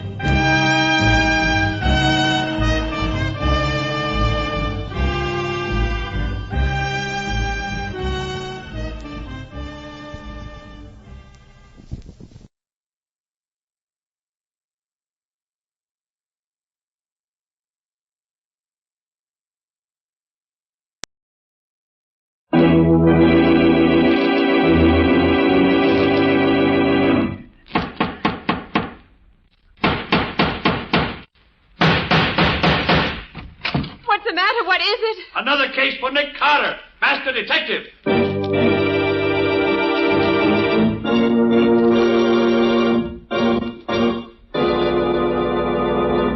Yes, it's another case for that most famous of all manhunters, the detective whose ability at solving crime is unequaled in the case of detective fiction. Nick Carter, master detective. Tonight's curious adventure. The corpse in the cab. Or Nick Carter and the mystery of the murder in the park.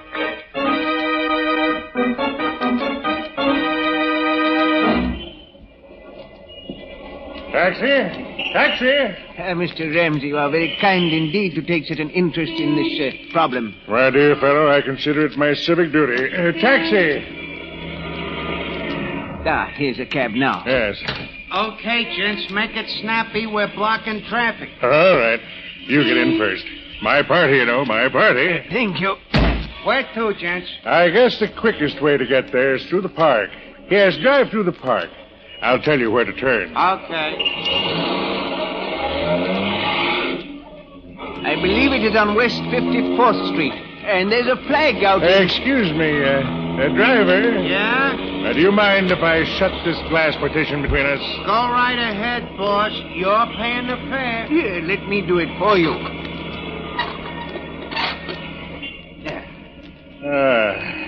Well, that's better. Nice winter evening. Stars twinkling. Ought to pick us up for the grim business ahead. Lucky thing I ran into you. Lucky thing. Yes, indeed, Mr. Ramsey. It seems fate destined me to make your acquaintance this afternoon. Yes, lucky thing. Mr. Ramsey. Just my little way of keeping air out of the windpipe. There you are, my dear fellow. Mighty lucky thing I ran into you tonight.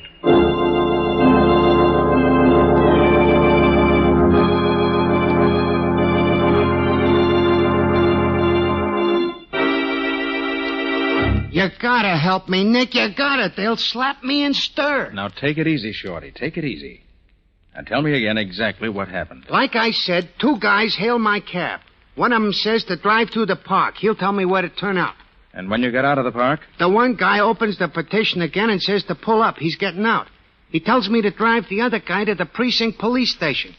And, Nick, if I hadn't looked around when I came to the intersection and seen what I seen, I'd have driven right up to the Bull House with a dead body in my cab.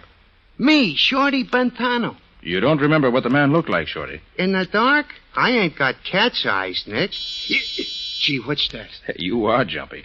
That's just Patsy buzzing me in the talkback. Oh. Nick, in the inimitable words of Mr. Winchell, my stomach and my backbone are now a twosome. When do we eat? You'll have to order yourself a sandwich, Patsy. We've got work to do. Work tonight? Mm-hmm. And, Patsy, get me police headquarters. Lieutenant Riley. Okay, Nick. You're going to turn me in, Nick? I thought you'd help me. I am going to help you, Shorty. But the sooner the police know about the murdered man outside in your cab, the better it is for you. You're crazy, Nick. I done time. I ain't got a chance. If the cops find that stiff in my buggy, it's curtains for me. I'm getting out of here. Shorty, sit down there. Nick, they'll give me the hot seat for something I never done. No, they won't, Shorty. Not while my name's Nick Carter.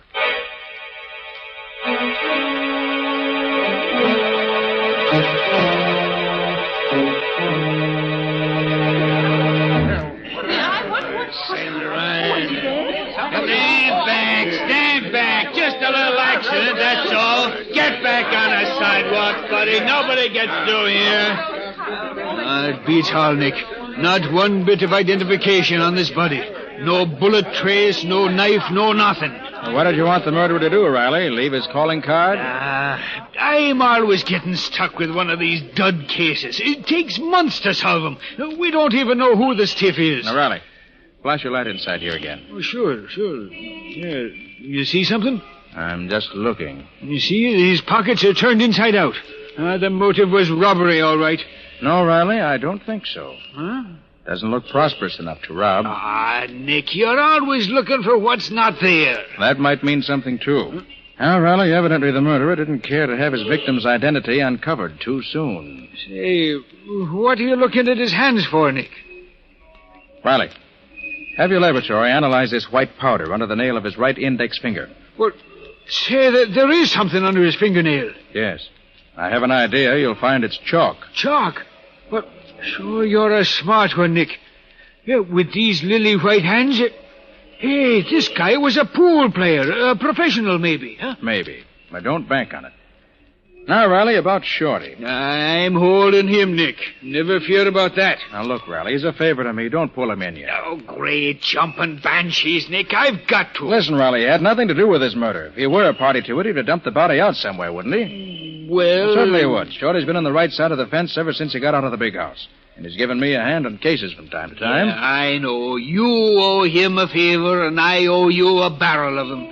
Well, that's about it. Well, okay. I'll shut my eyes for 24 hours. No longer, though, mind you.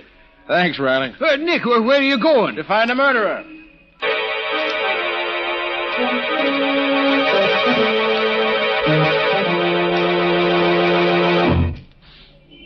Boy, this is some buggy you got here, Nick.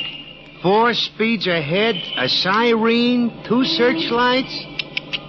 Anytime you need a chauffeur regular, I'll hire on. Like driving my car, huh? It's like handling a baby carriage. Uh-oh, we're turning into 54th Street now, Nick. All right, Shorty. Slow down a little. Now, what was it you heard your passenger say? One says the quickest way to get there is through the park. I'll tell you where to turn off. And then the other guy says it's on West 54th Street and there's a flag out. And then the other guy shuts the partition and I don't hear no more. Well, 54th Street doesn't run very far here on this side. I don't see nothing on this block. Flags. Usually in public buildings, aren't they? You think maybe this is going to be a clue, Nick? Shorty, everything's a clue when you don't have much to go on. Nick, look. Flagpole. Yeah, very handsome flagpole. Yeah, but it's a police station. A police station? Good. What's good about it? Let's get out of here. You're safe until tomorrow night, Riley keeps his word. You want I should keep going slow? Nope. I got the first link in our chain. You can put the speed on again. Where to now? To pick up Patsy. I sent her to the Bureau of Missing Persons on 30th Street. Ah, Nick, another cop house. I don't like them places.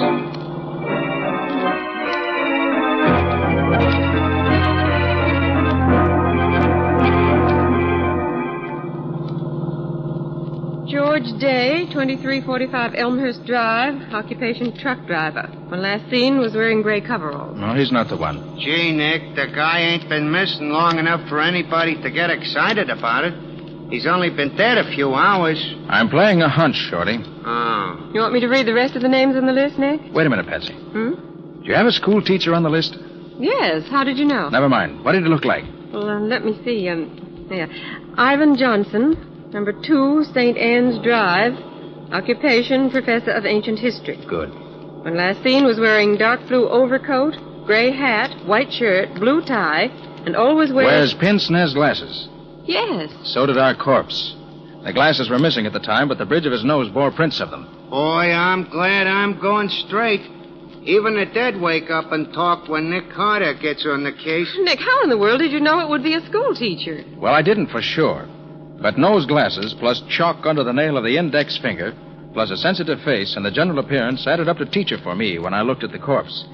Next, I figured if he were a school teacher, he'd be expected home by 5 o'clock.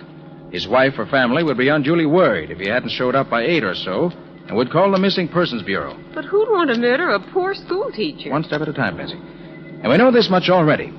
Our Mr. Johnson intended going to the 54th Street police station when he and his murderer hailed Shorty's cab. Oh, I see, Nick. Then you think that Professor Johnson was killed because of something he intended to tell the authorities? Mm-hmm. Simple the way he tells it, ain't it? 1, 2, 3. Yes, you're very clever, Mr. Carter. But don't you think maybe his wife could tell us what it was he was going to tell the cops? Perhaps he told her first. Yes, Patsy, that's just what I do think. What was his address? Just a minute. Yes, here it is. Number 2 St. Anne's Drive. Right. Okay, Shorty. Take us to number 2 St. Anne's Drive. And hurry.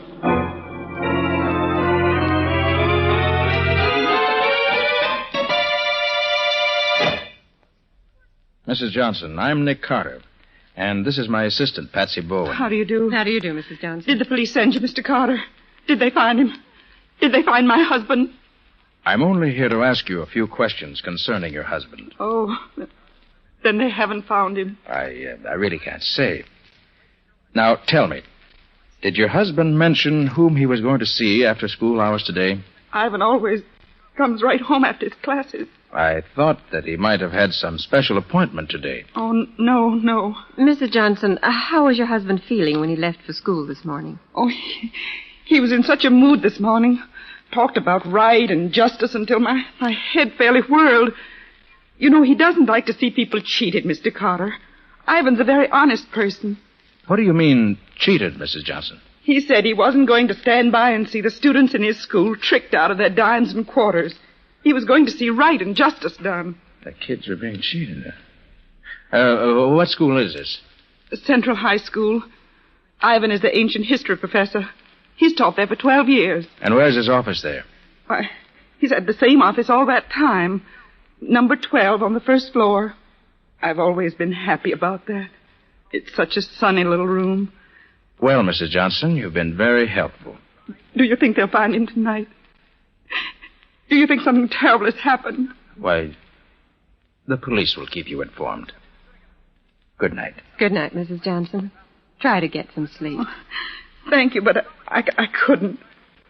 Not till Ivan's home. Safe.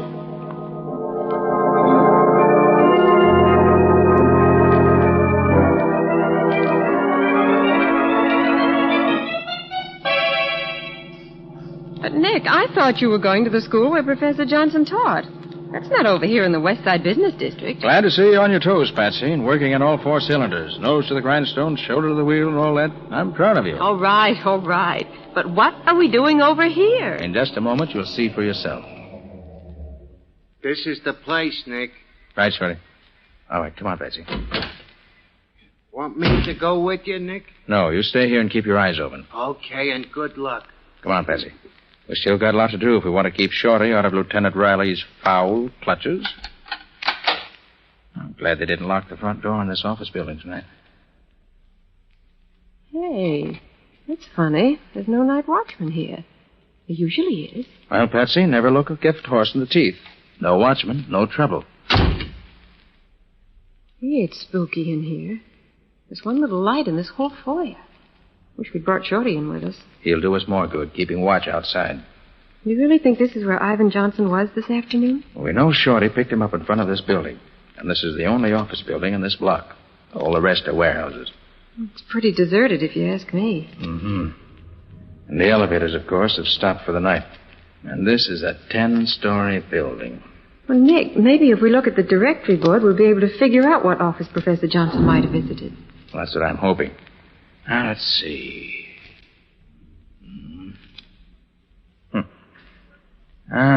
Doesn't seem to be a name on this directory that helps us out at all. There isn't, is there?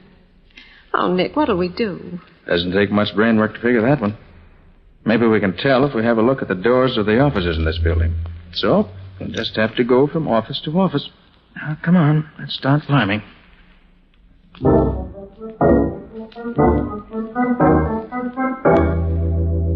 There's nobody on this floor. All doctors and dentists' offices.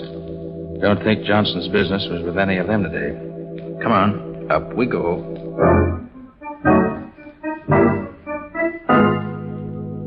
See anything on this floor, Nick? No. Nobody or nothing to interest a school teacher.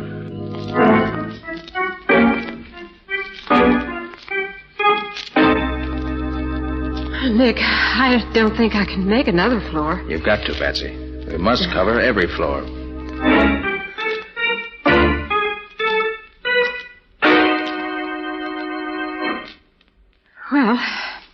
This is the top. Yeah. And we don't know any more than we did before. Nick, this place is as empty as the number 2 ration book. We might as well... Shh. What is it? Thought I heard something. Nick, there's someone in that office. Yeah. And yet the lights are out. The name on the door says Gerald Ramsey, promotion counselor. Let's pay him a visit. Stay behind me now, to the left of my flash. All right. And who is flashing that pretty light in my office at this time of night? Mr. Ramsey? That's my name. And yours? Nick Carter. Surely you don't mean that you're Nick Carter, the great detective. That's who he is, Mr. Ramsey. Sorry to bother you, Mr. Ramsey, but my assistant and I were just having a look around this building. Oh, well, too bad the fuse is blowing out of my office here. Or you could have a good look. Who are you after? You don't happen to know of any business in this building that might have dealings with a school teacher, do you? A school teacher? Mm-hmm. Let me see. A school teacher. Why, no, there is. I never heard of it. But then there's such a lot I never heard of. Uh-oh. Oh, you knocked over that whole stack of packages. Oh, I'm so sorry, Mr. Ramsey. I dropped my handkerchief and I was leaning over to pick it up. Anything breakable in them? Oh, no. It's quite all right. Oh, thank goodness for that. Yes, just some things a friend of mine left here until he came back. Just leave them there. I'll take care of them. No, at least let me pick them up. No. Never mind. Just leave them there. They won't mind staying where they are for a while, I'm sure. Well, all right, if you say so. Yes, I do. So you can just run along and continue your search for whatever it was you were looking for. Good evening. Good evening. Well, Patsy, if you're okay, we better be on our way. Sorry we disturbed your reverie, Mr. Ramsey. Reverie? That's good. Really? He was an odd specimen. You think he knows anything, Nick? Well, if he does, he isn't talking. Come on. Oh, gosh, Nick, all that climbing up and downstairs just for nothing. I'm worn out. Maybe it wasn't all for nothing, Patsy. You mean you found a clue somewhere here? I don't mean anything yet. Oh, but Nick... I hope you can still walk well enough to get down the 10 flights of stairs ahead of us, Patsy. I don't feel quite like carrying you just now. I guess I can make it under my own power. Where to now? Central High School. Time's a-wasting. And we still haven't uncovered a clue to the murder of the man in Shorty's cab.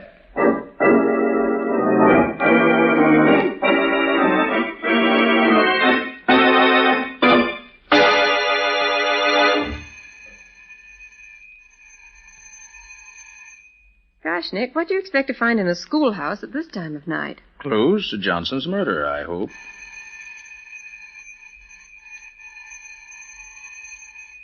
Well, it's no use, Nick. The janitor's not here. I'll have one more try.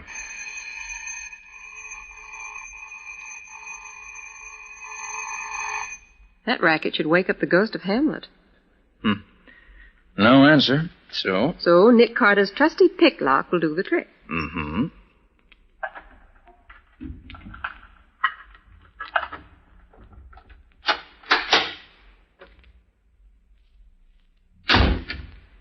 Ooh, it's black as pitch in there. Stay right beside me. Seems to me I heard that one before tonight. And look, Nick. I barked my shins in the dark in that character's office. And so if you don't mind, this time I'd like to see where I'm going. Okay, Patsy. I'll use my flash and keep it down low. Shin height. No, that's better. Now, come on. Gotta hurry or our friend Shorty's going to be sitting in the clink with a murder rap pinned on him. Okay. She said his office was on the first floor, didn't she? Yes, number 12. All bright and sunny. Here we are, Nick, number 12. I wish it were bright and sunny in here now. This time we'll just dispense with the formalities of announcing ourselves. Well, the door's open, Nick. Yes, so it is. Come on. Snap on the light, Betsy. Switch is right behind you. Okay. Hey. Well, looks like somebody else is giving Mr. Johnson's room a going-over. I'm afraid we got here too late. Papers all over the floor, window wide open. What do you suppose they were looking for? Same thing we are, Patsy. Clues. Except for a different reason. You think it was the murderer? Could be. Wow. What are you reading, Nick? This poster on the wall here. Oh. $1 buys a destroyer, high school students.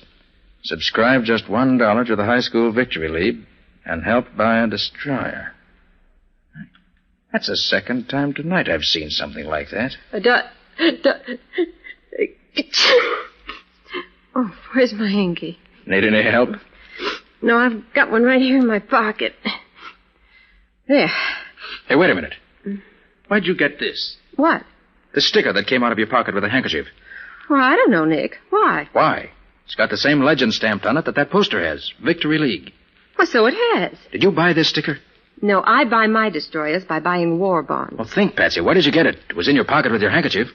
Well, I don't know, Nick. I never put anything in this little pocket except my handkerchief. I can swear that this sticker was... Look out, Patsy! See anybody? No. No, nobody here now. Are you okay, Patsy? Well, I guess so. What happened? I just happened to look up in time to see a man poking a gun through the open window. So that's why you pushed me out of the way so fast. Yes, there was no time to be polite. Oh, thanks, Nick. Did you recognize the man at the window? No. Too bad. But he got away. Gee, Nick, you certainly shot that light out fast. Well, if he can't see us, he can't shoot us. A very logical deduction, Mr. Carter. Hey, Patsy. Give me that sticker you picked up tonight. Do you think it means something to this case? You bet I do. I've just remembered where I've seen one like it. Oh, where, Nick? Never mind now. Well, Patsy, this case is beginning to add up. If I'm not mistaken, the sticker splits it wide open. Come on. I've got a job for you to do, on your own, and right now. That means you've got a job that you're going to do on your own. Right. Now, this is the plan. And if it works, we'll nail our murderer red-handed.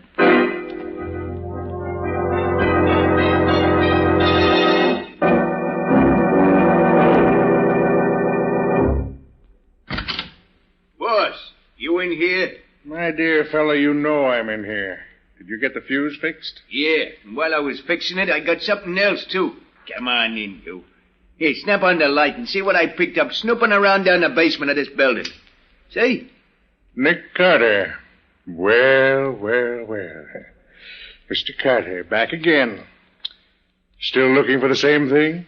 No, I found what I was looking for. Oh, good. Good. It's very fine. I already lifted his rod, boss. What'll I do with him now? Huh? You've had your chance, my dear fellow. Now it's mine. You know, I have a general impression you men don't like me very well. Oh, sure, Mr. Carter. We love you. But we'll love you a lot better when you don't talk no more. Put very bluntly, Mr. Carter, but that is the idea. Now, Mr. Ramsey, just what do you think I could say that would harm you? Now, don't let him fool you, boss. When I was hiding in the bushes outside the window back there at the schoolhouse, I heard him tell the dame the case was wide open. Shut up, Lefty. Oh, so it was you who took those shots at us through the window? Yeah, and you ain't gonna do nothing about it. You was pretty smart, though, figuring out it was Mr. Ramsey what rubbed out the school teacher. You are a complete idiot. Stop that fool tongue of yours. Ah, what's a diff, boss? He ain't gonna live to tell it. True. That's true. Yes, since you know so much already, we have only one recourse, Mr. Carter. Give me the gun, Lefty. Yeah, here, boss. This one's on me. Just a minute, Ramsey. As long as I'm not going to live to tell it, maybe you'll confirm a deduction I made. Certainly, my dear fellow. A condemned man is always granted one last request. Speak up. This high school victory league's a phony, isn't it? You're playing on the patriotism of school kids to get them to donate their money to build destroyers and planes, but the money never gets any further than your own pocket. Isn't that it? Oh, yes, Mr. Carter. Since you put it bluntly that way, I am forced to admit that you're entirely correct. But may I ask what it was that led you to believe that I was behind the league? Yes. When I was at Professor Johnson's office, I saw a poster on the wall advertising your dirty league. Oh, please, Mr. Carter. I mean just that. Swindling high school students out of their few dollars in the name of a patriotism that you never knew the meaning of is about the lowest form of stealing that I know of. Boss, just let me take a poke at him, will you? No. We can afford to be good-natured. Mr. Carter hasn't much time left, you know. Do go on, Mr. Carter. As I said, I saw the poster on the wall advertising your dirty racket. And then Patsy found one of your stickers in her handkerchief where she'd picked it up off your floor. I recall then seeing that each of the packages she knocked over in here had a sample sticker pasted on it. It was easy enough then to put two and two together and get the required 4. It's too bad that your undoubted excellence in mathematics can't save you. And all because one little school teacher suspected his kids were being cheated. Poor Professor Johnson. It is too bad for him that I found him wandering around this building, looking for the offices of the High School Victory League. He told me he suspected it was a phony outfit. And he was going to see right and justice done. I offered to take him right to the police station, and I did. Although I wasn't with him when he got there. Very funny. Yes. Hurry up, boss. We got work to do. Yes. Well, Mr. Carter, this is it.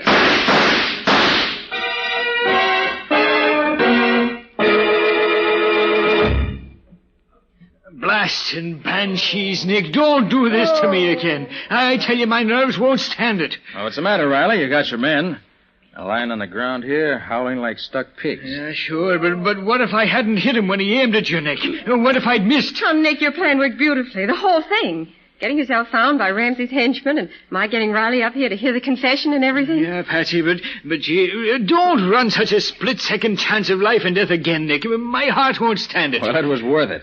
Just to see Ramsey walk into the trap like a bear looking for honey. Hey, Nick. Oh, Shorty, come on in. Take a look at our handiwork. Gee, so that's the bum who tried to frame me to the hot seat. He'll be getting it himself before long, thanks to Nick Carter. Riley, I want to tell you something. Of all the criminals I've tracked down, catching Ramsey gave me the most pleasure.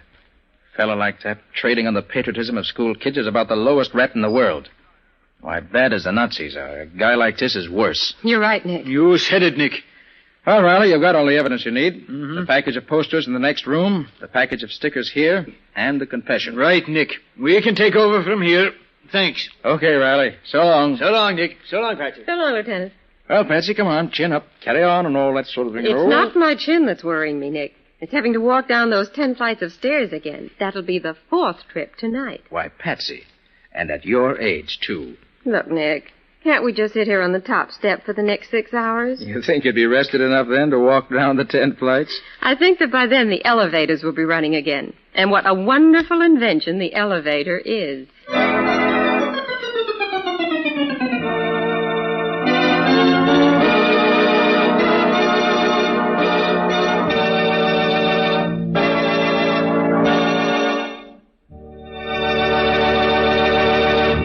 This has been another of the strange adventures of Nick Carter, Master Detective, which are brought to you regularly each week at this same time by WOR Mutual. Now, tell us a little about next week's story, Nick. Well, next week's story includes rather more adventure than actual detecting. But if Nick hadn't been able to make the first few deductions that really started him off on the right track, there would have been no adventure. And there was adventure, and plenty of it. I came nearer to meeting my match when I met Dr. Donaldson than at any other time in my career. This Dr. Donaldson was a specialist in secret and dangerous poisons, and he tried one of them out on Nick. Well, in the end, I managed to get the better of him and solve a mystery that had the police completely stopped. We call it the empty coffin because it was an empty coffin that gave us the first clue. And it was 2 different doctors making out 2 separate death certificates for the same death that led to that first clue. Well, that's enough for now. Join us next week for the story of the empty coffin. So long. So long, folks. And so long to you, Nick and Patsy. Until next week. In the strange adventure you have just heard, Nick Carter was impersonated by Lon Clark, Patsy by Helen Choate. The story was written for Nick Carter by Barth Conry. Original music was played by Lou White. The entire production was under the direction of Jock McGregor.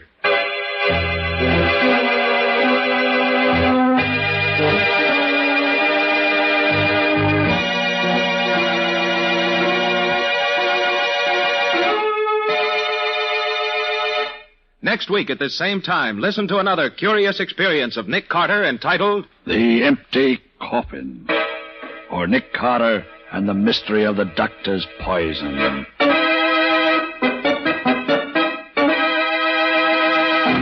This story is a copyrighted feature of Street and Smith Publications, Incorporated. The Return of Nick Carter is produced in the studios of WOR and is broadcast over most of these stations every Saturday evening at 7 o'clock Eastern Wartime. And don't forget that the adventures of Nick's adopted son, Chick Carter, are broadcast over most of these stations Mondays through Fridays at 5:30 p.m. Eastern Wartime. This is Mutual.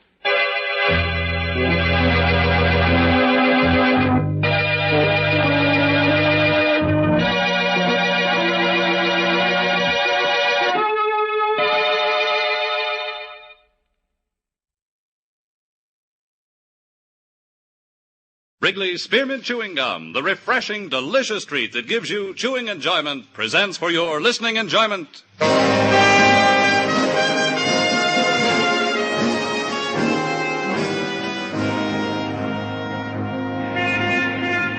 Broadway's My Beat, from Times Square to Columbus Circle, the gaudiest, the most violent, the lonesomest mile in the world.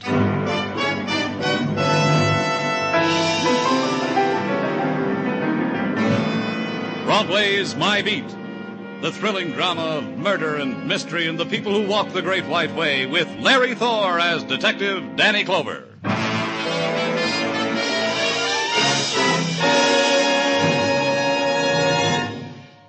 For refreshment while you work, for enjoyment anytime, chew a stick of Wrigley's Spearmint Gum.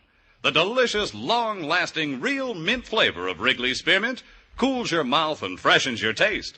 The good, smooth chewing helps keep you feeling fresh and alert. Adds enjoyment to whatever you're doing. So, indoors, outdoors, at work or play, enjoy chewing Wrigley's Spearmint Gum. Wrigley's Spearmint. Refreshing, delicious.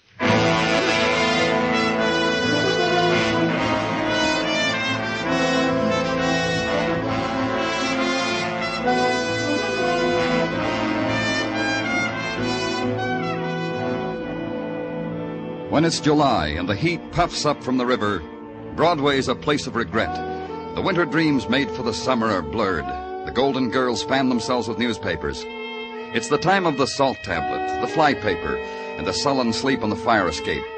The mornings are filled with 1,000 hours, the bleary talk, and dead cigarettes in the bottom of paper cups. It's summer, the poet's time, the lover's time. And if you can afford an ocean voyage, it's the most wonderful time of the year.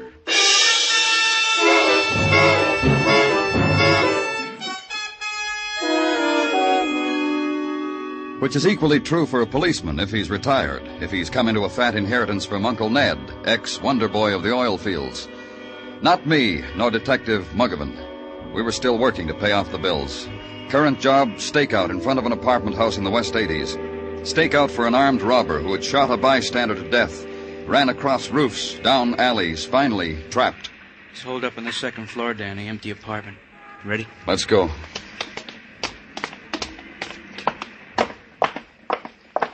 All the other tenants cleared out? Uh-huh. Had a little trouble with the people in 2B. How come? People named Morgan, their grandmother died. A funeral. We got all the mourners out. Apartment right next to the one our killer's in, 2A. You sure he's in there? Probably him, Danny. Description fits. Let's find out. Open up. Open up. This is the police.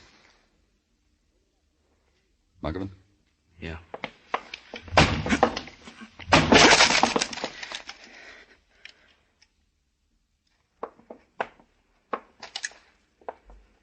Hey, those windows over there, Danny, open. The screen's been kicked out. Come on. The killer left this apartment in a hurry. Uh-huh. These windows lead to a fire escape. He could have gone out this window onto the fire escape into the next apartment, Danny. Let's find out. Yeah. Must have done it this way. The screens on this apartment have been knocked out, too. Let's go see her. Hey, this is the Morgan apartment, Danny, where the Morgan grandmother. Want me to look around? For appearances, Muggavan. I'm guessing our man walked out with the mourners and got lost. Must have made him happy.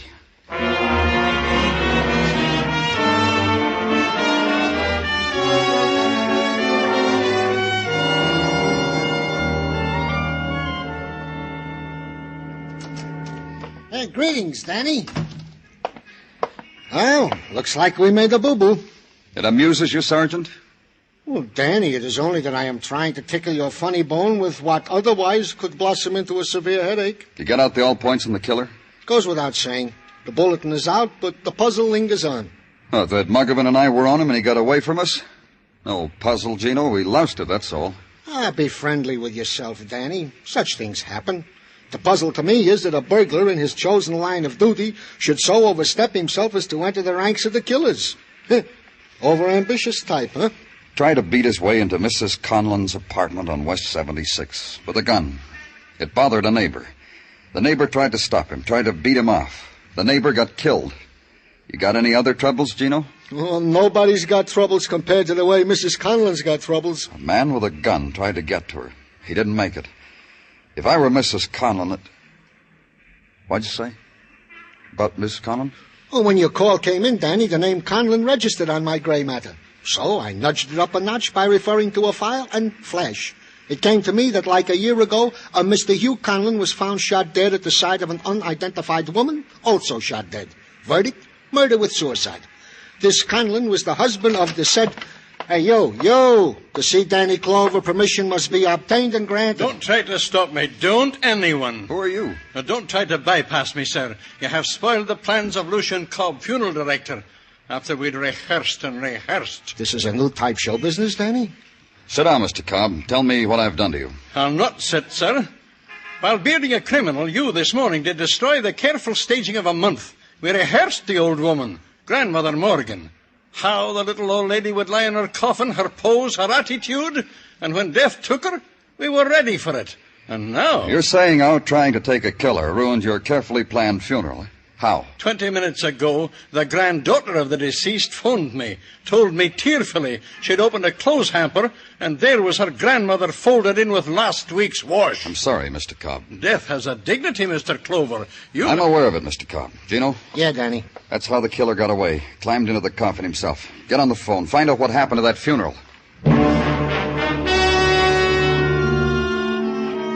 Tartaglia did very well. He lifted a receiver and dialed and asked a question. He got an answer and replaced the receiver. Hey, Danny, the hearse took off for parts unknown. Deserted the rest of the funeral. Make some more calls to traffic and to highway patrol.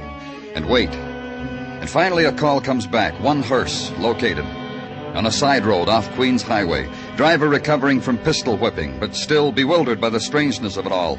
Go there and talk to him. Look, mister, the first thing I want you to understand is I'm not lying to you. Just tell me what happened. We were cruising along through the streets, uptown toward the cemetery. It happened at 180th Street. What did? There's a glass panel between my driver's seat and the coffin, the flowers. That's where the tapping came from. Tapping? Yeah, with the butt end of a gun. The coffin was open and this guy was kneeling there with the gun. Then he busted through the glass, pointed the gun at my ear, says, "Take a right here." I took a right. Wouldn't you? Go ahead. I took a right. I took off from the rest of the funeral. A long nose, a head full of red hair, and a big gun. When we got to where we are now, he tells me to stop this hearse, to get out. I get out. He slugs me. Is that all? Is that all? You think this happens every day?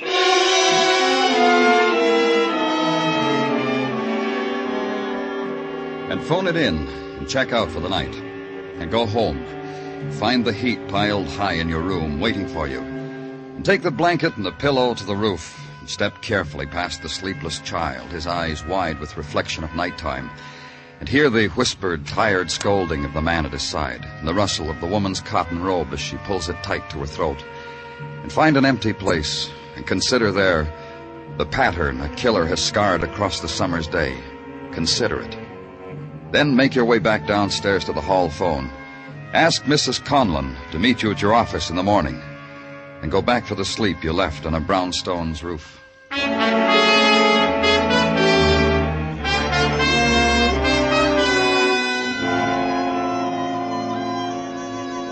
In the morning, she was already waiting for me, and with her a young woman who took a cigarette from a plastic case and waited for me to light it for her. Thank you. You're sweet. My daughter, Mr. Clover, Myra. Hi and hello. Myra insisted on coming with me. She said she didn't want me to be alone with you. Don't lie, Catherine. Myra. The reason I came, Mr. Clover, it was a chance to meet a new man. I told Catherine that. The poor thing's trying to cover up. She doesn't mean that, Mr. Clover. Myra's a child. All the excitement, that man trying to break in, your call last night, a child's mind. It can be too much for... You through, Catherine? Because if you aren't, Mr. Clover will never have the chance to tell us why we're here. The man who tried to break in, Mrs. Conlon, had you ever seen him before? Why, no, I never... I told you that yesterday. Why do you ask again? Maybe the attractive man doesn't believe you, Catherine.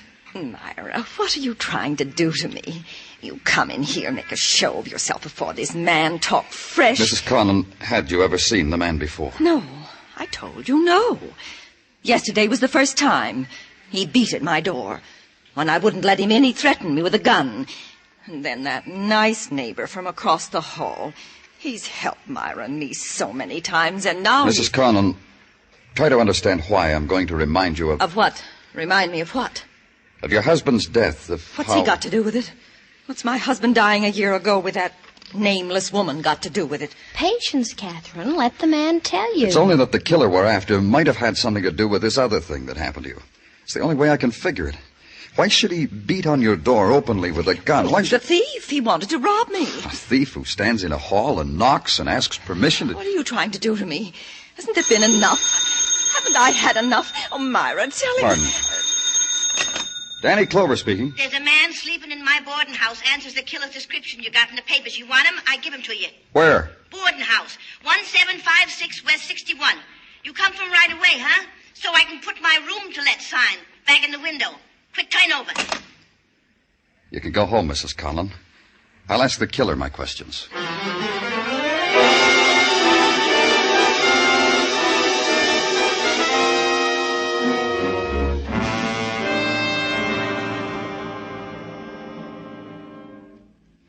I'm telling you, mister, when I give this man a room, I thought there was something funny. Why didn't you call the police then? Just because he was breathing hard, like he'd been running? Well, that ain't no reason. The reason was this morning. Oh, when you saw his description in the paper? Yeah. The bright red hair, you know, and the nose. He registered last night, and he hasn't gone out since. Is that right? He had a caller late last night, late. Who? Oh, I don't know who. I don't peep. He made a phone call from the hall phone, went back to his room, and later I heard someone go into his room. How long did the caller stay? I went to sleep. I don't know. Where's his room? Down on the right. I'll take you. Here it is, this one. Give me the key and step back. Hey, he's that dangerous? You gotta use a gun? Don't worry about it. Ooh.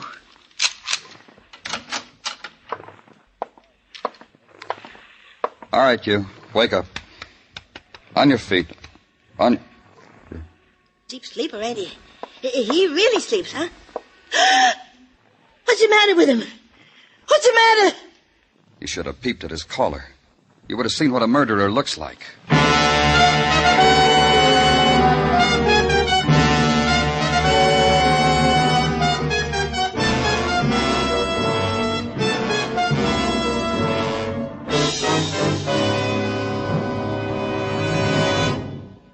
For refreshment while you work, for enjoyment anytime, chew a stick of Wrigley's Spearmint Gum. When your mouth feels dry, when you're warm or tired, Wrigley's Spearmint is really refreshing. The lively, full-bodied real mint flavor cools your mouth, moistens your throat, freshens your taste. And the chewing itself gives you a little lift, helps you feel your best and do your best. So for chewing enjoyment plus pleasant refreshment, chew delicious Wrigley's Spearmint Gum. We now continue with Broadway's My Beat, written by Morton Fine and David Friedkin and starring Larry Thor as Detective Danny Clover.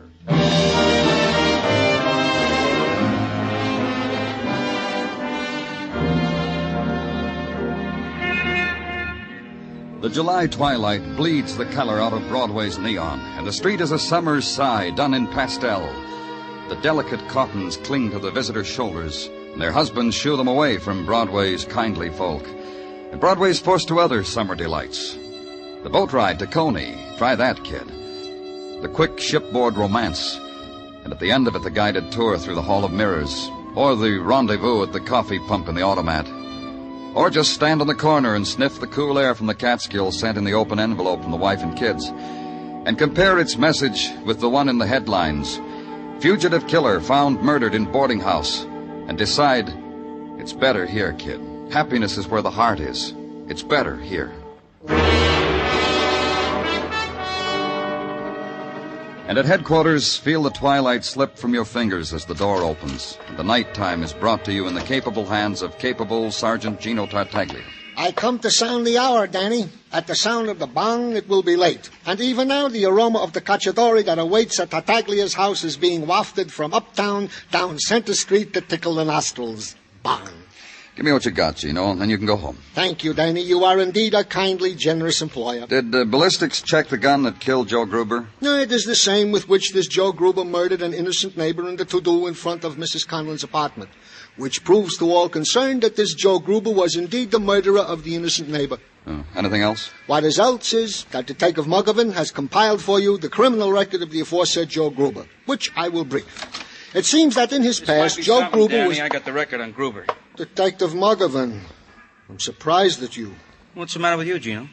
I was about to parlay the information you have gathered. Efficiently, I grant, but I was about to parlay this info into the ear of Lieutenant Clover with my own mouth. When you were so rude... Oh, you did good anyway, Gino. You can go home now. Mrs. Tartaglia will be waiting for you. She at least appreciates the endeavor I make to...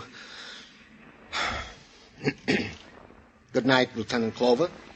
Detective Muggervan. Good night to all. Good night, Gino. Tell Mrs. Tartaglia you were fine today. Tell her I... What's eating him? Call him up in a little while. Tell him you're sorry. What for? What'd I do to him? Oh, just do it, Muggerman. Okay. What have you got on Gruber? Oh, Technical's got the knife that killed him. Trying to trace the make, manufacturer, distributor, retail outlets, etc. You said you had a record on him. Yeah, 20 years long. Gave it to us when an officer booked him up for disturbing the Pell Mell Rotisserie and Bar on 3rd. Got in a beef with some woman, mauled her. She yelled police. Happened 5 days ago. Oh, who was the woman? No, we don't know. She didn't show up to make complaints, so we released Gruber. You want the rest of the rundown on him? If it means anything. Well, it's up to you. Gruber began 20 years ago in San Francisco. Car heists, filling station holdups. They finally got him good on a negligent manslaughter charge. 15 years in San Quentin.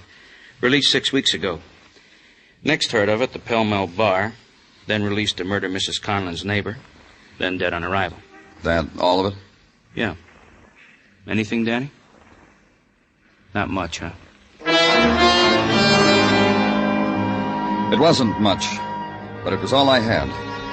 Joe Gruber had been mixed up in a disturbance at the Pell Mell Rotisserie and Bar, which was on 3rd Avenue, which took up 40 front feet of sidewalk, and whoever was thirsty enough to dare what was inside.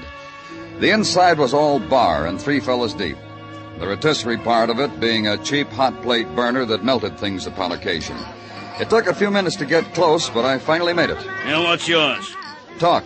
I'm from the police. Here, badge. Oh, something wrong? No, just talk. Oh, sure. Hey, Ed, come here, take over, will you? I gotta talk to a guy. Yeah, scooch down to the end of the bar, mister, so we won't get our talk mixed up with people. Better, huh? Hey, can I give you something from the shelf? Some Johnny Walker? About a week ago, there was a little trouble in here.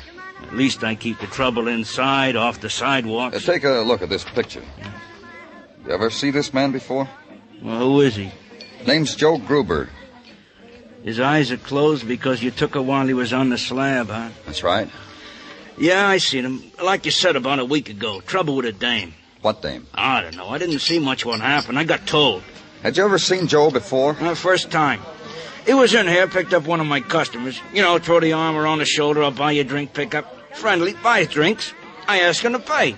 He says, sure, my sister'll be in a minute and pay. He looked serious, so I fed him drinks. Later, I was back in the storeroom, I hear yelling. I get back in time to see a cop off the beat, hauls this guy away. Leaves Mal standing there. Drinks unpaid. Mal? Mal who? The arm around the shoulder pickup, Mal. Hey, Mal! Mal, come here! Yeah? Well, what do you want? Yeah, my friend here's a cop. A very nice cop, out of my way. Hey, come back here. Let me through. Let me through. Let go of me. Let go. If I'm going to have to take you down on the floor to talk to you, that's where you're going. How'd you get here so fast? It ain't been 5 minutes I opened up that payphone. But it was only because the operator got snippy. A man's got a right. Let's go.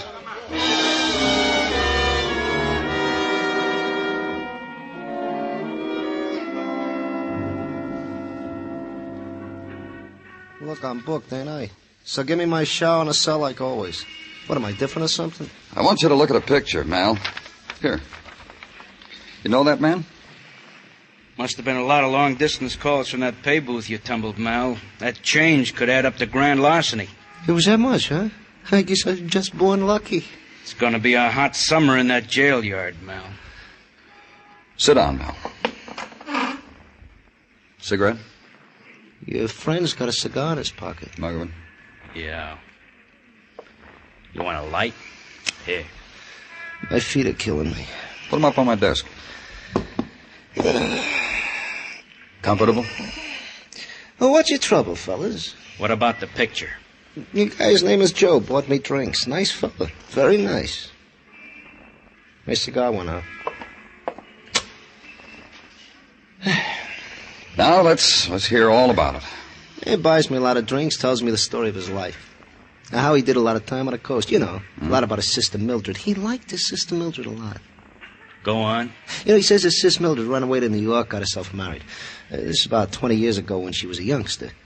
And by the time Sis Mildred got back to Frisco with her hubby, Joe was in stir. His sister Mildred come to visit once, then he lost track. Ain't seen her since. Well, how'd he happen to find her in New York? Phone book. Looked up her married name on the off chance, and there it was. He called. Did he tell you what her married name was? Might have. Slipped the old mind if he did. He called her, said he'd wear a red posy so she'd recognize him. Well, the dame shows. Guess what happened? Danny. Leave him alone. She walks over to Joe and asks, is he Joe who called? Joe says, I am he, only you ain't my sister Mildred. My sister Mildred had red hair like me, he says, so they walk over in the corner, they start to talk. Then the lady raises a roof about something, starts to hurry up. Joe runs after her right into the arms of the law. What did this lady look like? Frankly, Joe fed me too many drinks to remember clear. That's about it, boys. Light my cigar again, huh?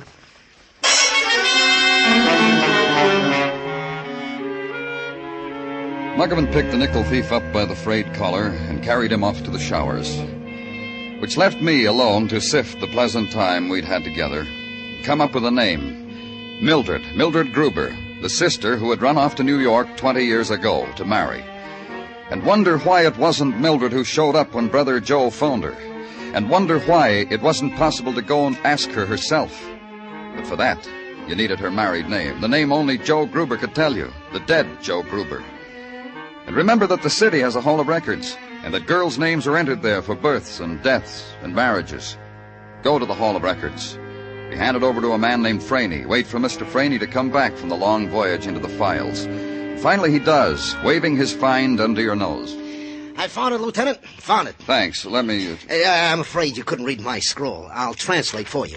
On May 12, 1931, one Mildred Gruber applied for a marriage license. Age 19, height... Who'd she apply with? Got that, too. Mr. Hughes Conlon. Age 27, height... Conlon, eh? Look up what you have on Conlon. Please, Mr. Franey, do that. Wait again. And know somehow Mr. Franey would look just like that when he came back. And you got something this time, Lieutenant. Conlon was married again, just 3 years after the first time. And I looked, and there's no record of a divorce. The penalty for false statements is clearly stated on the bottom. Sure it is. Thank you again, Mr. Franey.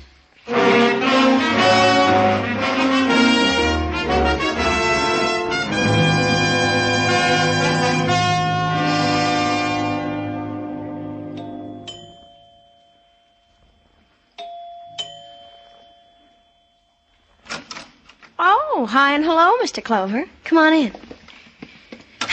In here, the living room. Say, I've been trying to make Alexanders for years. Can I try one on you? How old are you, Myra? 17. And I won't breathe a word of it. Is your mother home?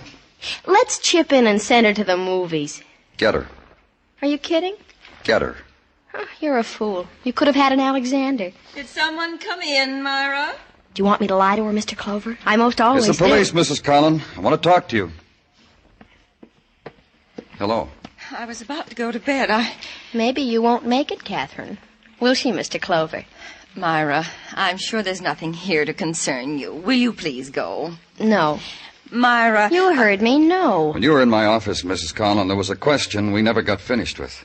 It concerned your husband and the woman with whom he was found dead a year ago, and a man named Joe Gruber. I don't at all understand what you're talking about. Mother. Mama. Mom. Don't you have a date tonight, Myra? Every night. It'll keep. They always keep. All of them. All the time. You still haven't told me what I want to know, Mrs. Conlon. Well, my husband shot himself. Because of me. Because of my child. He was ashamed of what was going on with that woman. He killed her and then shot himself. That's Daddy. That's my pop. Shut up, Myra. Shut up. I've never laid a hand on you, but I... Mother, dear. You're talking like a mom. Never talked to me like this before. The woman found with your husband was his first wife. Did you know that, Mrs. Connell? My husband's first wife? That's not true. When did you find out he wasn't divorced? Why, it's not true. When Mildred Gruber showed up? Daddy had such bad taste in women. Myra, I'll... You'll hit me? Go ahead. Myra, please. You found them together, your husband and Mildred. Killed them. Made it look like murder and suicide. Why? Listen to me. Then Joe Gruber showed up. A long-lost brother, looking for his sister. Looking for Mildred.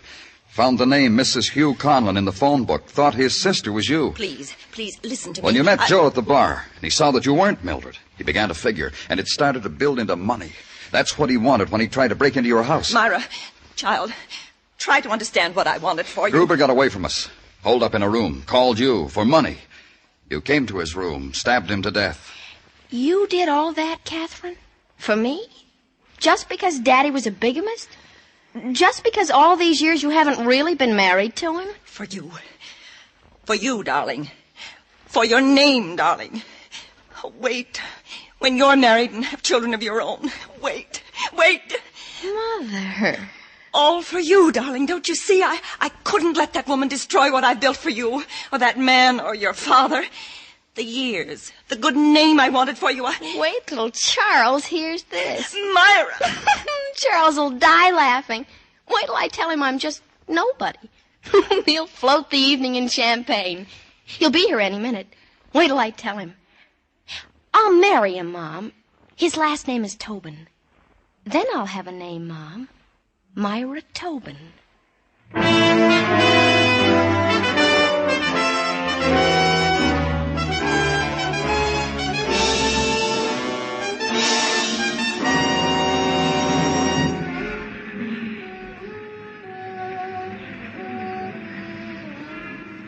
Midnight's a happy time on Broadway. It's a place strung into the night like some phosphorescent alley. And they're heaped there, the bright-eyed kid, the voice that whispers from a doorway, the poet, the dregs. It's crowd, and it's laughter, and a Nickelodeon where you get pie in your face. It's Broadway, the gaudiest, the most violent, the lonesomest mile in the world. Broadway, my beat.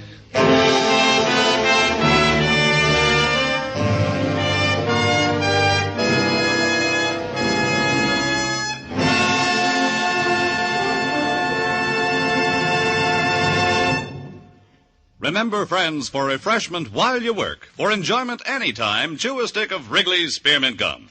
There's lots of lively, real mint flavor in it to cool your mouth, freshen your taste, and sweeten your breath. And chewing Wrigley's Spearmint helps keep you fresh and alert. You feel better, work better, get more fun out of doing things. So indoors, outdoors, at work or play, always keep delicious Wrigley's Spearmint Chewing Gum handy. For refreshment while you work, for enjoyment anytime, chew a stick of Wrigley's Spearmint Gum. The makers of Wrigley's Spearmint Chewing Gum hope you've enjoyed tonight's story, and that you're enjoying Wrigley's Spearmint Gum every day. We invite you to join us next week at this same time when Detective Danny Clover returns again with Broadway's My Beat. Broadway's My Beat, brought to you by Wrigley's Spearmint Gum, is produced and directed by Elliott Lewis, with music composed and conducted by Alexander Courage. The program is written by Morton Fine and David Friedkin, and stars Larry Thor as Detective Danny Clover, with Charles Calvert as Tartaglia and Jack Crucian as Muggavan. In tonight's cast, Barbara Whiting was heard as Myra, and Irene Tedrow as Mrs. Conlon. Featured in the cast were Lou Krugman, Martha Wentworth, Norman Field, and Jerry Hausner. Bob Stevenson speaking. This is CBS, the Columbia Broadcasting System.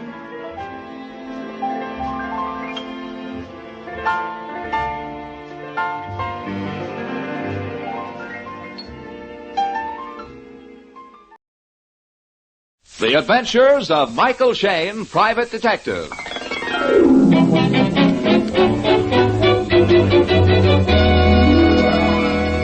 The people who make the new 76 gasoline and Triton motor oil, Union Oil Company, present The Adventures of Michael Shayne, Private Detective, starring Wally Mayer and Kathy Lewis.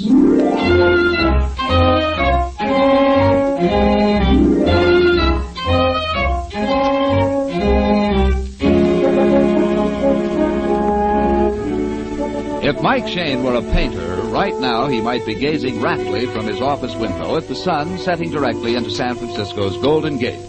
If Mike Shayne were a poet, he might be gazing dreamily at Phyllis Knight, his office associate.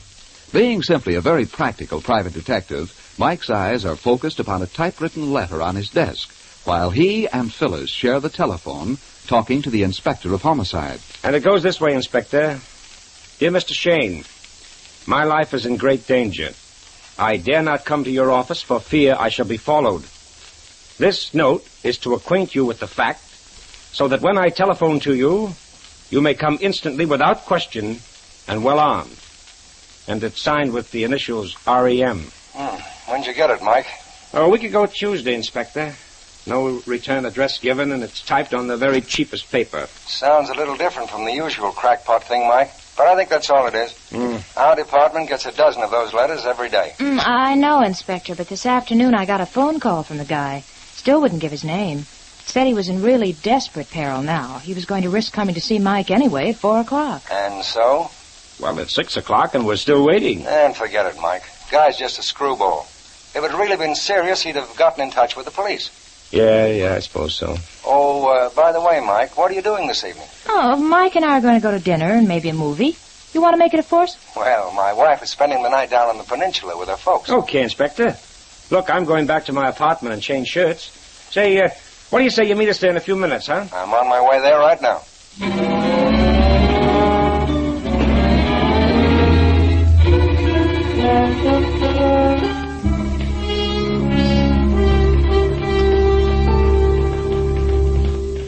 Hope you kids don't mind my inviting myself along like this. Oh, nonsense. We love to have you. But I make one condition. No shop talk from you kids tonight. Deal. Well, it'll be a painfully quiet evening, then. Let me see. Any mail in my box? No, not today.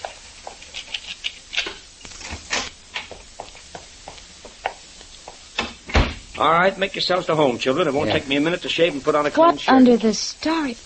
Mike! Huh? There on the floor. Holy. Mike, what do you want? Where did you get it? It's a head. A mummified human head. Yeah, it's been shrunk. The head's no larger than a baseball. And the skin, it's almost black.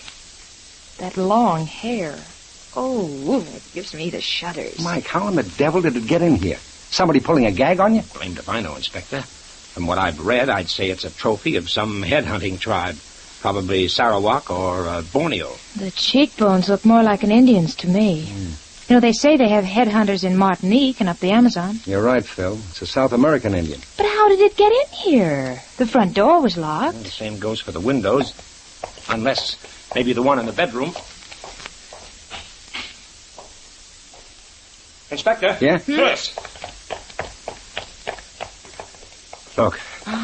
Look on my bed. A body. These slight markings on the throat are conclusive, Mike. He was strangled. Yeah. And with a good deal of finesse. It was done with some soft noose, a garrote or something. First we find a mummified Indian head and then a man strangled. Well, kids, there must be a connection between the two. Yeah, Phil, but what? Did the killer leave the head for Mike, or did this man drop it? Hey, there's something on the floor. Yeah. Huh? The man's wallet. The driver's license gives his name as R.E. McIntyre, 1198 California Street.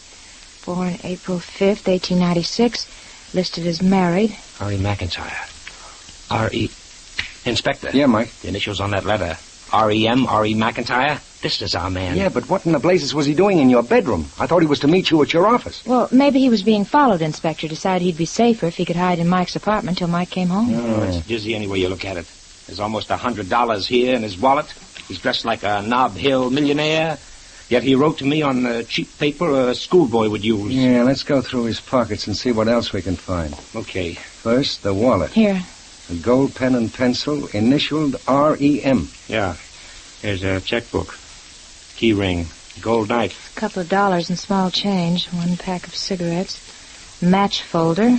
That's all. Yeah, it doesn't tell us anything. Hand me the phone, Mike. I'm going to call headquarters for the squad, and after they get here... We're leaving for 1198 California Street, and the lady who is Mrs. McIntyre.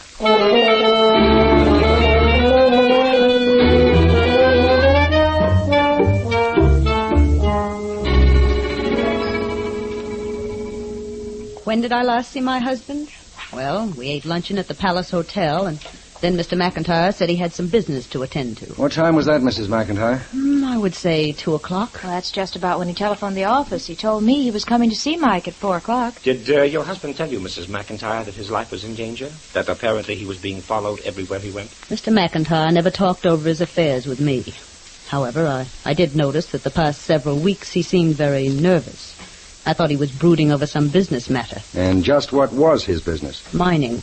He and his partner, Anthony Locke, own a big tin mine in South America. South America? That's where the dried Indian head came from. It did mean something. Mrs. McIntyre, do you know if your husband had any enemies? I've answered that. Mr. McIntyre did not talk over his affairs with me. Mm-hmm. Well, he certainly provided a beautiful and expensive home. Mrs. McIntyre, can you explain why he should write us that letter on the cheapest sort of paper and then sign only his initials? Mac's done that trick before. He wanted you to think he was a poor man, so you might work for him at less money. Oh. He would even introduce himself by some false name that would fit his initials. Yes, he thought that much of a nickel. Except when he could spend it on himself, huh? I presume, Mrs. McIntyre, your husband left a will. Mr. Shayne, I'm getting very weary of repeating this. My husband did not talk over his business with me. Of course he had a will. And of course I'm the beneficiary. You must realize, Mrs. McIntyre, that I realize that for 1/2 hour I've been subjected to highly impertinent questions. I know nothing which can help the police department. And there the matter ends.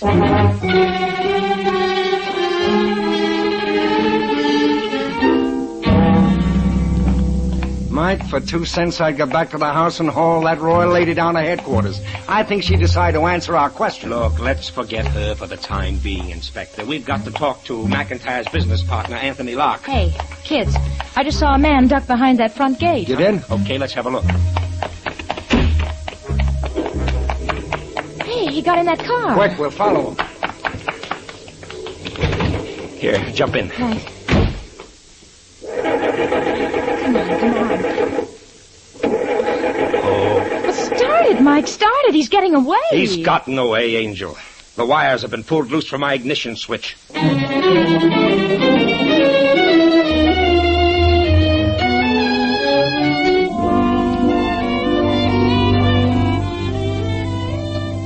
We'll return to the adventures of Michael Shayne in just a moment. Many motorists have been amazed at the way the new 76 gasoline performs in traffic and on hills. Well, the reason is simple. It's because the new 76 contains components of the same 100-octane gasoline Union Oil Company's refineries produce for the Air Forces. That means the new 76 gasoline for your car is packed with extra power, greater than pre-war. You'll notice its instant response as soon as you come down on the accelerator. You'll like its quieter, faster action. And you'll like its price, too. For 76 is a non-premium gasoline and still sells at regular prices everywhere. So for a real thrill in driving, put in a tank full of the powerful new 76 gasoline. Nearly all Union Oil Minuteman stations have the new 76 on hand now. Just look for the sign of the big orange and blue 76. Thank you.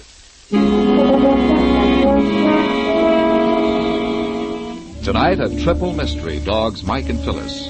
Why was a mummified Indian head left in Mike's apartment? Why was a man strangled to death in Mike's bed? Who pulled the ignition wires loose in Mike's automobile? Mike, Phyllis, and the inspector have gone to the home of the murdered man's partner, Anthony Locke. The dining room door opens.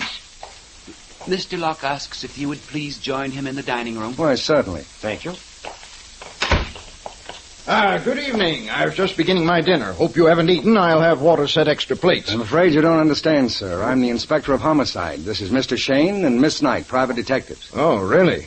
Well, I misunderstood, Waters. Bit hard of hearing, you know. Too much quinine, touch of malaria. Sit down. I despise eating alone. Happy to have your company. Mr. Locke, this is not a social call. No, can't recall inviting you. Don't know what you're doing here. But how about some terrapin soup? It's excellent tonight. Sir, I'm from the police department. Your partner, Mr. McIntyre, has been killed. Murdered. Strangled to death. When? Tonight, in my apartment. What? And in the next room, we found a dried, mummified human head. Mr. Locke? Mr. Locke, are you all right? The sign of death. You know what it means? Yes, McIntyre came to me with an anonymous letter. It said he was going to die. When was this? About 10 days ago. I tried to get him to go to the police. He wouldn't. Finally, he said he'd hire a private detective.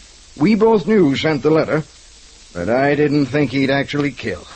That's what that head means. He? Who? Please, Mr. Locke. His name is Ferd Stockel. He lives in Bolivia.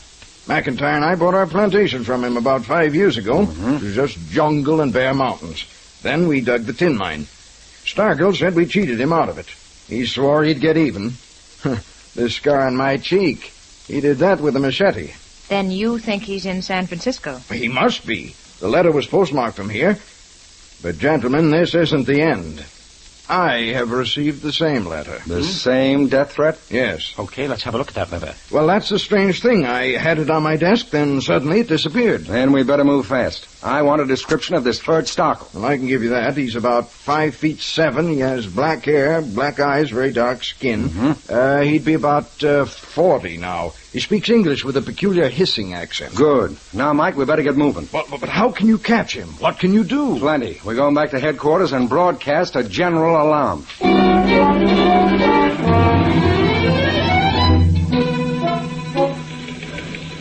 All right, boys. That's the man's description. Get that on the radio right away. See that all squad cars are contacted. Yes, sir. Yes, sir. Smith, your men will cover all airports, train depots, bridge control stations, and highways. He may try to skip town. Yes, sir.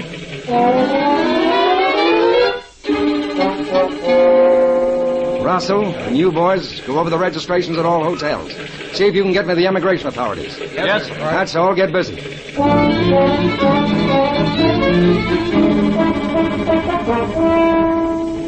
Inspector, we made an inventory of everything in McIntyre's pockets. So did we, Sergeant. Oh, then you know about the folder of matches. Matches? What about it? Address on the cover there. That's a third-rate place down in the Embarcadero. Hardly a place for a rich man like McIntyre. You're right, Sergeant. Not only right, Inspector. I suggest we visit that third-rate hotel on the Embarcadero right now.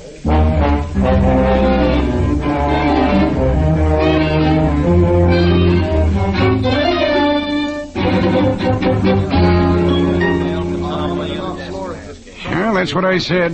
Ain't nobody name of Ferd Starkle registered here. Well, he may be under another name. You got any man registered from South America? Hey, let me think now. South America. Well, yeah. Yeah, room 307. That great big guy with the beard. Signed in from Lima, Peru. When? Oh, maybe 2 weeks ago. Name's Ed Badger, he says. 2 weeks ago. Time fits if the description doesn't. Okay, I guess this time we walk up.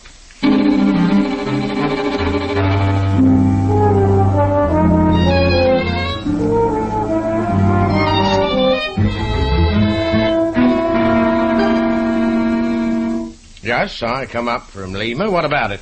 Before that, Mr. Badger, by any chance were you in Bolivia? Oh, now I'm on. You've been talking to McIntyre. What's Mac doing? Running to the police just because I thought he had some sense. You were going to say just because you what? Well, now, Judge, it was a good deal. I figured Mr. McIntyre and Mr. Locke wouldn't mind owning the second tin mine down in old Boliv. I could fix it so they'd get hold of a really big one. Few thousands played in the right place, you know. But if Mac is going to turn Sunday school boy on me... Mr. Badger, you work for McIntyre and Locke? I was boss of the mine, madam, until they were looking for an excuse to get rid of me. But Edge Badger is not one to hold hard feelings. When did you last see McIntyre? Well, he come to the hotel here yesterday. Now, I'm not one to do Mac dirt. You ought to know that. So if you gentlemen will give me an idea what this is all about. Mr. McIntyre has been murdered. Oh, that's not so good. No. Mr. Badger, You mind telling us where you've been for the past 3 hours? Oh, I see what you mean. Well, I've been right here in my room. And, maybe a couple of trips to the bar. Did Mr. McIntyre tell you that he'd received a letter threatening his life? No. A letter, eh? So that's what was worrying old Mac. I figured he was having trouble with his wife. While you were down in Bolivia, Mr. Badger, did you know a man named Starkle? Third Starkle? Oh, did I know Third? There's a cutthroat for you. Oh? Now, if you were to ask me if Third Starkle would kill Mac, I'd say yes. Mac and Locke really crossed him up once. Have you seen him in San Francisco? Here? No. He's down in Bolivia. When did you last see him there? Why, a couple of months ago, I say. Yeah. You mean you think he's in town? I wouldn't like that, gents. He's a bad one. You said a moment ago you thought McIntyre was having trouble with his wife. Where did you get that idea? Well, I only thought. I don't know. Go on, please. Well, I don't know anything. Mac just said something about his wife nagging him. I hope you gentlemen won't tattle that to her. I may have to do business with her and Locke. Hey, you won't say anything, will you? That's for us to decide. Mr. Badger, is there anything further you can tell us? Anything else that comes to your mind? No, I can't think of anything. Mm-hmm. Inspector, Yeah, I Mike? think I've got a slightly different angle on this case. I'd like to go back to McIntyre's house and have a look at his private papers, whether Mrs. McIntyre likes it or not.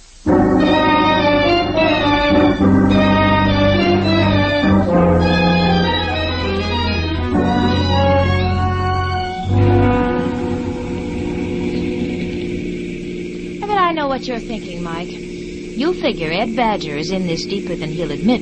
Now you want to get some proof in black and white. Well, that's part of it. Yeah, he told us just what he wanted us to hear and no more. So he's a shady character.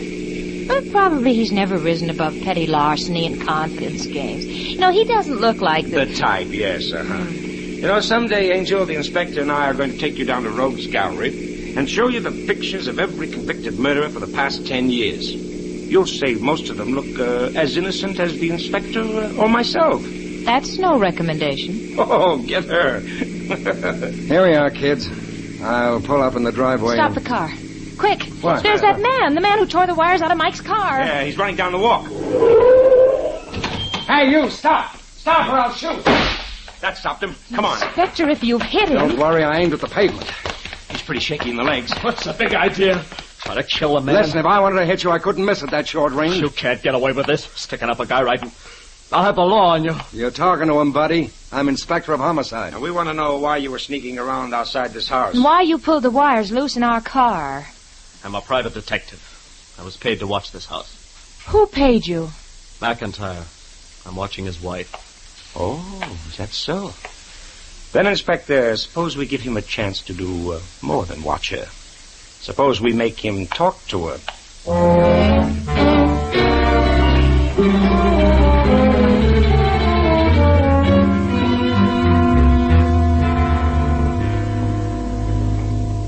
The man's lying. Why would my husband hire a detective to watch me? Well, we don't know that he is a detective. I got a license. Here, see if he is so. Mm-hmm. Your name Andy Blackmore? Yeah. License was issued last month. I never heard of him before. So what? I never heard of you before. I'm new in San Francisco. Mr. Blackmore, when did Mr. McIntyre hire you to shadow his wife? Last week. It's preposterous, I tell you. He's lying. My orders were to watch her and a fellow named Locke. Well, get McIntyre. He'll tell you if I'm lying or not. McIntyre was dead. Murdered. He's what?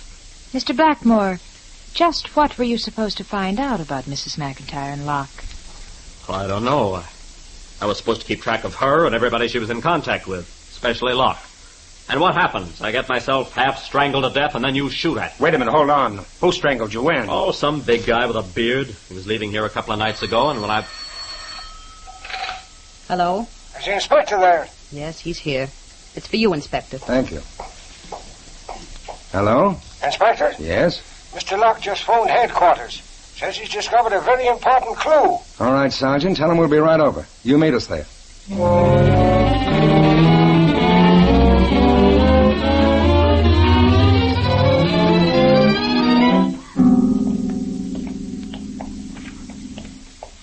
Mike, I don't like this at all. Mr. Locke's front door open, the electric lights off. Not only off, there's no electricity at all. Listen, you guys aren't going to mix me up in this. I'm going out and wait in the car. You're staying right here, mister. Mr. Locke. Mr. Locke. a sound.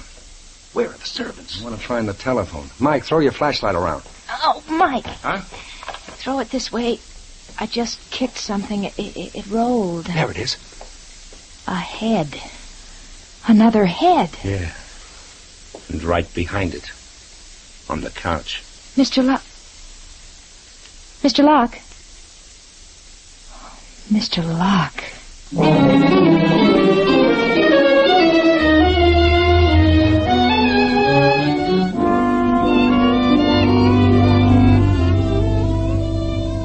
In just a moment, we'll return to Mike and Phyllis in their adventures. We don't say that driving with the new 76 gasoline will eliminate all your traffic problems, but we do say it will make your driving a lot more pleasant. Even the oldest cars perk up and come alive when you put in the new 76. That's because this new post-war fuel contains components of the same 100-octane gasoline that Union Oil Company's refineries are producing for the Air Forces. That means it's packed with extra power, greater than pre-war. You'll notice this as soon as you come down on the accelerator. You'll like the quieter, faster action of the powerful new 76 gasoline. And you'll like its price, too. For 76 is a non-premium gasoline and still sells at regular prices everywhere. So for a real thrill in driving, put in a tank full of the new Super 76. The new 76 gasoline is now going on sale at all Union Oil Minuteman stations. Just look for the sign of the big orange and blue 76. Thank you.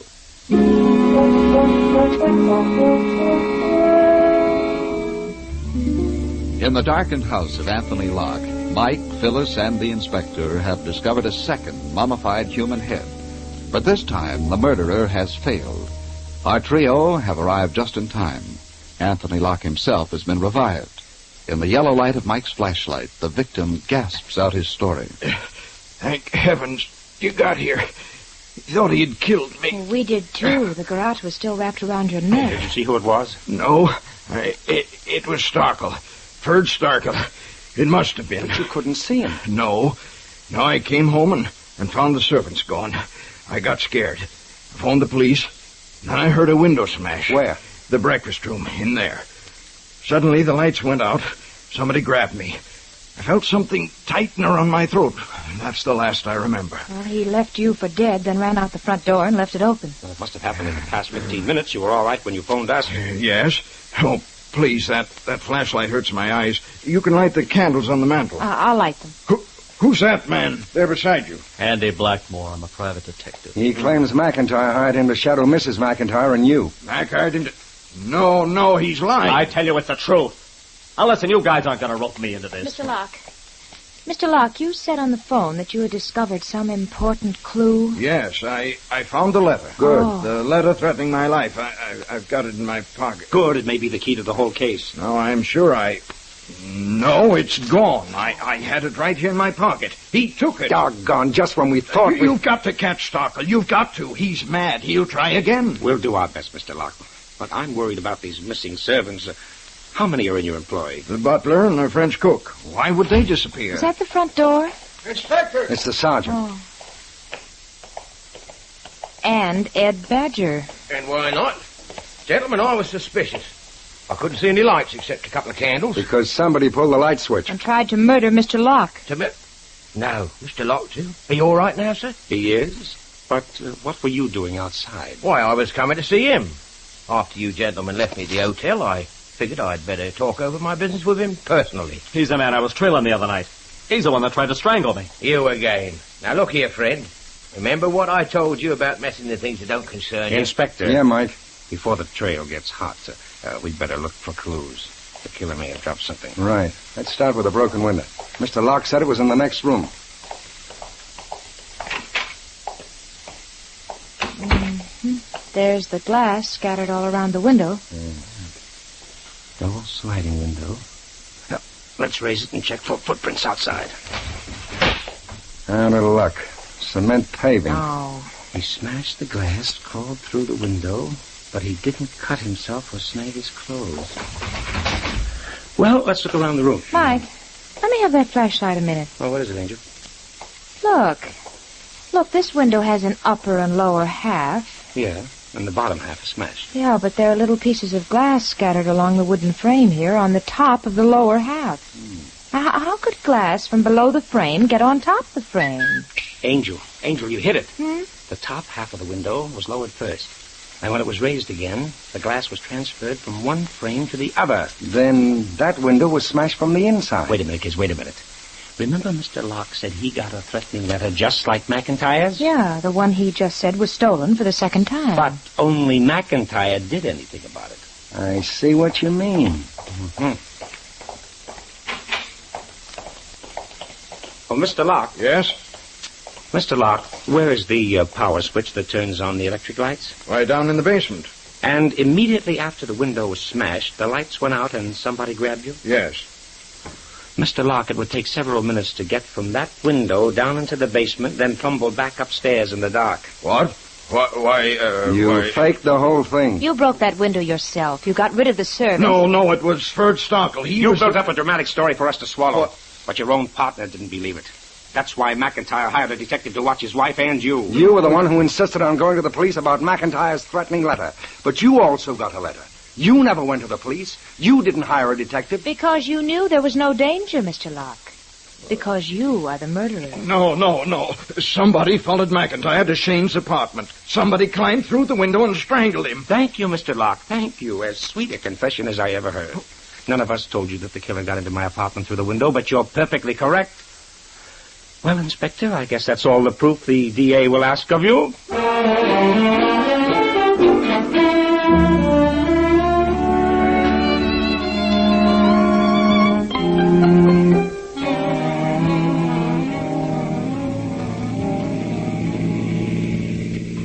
Mike, do you realize we haven't had a single bite of dinner tonight? Oh, my stomach won't let me forget it. Oh. The inspector told me he'd meet us at Fisherman's Wharf as soon as he finishes at headquarters. I hope he can find out where Locke got those gruesome Indian heads. Oh, he probably brought them with him from South America. Yeah, maybe so. Anyway, Mike, I think I can guess Locke's motive for the killing. He was in love with Mrs. McIntyre. He wanted the husband out of the way. Uh-huh. Locke's elaborate build-up was just to disguise a very simple, sordid murder. No. I don't believe Mrs. McIntyre had the slightest interest in Locke. Or even suspected his intentions. Well, it just goes to show you, Angel. When some men are in love, they'll stop at nothing. That's not my problem. It's when some men are in love and will do nothing. Why, Angel.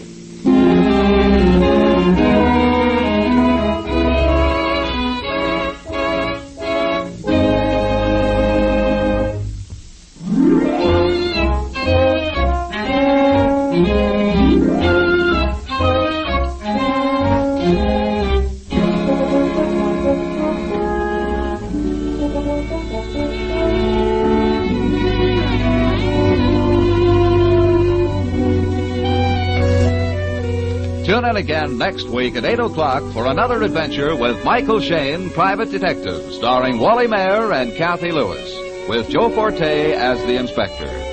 Tonight's story was written by Richard DeGraff and based on the character created by Brett Halliday. Music was composed and directed by Bernard Katz. This is John Lang saying goodnight for the people who make the new 76 gasoline and Triton Motor Oil. Union Oil Company.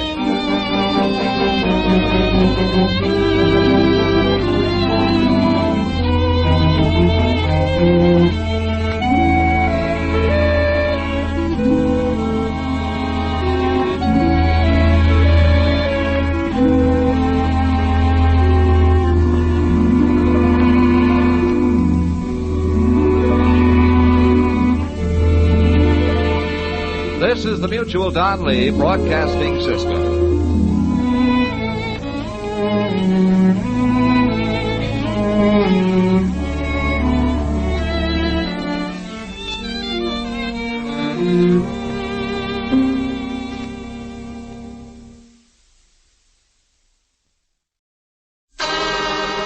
Time now for Rocky Jordan.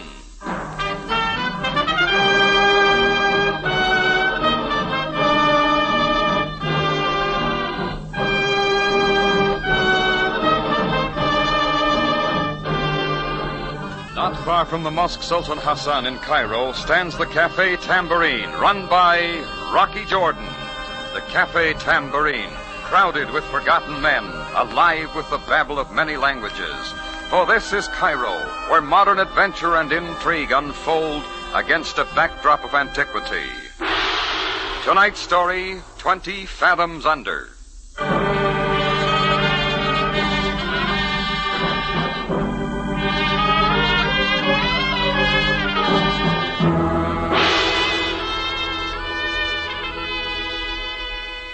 I was standing out in front of my Cafe Tambourine getting a little of the afternoon sun. A lemonade seller with his jingling urn drifted by. I was enjoying myself till I looked down the street and saw a guy feeling out his sea legs on the narrow sidewalk. His weather-beaten face slit with a grin from ear to ear. I hadn't seen him for 3 years, and I didn't especially want to see him now, so I ducked inside. But he sailed in behind me like a schooner in a high wind. Ahoy, matey! Rocky! Rocky, lad. Hello, Sandy. Well, now, that's better. You wouldn't be forgetting old Sandy McQuill now, would you? 3 long years, and now I'm back. Come on to a table. We'll be drinking on it. On you this time, Sandy? Ahoy, bartender. Bring us a bottle. Look alive. What do you want, Sandy? What do I want, lad? Rocky, I've sailed every port from Shanghai to Cape Town. But I wouldn't be passing up an old friend now, would I? Oh, not if you had an angle. I know you to be an honourable man, and I'll give the belay and pin to the man that says different. Here we are. Oh, Sandy's paying for this, Chris. Aye, lad. This is a great day for us, Rocky. Now then, lad, to the old days. It'll cost you 24 piastres. You'll get it, lad, and plenty more. Scud up alongside, Rock. Oh, I can take it from here. What are you asking for, Sandy? Asking, Rock, nothing of the kind. Listen, did you ever hear the Mandara? She was sailing for the Suez 3 months ago, loaded to the gunwales with a cargo worth a king's ransom. Oh, save the yarn, Sandy. Wait, lad. The Mandara sailed into bad luck. Rocky, didn't you read of this? A stray mine from the war blasted the Mandara, and it went down off Rosshaben Funderek and all its cargo with it. Maybe I did read about it. But why tell me? It's ours, Rocky. Free boot to the high seas for them that gets it. It's there, waiting for us. Salvage? Oh, no. I can handle it, Rocky. And I'm letting you in. 50-50. Of course, nobody else thought of bringing the Mandara up. That's just it, lad. The brig was off its course. It went down in a fog. Nobody knows exactly where it is. But you do. Aye, Rocky, that I do. Right to a compass point. How'd you find out? A man sailing the 7 seas has ways of learning things, lad. Here, I'll show you the map. Who gave you that, Captain Kidd? Cast your binnacles on this now. Look, there's the Suez. The Mandara followed a course through the Red Sea. And there's Rosshaben Funderek. The Mandara went down there. See the mark? There's what Davy Jones got her. 20 fathoms under. Oh, sorry, Sandy, but my money's all tied up in Abyssinian grasshoppers this year. You don't follow me. It's not money I'm after. What else? You've got a motor launch still tied up at Port Said, I'm thinking. The one you sailed down from Istanbul. Yeah, only because nobody'd buy the tub. Is that all you want? Aye, Rocky. It's good enough. I'll rig it for diving and man it with a couple of buckos from the Said wharves. That's all I'm asking for, Rocky. What do you say? Sure, why not? And I hope it sinks before you get out of the harbor. Never you worry. Sandy McQuill can sail any brig with a hull. You'll sign the papers to get me out of port? Yeah, and out of the Tambourine. And there'll be some papers for you to sign. Wait. This map, Rocky. Look at it well. Just get it off the table. Now, only you and I know, lad. We'll keep it that way, eh? Sure, but... Hey, what are you doing? There. Just a little precaution, lad. The map's spun merrily. That calls for a chaser, I'm thinking. Look, burning a map gets too corny, Sandy. Suppose you move along now, huh? Aye, Rocky. I'll hoist anchor. You'll wait for me here? Sure. Come back in another 3 years. You'll hear from Sandy McQuill again, lad. and soup. Hey, wait a minute. What about the drinks?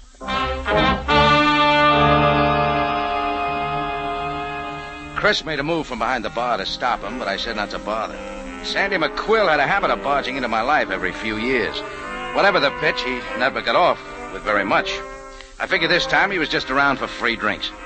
He hadn't told me where he was going, and I didn't care. Well, by the next evening, I hadn't heard from him again, and I was real glad. McQuill was clear out of my mind when the office phone opened up. Cafe Tambourine. Mr. Rocky Jordan? Jordan speaking, lady. Thank you. My name is Ming Lee. What can I do for you, Miss Lee? I am calling at the command of my father, Sen Wang Lee. Do I know him? No, you have not met.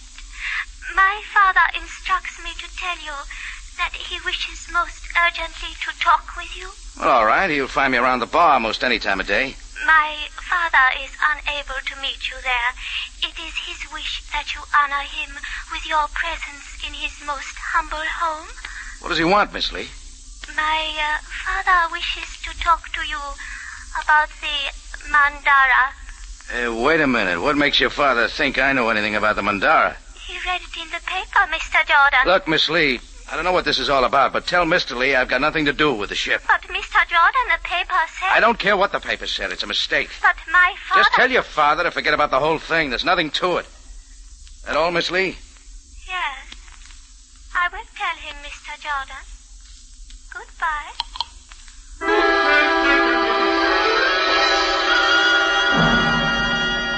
I made it out to the corner in 10 seconds flat. I grabbed the evening edition of the Cairo Mail, flipped a couple of piastres to the newsboy, and started looking. Didn't take long. When I turned to page 3, my picture jumped out at me.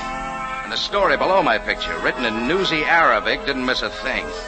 Rocky Jordan, noted proprietor of the Cafe Tambourine, reported financing an expedition from Port Said to salvage the ill-fated Mandara. Oh, there were a lot more details, and all a build-up for Rocky Jordan. It wasn't long till all sorts of people came driving around. A fellow wanted to sell me a diving helmet. Another called to sell me a home on the Nile. And a lady came in for a contribution to the home for aged camel drivers.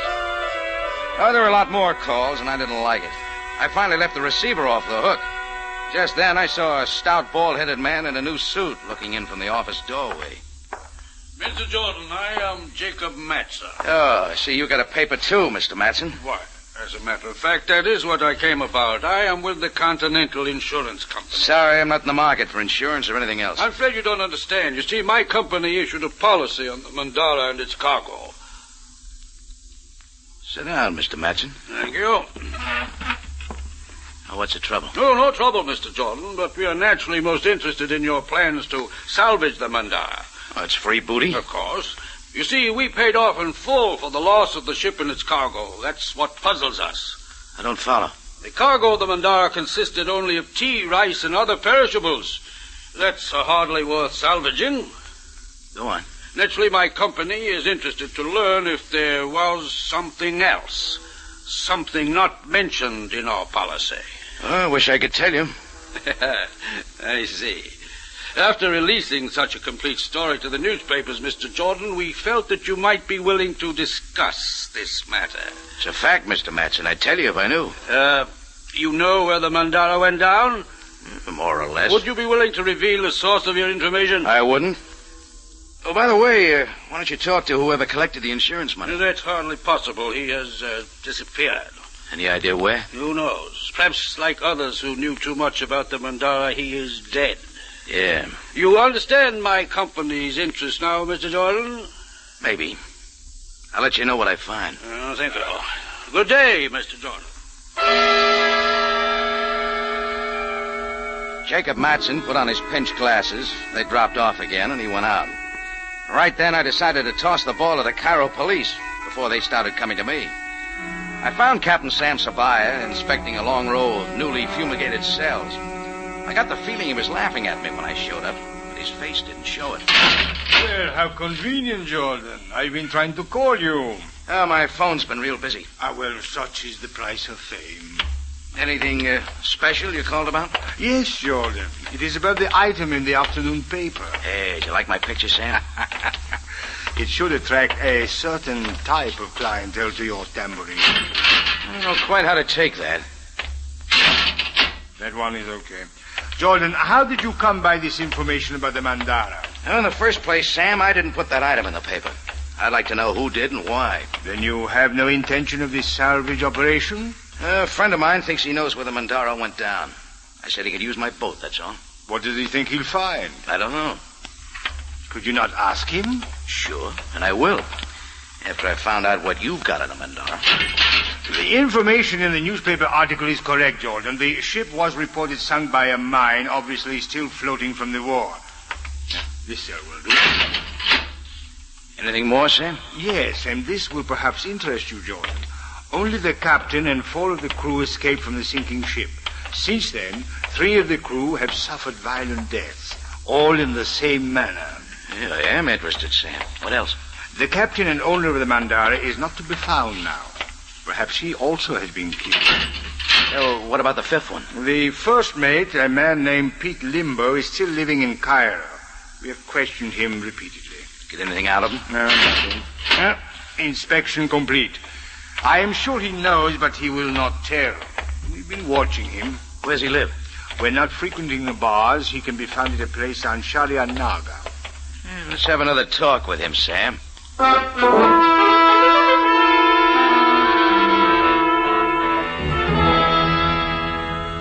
Sometimes Sam surprises me, like this time. Without batting an eye, he called for his black limousine. In about 15 minutes, we were driving down Sharia Naga, trying to miss the bumps. An excited cluster of natives were crowded around an open doorway as we pulled up to the curb. When they saw the police car, they scattered like ducks in hunting season. It looks like something's up. Better get in there, Sam. Perhaps you're right. Come along, Jordan. Here, this is Limbo's room. Open up! Open up in there! Shut the door. That Pete Limbo? It was. Didn't watch him any too well, Sam. We could not watch him every minute, Jordan. Yeah, I know. Somebody sure took care of him. Exactly as the other 3, Jordan. Hung by the thumbs and then the knife.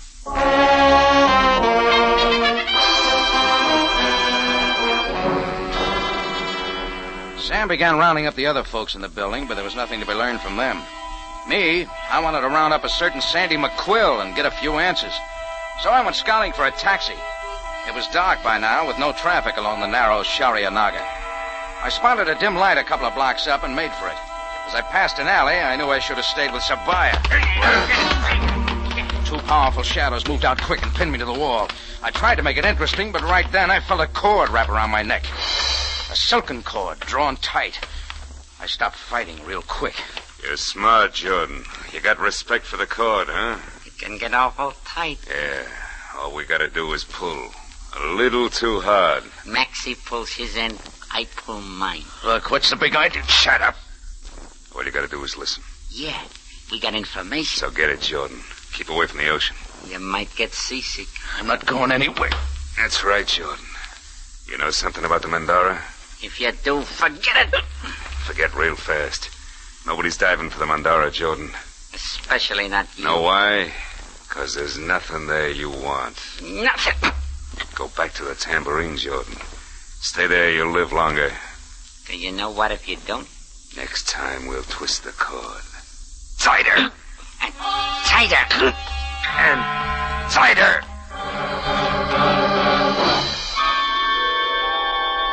They both gave a last twist. My breath was gone, and I went spinning off to the moon.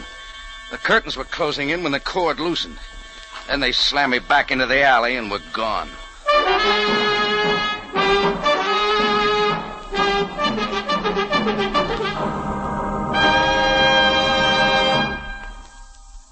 You are listening to 20 Fathoms Under, tonight's adventure with Rocky Jordan. You'll find the chills colder, the excitement sharper, and the stories better on CBS Mystery. At 9 tomorrow night, enjoy thrilling mystery on Inner Sanctum when the creaking door opens and exposes a man returned from the dead. Then on Tuesday night, remember Mr. and Mrs. North at 8:30, followed by Mystery Theater at 9. Yes, you'll find colder chills, sharper excitement, and better stories on CBS Mystery.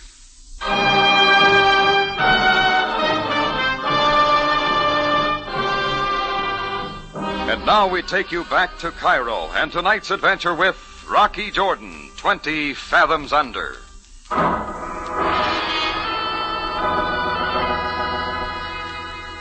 It was all started by a sea dog named Sandy McQuill who wanted to salvage the sunken freighter Mandara. The cargo of the Mandara was supposed to be nothing but tea and rice. And after the sinking, members of the crew had been killed one by one, all in the same manner. I didn't want any part of it, but the story got spread all over the newspapers with my picture. Then a couple of guys gave me the silk cord treatment with threats to lay off and dump me in an alley.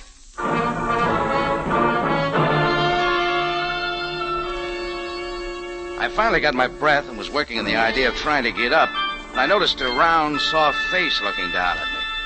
Her eyes were curious, but not afraid. What is it that has happened here? Don't you know? Your neck. The silken cord. And you live. Say, haven't I heard your voice before? I do not know. I am Ming Li. Ming Li. You called me on the phone this afternoon. Then you are Rocky Jordan.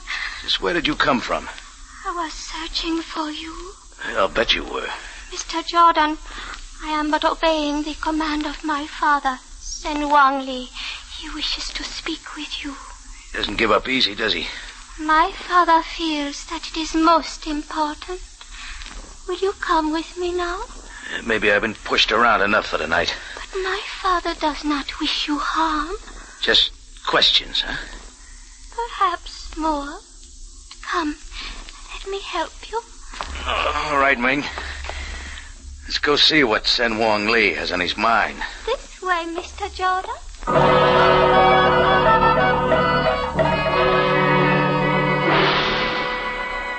Ming Li tripped ahead, and I followed her down a twisting lane. She took me into the Chinese sector, where the houses overhanging the street almost touched overhead. At one of the doors, we turned and went in. Ming led me down a dimly lit hall, off another corridor, and finally into a room rich with tapestries. A little heavy on the incense for me, but furnished in the dignity of the upper-class Chinese. Standing in front of a teakwood desk was an old Chinese in Mandarin dress. But something else caught my eye as he took a couple of steps toward me. He was the first Chinese I'd ever seen with a peg leg. I have obeyed your command, my father. You honor my house, Mr. Jordan. That is all, Ming. I am Sen Wang Li. Look, Mr. Li, I'll clear up a couple of points real quick. I don't know what's on the Mandara worth salvaging. In fact, I don't know where it went down. And yet we have read that you plan to find the Mandara. Mr. Li, what I want to know is why you and a couple of dozen other people in Cairo care whether I salvage the Mandara or not. The interest of other people is not my affair, Mr. Jordan, but for me it is most imperative. Enough to set two muscle men on me with a silken cord? Mr. Jordan, let me explain. The captain and owner of the Mandara insured the ship far beyond its worth. It was his plan to sail to Shanghai and take on a cargo of tea and rice. Go on. Sailing back into the Red Sea, the captain then conspired to sink his own ship, report the disaster from a floating mine, and collect the insurance. But I still Wait, don't... Mr. Jordan. While in port at Shanghai, the captain was approached by my brother, a most respected man who had to leave China secretly and quickly. The captain accepted a high fee to bring my brother and his wife to Egypt. Only they never got here. Only the captain and 4 of his crew came off the Mandara when it went down. Now you understand my interest in your venture? Yeah. And maybe why the escaping crew of the Mandara have been wiped out. Chinese retribution? Mr. Jordan, my only interest is to recover the body of my brother and his wife, so that someday I might bury them with their ancestors. Mr. Li, I think I should talk this over with Sandy McQuill. A man by that name was seen 2 days ago talking with the first mate of the Mandara. The first mate was quite drunk. Yeah, he gave McQuill the map, and now he's dead, too. I can also tell you where Sandy McQuill is living.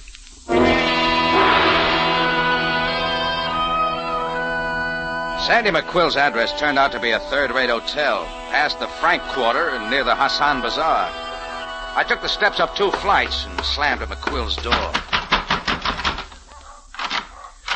Oh, Rocky, lad. That's right.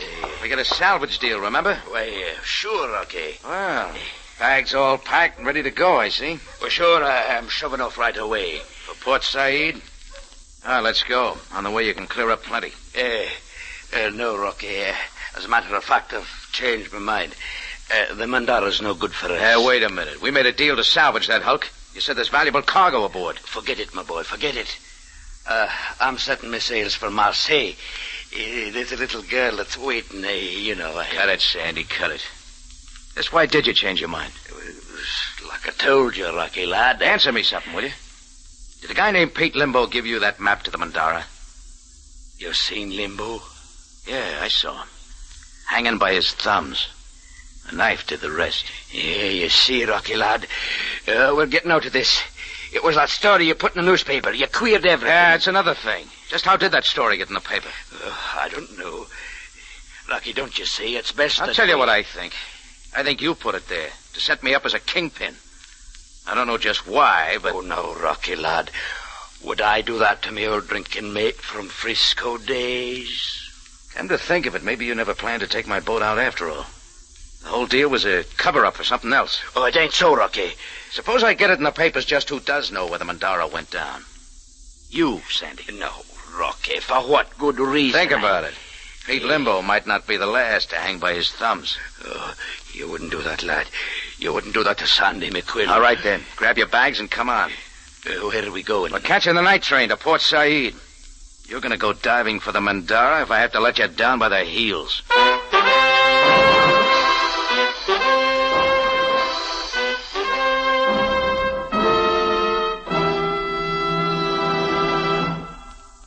You are listening to 20 Fathoms Under, tonight's adventure with Rocky Jordan.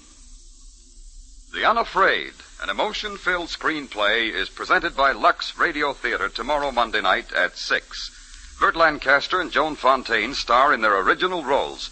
So don't miss the radio adaptation of The Unafraid with Burt Lancaster and Joan Fontaine on Radio Theater Monday night at 6 on CBS.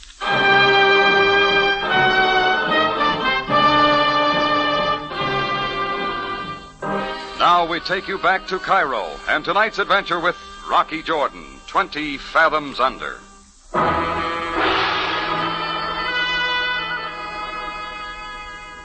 Well, when McQuill and I got to Port Said, we found we couldn't have sailed my motor launch in a bathtub. So I rented a salvage rig at the docks, dug up a couple of bums to help man it, and we headed down the canal. McQuill steered and seemed to know where he was going. It was early the following morning, far down the Red Sea. The sun was just beginning to cut through a fog that had followed us all the way from Shadwan Island. Hey, what's that to the starboard, Sandy? The best I can make out through the fog. That's the point there, Rocky. That's Ras Haben Funderak. Now listen, Rocky lad, I'm telling you again, this ain't for us. You'd better find it, Sandy. Cut the motors! Oh, is this the spot? Hey, matey. The Mandara's below. Look, Sandy, if you've steered wrong, you'll find that ship if you have to dig up the Red Sea. It's here. I'll lay my word to it. Okay, let's not lose any time. It'll be light enough before long. Get into your diving suit. Well, Rocky, there's no rush about it. Just listen to me. We didn't come all the way down here to talk, Sandy. Let's go. Rocky, I can't do it. Why? I promised somebody. That's all I can tell you. If we cut it off now, there'll be no harm to any of us. Here's the diving suit. Take off your jacket and get it on. No, Rocky, let go. I warn you, matey. Diving now, Sandy, if I have to break your neck. No, Rocky, I'll get it. That's mine.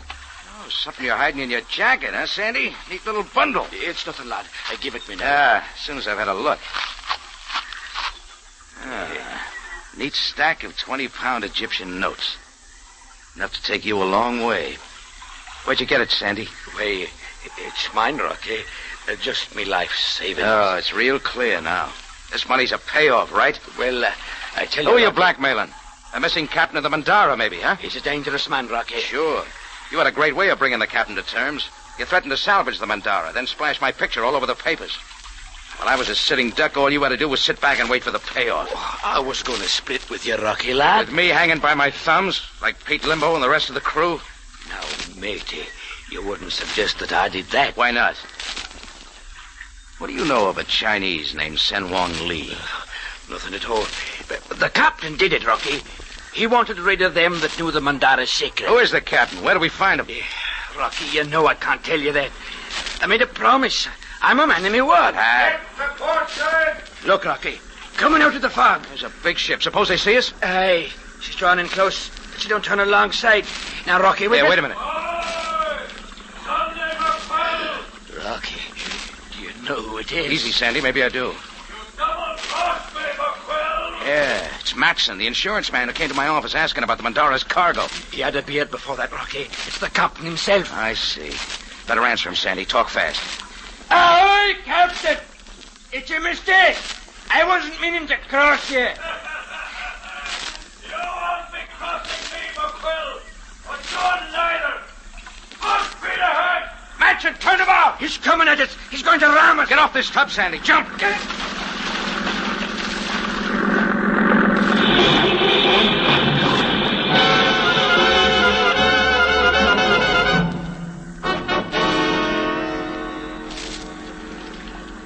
Well, after that, there was a lot of splashing around. I saw the captain swing about to get a look at the results and maybe try for us again.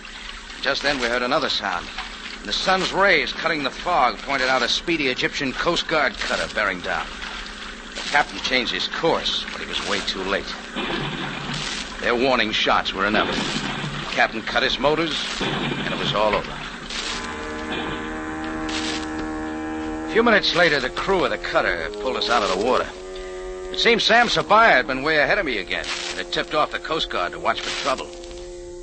Well, there was nothing left for Captain Matson, whatever his real name was, except to make a full confession, including the murder of his crew. Not long after that, a government salvage boat brought up the bodies of Sen Wong Lee's brother and his wife. But so far as I know, McQuill's money is still floating around the Red Sea.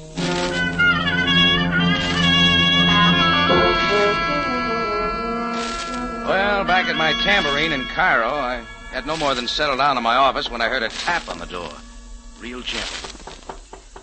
Come in. Mr. Jordan? Well, Ming Lee. Yes, Mr. Jordan. I come at the command of my father, Sen Wong Lee. Oh? My father sends me with a gift from his house for your kindness. This ancient wind bear. Oh, but this must be of great value to your family. I didn't ask for anything. You will honor my father by accepting it. Why, of course. Give your father my regards. Also, Mr. Jordan, my father wishes you to know that he feels deep gratitude and devotion to you. Wait, Ming. Yes, How do you feel? I feel that my father is most wise.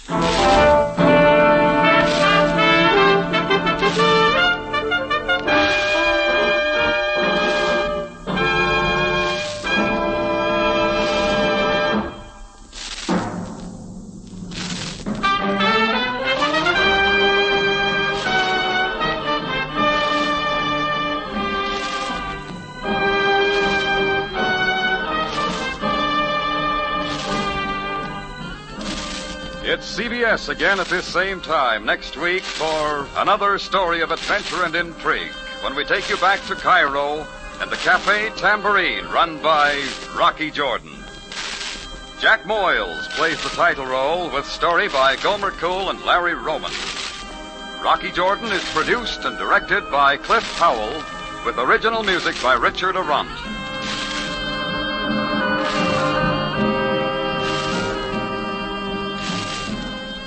Larry Thor speaking. This is CBS, the Columbia Broadcasting System.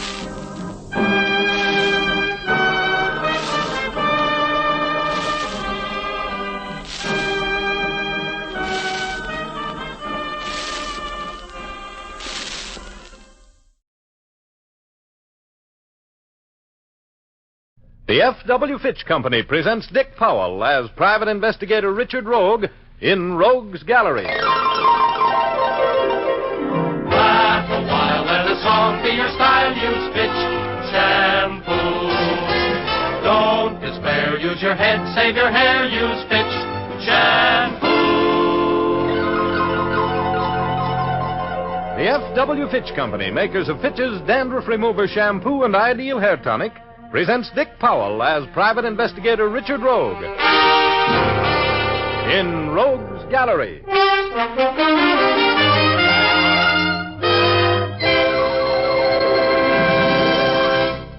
Rogue speaking. This Saturday night, I'm going to spellbind you about. Caught me while spending a week and the fee from my last case in zestful living at a summer hotel, which was so swanky that the help hardly spoke to the guests. For $25 a day, I had one of the 50 bungalows on the hotel grounds. For $30, I could have had one with a window. Well, anyway, there was a girl up there. Isn't there always? She was named Janice Cole, a sort of a social secretary to the hotel. She was about 28. Her eyes were so big and blue they made you think of mountain lakes, and her hair was as black as a jealous rage. She had a figure that made you think you'd seen her before in a swimsuit. Oh, she was real quality. Much to my high blood pressure, she was engaged to a society playboy with $1 for every suntan in Florida, and his name was Clint Hayes. There was dancing going on in the ballroom of the hotel, and Janice was dancing with Clint. But she was watching me. I thought I saw fear in her eyes. They finished their dance right in front of me.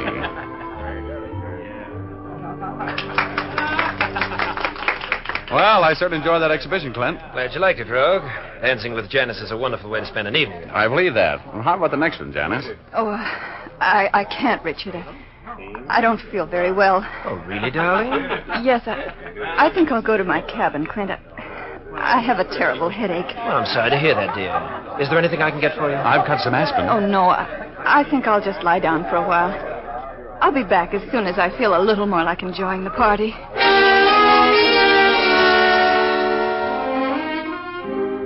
After Janice Cole left, I ducked Clint and mingled with the crowd, fencing in and out of polite conversation and keeping up a gay front to cover the worry which was stampeding around in my mind.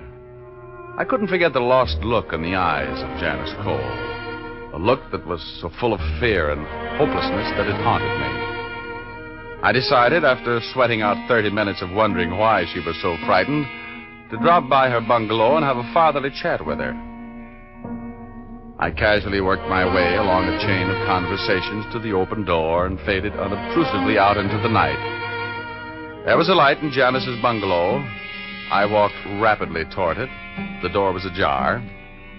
When I knocked on it, it swung open. And I saw Janice lying there, a red pool expanding on the Navajo rug under her head. I took a few steps into the room. Oh! I was on the inside of a giant bell, clinging to the clapper with the strength of desperation. It swung through eternity like a giant pendulum. And at the end of every arc, the universe was shattered by the sound of the tolling. I couldn't stand the noise. I let go on the tremendous upsweep and was catapulted through space at a terrifying, breathless speed. The ringing of the bell grew fainter and fainter. And then, there was quiet. I drifted peacefully for a while and landed as gently as a snowflake on a sparrow's wing. And I rested on cloud 8 in the blackness of complete oblivion. Hey, Chiefy! Chiefy! You better come out of it! Oh, go away, Igor. No, I'm sorry, Rogie, but you've got to get back on the ball or you're going to find yourself behind it. Come on now. Come on. Igor, go away. I'm not well. I've been hurt. There are things going on that you ought to know about, Rogie. I don't care. I'm on my vacation. You're in trouble, Rogie. Bad trouble.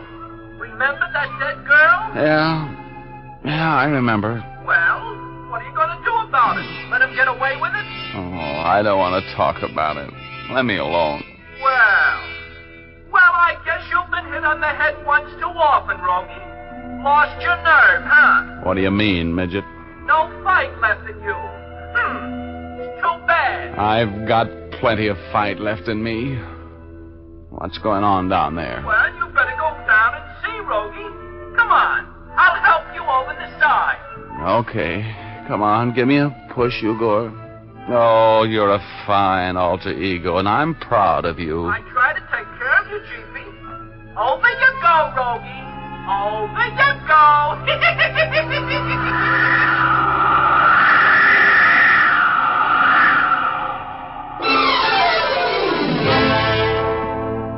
dreaded opening my eyes because I remembered that dead girl lying there.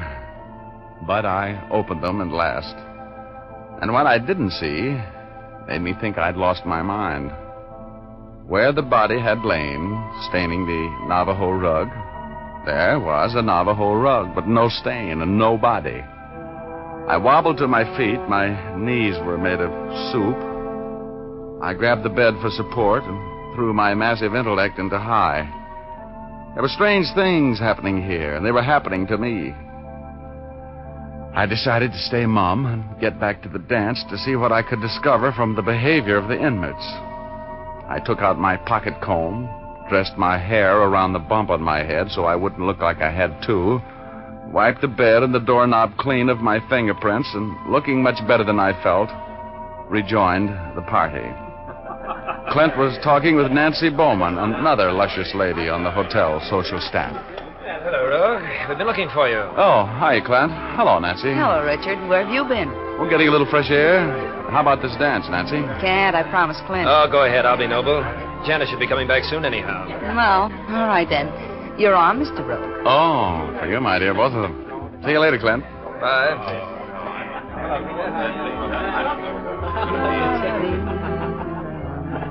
You know, Nancy, that Clint's a lucky man getting a girl like Janice. She's what the boys in the back room call a dish. I suppose Janice isn't lucky getting a man with $1 million. Not my type. Now, I don't have the million, but I have then let's just dance. Oh. Now that Janice has her millionaire, I'm out to get mine. You girls old friends? No, I've worked up here with her summers for a couple of years. She's a grand girl. Everybody loves her. She's engaged to this creep with the millions? Yes, they're going to be married in 2 weeks. Don't you ever read the newspapers? Oh, guess it wasn't on the sport page. Probably not.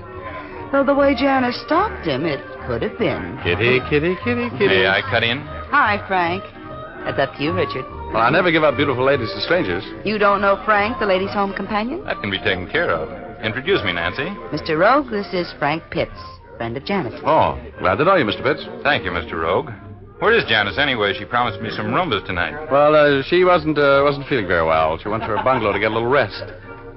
You insist on cutting in? Unless you have some very fine arguments against it. Well, I guess I haven't. Nancy, I hope I'll see you later. You will. This is a temporary thing, Richard. Oh, what happened to your dance, Rogue? A man cut in on me. Oh, that's Frank Pitts. He doesn't belong here, Rogue. He's all shoulders and no money. I understand that he and Janice are old friends. That's right. Frank Pitts has been in love with Janice for years. They're from the same town back east. No kidding. Oh, well, he was in love with her, too, huh? Desperately. But I don't feel sorry for him. He's not good enough for a girl like Janice. No, Clint, a girl's entitled to old friends. You seem to be the jealous type.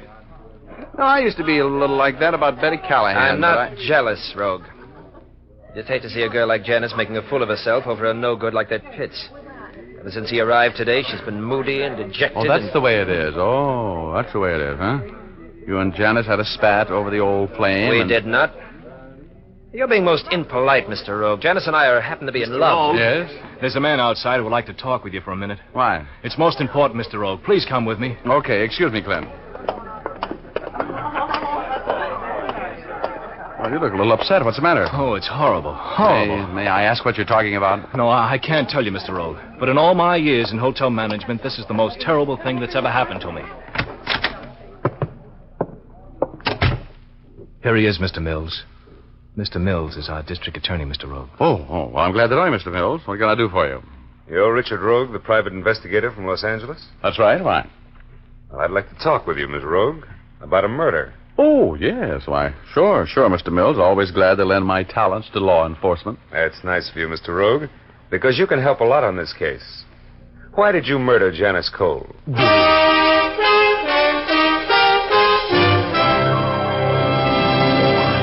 We'll return to our story in just a moment.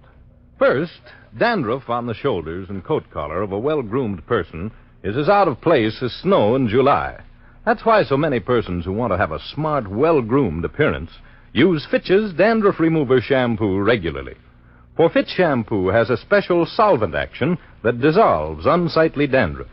When you apply Fitch's to your hair and scalp before adding water, this solvent action goes to work. So it's important to remember not to wet your hair before the shampoo is applied. After massaging your scalp briskly for a few minutes, then apply water. An abundance of cleansing lather will form to carry away the dissolved dandruff. Then the lather rinses out easily and completely, leaves the hair immaculately clean without a trace of dandruff. Yes, Fitch's Dandruff Remover Shampoo is a real aid to good grooming. Use it regularly.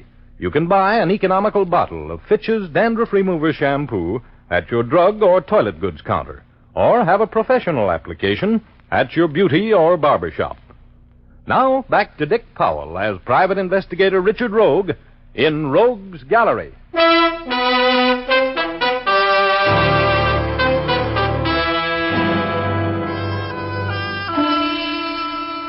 My guilty conscience was calling me names and giving me bad advice as I strolled out of the ballroom with the DA. He had accused me of murder. I knew who was murdered. I'd seen her in her bungalow, dead. Janice Cole. The DA was as quiet as a grave during that walk and not a bit more cheerful. I made a couple of abortive attempts at conversation, but I might as well have been talking to a totem pole.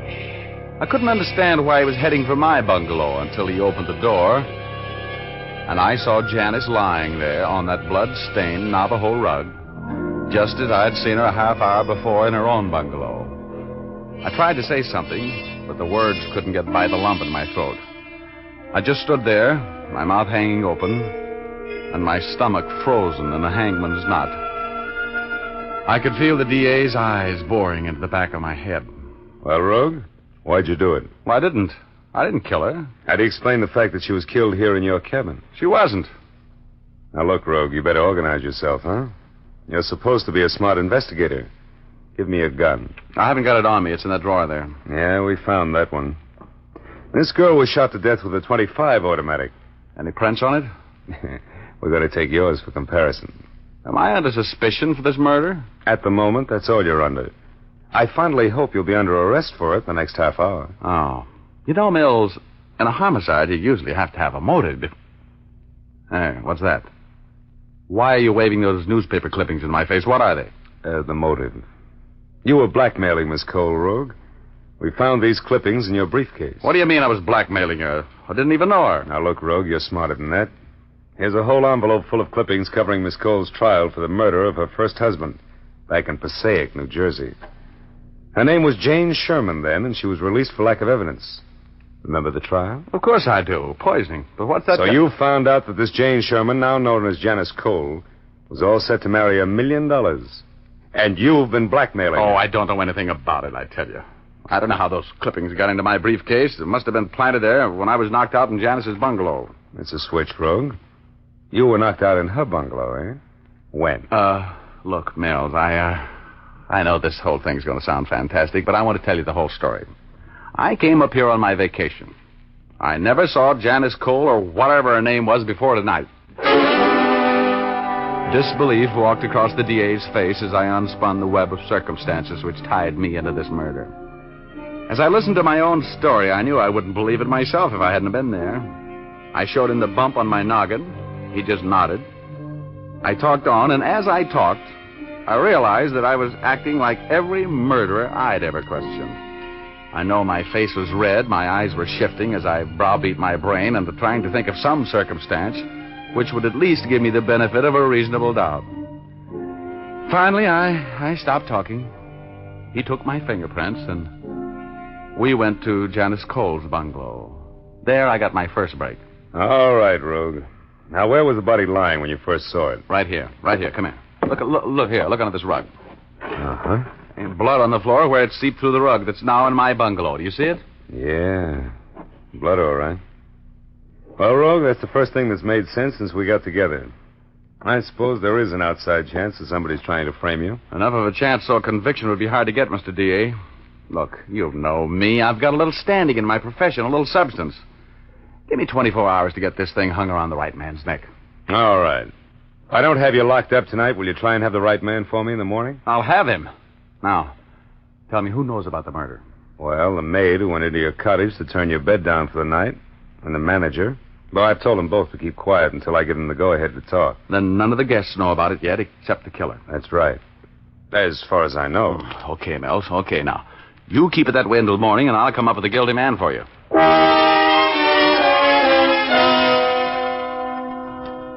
Big talk. I had been framed with loving care, like a sweetheart's picture.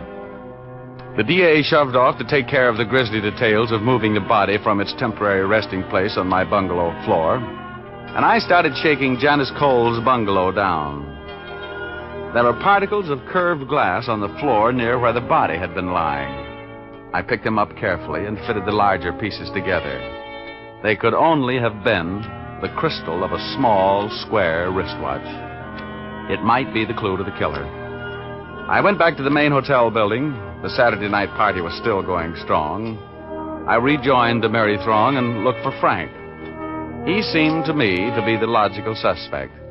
He was from Janice Cole's hometown. He would have known about her trial for murder. I found him talking with Nancy in a corner, and he had on a large, round wristwatch. Nancy's watch was a dainty diamond and ruby affair, small and oblong.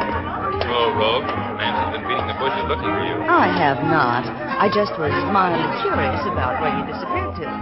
I wanted to get rid of Frank and finish that dance with you. Wow, this is as good a time as any. May I have the next one? You may have all the rest of them if you like. Oh, what's the matter, Richard?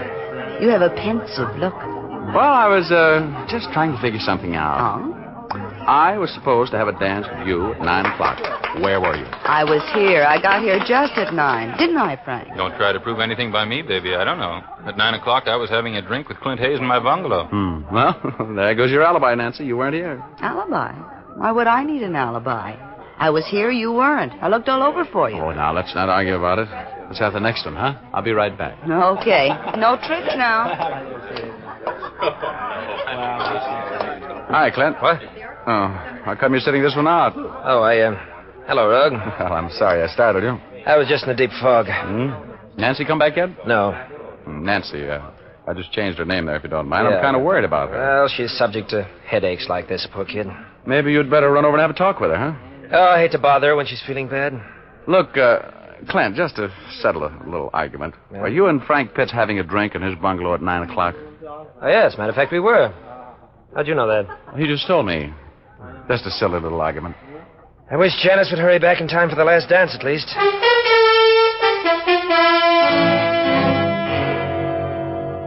Clint Hayes had on a large, square wristwatch. And he and Frank had unbreakable alibis. Nancy had none. They were my 3 prime suspects, and it looked to me like Nancy was about to be elected. I was sitting there looking for Nancy and carrying on a pointless discussion on headaches, their cause and cure, with Clint, when Nancy came running over. Come on, Clint. You too, Richard. We're all going down to the pool for a moonlight dip. No, I don't think I want to, Nancy. Oh, come on. Just because Janice is feeling rocky tonight is no reason for you to be grumpy. Come on, Richard. Get your swim trunks and give the girls a treat. Huh? All right. I'm in. Come on, Clint. A little dip or two you got. No, I don't think come on, Clint. Oh, might as well, Clint. Sounds like a good idea, doesn't it? Well, Nancy, you got it all organized? Yes, Richard and Clint are crazy about the idea, aren't you? Oh, okay. I'll join you for a while. Nice man, Clint. Hurry up now. See you at the pool.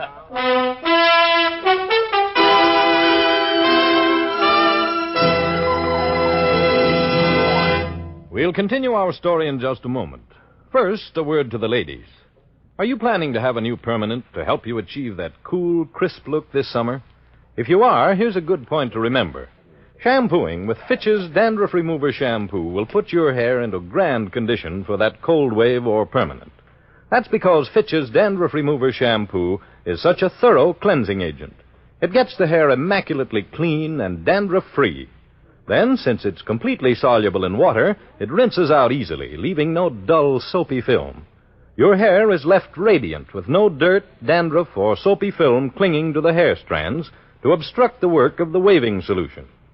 Yes, permanent wave equipment manufacturers, such as the Realistic Permanent Wave Machine Company, E. Frederick Incorporated, and Duart Manufacturing Company, all agree that really clean hair is the first requisite to a successful permanent wave. For a soft, natural-looking wave, prepare your hair first with Fitch, F-I-T-C-H, Fitch's Dandruff Remover Shampoo. Then use Fitch's regularly to keep your wave looking lovely.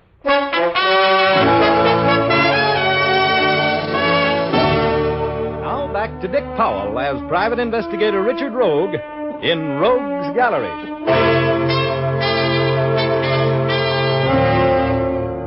My performance in the pool that night made Nero's fiddle solo in the light of a burning room seem like the height of propriety. Here was Richard, the fall guy rogue, swimming and laughing with Frank, Clint, and Nancy, a bunch of murder suspects. A matter of hours before the law put a pair of stylishly plain bracelets on me and claimed me for its own if I hadn't solved the murder of Janice Cole. But there was method in my madness. That swim gave me the information I wanted. In fact, it gave me the murderer. I left before the swimming party broke up and went to one of the guest bungalows. An open window made the job of getting in as easy as falling in love. I found what I was looking for in a chest of drawers. Then I sat down and waited for my victim to come in and turn on the lights. Rogue, what are you doing here? Waiting to talk with you about a murder, Clint. Shut the door. Come in and sit down, Clint. I want to know all about what happened to Janice. Janice? Something's happened to Janice? Yes, Janice, and don't act so innocent. What do you know about her murder? I didn't kill her. What makes you think I killed her? I didn't say you killed her, but I'm sure you know something about it. You know, you shouldn't get involved in murder, Clint. It's too complicated. You're just talking, Rogue. You killed her. You were blackmailing her and you killed her. No, Clint. You weren't supposed to know anything about that. In fact, you couldn't have known anything about it unless you were the guy who framed me so nicely. I'm a little mad at you for that, you know. I'm going to get a confession of that murder out of you some way or other. Now, do you feel like talking, or do I have to beat it out of you? What makes you think I did it, Rogue? Take off your wristwatch. Now, look at your wrist. What? You see that small square of white skin where you used to wear your small square wristwatch? That was the giveaway, Clint. You see this watch here, the one I found hidden under the shirts in that chest of drawers there? The crystal's broken, Clint. That was broken in the struggle with Janice tonight just before you shot her. The broken glass was found on the floor of the cabin right where the body was before you moved it to mine. Now, do you feel any more like talking, Clint? Why did you kill her? I didn't kill her. I got until morning for you to start talking, and I've got more socks in a 10-story laundry. Now, let me know when you want to start singing. You know what happened in that room, and you're going to tell me. I didn't kill her. I swear. I didn't, Rogue. I was there. Sure, I was there, but if you didn't kill her, who did? I can't tell you. Come on, Clint. You're not smart enough to work out that frame on me. Who was in this with you? I wouldn't answer that if I were you, Clint. Drop the gun, Rogue. Hello, Frank. Well, you're mixed up in this, too, huh? Well, maybe we can arrange a double execution. I didn't tell him anything, Frank. I didn't tell him a thing. I know it. I was listening. Sit down, Rogue. Sure. Glad to. You were the brains of this deal, weren't you, Frank? It's pretty obvious that quivering mess over there wasn't, isn't it? It's a good thing I was keeping my eye on him tonight. You see, Rogue, when he opened the door and turned on the lights, I saw you sitting there, and that's why I came in the back way. I was afraid that Clint would talk too much. You think of everything, don't you? I try. What are we going to do now, Frank? This Rogue, he knows I was there when Janice was murdered. Knows you were there? Well, you might just as well know that you shot her then, huh? You did, you know. Well, it was an accident. Was it? I'll decide that. Aren't you forgetting me, fellas? Oh, no. No, we're not forgetting you, Mr. Rogue. It really doesn't make any difference who killed Janice as long as you disappear with all the evidence pointing to the fact that you did the job. No, Frank. I don't want any more killing. Shut up. I'm handling this affair. What? I'm going to keep you out of the gas chamber, Clint, if you'll just shut up and do as I tell you. Take Rogue's necktie off and tie his hands. We're going to knock him off and throw him over a canyon where he'll never be found. Oh, you are? Well, I might as well take a crack at it. Give me that gun. Grab him, Clint. Grab him. Well, thanks, Clint. You were very handy with that chair. How come you hit him? I couldn't let him kill you. I just couldn't. All right. Take his necktie off and tie his hands with it. We're going to take him for a ride down to see the district attorney. I killed her, Rogue. I killed Janice, but it was an accident. I swear it was an accident. Well, you'll have a dandy chance to explain that to a jury, Clint. But now, come here. I've got something for you. Oh! That's for helping to frame me. Oh, brother, is that DA going to love me? Well, that was the end of the case. Frank had been blackmailing Janice Cole ever since her engagement to wealthy playboy Clint Hayes was announced. And that night, when Frank went to Janice's cabin, Clint followed him. When Clint arrived on the scene, jealousy took over. Frank drew a gun, and Clint jumped him. In the struggle which followed, Janice was shot while the gun was in Clint's hand. Helpful Frank accused scared Clint of the murder and talked him into framing me. Frank saw lovely visions of many happy years of blackmailing a millionaire. That broken watch crystal was the only thing that kept the frame from working. So I get my brains beat out. I put the arm on a killer and blackmailer. My vacation is broken up like a drop light bulb, and I didn't make a dime. Oh, well. Let's face it, if I hadn't been so clever, I'd be doing a life sentence instead of Clint and Frank. I would like that. No. I've heard that stone walls do not a prison make, nor iron bars a cage. But it's hard to illustrate the truth of that old saw to a guy who's behind the former looking through the latter. You know what I mean?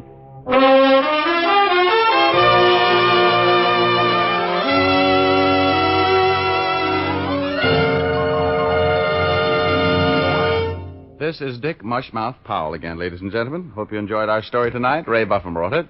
Leith Stevens composed and conducted the music, and Dee Engelbach produced and directed. Be with us again next Sunday, will you? We have a story for you about a doctor, a dentist, and a miserly old lady who comes up dead. We call it, Where There's a Will, There's a Murder. Thanks for listening, and now here's James with a hair Doyle. Listen again next week at this same time to hear Dick Powell as Private Investigator Richard Rogue in Rogue's Gallery. And by the way, Dick will soon be seen in his newest Columbia picture, Johnny O'Clock. Laugh a while, let a song be your style. Use Fitch shampoo. Don't despair, use your head, save your hair. Use Fitch shampoo.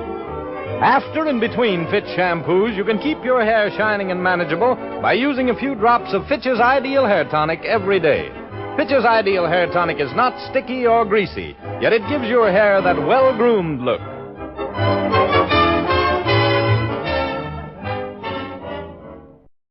The National Broadcasting Company presents The Adventures of Sam Spade, Detective.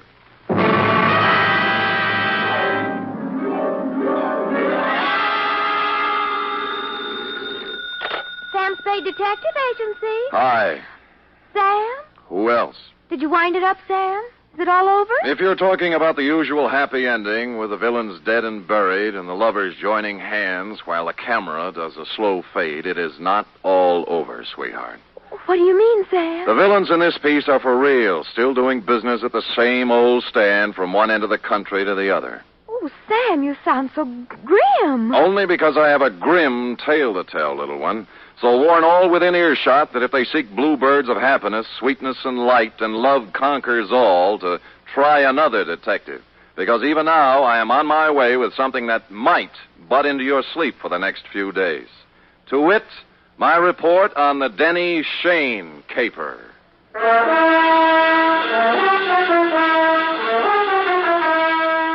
For NBC, William Spear, radio's outstanding producer-director of mystery and crime drama, brings you the greatest private detective of them all, starring Stephen Dunn in The Adventures of Sam Spade.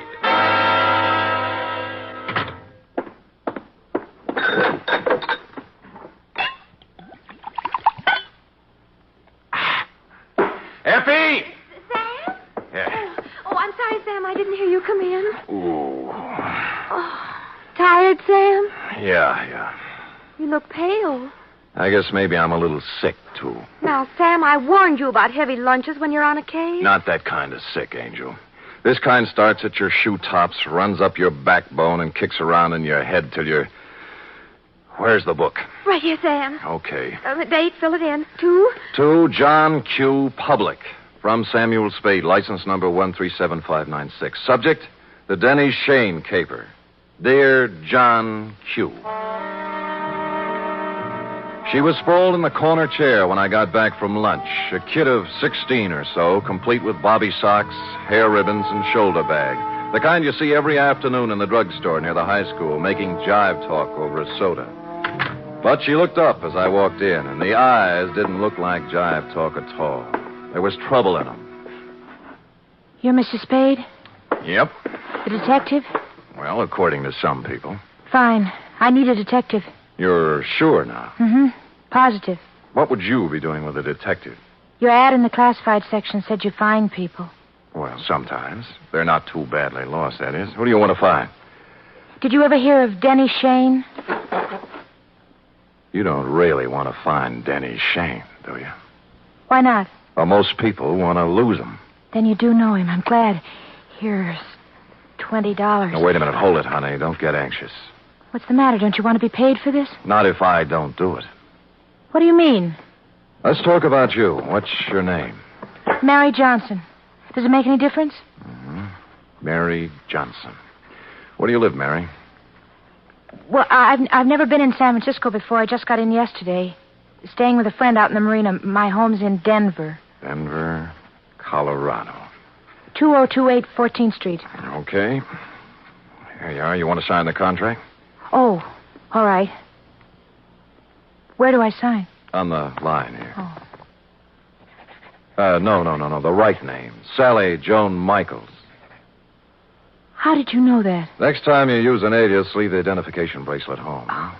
Don't tell people you're fresh out of Denver when your coat label says it's fresh out of Ruse Brothers, San Francisco. Now, let's try it again, huh? What about Denny Shayne? Well, I want to find him, that's all. Well, that's a lot. Why? I'd rather not say.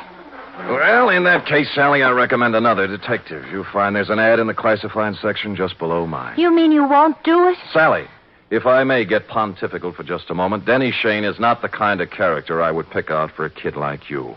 He has a reputation for booking horses, which is illegal, and welching his bets, which is worse. He is associated at one time or another with almost everyone in the files of the Kefauver Committee. And as for the girls he runs around Stop with... it, will you? Oh, so that's it. No, that isn't it. I've never seen Denny Shayne in my life. If we do find him, you'll have to point him out to me. Really? He's been good to me. You see, all my life he's been good to me. Mm-hmm. And you've never seen him? No. Denny Shayne is my brother, Mr. Spade. My mother died when I was born. I was adopted, but Denny went to an orphanage, and I guess he sort of ran wild after he got out. Yeah. What do you mean he's been good to you? Sent me money on birthdays and Christmases, sometimes in between.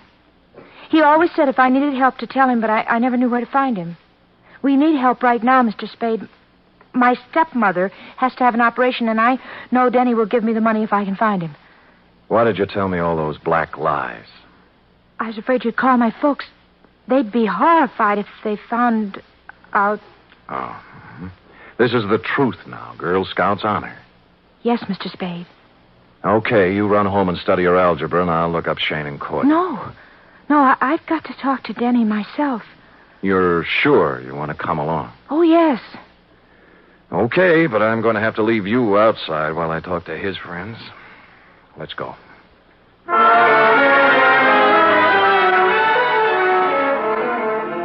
I hadn't seen Shayne since 3 years ago when he conned a client of mine out of $3,000 on a phony mining stock deal. I knew it was waste motion, but I checked the hotel where he was living then and found he was long gone. Came next in the following order: one gambling joint in South City, one saloon in the Mission, and one very dubious apartment on Turk Street, run by a charming wench wearing wedgies, culottes, and peach brandy. She gave me a peachy smile. Oh, Denny Shayne? Don't step on your laughs. You seen him lately? Funny you asking about Denny. I saw him yesterday. First time in 2 years coming out of Augie Dano's. Oh, who's Augie Dano? Runs the gym exercise studio, reducing setup on Sutter Street. You know, work a little, lose the middle. Get it? Yeah, I got it. But anyway, thanks.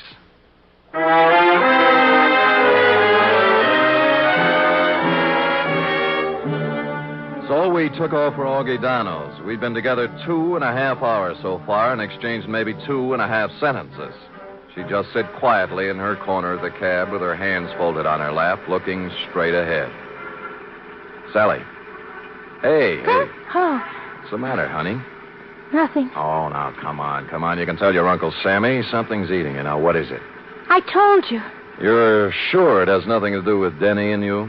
We settled that. I don't know, did we? You know, I got an ache in my bad knee. Is that good? Nope. I only get it when things are going sour on me. Well, here's Augie Dono's. Come on, you can go in, too. This place looks respectable for a change. The gold lettering on the door said Augustine Dono, Masseur, Scientific Reducing. And inside was an expensive-looking reception room with birch paneling, potted palms, and antique leather chairs, into one of which I stored Sally while I made bold to enter a door at the rear marked private. Oh, now there. Look what you made me do. I am sorry. Oh, dear me, you should be. My best perfume all over there. I'm sorry. I didn't mean to slam the door, lady. The draft. This is a private office, sir. There is a button outside clearly marked ring and wait. That I did not see, and once again, I am so sorry about spilling the perfume. Oh, my. Toujours, my regret. TV. $12 an ounce. Well, I regret TV, too. Now, look, how about announcing me to the professor? Well, now, if you mean Mr. Dano, he's quite busy with another... Miss Rudnick, if the envelopes are ready, Oh, who's this? You've got me. My name's Spade. Spade? Spade. The detective? Yeah. Detective? Well, what... Just a minute, Miss Rudnick. Would you have your nerve barging in like that? I thought you were a client. All right, Miss Rudnick. All right, here. Well... 4 bits. Now, buy yourself another quart. Well, I never. This I can believe. Well, what do you want, Spade? I'm looking for Denny Shayne. Someone saw him walk out of here yesterday. Shayne? That's right. Well, what's the matter? Some trouble or something? No. His kid sister's trying to look him up. Oh. That's funny. What? Well, that someone saw him coming out of here. I'd never heard of the guy.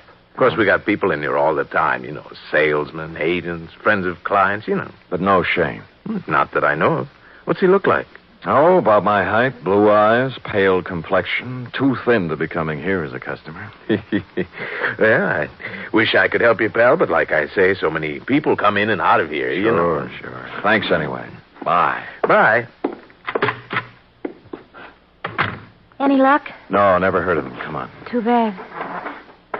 Where to now? Oh, there are a couple of more places.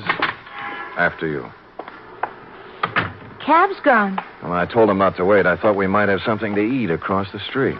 I'm not hungry, thanks.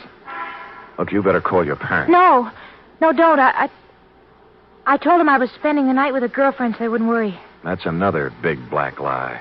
Look, I'm tired of playing this way. I want it all. I told you. You're eating your heart out over something, and it's not Mama's operation. Now, it's something bigger, and it hurts worse. And don't tell me any different because it's written all over your face.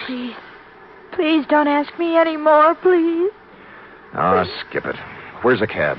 Don't take me home. That's just where you're going, honey. Well. What's the matter? Look, coming up the street. Is that... Yeah, Denny Shayne. You're sure? Of course I'm sure. I've got to be positive. I'll prove it to you. Denny? See? Yes. Denny, come here a minute. Oh, Sam Spade, isn't it? Yeah. Well, you recognize the kid? No. She's your little sister. Sister? What are you talking about? I haven't...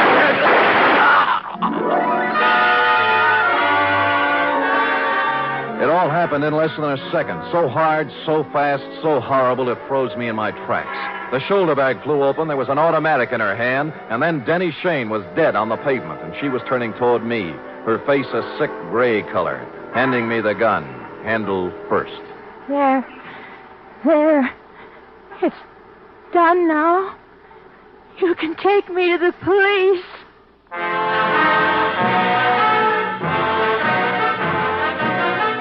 You are listening to the weekly adventure of radio's most famous detective, Sam Spade.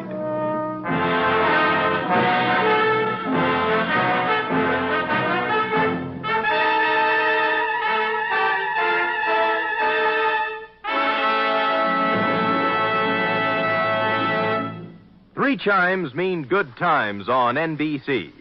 Whether it's comedy, music, or drama you're after, you'll find it on The Big Show this Sunday.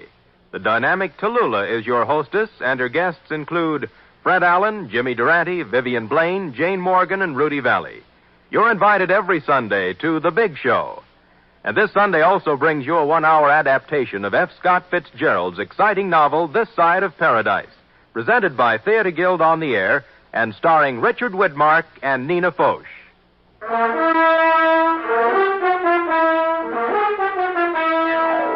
And now back to the Denny Shayne caper, tonight's adventure with Sam Spade.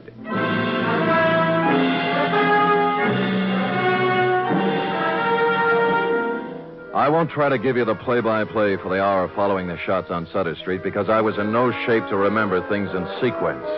In less than a minute, we were in the center of a milling crowd. Cars jammed up. Horns began to blow. Then the morgue wagon and a squad of homicide dicks and flash bulbs going off like firecrackers.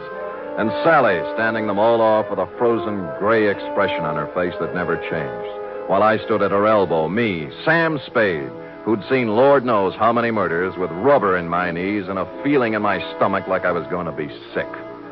Finally, the squad car picked us up and headed for Dundee's office. Mr. Spade, Yeah? I've been waiting for you to ask me why I did it. I thought I'd leave that for the professionals. It won't do any good to ask me, Mr. Spade. Please tell him that, will you? It'll save all of us a lot of trouble. Everything I told you was a lie. I had to make you take me to him some way because I didn't know what he looked like. I hope you know what kind of a stew you jumped into, Sally, because from here on it's going to be pretty tough. I don't care what they do to me. I've had nothing to live for a long time now. What do you mean? Sounds stupid, doesn't it? 16 years old and nothing to live for. Ah, Sally. Tell them not to ask me any questions. Tell them I'm guilty. Sentence me or do whatever they do. I'll never tell them why. I'll never tell them why.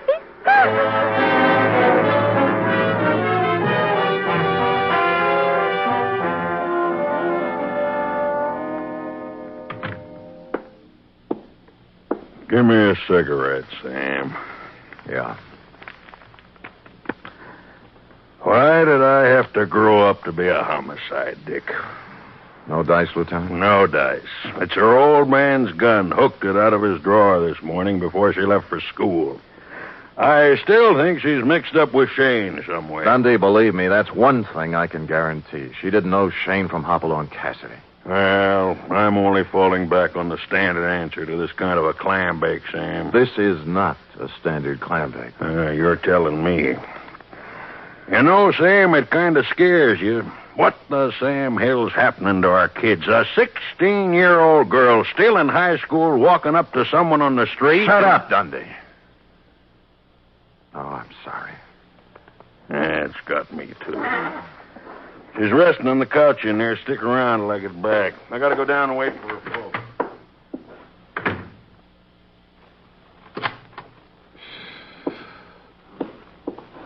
Oh, excuse me. I saw the lieutenant go out, and Come on in, sit down.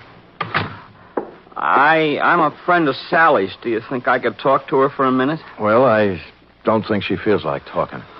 Look, I got to, mister. I got to talk to her. What's your name? Eddie Tucker. I go to school with Sally. I've been waiting for 3 hours outside for a chance to talk to her. Can't I, please? What's it about? It's kind of personal. Okay, through the door there. Oh, thanks. And leave it open. Yes, sir. The minute he went in, I slid along the wall into a corner between the door jamb and a file case. And through the doorway, I could see them both in a mirror on the far wall of the inner office. Sally. What are you doing here? I had to see you, Sally. I heard about it, and I had to see you, that's all. You're wasting your time, Eddie. It's all over and you know it. You shouldn't have done it, Sally. You know what I promised you. I know what you promised me all the other times, too. This was for keeps, honest. So are the other times. All right, look. Look at this, see? Out the window. Watch. Now, Now do you believe me? Eddie, it's not your fault anymore. I don't blame you, honest. All those promises... I'll keep this one, Sally. Honest, I will. No. You're a zombie, Eddie. You know what a zombie is? Someone who moves and walks around, but who's dead inside. Go away. Now. Go away. He got up slowly and walked past me out the door, rosy-cheeked, 17, with a tired, old man look in his eyes. A few minutes later, the matron came by, and I left her with Sally. The window in Dundee's office opened onto a second-floor roof below, and directly beneath it, I picked up what Eddie had tossed out. A set of car keys and a leather case, plus a third one that looked like it belonged to a school locker with the number 339 on it. And written in ink on the leather inside, like a memo, was Denny Shayne, 778 Turk Street, apartment 4.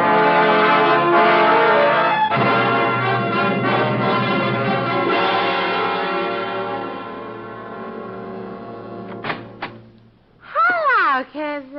Oh, well, it's you again. Yeah. Well, hold it, Jack. Aren't you going to wait for an invitation? You done me wrong this morning, honey. About Denny? Yeah. Said you hadn't seen him in 2 years. I told you about Augie Dano, didn't I? Anyone told you about Denny Shayne? No great loss. Pax for biscuit.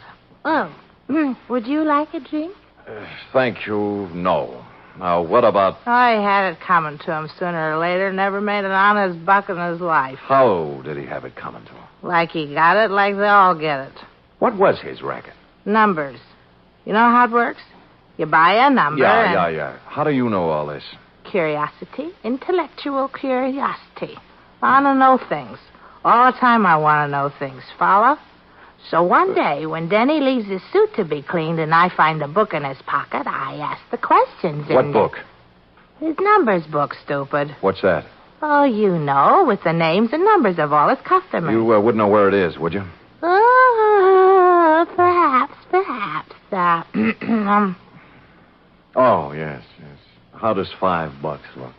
Bourbon is awful high. Yeah, you probably drink it straight. 10. Better. Come on. I think it's in his top drawer. Let me see now. Ties. There you are. That little black book. See? All the names, all the numbers. All the names, all the numbers, and one other feature. It was divided into sections, labeled Galileo, Balboa, Lowell, George Washington, and a couple of more fellows who passed on long before the numbers racket was invented. Under each was a list of names. Eddie Tucker's was on the page headed Thomas Jefferson, and after it was number 339-7th Street. At this point, several bells rang. The odd key in Eddie's case didn't belong to a locker. It went with a box in the main post office on 7th Street. Hey, now look, fella. It's 11 o'clock Yeah, at my night. name's Spade Clerk. Look. See? The license. I don't care about the license. The rules and regulations of the United States Postal Service... I know, through rain and sleet and snow and hail. But there's been a murder, you see. Murder? Yeah. Oh, well, in that case, I suppose we Great. Where's the mail for the boxes? On the table over there, but it isn't distributed. If you'll wait a shake... I'll wait a shake.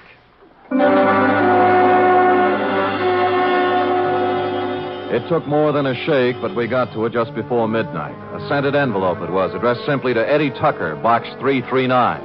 And in it was the answer to everything. The tired old man eyes on the kid Eddie, the zombie. And Sally, who figured her life was over at 16 because Eddie was through.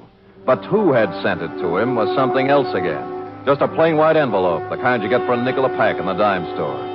I looked at it a little closer, wondering what manner of stationer would deem it fitting to sprinkle perfume on the kind of envelope most people mail their bills in. And finally, a possible explanation took shape in my mind. You don't have to hit Spade on the head with a baseball bat. Any large-sized mallet will do. Not just a minute, Spade. I deserve an explanation. You'll get it. for- You'll get it, Augie. I'm in bed asleep. What do you get off buzzing my bell this time of night? Patience. But look. You're alone? Yeah. Good. Well, what are you taking your coat off for? Just relax, Augie. Yeah, there's the coat. Tie. And now the shoulder holster.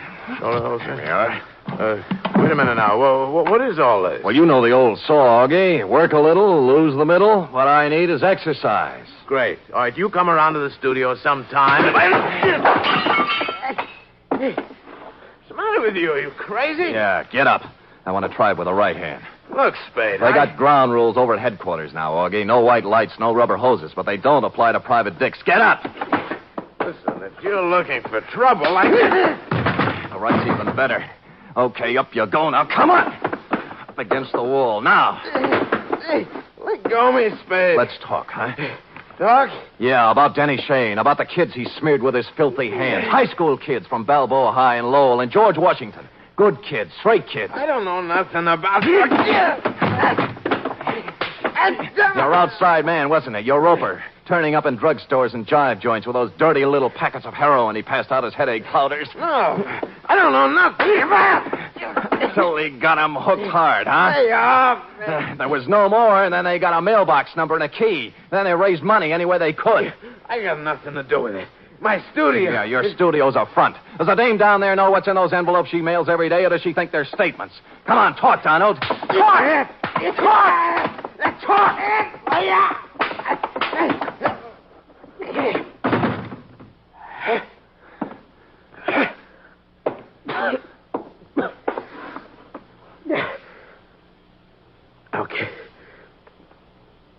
Okay. I'll talk.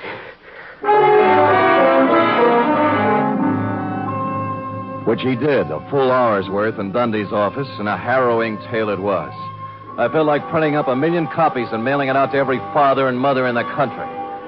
They'd taken him downstairs when I happened to glance out of Dundee's window. And down on the second floor roof, a point of light was moving back and forth slowly from one end to the other.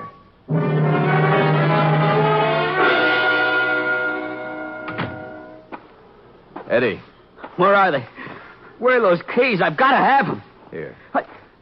Oh, thanks. My car. I couldn't get home in my car, you see. You don't need to without kid keys. me, Eddie. I know all about it.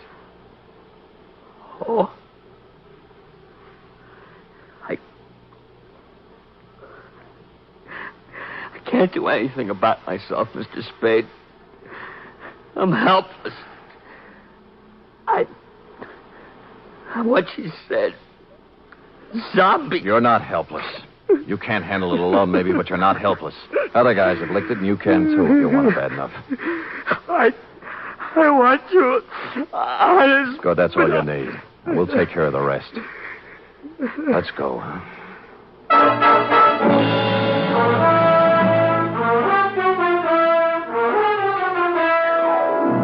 Like I said, this one doesn't have bluebirds at the end. Not yet, anyway. The bold fact is that Sally Joan Michaels is facing the juvenile version of a murder rap.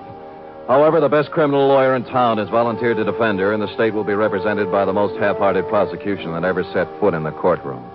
Eddie Tucker's entering a sanitarium tomorrow, making him luckier than some of the other kids in that little black book. What about yours, John Q? Period. End of report. Well? Oh, I don't know what to say, Sam. I feel so awful. I guess I'd better not make any comments at all. Me too, sweetheart. Let us lose ourselves in our work. Me in this cheap novel you were reading, and you in the merry chatter of that 1906 model Oliver. Scoot.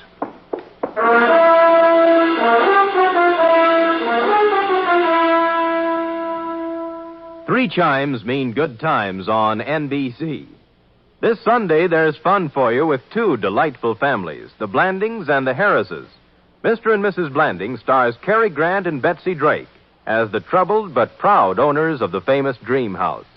And the Phil Harris Alice Faye Show brings you Phil and Alice, plus Brother William, darling child Julius, and the ever-present Frankie Remley.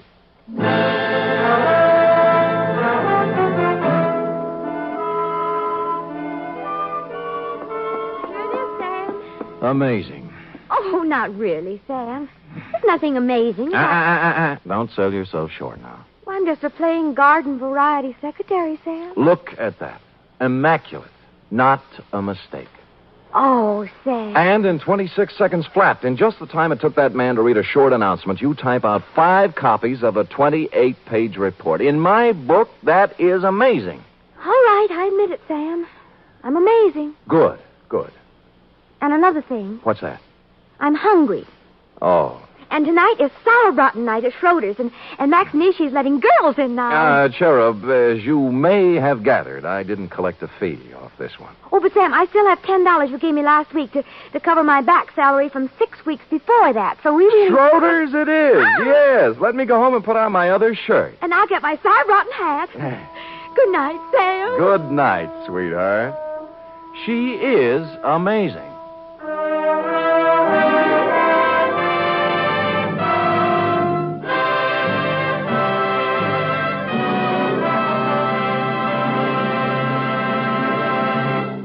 The Adventures of Sam Spade are produced, edited, and directed by William Spear. Sam Spade is played by Stephen Dunn. Lurene Tuttle is Effie. Also in the cast were Kathy Lewis, Paul Frees, Kathleen Freeman, Lou Merrill, Bill Tracy, and Jerry Hausner. Script for tonight's adventure by Harold Swanton. Musical scoring by Lud Gluskin, conducted by Robert Armbruster.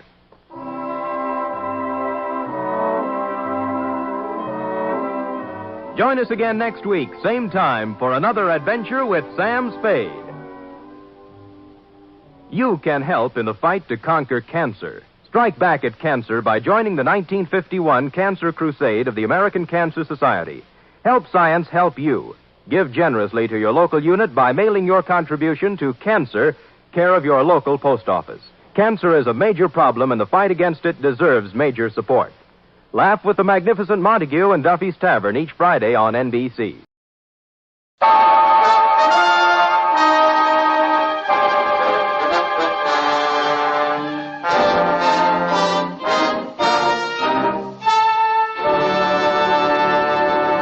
Kreml Hair Tonic and Kreml Shampoo present the new adventures of Sherlock Holmes, starring Nigel Bruce as Dr. Watson and Tom Conway as Sherlock Holmes.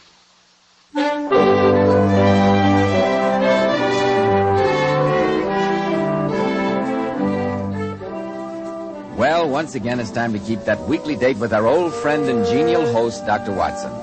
I'm sure he's expecting us, so let's join him, shall we?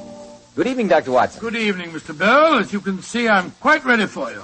The crackling fire in the grate, some port in the decanter over there, and although I smoke a pipe myself, I think you'll find those cigars rather special. All the fixings for a session of storytelling, eh, Dr. Watson? Well, which particular Sherlock Holmes adventure have you selected for tonight? The story that I call The Strange Case of the Persecuted Millionaire. Sounds promising. In some respects, my boy, I think it was one of the oddest adventures that we ever had. It was a case in which Sherlock Holmes narrowly prevented a shocking tragedy, and yet, at the conclusion of the affair, he appeared in a most unusual role. The role of a rather lean and elderly Cupid. This I've got to hear. But before you begin, Dr. Watson, do you mind if I... Have a word with our listeners? Of course not, Mr. Bell, of course not. Men, neat-looking, well-groomed hair does so much to give a man that air of success, to say nothing of adding to his good looks. And I'm sure you'll be interested in hearing more about this modern trend in hair grooming, which has become such a nationwide favorite. It's called Kreml Hair Tonic. This highly specialized hair tonic contains a combination of hair grooming ingredients which is found in no other hair tonic. Yes, that's exactly why Kreml gives a man's hair such a natural, well-groomed look and keeps it in place longer, keeps every lock in perfect order from morning till night. Yet Kreml never gives hair that cheap, greasy, patent leather look. Kreml keeps hair looking mighty handsome with a rich, healthy-looking luster, yet it always feels and looks so clean on your hair and scalp. Men, if you aren't already using a hair tonic, try Kreml. If you're using some other hair dressing, change to Kreml. Just see if your hair doesn't look much better than it ever did before. Better groomed, better looking. Kreml, Kreml Hair Tonic. Now, Dr. Watson, I want to hear about the strange case of the persecuted millionaire. Well, Mr. Bell, that adventure began in Baker Street on a gray November day at the turn of the century. Sherlock Holmes and I had just finished our lunch, I remember, and were sitting each side of a blazing fire, just like you and I are tonight. The great man, his feet thrust out before him, was lying back in his chair, his long, thin hands locked behind his head, and a curved pipe jutting out the corner of his mouth was emitting great clouds of grey-blue smoke. After a few moments, I noticed that he was gazing at my boots with very marked attention. But why Turkish, Watson? The boots are English. I got them at Latimer's in Oxford Street. And not the boots, the bath. Why the relaxing and expensive Turkish bath rather than the invigorating homemade article? Oh, because for the last few days I've been having some nasty twinges of rheumatism. By the way, I'm sure the connection between my boots and a Turkish bath is perfectly obvious to you, Holmes, but I'm completely mystified. You're in the habit of doing up your boots in a certain way. I observe that on this occasion they're tied in a double bow. You have, therefore, had them off. Who has retied them? A bootmaker or the boy at the Turkish bath? But your boots are nearly new. Then what remains? The bath. Absurdly simple, isn't it? When you explain it. Come in. Yes, Mrs. Hudson. It's a note for you, Mr. Holmes. A messenger boy just brought it. Thank you, Mrs. Hudson. Who's it from, Holmes? I swear that only reigning royalty can be as presumptuous as an American businessman. Read it for yourself. I shall be at your lodgings at 2 tomorrow. Be there. And it's signed John V. Harden. Be there. Huh. Sounds an extremely arrogant fellow. What makes you think that he's an American? The use of the initial for the middle name is peculiar to that country. Oh. By Joe, it's nearly 2 o'clock now, Holmes. Yes. Let's see what we can find out about the gentleman. Where's that Encyclopedia of American Biography? Ah, here it is. H.A. Hanley, Hanson. Harden. Here's our man, Watson. John Vincent Harden. What does it say about him? Born in Chicago, 45 years old, unmarried. Chiefly noted for his tremendous tobacco interests and his addiction to fishing. It's an odd combination. And this is odder. He made his professional debut as a violinist 30 years ago. A millionaire musician. Ah, that must be him now. Yes, there's a most impressive broom and pair outside. Then, since my client is a violinist, I think I'll welcome him appropriately. Hand me my instrument, will you, old chap? Holmes? Funny way to start a business interview, I must say. Mr. Harden sounds like an aggressive man. And music hath charms to soothe.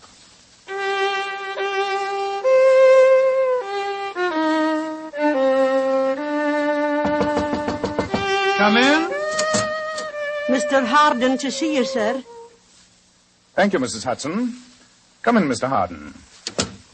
I'm Sherlock Holmes, and this is my friend and colleague, Dr. Watson. How do you do, sir? How do you do? If we're to do business, Mr. Holmes, for heaven's sake, put that violin away. I heard you scraping away as I came up the stairs. So you don't care for my friend's playing, sir?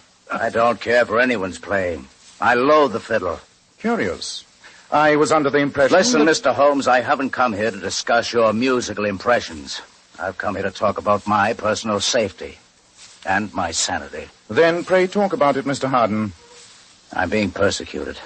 Somebody's trying to drive me crazy. Oh, really? Just what form does this persecution take, Mr. Harden? Yeah, it began about a month ago. My horse ran away in Rotten Row and threw me. Maybe it was an accident, maybe not. I've heard of burrs under saddles. And then, last night... Something else happened? Someone destroyed Methuselah. Methuselah? An old retainer of yours, Mr. Harden? Or a pet? No. Methuselah was the finest, largest, oldest tarpon ever caught. A stuffed fish? You asked Sherlock Holmes? Quiet, Watson. I'm sure that a great deal more lies behind this. Please continue, Mr. Harden. Everything was going fine, Mr. Holmes, until these persecutions started. Early this year, I bought a fine old house in Cavendish Place. I'm engaged to be married to Alicia Edwards, the Honorable Alicia Edwards. She's Lord Brentwood's daughter. My life was perfect until I began to get these notes. What sort of notes, Mr. Harden? They kept turning up in odd places. In my coat pockets, under my pillows at night. I found them on the upholstery of my carriage. You brought these notes with you? Of course. All in the same handwriting. And all the messages seem to have the same theme. Oh, what do they say, Holmes? The first one says, "You thought he had no one to avenge him, didn't you?" And this one says, "You murdered him. You will pay for it." And this is curious. "It will have blood. They say blood will have blood." That quotation is from Macbeth. Oh, then that means the note was written by an Englishman. Not necessarily, Watson. It's possible that they've heard of Shakespeare in America, you know. Oh, yes, I suppose they might have. Mr. Harden, all these messages threaten your death.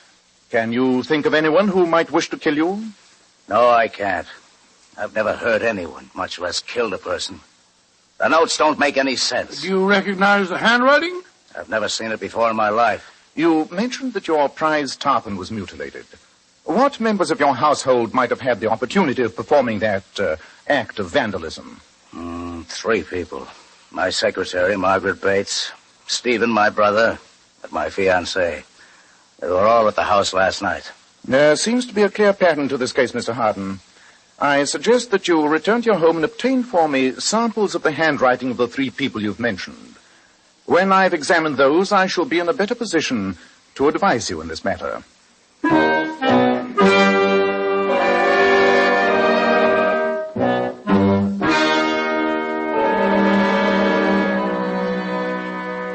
Holmes, you've spent 3 hours with a magnifying glass and those samples of handwriting that Mr. Harden brought back. Have you found a clue? Nothing positive, Watson. It's quite curious. The handwriting of the threatening note seems to be that of a male with an American education. Oh, why do you say that? Observe this note. "Who dies unavenged can never sleep with honor." You'll notice that honor is spelt without a U. That's the American way. Then that means that his fiancée didn't write him. She might have deliberately spelt it that way to remove suspicion from herself. No, I'm afraid these samples prove nothing. Then we're no nearer finding out who's responsible. Well, at least we've ruled out an obvious possibility. Come in. Yes, Mr. Hudson. It's a telegram, Mr. Holmes. Thank you. Yes, sir. Better get your coat and hat, Watson. It's from Mr. Harden? Yes. He says, "A worse blow has fallen. Come at once."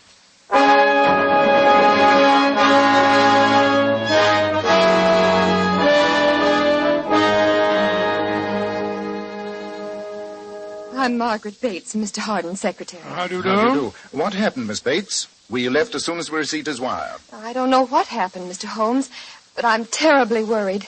He rushed out here, dictated that telegram, and then went back and locked himself in the study. He says he'll see no one but you. Hello, Margaret. Oh, Stephen, you startled me. What's the matter? Do you think I was listening at the keyhole? Oh. Introduce me to our visitors, won't you? This is Stephen, Mr. Harden's brother, Mr. Sherlock Holmes, and Dr. Watson. How do you do? Sherlock Holmes and his friend, huh? I've heard about you. Don't tell me Brother John has fallen foul of the law. No, sir. He needs its protection, I fear. Don't be too sure.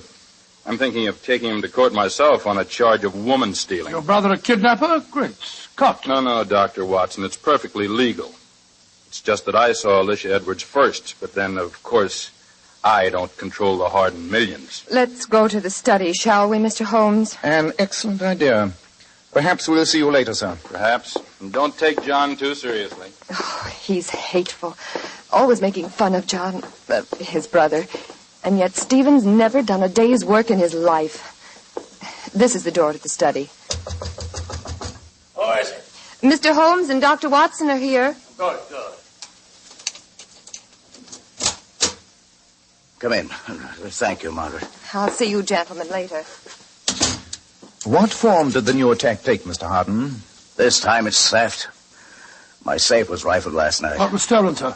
An extremely valuable document. It was the key to my agreement with the British Tobacco Trust. The loss of the paper will represent $1 million to me. But that isn't what upsets me most. Money I can afford to lose, but my sanity is more valuable. In the safe, I found another note, Holmes. May I see it, please? Here. The coffin is made, the funeral parlor is ready, the time is ripe. The croaking raven doth bellow for revenge. Good Lord, what a frightening message. And once again observe the odd combination of Shakespeare and American idiom. Funeral parlor is what we refer to as an undertaker's, and the croaking raven comes from Hamlet. Holmes, I'm not a weak man, but I'm frightened. You've got to protect me. I shall do my best, Mr. Harden. Who was here last night? My secretary, Margaret Bates, my fiancée. She went back to London this morning. I met your brother, Stephen, just now. I noticed that he was carrying a valise. Was he leaving the house or returning to it? Returning. He went out of town last night. Oh, then that rules him out. Not until we investigate his alibi, Watson. Mr. Harden, I'm a constant and thorough reader of the Times. The engagement of a peer's daughter to a prominent American would be striking news. And yet I've read nothing about it. We're announcing it formally tomorrow. I'm giving a party at Claridge's to celebrate the event. Then I think it would be a wise precaution if Dr. Watson and I attended that party. I was about to suggest the same thing, Holmes. I need to have men about me I can trust. I think this is a deliberate plot to drive me mad.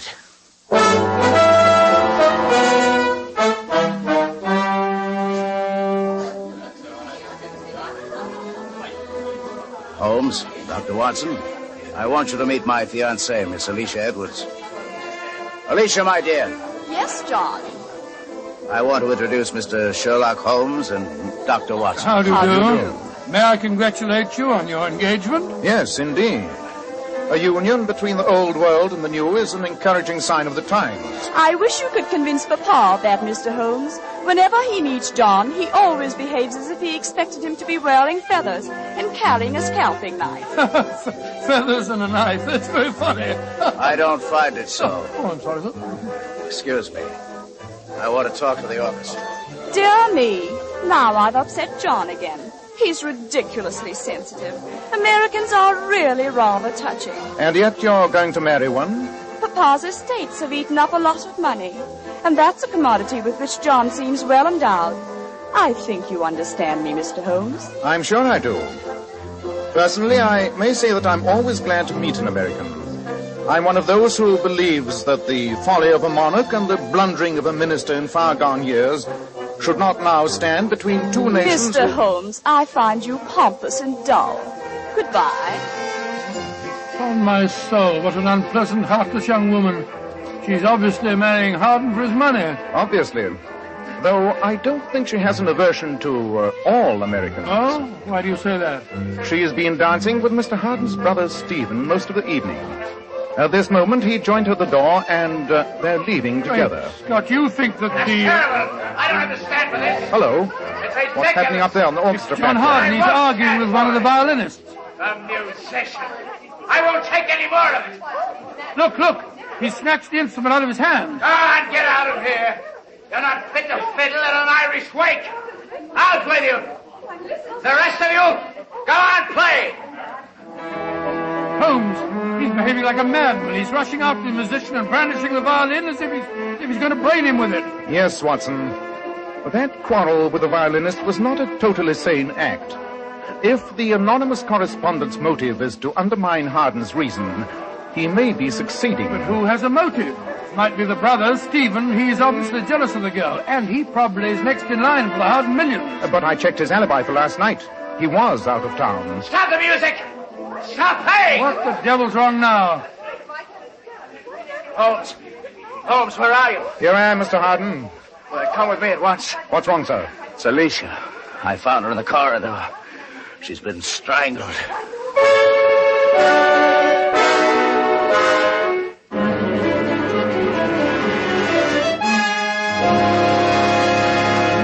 In just a moment, we'll find out what happens next in the strange case of the persecuted millionaire. Hair specialists constantly advise us to take better care of the hair we've got. And men, don't forget that if you want your hair handsome and healthy looking, one of the first requirements is a hygienic scalp. So why settle for just any hairdressing when you can enjoy the extra advantages of this highly specialized Kreml hair tonic? Kreml contains a unique combination of hair grooming ingredients which is found in no other hair preparation. It keeps hair attractively groomed at all times, looking so neat and orderly. But Kreml does lots more than keep hair looking handsome. A Kreml massage stimulates circulation right in the surface of your scalp and leaves your scalp feeling so alive and invigorated, as fresh as a daisy. At the same time, Kreml removes dandruff flakes. It's excellent to lubricate a dry scalp. And if your hair is so dry that it breaks and falls when you comb it, Kreml actually helps condition the hair, in that it makes it feel softer, more pliable. So men, take better care of the hair you've got. Buy a bottle of Kreml at any drug counter. Ask for an application at your barber shop. Use Kreml daily for better groomed hair, for a more hygienic scalp. Kreml, Kreml Hair Tonic.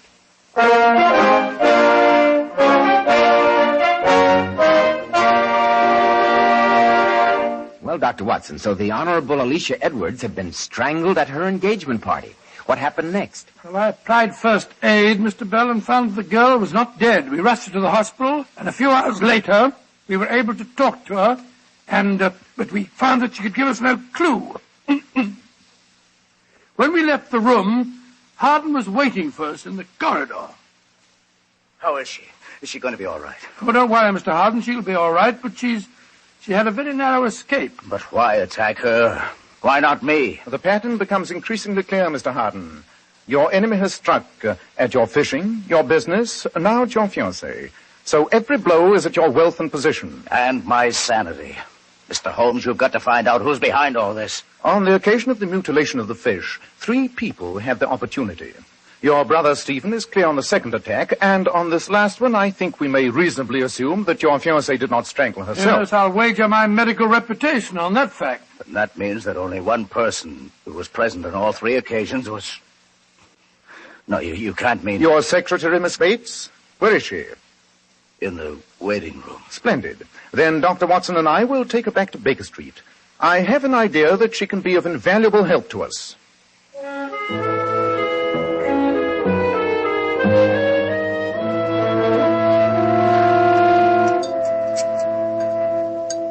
A little more tea, Miss Bates? No, thank you, Dr. Watson. Then please go on with your story. As I was saying, Mr. Holmes, I've known John, Mr. Harden, all my life. My father was the Harden coachman. And as I grew up, I thought John Vincent Harden was the most wonderful man in the world. Well, I imagine that he was quite different then, my dear. Very different. He was young and romantic, and he loved music. He took violin lessons, and it turned out that he was a prodigy. I understand that he made his professional debut at the age of 13. Yes, Mr. Holmes. I was only a little girl then. But he used to tell me that he wasn't John Vincent Harden, the heir to the tobacco millions. He was Giovanni Vincenti, the great violinist. Giovanni Vincenti? Odd. Pray continue, Miss Bates. For 5 years, it seemed that he would be a great musician. Then, on his 18th birthday, his father gave him a lecture on his family obligations, told him that it was his duty to go into the business. John broke his violin across his knee, Mr. Holmes, and he's never played since. Miss Bates, I don't need to be a detective to deduce that you love him. Of course I do.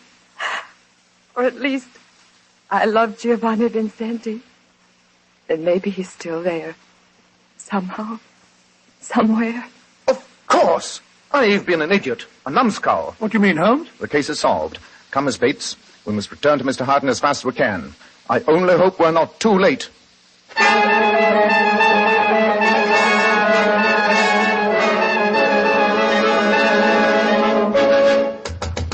But why doesn't he answer? The servant said he locked himself in the study again. Yeah, the door's locked. I don't like the look of this. Come on, Watson. We'll break it in. Once more. Crumpled over his desk. There's a revolver beside him, Holmes. Miss Bates, please leave us. My friend's a doctor. He'll take care of him. He's only wounded. Yes, it's just grazed his scalp. Oh, thank heavens. I'll be waiting outside. Obviously, this was attempted suicide. They finally succeeded in driving him mad. Did they? Read this note lying here. It's in the same handwriting as the other messages. I might try to fool another detective, but not you, Mr. Sherlock Holmes. I admit I shot John Vincent Harden. I'm sure you'll have no difficulty discovering how I escaped from a locked room. Good Lord. You'll observe that the note was written and blotted on this desk. Watson, I'll see to getting Mr. Harden to bed and summoning his own doctor. I want you to return to Baker Street. To Baker Street? Why? Though the case is solved, I have some heavy thinking to do, and I must do it here. So be a good fellow and go back to our lodgings and get me 2 ounces of shag tobacco and my violin.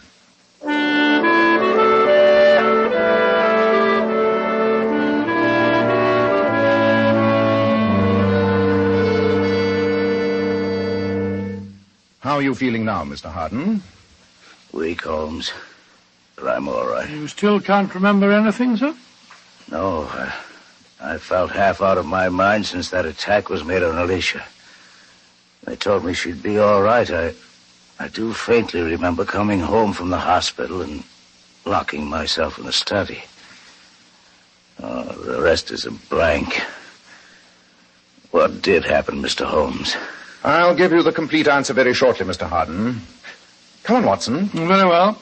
Try and rest, Mr. Harden. You've been through quite an ordeal. I'll try, Doctor. I'll try.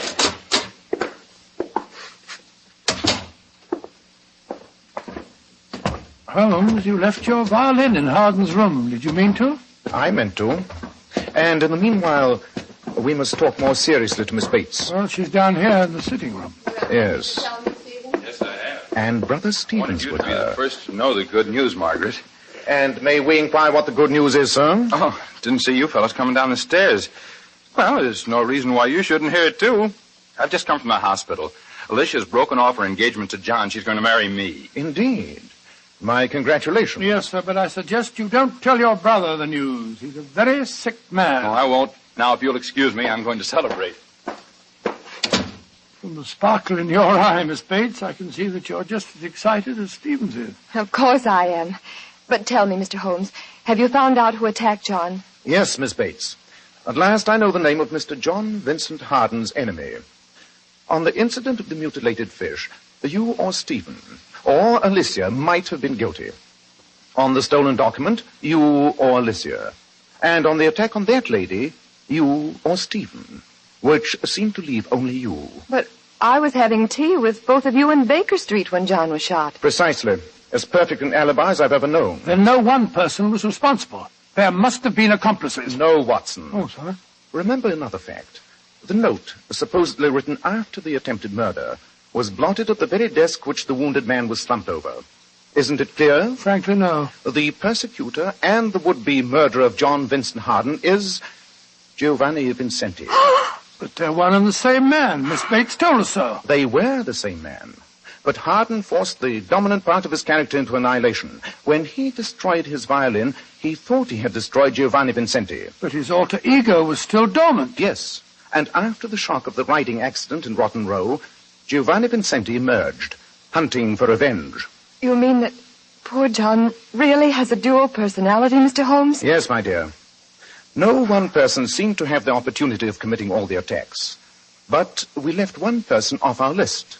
John Vincent Harden himself. But why, Holmes? For heaven's sake, why? Giovanni Vincenti struck at the fish, the document, and at the fiancée. All symbols of what Harden had gained for himself. Finally, he attacked Harden's life. But, Mr. Holmes, what will happen now? He's out of his mind. They won't send him to an asylum, will they? I think not, Miss Bates.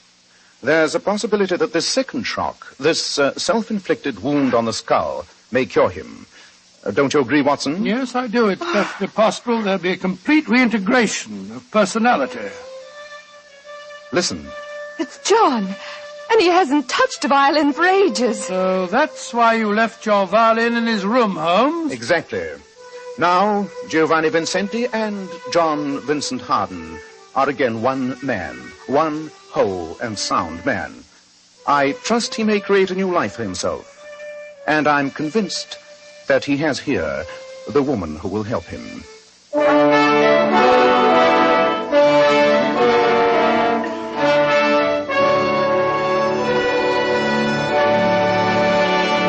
Ladies, you certainly must notice how men are attracted by bright, shimmering highlights in a woman's hair. Then why not follow this beauty tip from the famous $1 Million Powers models, girls noted for their glossy, bright hair? Powers models wash their hair with Kreml shampoo. This amazingly beautifying Kreml shampoo has been especially developed so that it actually glamour bathes each tiny strand of hair and uncovers all its natural radiant luster. Yes, and Kreml shampoo never dries the hair. In fact, it has a beneficial oil base which helps keep the hair from becoming dry or brittle. Its luxurious active foam thoroughly cleanses the hair and scalp and removes all loose dandruff as well as the dirt. So, ladies, buy a bottle of Kreml shampoo at any drug counter. See how easy it is to glamour bathe your hair to a vision of tantalizing loveliness, hair shimmering with natural brilliant luster. KREML, Kreml shampoo. Now, Dr. Watson, what about next week? Well, now, let me see. Next week, I'll tell you about one of the most exciting adventures that Holmes and I ever had. I call it The Adventure of the Haunted Bagpipes. Haunted bagpipes, huh? Where did you hear them? In Edinburgh, Mr. Bell. In the same room with 3 naked corpses.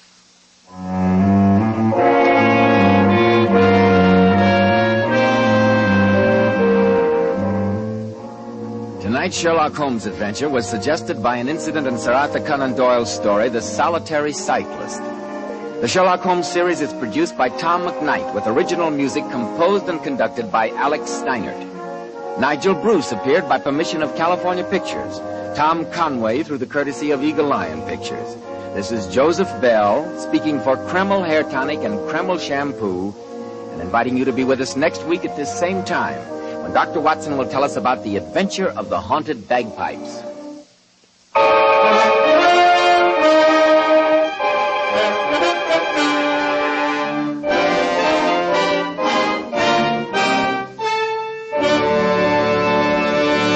This is Boy Scout Week. Let's all back our scouts and their themes. Scouts of the world, building for tomorrow.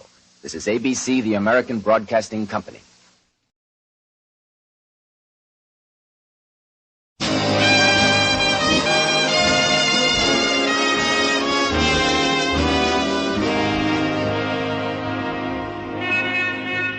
Broadway's My Beat, from Times Square to Columbus Circle, the gaudiest, the most violent, the lonesomest mile in the world.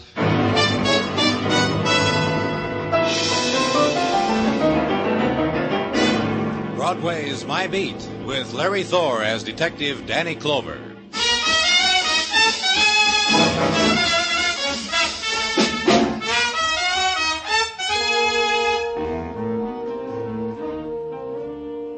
In the time before dawn, Broadway is an island of silence torn from the blazing neon, the midnight sun of the spectaculars. The river mists mingle with the vapors rising from manhole covers. Through them move the rejects, the stragglers, the wanderers, the men without sleep. One detaches himself, scavenges in a trash bin choked with the remnants of night, finds nothing, moves on to the next. It's the time of the endless search, the restlessness of an anguish you can't understand, on the street built for the purpose. You walk it, and if shadow whimpers and you hurry on, close your heart to it, because the whimper was yours.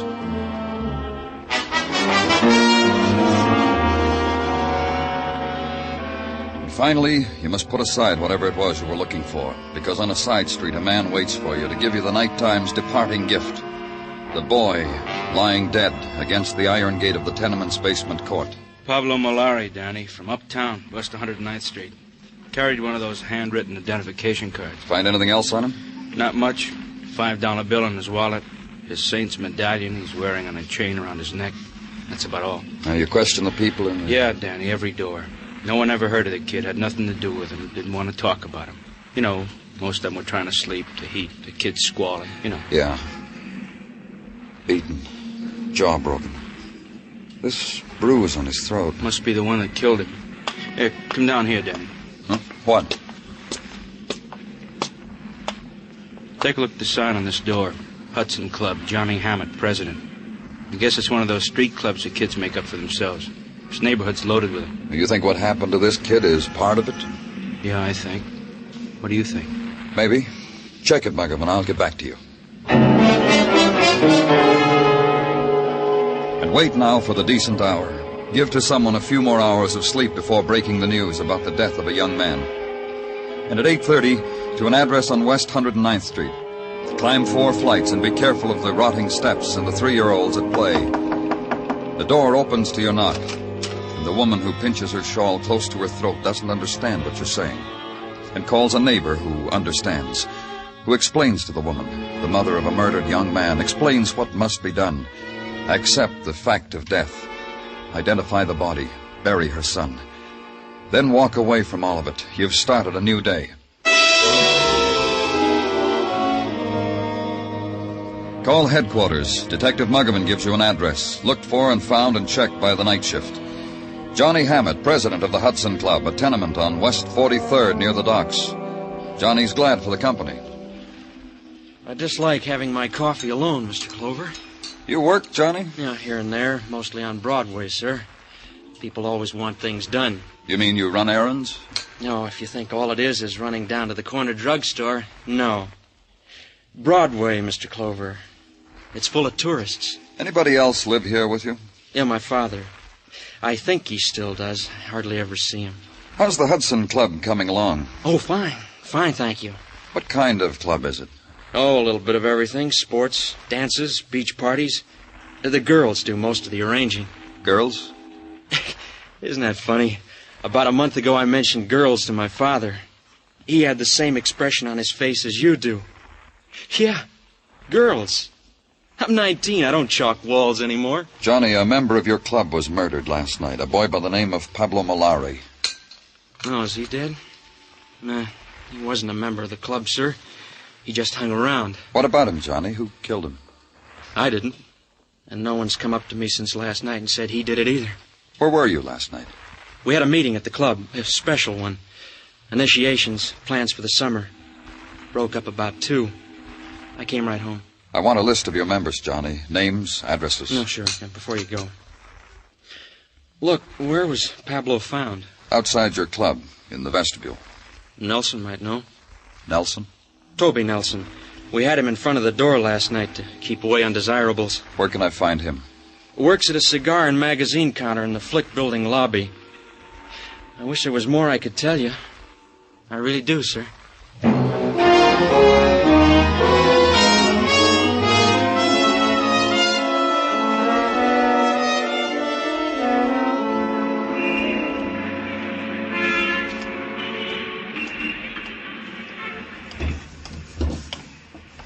Hey, sis, don't forget your change.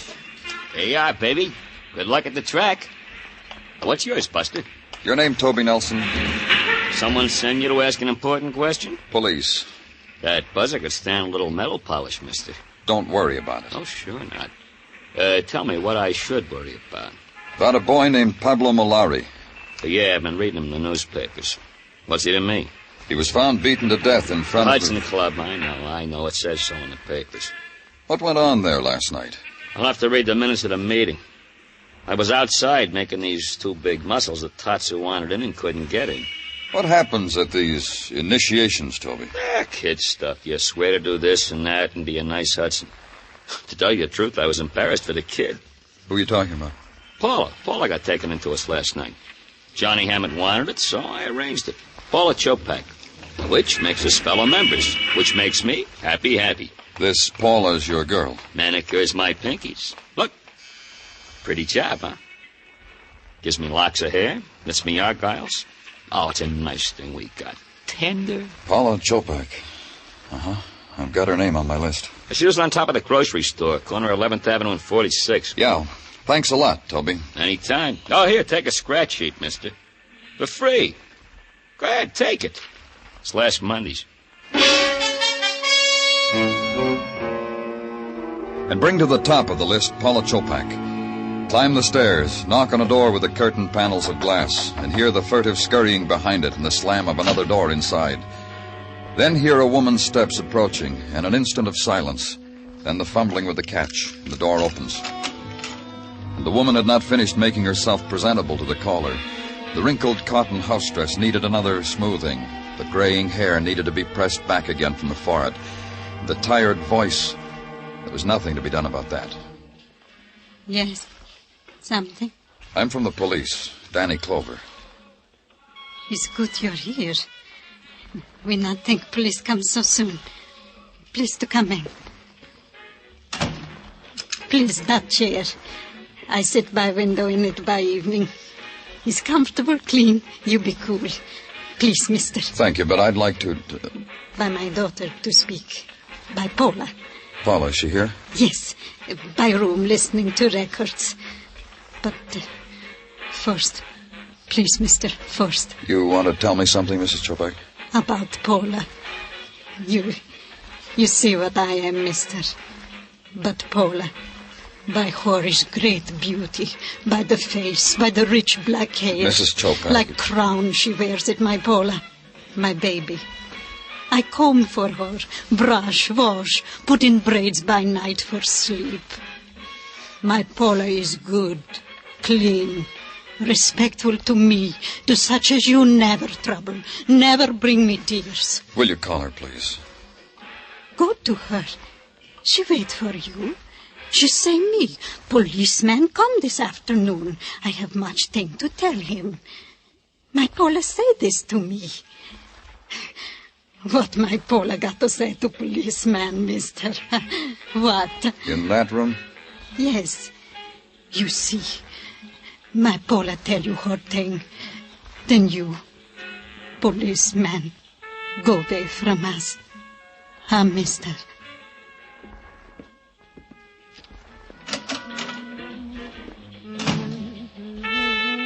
Paula, I'm from the police. I know. I heard. Your mother said you had something you want to tell me. Mom's wrong. I don't think so. Tell me, Paula. Mom can hardly speak English. Sometimes she doesn't understand the things I say to her. I've got nothing for you. Besides, I'm busy. Brushing your hair? Let it alone for a while, Paula. Talk to me. A boy was murdered last night in front of a club where you were initiated. Pablo MOLARI. Is that what you wanted to tell me about? What's the matter, Paula? Scared? Look at me. You think you could scare me? Toby Nelson talked to me. He said... He told you I was sweet to him, maybe. Told you I joined the Hudsons because he asked me. Because I used to jump when he asked. That he told you? That, too. Well, next time you see him, explain to him it's finished. Through, wiped off my memory book. As of last night. What happened last night? I got initiated in a club. What else can happen to a girl? Murder, maybe? A murder she saw being committed, maybe? Something she's afraid I said it once. I got nothing to tell you. So go tell Mom I got nothing to say to a policeman. It'll cheer her up. I hope you're right, Paula. For you. For your mother. I hope you're right.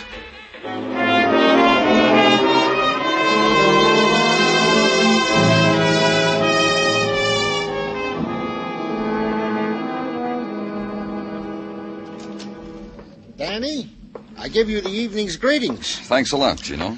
Hey, you're here so late tonight. Why didn't you go home after you saw the Chopak girl? I had some work to do. Uh-huh. Danny, would you mind very much if I regaled you with a tidbit that happened early this evening at the house of Tartaglia? Please do. Cousin Stanley from Gay Paris showed up after 10 these many years. Not him. Oh, him it was. And with arms akimbo with goodies. Nicks for Mrs. Tartaglia, knacks for the kiddies, and for me, a great big bottle. Champagne, huh? Had a call, Danny. 51. From Paris? Those Continentals know how to live. Gino, did you have that list of the Hudson Club checked? Indeed I did, and each and every member swears on the bylaws of the club that they know nothing of the murder of Pablo MOLARI. Danny Clover speaking. Squad car's downstairs for you, Danny. Paula Chopak was washed up on the beach at Far Rockaway a little while ago. Maybe an accident, maybe homicide. You going, Danny? Right away.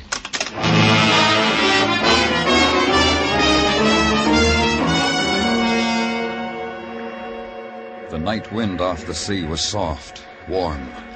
It sighed against the flames of the beach fire strung along the coast, riffled the sand across driftwood, across the litter.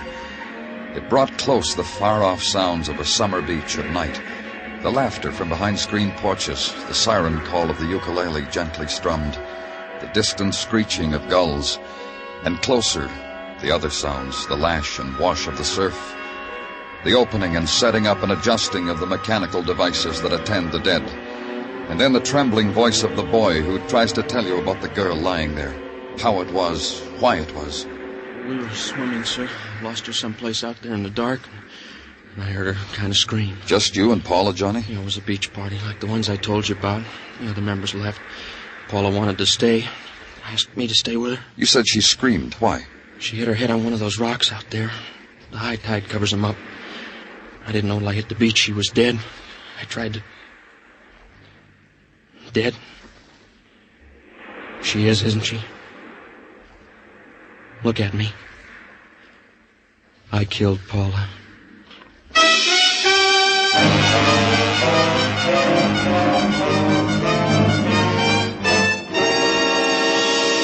You are listening to Broadway's My Beat, written by Morton Fine and David Friedkin, with Larry Thor as Detective Danny Clover. Tonight's the night. Yes, beginning this evening, there'll be a new host on Songs for Sale. He's affable Steve Allen, a young comedian whose likable personality you're really going to enjoy. Steve Allen becomes head salesman on Songs for Sale, introducing new songwriters and their tunes tonight over most of these same CBS stations.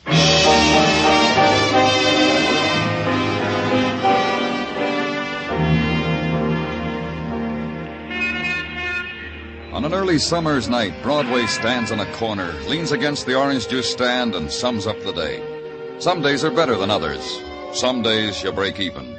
You only had one end of the daily double, but the new blonde in the office looked over her shoulder at you and smiled. And later, when she dabbed on her lipstick with a finger, she smiled again. Oh, it was quite a day today. The Dodgers passed a miracle. You forgot to pay the check at the cafeteria and got away with it. And a girl. A song of a girl was washed up on the beach at Far Rockaway. Here's maybe a tragic day, but here is a day. It was 11:30 toward the end of it when we got Johnny Hammett back to headquarters. Sit down there, Johnny. Cigarette, kid? No. No, thank you. Well, maybe you'd rather have one of Danny's. Yeah, here, have one, Johnny. I don't want one. Guess Johnny doesn't like the brands we smoke, Danny. I just don't want to smoke, that's all. Can a man not want to smoke? Take it easy. Sure, relax, kid. Am I under arrest? You said you killed Paula. It was my fault. I shouldn't have let her swim out that far. Did you kill her or didn't you kill her? It was my fault. Who killed Pablo MOLARI? You think I did? Did you, Johnny? You think I killed him, don't you, Mr. Clover? There you go again, Johnny. Look, kid. A couple of your friends were killed. We're police. We're asking. I didn't kill anybody. You don't have to explain to Johnny Muggerman. He knows why he's here. He knows we need his help. Yeah, help, Johnny. That's what we want. We're not asking for a confession. Who's kidding? Who? Were you in love with Paula? She wasn't around long enough. She was around tonight. What happened tonight? You know what happened. What's the matter with you? Look, Johnny, I'm going to tell you something. You're not talking to your little hoodlum friends. You're talking to a policeman. Nobody's trying to intimidate you. Nobody's trying to make you say things you don't want to say. You're talking to a policeman who's trying to do his job. What happened tonight? We had a beach party. The Hudsons? Yes, sir. That's better, Johnny. Paul and I came late. The others were already there. Toby Nelson? Yes, sir. Toby wanted to take Paula home. Paula wanted to stay. So we stayed. Paula and I. We were the last ones there. What made Paula want to stay? She'd never been swimming at night. And she swam out past the breakers and a wave washed her against a rock. Is that what happened? Yes, sir. All right, Johnny. Can I go now? Uh-huh. Good night, Johnny. Thanks. What do you think, Muggerman? You believe him? I don't know. I'm going to check. I'm going to talk to Toby.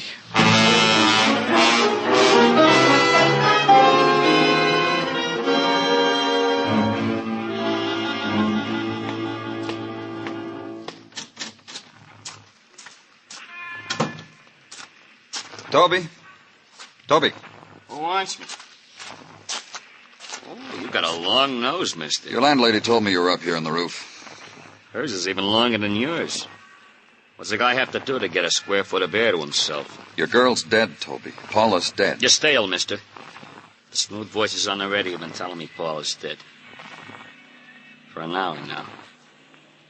Up here, I thought I couldn't hear him. I hear him. Johnny Hammett says it was an accident. That makes it an accident. You were at the beach party, Toby? Never miss it. Gives me a chance to show off my muscles to the members. You did that. Then what happened? Well, let me think now.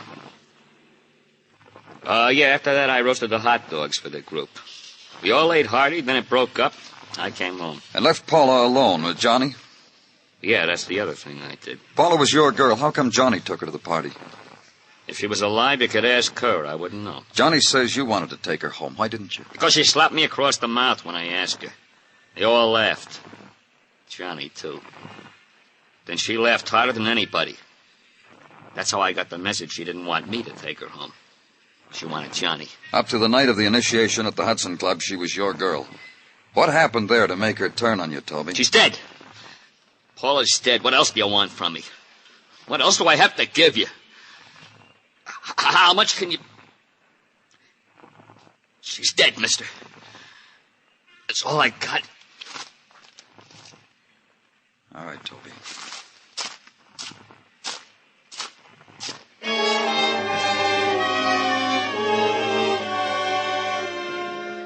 And leave the boy alone. Give him the time and place of his grieving, and the quality of it that's bled out of a tenement rooftop in a city stretching into the hours after midnight. Go away. Resign yourself that another day is over.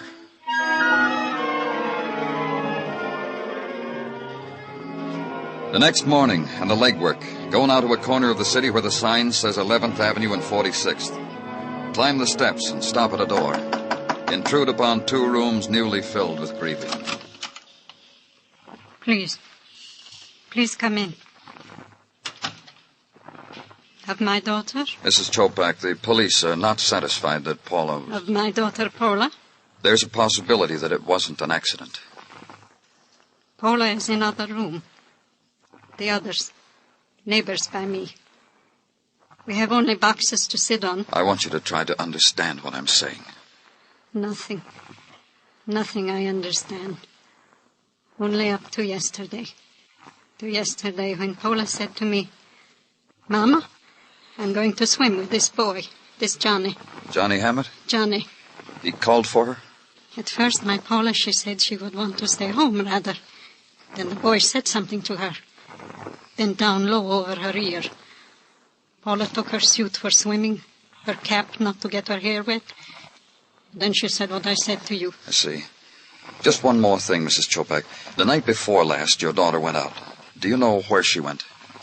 To some place. To party. Like clubhouse party. What time did she come home? Late, I don't know what time. Did you talk to her when she came home? Only when I tried to give her help. Help? White. Like ghost. And sick. I hear this. I get out of my bed. I come to her. I say, Paula, you're sick. Mama, get something. She tell me, go away. Like I'm someone she never see before. Was she drunk? Sick. Was no whiskey I smell. Sick. White. Sick like ghost. I see. She's dead now. Paula is. And the neighbors by me. They're in next room. They sit. They cry. They touch my shoulder. They don't talk. They don't know what words to say to me.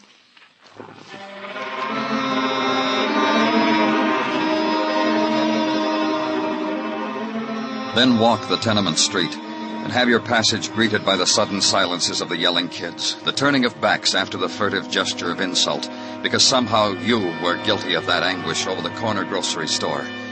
Once you had been welcomed by a mother, and for that you had left her a dead child. And on that street the guilt was yours. So I got away from it.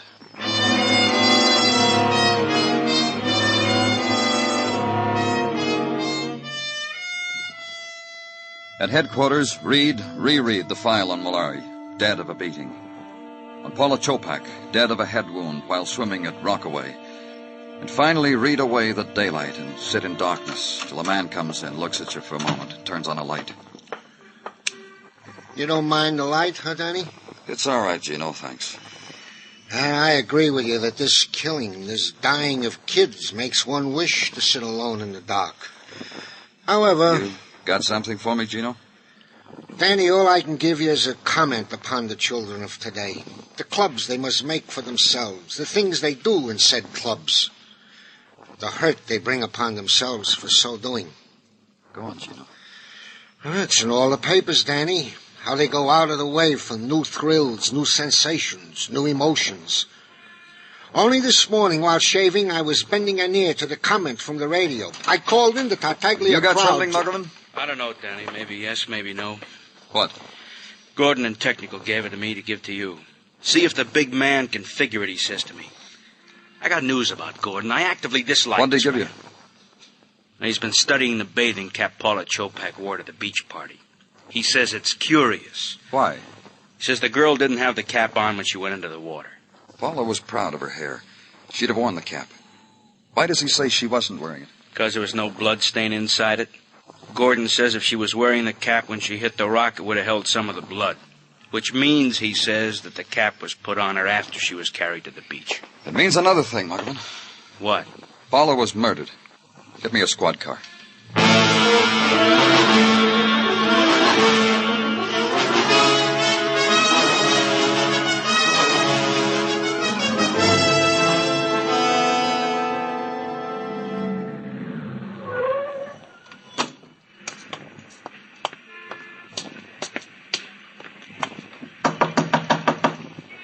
We're not open. It's the police. What do you want? Let's go inside, I'll tell you. Inside, Toby. Are you the only Hudson here? Hey, Johnny, look what's here. We got a caller, Johnny. Good evening, Mr. Clover. Nice clubhouse you've got here. Can I show you around? Where's everybody? I thought you had quite an organization. They'll be around. When you leave, people will start swarming in here. I'm glad you came, Mr. Clover. Thanks. Hey, what's with you, Johnny? You buy a cop for a friend? Don't pay any attention to him, sir. He doesn't know about policemen. He doesn't know they have a job to do. You understand all about that, though, don't you? Hey, what's going on? Too bad about you, Toby. Huh? I said too bad about you. Your muscles, your temper. The mad you had on the other night. Hey, Johnny, what's eating you? You never saw Toby work over a guy, did you, Mr. Clover? No. Tell me about it. Once, a boy tried to get in here. Tried real hard. Toby was in front of the door. The boy never made it. Pablo Molari? Johnny? It wasn't premeditated, Mr. Clover. Toby didn't mean it. He was just angry about something. You're under arrest, Toby. Put out your hands. Gotta do something first! Don't be a fool. Take him off me! Yeah! Take him off! Thanks. Thanks, Mr. Clover. That's just the way he went after that boy. He would have killed me. Toby will rest a while. What are you doing, Mr. Clover? Frisking him. Nice cigarette case. Cigarette, Johnny? Are you kidding? I don't smoke those. Don't blame you. Marijuana brings you grief. That's what it brought Paula. Paula? Uh-huh. Paula was a sick girl after she got home from her initiation. You have to smoke this stuff to become a member of your club? Oh, now look. You look, Johnny. Paula was Toby's girl. You wanted her. That's why you insisted she become a member. Put her on this stuff, she'd lose her sense of values. You think I'd do anything like that? Yes, I do. You know me better than that. I know you killed her. I told you what happened out there on the beach. You forgot to tell me why she went there with you. What were you going to do, Johnny? Tell her mother she was smoking marijuana? Is that why she went with you, stayed at the beach after the others left? I don't know what to say to you, Mr. Clover. You're wrong. And I think you ought to take care of Toby here. Paula had beautiful hair, Johnny. I'd go along with that. She'd have worn her cap into the water. You killed her before she went into the water. How, Johnny? With a rock? Mr. Clover. Then you threw her in the surf so her suit would be wet. Pulled her back, remembered about the cap, put it on her. Why did you murder her? She was so beautiful.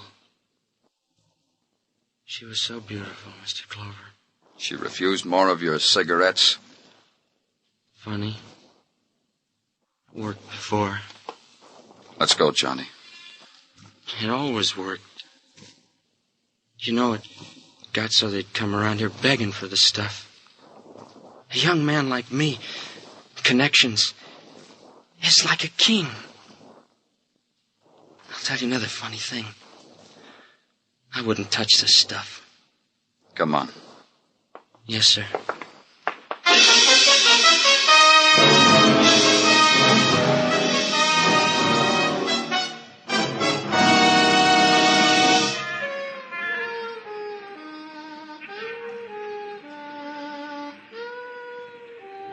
Broadway looks clean.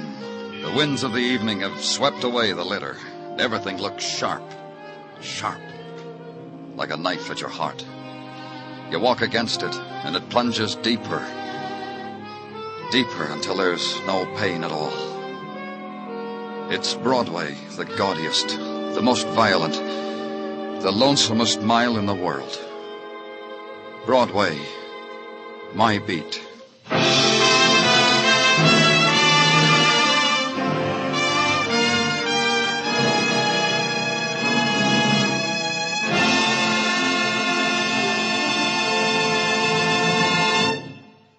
Broadway's My Beat stars Larry Thor as Detective Danny Clover, with Charles Calvert as Tartaglia and Jack Crucian as Muggavan.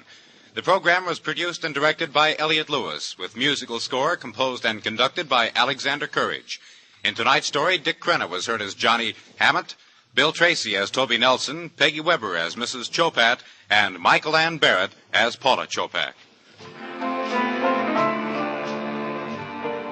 On July 8th next week, Broadway's My Beat will be heard on a new day, Sunday. Beginning a week from tomorrow, be sure to listen to Broadway's My Beat and the Adventures of Danny Clover, starring Larry Thor.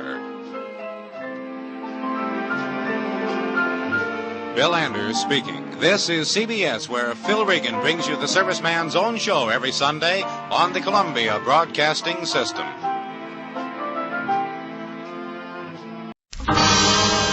Time now for Rocky Jordan.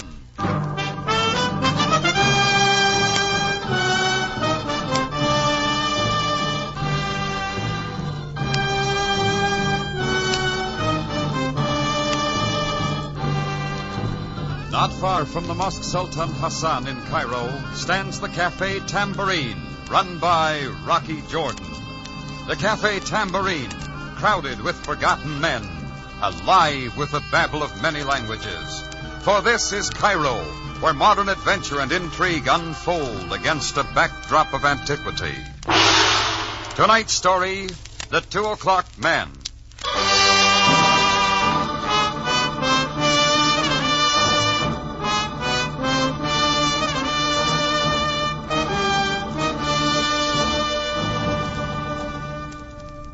It was around 5 minutes till 2 o'clock in the morning.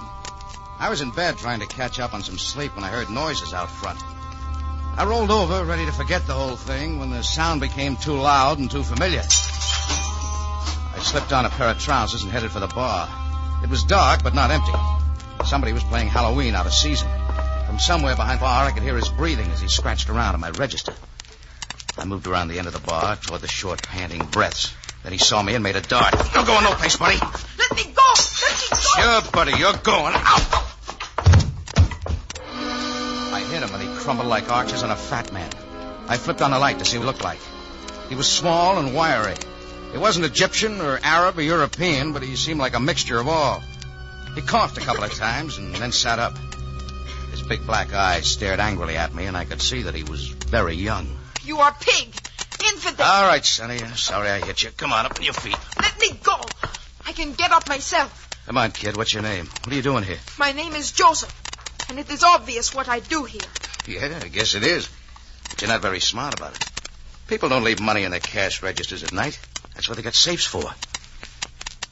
Well, what do you think I ought to do with him? Whatever you wish. I am not afraid. You're too old to be spanked and too young to be slapped. You know, you ought to give up this second-story work while you're still an amateur. It's got no future. I will worry about my own future. You're not very talkative, are you? I am of the sacred family of El-Rakam. I do not talk to infidels. Great, but you steal from them. That is my business. It's mine, too, when you start picking the tambourine. Talk. Do with me what you will and stop talking. Look, Sonny, I've seen kids like you all over the world, starting with a little petty snatching and winding up in jail. You are a pig. Boy, you little... You will die. Sure, we all will. Now, come on. Where'd you take me? Someplace where you'll have a chance to brush up on your manners. The police station.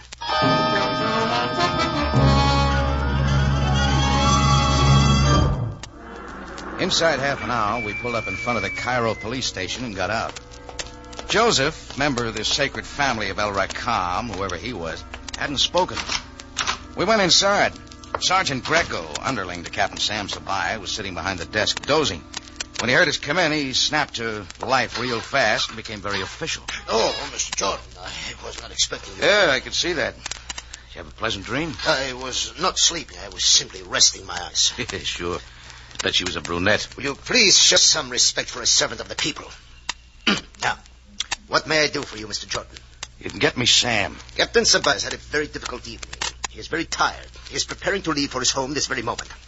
What may I do for him? I told you, get me Sam. Mr. Jordan, I have just... I got someone I want him to meet. This boy? Yes, this boy. Now turn up Sam for me, or do I have to go in and get him myself? What is going on out here, Sergeant? It is Mr. Jordan. Jordan, what are you doing here this time of night? Business, Sam. He has brought this boy for some reason. I told him, Captain, that you are too yes, tired yes, to... Yes, Sergeant. Yes, that is enough. Now, what is it you want, Jordan? Sam, I caught this boy doing a one-man floor show at the Tambourine about an hour ago. Jordan, I am not interested in your entertainment problem. You will be, Sam. This kid dropped in after hours on his own. I found him scratching around my cash register. Oh, I see. What is your name, young man? You're a pig, too.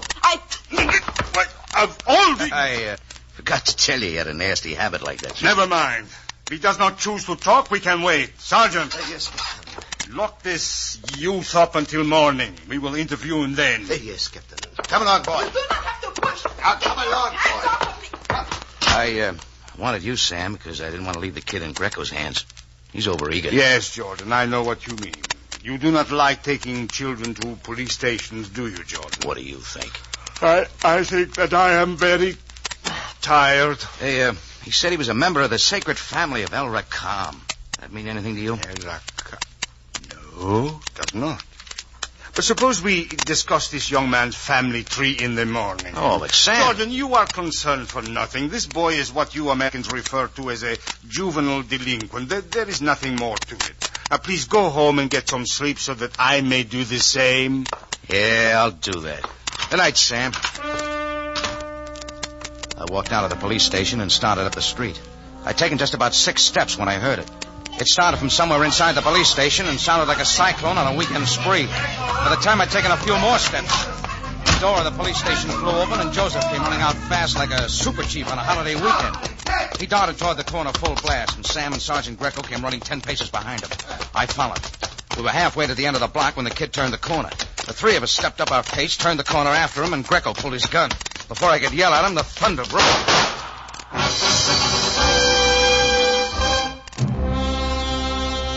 The kid dropped to the sidewalk and was still. When we got to him, Sam bent over to look. Joseph, member of the sacred family of R.E.M., was dead. Porter, there was no need to shoot. Since when does the Cairo Police Department shoot down kids? But, Captain, I did not shoot the boy. What? I did not shoot him. My gun. All the shells are there. It has not been fired. Let me see that. That's right, Greco. All the bullets are here. There you are. Now, might I suggest, Captain, that since I did not shoot him, and since you did not even draw your gun for holster, we examine Mr. Jordan... You know I don't carry a gun, Sam. We know no such... Sergeant, you will call the coroner and you will arrange for the photographer to take some pictures of this scene. We will begin an investigation immediately. Yes, Captain. And you, Jordan, go home. Look, I brought the kid here. You don't wish me off that easy. Jordan, this is no affair of yours. The Cairo police will do everything possible to unearth the killer. I don't like going to bed with a dirty taste. Jordan, this is an order. Now leave at once. We do not need your help. Maybe not. But you may be getting it anyway.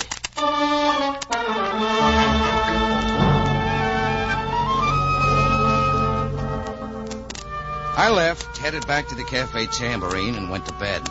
But I didn't sleep. The sight of Joseph, a fresh kid, crumbled in the street, stayed with me.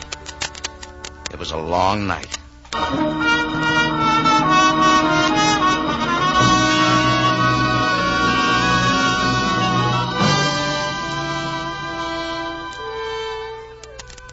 I got up around 9 and had breakfast. But the strange death of Joseph was like too much salt on my eggs. Along about 10 o'clock, Chris, my bartender, told me there was a visitor in my office to see me. I went over and opened the door. The smell of Emir caught me. She was blonde and tall and slim, except where she shouldn't be. She was wearing a white linen suit and a white hat, and it was all there. All very nice. So, you are Mr. Jordan? I didn't get your name. The name is Ilya Renault. Oh, what can I do for you? It is not what you can do for me, Mr. Jordan. It is what you have already done. I'm afraid you'll have to start over. A young boy was murdered last night. In case you don't remember, Mr. Jordan. And it seems pretty clear to me you are responsible. Hey, now, wait a minute. I will not wait for your lies and your feeble excuses. There is no alibi for murder. A boy was killed needlessly, and their blood is on your hands. Hey, hold on there. I'll admit I feel at least partially responsible, and the whole thing was pretty unfortunate. Unfortunate? Oh, yes, unfortunate. That is your only answer. Where do you fit into this? Where I fit. Mr. Jordan, that boy, Joseph, was my brother. My half-brother. Oh, I'm sorry, Miss Renault. If you had not taken poor Joseph to jail, if you had What not... if he hadn't broken into my cafe? Have you thought of that? I'll admit the boy was wrong. Joseph was not himself. He was not a bad boy. These past few months, we had grown so far apart. He behaved so strangely. Nevertheless, you are not vindicated in having him murdered. Joseph was not shot by the police. He was not shot by me. He was killed by a person or persons unknown in the official language of the police. And I suppose that makes it all very proper and usual. Look, both the police and I would like very much to know who killed Joseph. Captain Sabai will do everything he can to find the murderer. And you, Mr. Jordan, what about you? What are you doing? Well, Just as I thought, nothing. Except being sorry.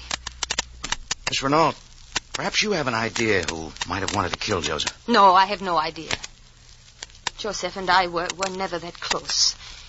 His father divorced my mother many years ago. Joseph's mother was an Egyptian noblewoman.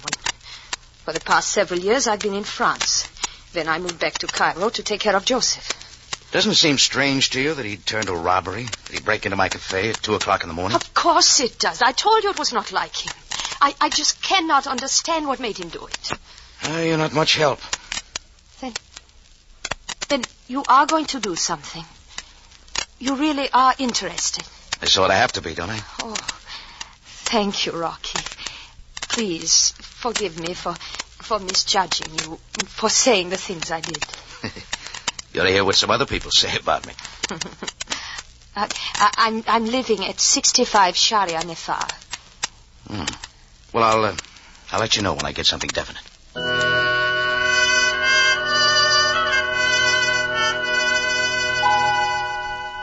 She left, and later in the day, I had visitor number 2. A man I wanted very much to see. His name was R.E.M. He was tall, lean, and dark. He wore purple robes and a silver chain with a fancy emblem around his neck. And he had a muscle man with him. Peace be unto you, noble sir. My card. Oh, thanks. Have a seat. My assistant is known as the Turk. He will join us. Yeah, sure. Sit down, gentlemen. Now, what's on your mind? My name, as you know, is R.E.M., master of all that is worthy, leader of the new light, bestower of the sacred learning. Your card doesn't say all that. Mr. Jordan, a member of my sacred family was slain early this morning. I understand you were present at this deplorable occurrence. You would tell me how you are involved and exactly what you have done. Do I make myself clear?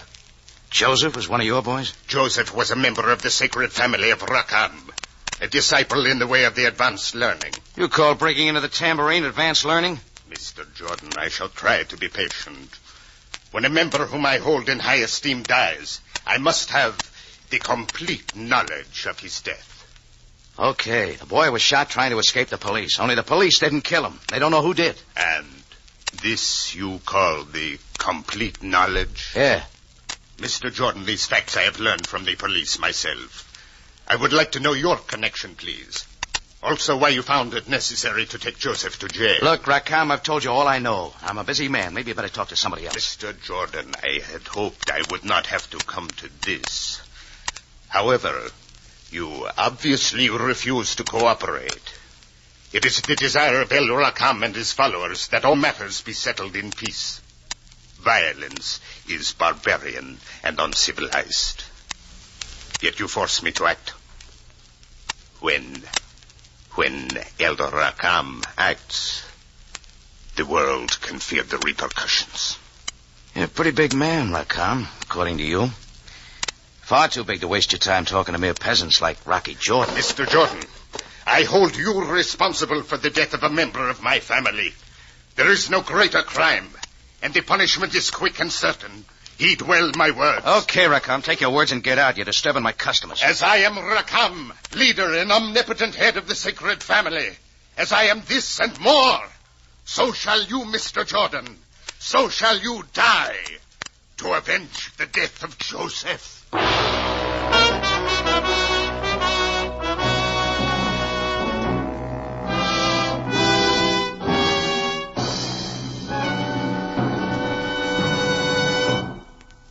You are listening to The 2 O'Clock Man, tonight's adventure with Rocky Jordan. If you like radio mystery, thrilling stories, exciting characters, and the kind of suspense that keeps you absorbed until the final gripping moment, you'll want to spend your radio listening time with CS. Because at the CBS spot on your dial, you'll find that kind of mystery.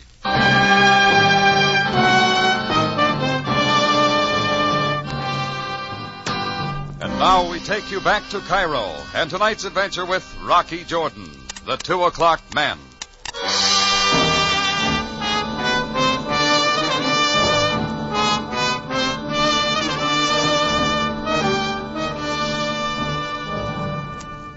It all began when somebody shot down a kid who I turned over to the police for breaking into my cafe tambourine. Then a couple of people showed saying I was responsible. The kid's sister, and a guy who called himself El Rackham. That joker was thirsting for revenge. Well, El Rackham and his silent sidekick, the Turk, made a grand-type exit out of my office. Just outside the door, they were joined by 2 burly-looking bodyguards who could have passed for the Tarzan twins. Then the 4 of them marched out of the cafe. As far as I was concerned, El Rackham, spelled backwards, was phony. And it also spelled answers to questions concerning murder. I decided to follow. It was as easy as tailing an elephant in a clothes closet. The purple robes drifted down Sharia El Reyes, turned left 3 blocks up, and entered the lobby of the Hotel Continental. The 2 bodyguards split off, and El Rackham and the Turk took the elevator to the 5th floor. I waited and caught the next car. The trail ended before a door marked 505. I was debating my next move when suddenly the door opened. Come in, Mr. Jordan. We have been expecting you. Standing in the doorway was 6'4" man, El Rackham's right-hand man, the Turk. I went inside. He was there alone. You were a fool to be trapped so easily, Jordan. You were led here as one might lead a sheep for slaughter. Maybe, friend. Time will tell. No, the time is now. We will teach you to murder. The big man was on top of me like a tent in a windstorm. His hands grasped at my throat and his fingers dug in. I gave him a kick and another one, but the fingers dug in deeper. I was seeing red and then blue and then purple. I brought my knee up and caught him in the belt. He rolled back from me. Then a shiny object came flying into the room. Turk doubled up, grabbed at his middle, and pitched forward to the carpet. Everything got suddenly quiet, like visitor's day at the morgue. I bent over him. He was dead. Protruding from his stomach was a knife, an ordinary kitchen knife, but one I'd seen before. It was from the cafe tambourine. It was too perfect, too well set up to stick around. Everything neat and in place for Rocky Jordan to take the rap. It took me 2 minutes to decide where to go next. A guy named Bill Morley, a reporter at the Cairo Record, might be of some help. Inside of 10 minutes, I was sitting across from him at his desk. Nothing but trouble when you walk in here, Rocky. What's up? You know most of the characters in this town, Bill. I need some information about one of them. Yeah? Name's El Rackham, the sacred family of Rackham. You know him? Know him. I wouldn't touch him with a 10-foot pole. He's dynamite. Oh, why? Look, Rackham arrives in town a couple of months ago. One of the papers gets a front-page interview with him. They play him for all he was worth. And what happened? Rackham slapped $1 million libel suit on him. And he'll probably collect. He doesn't like publicity? Wants no interference at all. Not like the rest of these phonies who do anything to get their photos on a big spread. This guy works in the dark, and he does better that way. That's all you know about him? Well, what he's got isn't a new religion or even vaguely connected with it. It's pure mystic and pure hope. He just talks to the customers and they shell out. They never know what hit them. That good, huh? The 2 o'clock man is darn near perfect. What'd you call him? 2 o'clock man. That's what the papers have labeled him. He holds his meetings in an old temple at 2 o'clock in the morning. Nobody has anything on him? Well, just once. They got a picture of him and a kid during a riot in Alexandria a few months ago. Cop was killed. R.E.M had a gun. That sounds almost too good. What happened to it? Yeah, take a look yourself. You'll see why nothing happened. I see what you mean. Everything about it points to R.E.M. Except he happened to have his back turned. Sure, it's R.E.M, all right, but you can't see his face. And no court in the world would count that photo as evidence. What about the kid in the picture? Well, that's Joseph, the kid who was shot the other night. You knew him. Yeah. How about letting me borrow this photo, huh? Just for a day, I'll bring it back. Sure, it's no good to me. Oh, excuse me, Rocky. Sure. Hello? Yeah? What's that? The Turk? Yeah? Yeah? Oh, yeah, I'll be right there. One of our reporters calling in a story. R.E.M's right-hand man, a guy named the Turk, has just been knifed in the Continental Hotel. Really? Yeah, you want to come down with me and take a look? No, I'll buy a paper. Thanks for the photo, Bill. Oh, and by the way, if I should happen to run into the murderer, let you know.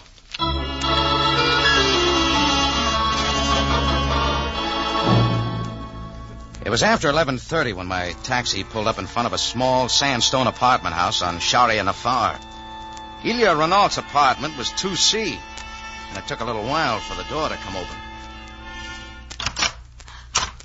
Rocky, what you doing Let here? me in, Ilya. I want to talk to you. Oh, no, Rocky, I can't. I've heard on the radio the police are looking for you.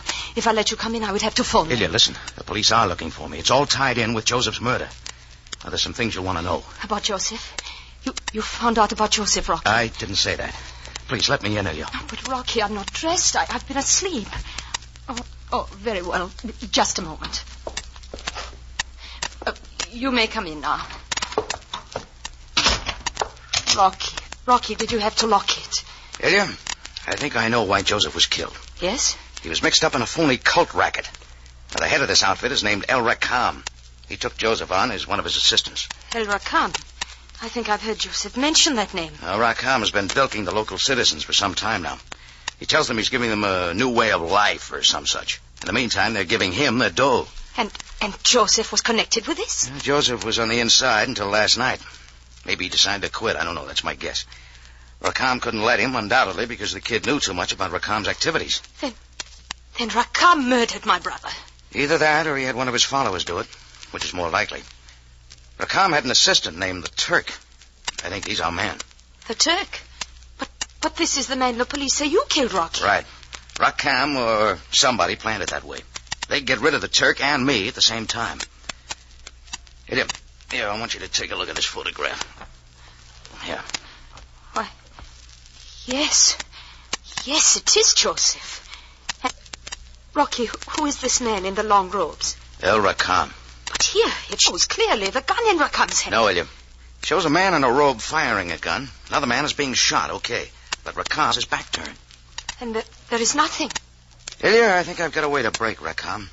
Anyway, it's worth a try. Open in the name of the law. Rocky, it is the police. Shh. Jordan, this is Sergeant Greco. I know you're in there. Open or I shall fire through the door. You'll do it, too. Rocky, the back door. If you do not open the door at once, I shall shoot away the lock. Do not be a fool, Jordan. Come peacefully. Rocky, the back door leads to an alley which will take you to the Sharia Shama. All right, Ilya. I'll see you later. Do not say that I had not warned you.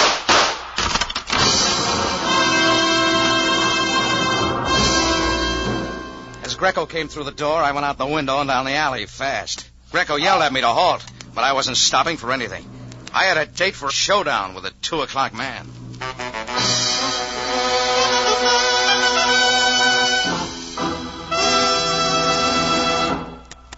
You are listening to The 2 O'Clock Man, tonight's adventure with Rocky Jordan. The time has come for us to help the Red Cross. Great numbers of our people are suffering from the worst cold wave in 50 years, and the suffering doesn't end with the cold. You can help by contributing to the Red Cross today.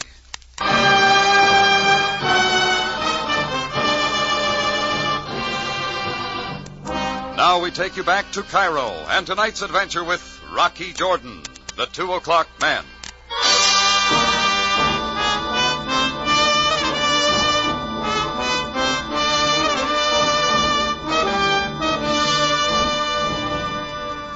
Well, was 1 o'clock when I wandered into El Rakam's temple, an hour before the big meeting, and the place was almost deserted. El Rakam's dressing room showed at the end of a dimly lit hall. I went inside and waited for him to put in an appearance. It came sooner than I expected. A few moments later, from outside the door, I heard the voice of Rakam, giving instructions to a couple of his bodyguards.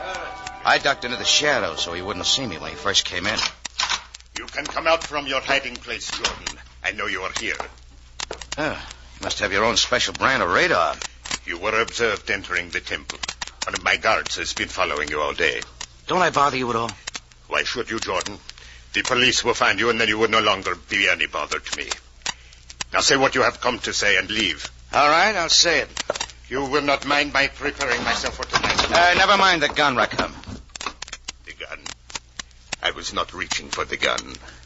I was going for my makeup. Oh, then I'll just hold it if you don't mind. It is yours, with my compliments. Now say what you have to say and go. You're through, buddy. That has been said to me many times before, but it has never been the case. That's all being changed. Remember the photo of you killing a cop in Alexandria? Oh, yes, that one again. The police have tried to prove with that once before that I was guilty of murder. But you see, it was a failure. My face was obscured. That's what's changed, and all because of a kid named Joseph. You see, there was another photo of you killing that cop, a photo Joseph had. But you know that, don't you? You know that Joseph had a clear picture of you killing the cop, and that's why you had to take care of the kid. If you are finished, Jordan, go. Well, what you don't know is that Joseph mailed that clear photo to his sister Elia before he was killed. She has it, and I just saw it. And if you really had your boys tagging me, as you say, you know I just came from her house. You think I'm a fool, do you not? Look, Junior, I don't care whether you believe me or not. Sabaya will, and that's what counts. You're lying, Jordan. It is nothing but an attempt. Think so? Okay, I'll show you. This telephone. You think the cops want me for murder, huh? I'll just pitch my murder rap against yours. We'll just see who the police want. Hello, Captain Sabaya, please. Sam? Jordan. No, wait a minute. Quiet, will you, and listen. Ilya Renault is on her way over to the station right now with Joseph's photo of Rakam's killing. Yeah. That'll give you all you want. No, I'm with him now in his dressing room at the temple. Don't worry, Sam. He's looking right into his own gun. So if you want him, come and get him. Relax, buddy. It'll be a few minutes yet. Jordan, perhaps we could discuss this under more favorable circumstances. Not interested in talking. I'll read about it in the papers. Jordan, I am a wealthy man. Something could be arranged. Your forehead's getting moist. I did not kill Joseph. You had the Turk do it, and you killed him. That does not matter. Come, let us leave here. Let us go out. Kind of anxious to get me to use that door, aren't you? Could it be that you got your boys out there ready to throw a knife into me when I walk out? Jordan, this is not the place to talk. Let us step out. I'm laying 10 to 1. The first guy out that door winds up with a knife in him. No, you are wrong. Why don't you go out? There's nothing here for you but me with a gun. And the police are on their way. I don't believe it. You didn't even call them. It was a fake. You would be too frightened to call the police since they're after... Sounds like Sam, all right. The police will never get railed round, Ham. No, it is I, El Rakam, your leader, master of the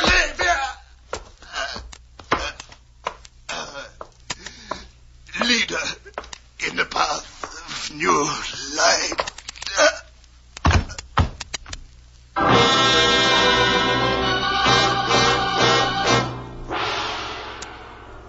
Well, that was it. El Rakam got it from his own men. And that was the end of his organization. Sabaya showed up in a few moments and rounded up the knife throwers, and everything was cleared up. The Turk killed Joseph on orders. Rakam killed the Turk to set me up, and then his followers took care of him. It was a regular round robin. Sam wanted to know about the photo I told him about on the phone, and when I said it was a gag, he didn't mind. His case was closed. Well, the only unfinished business was Ilya. I went over to her place to tell her how things worked out.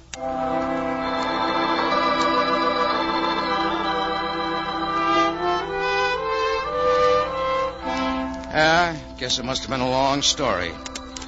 Took me quite a while to tell it all.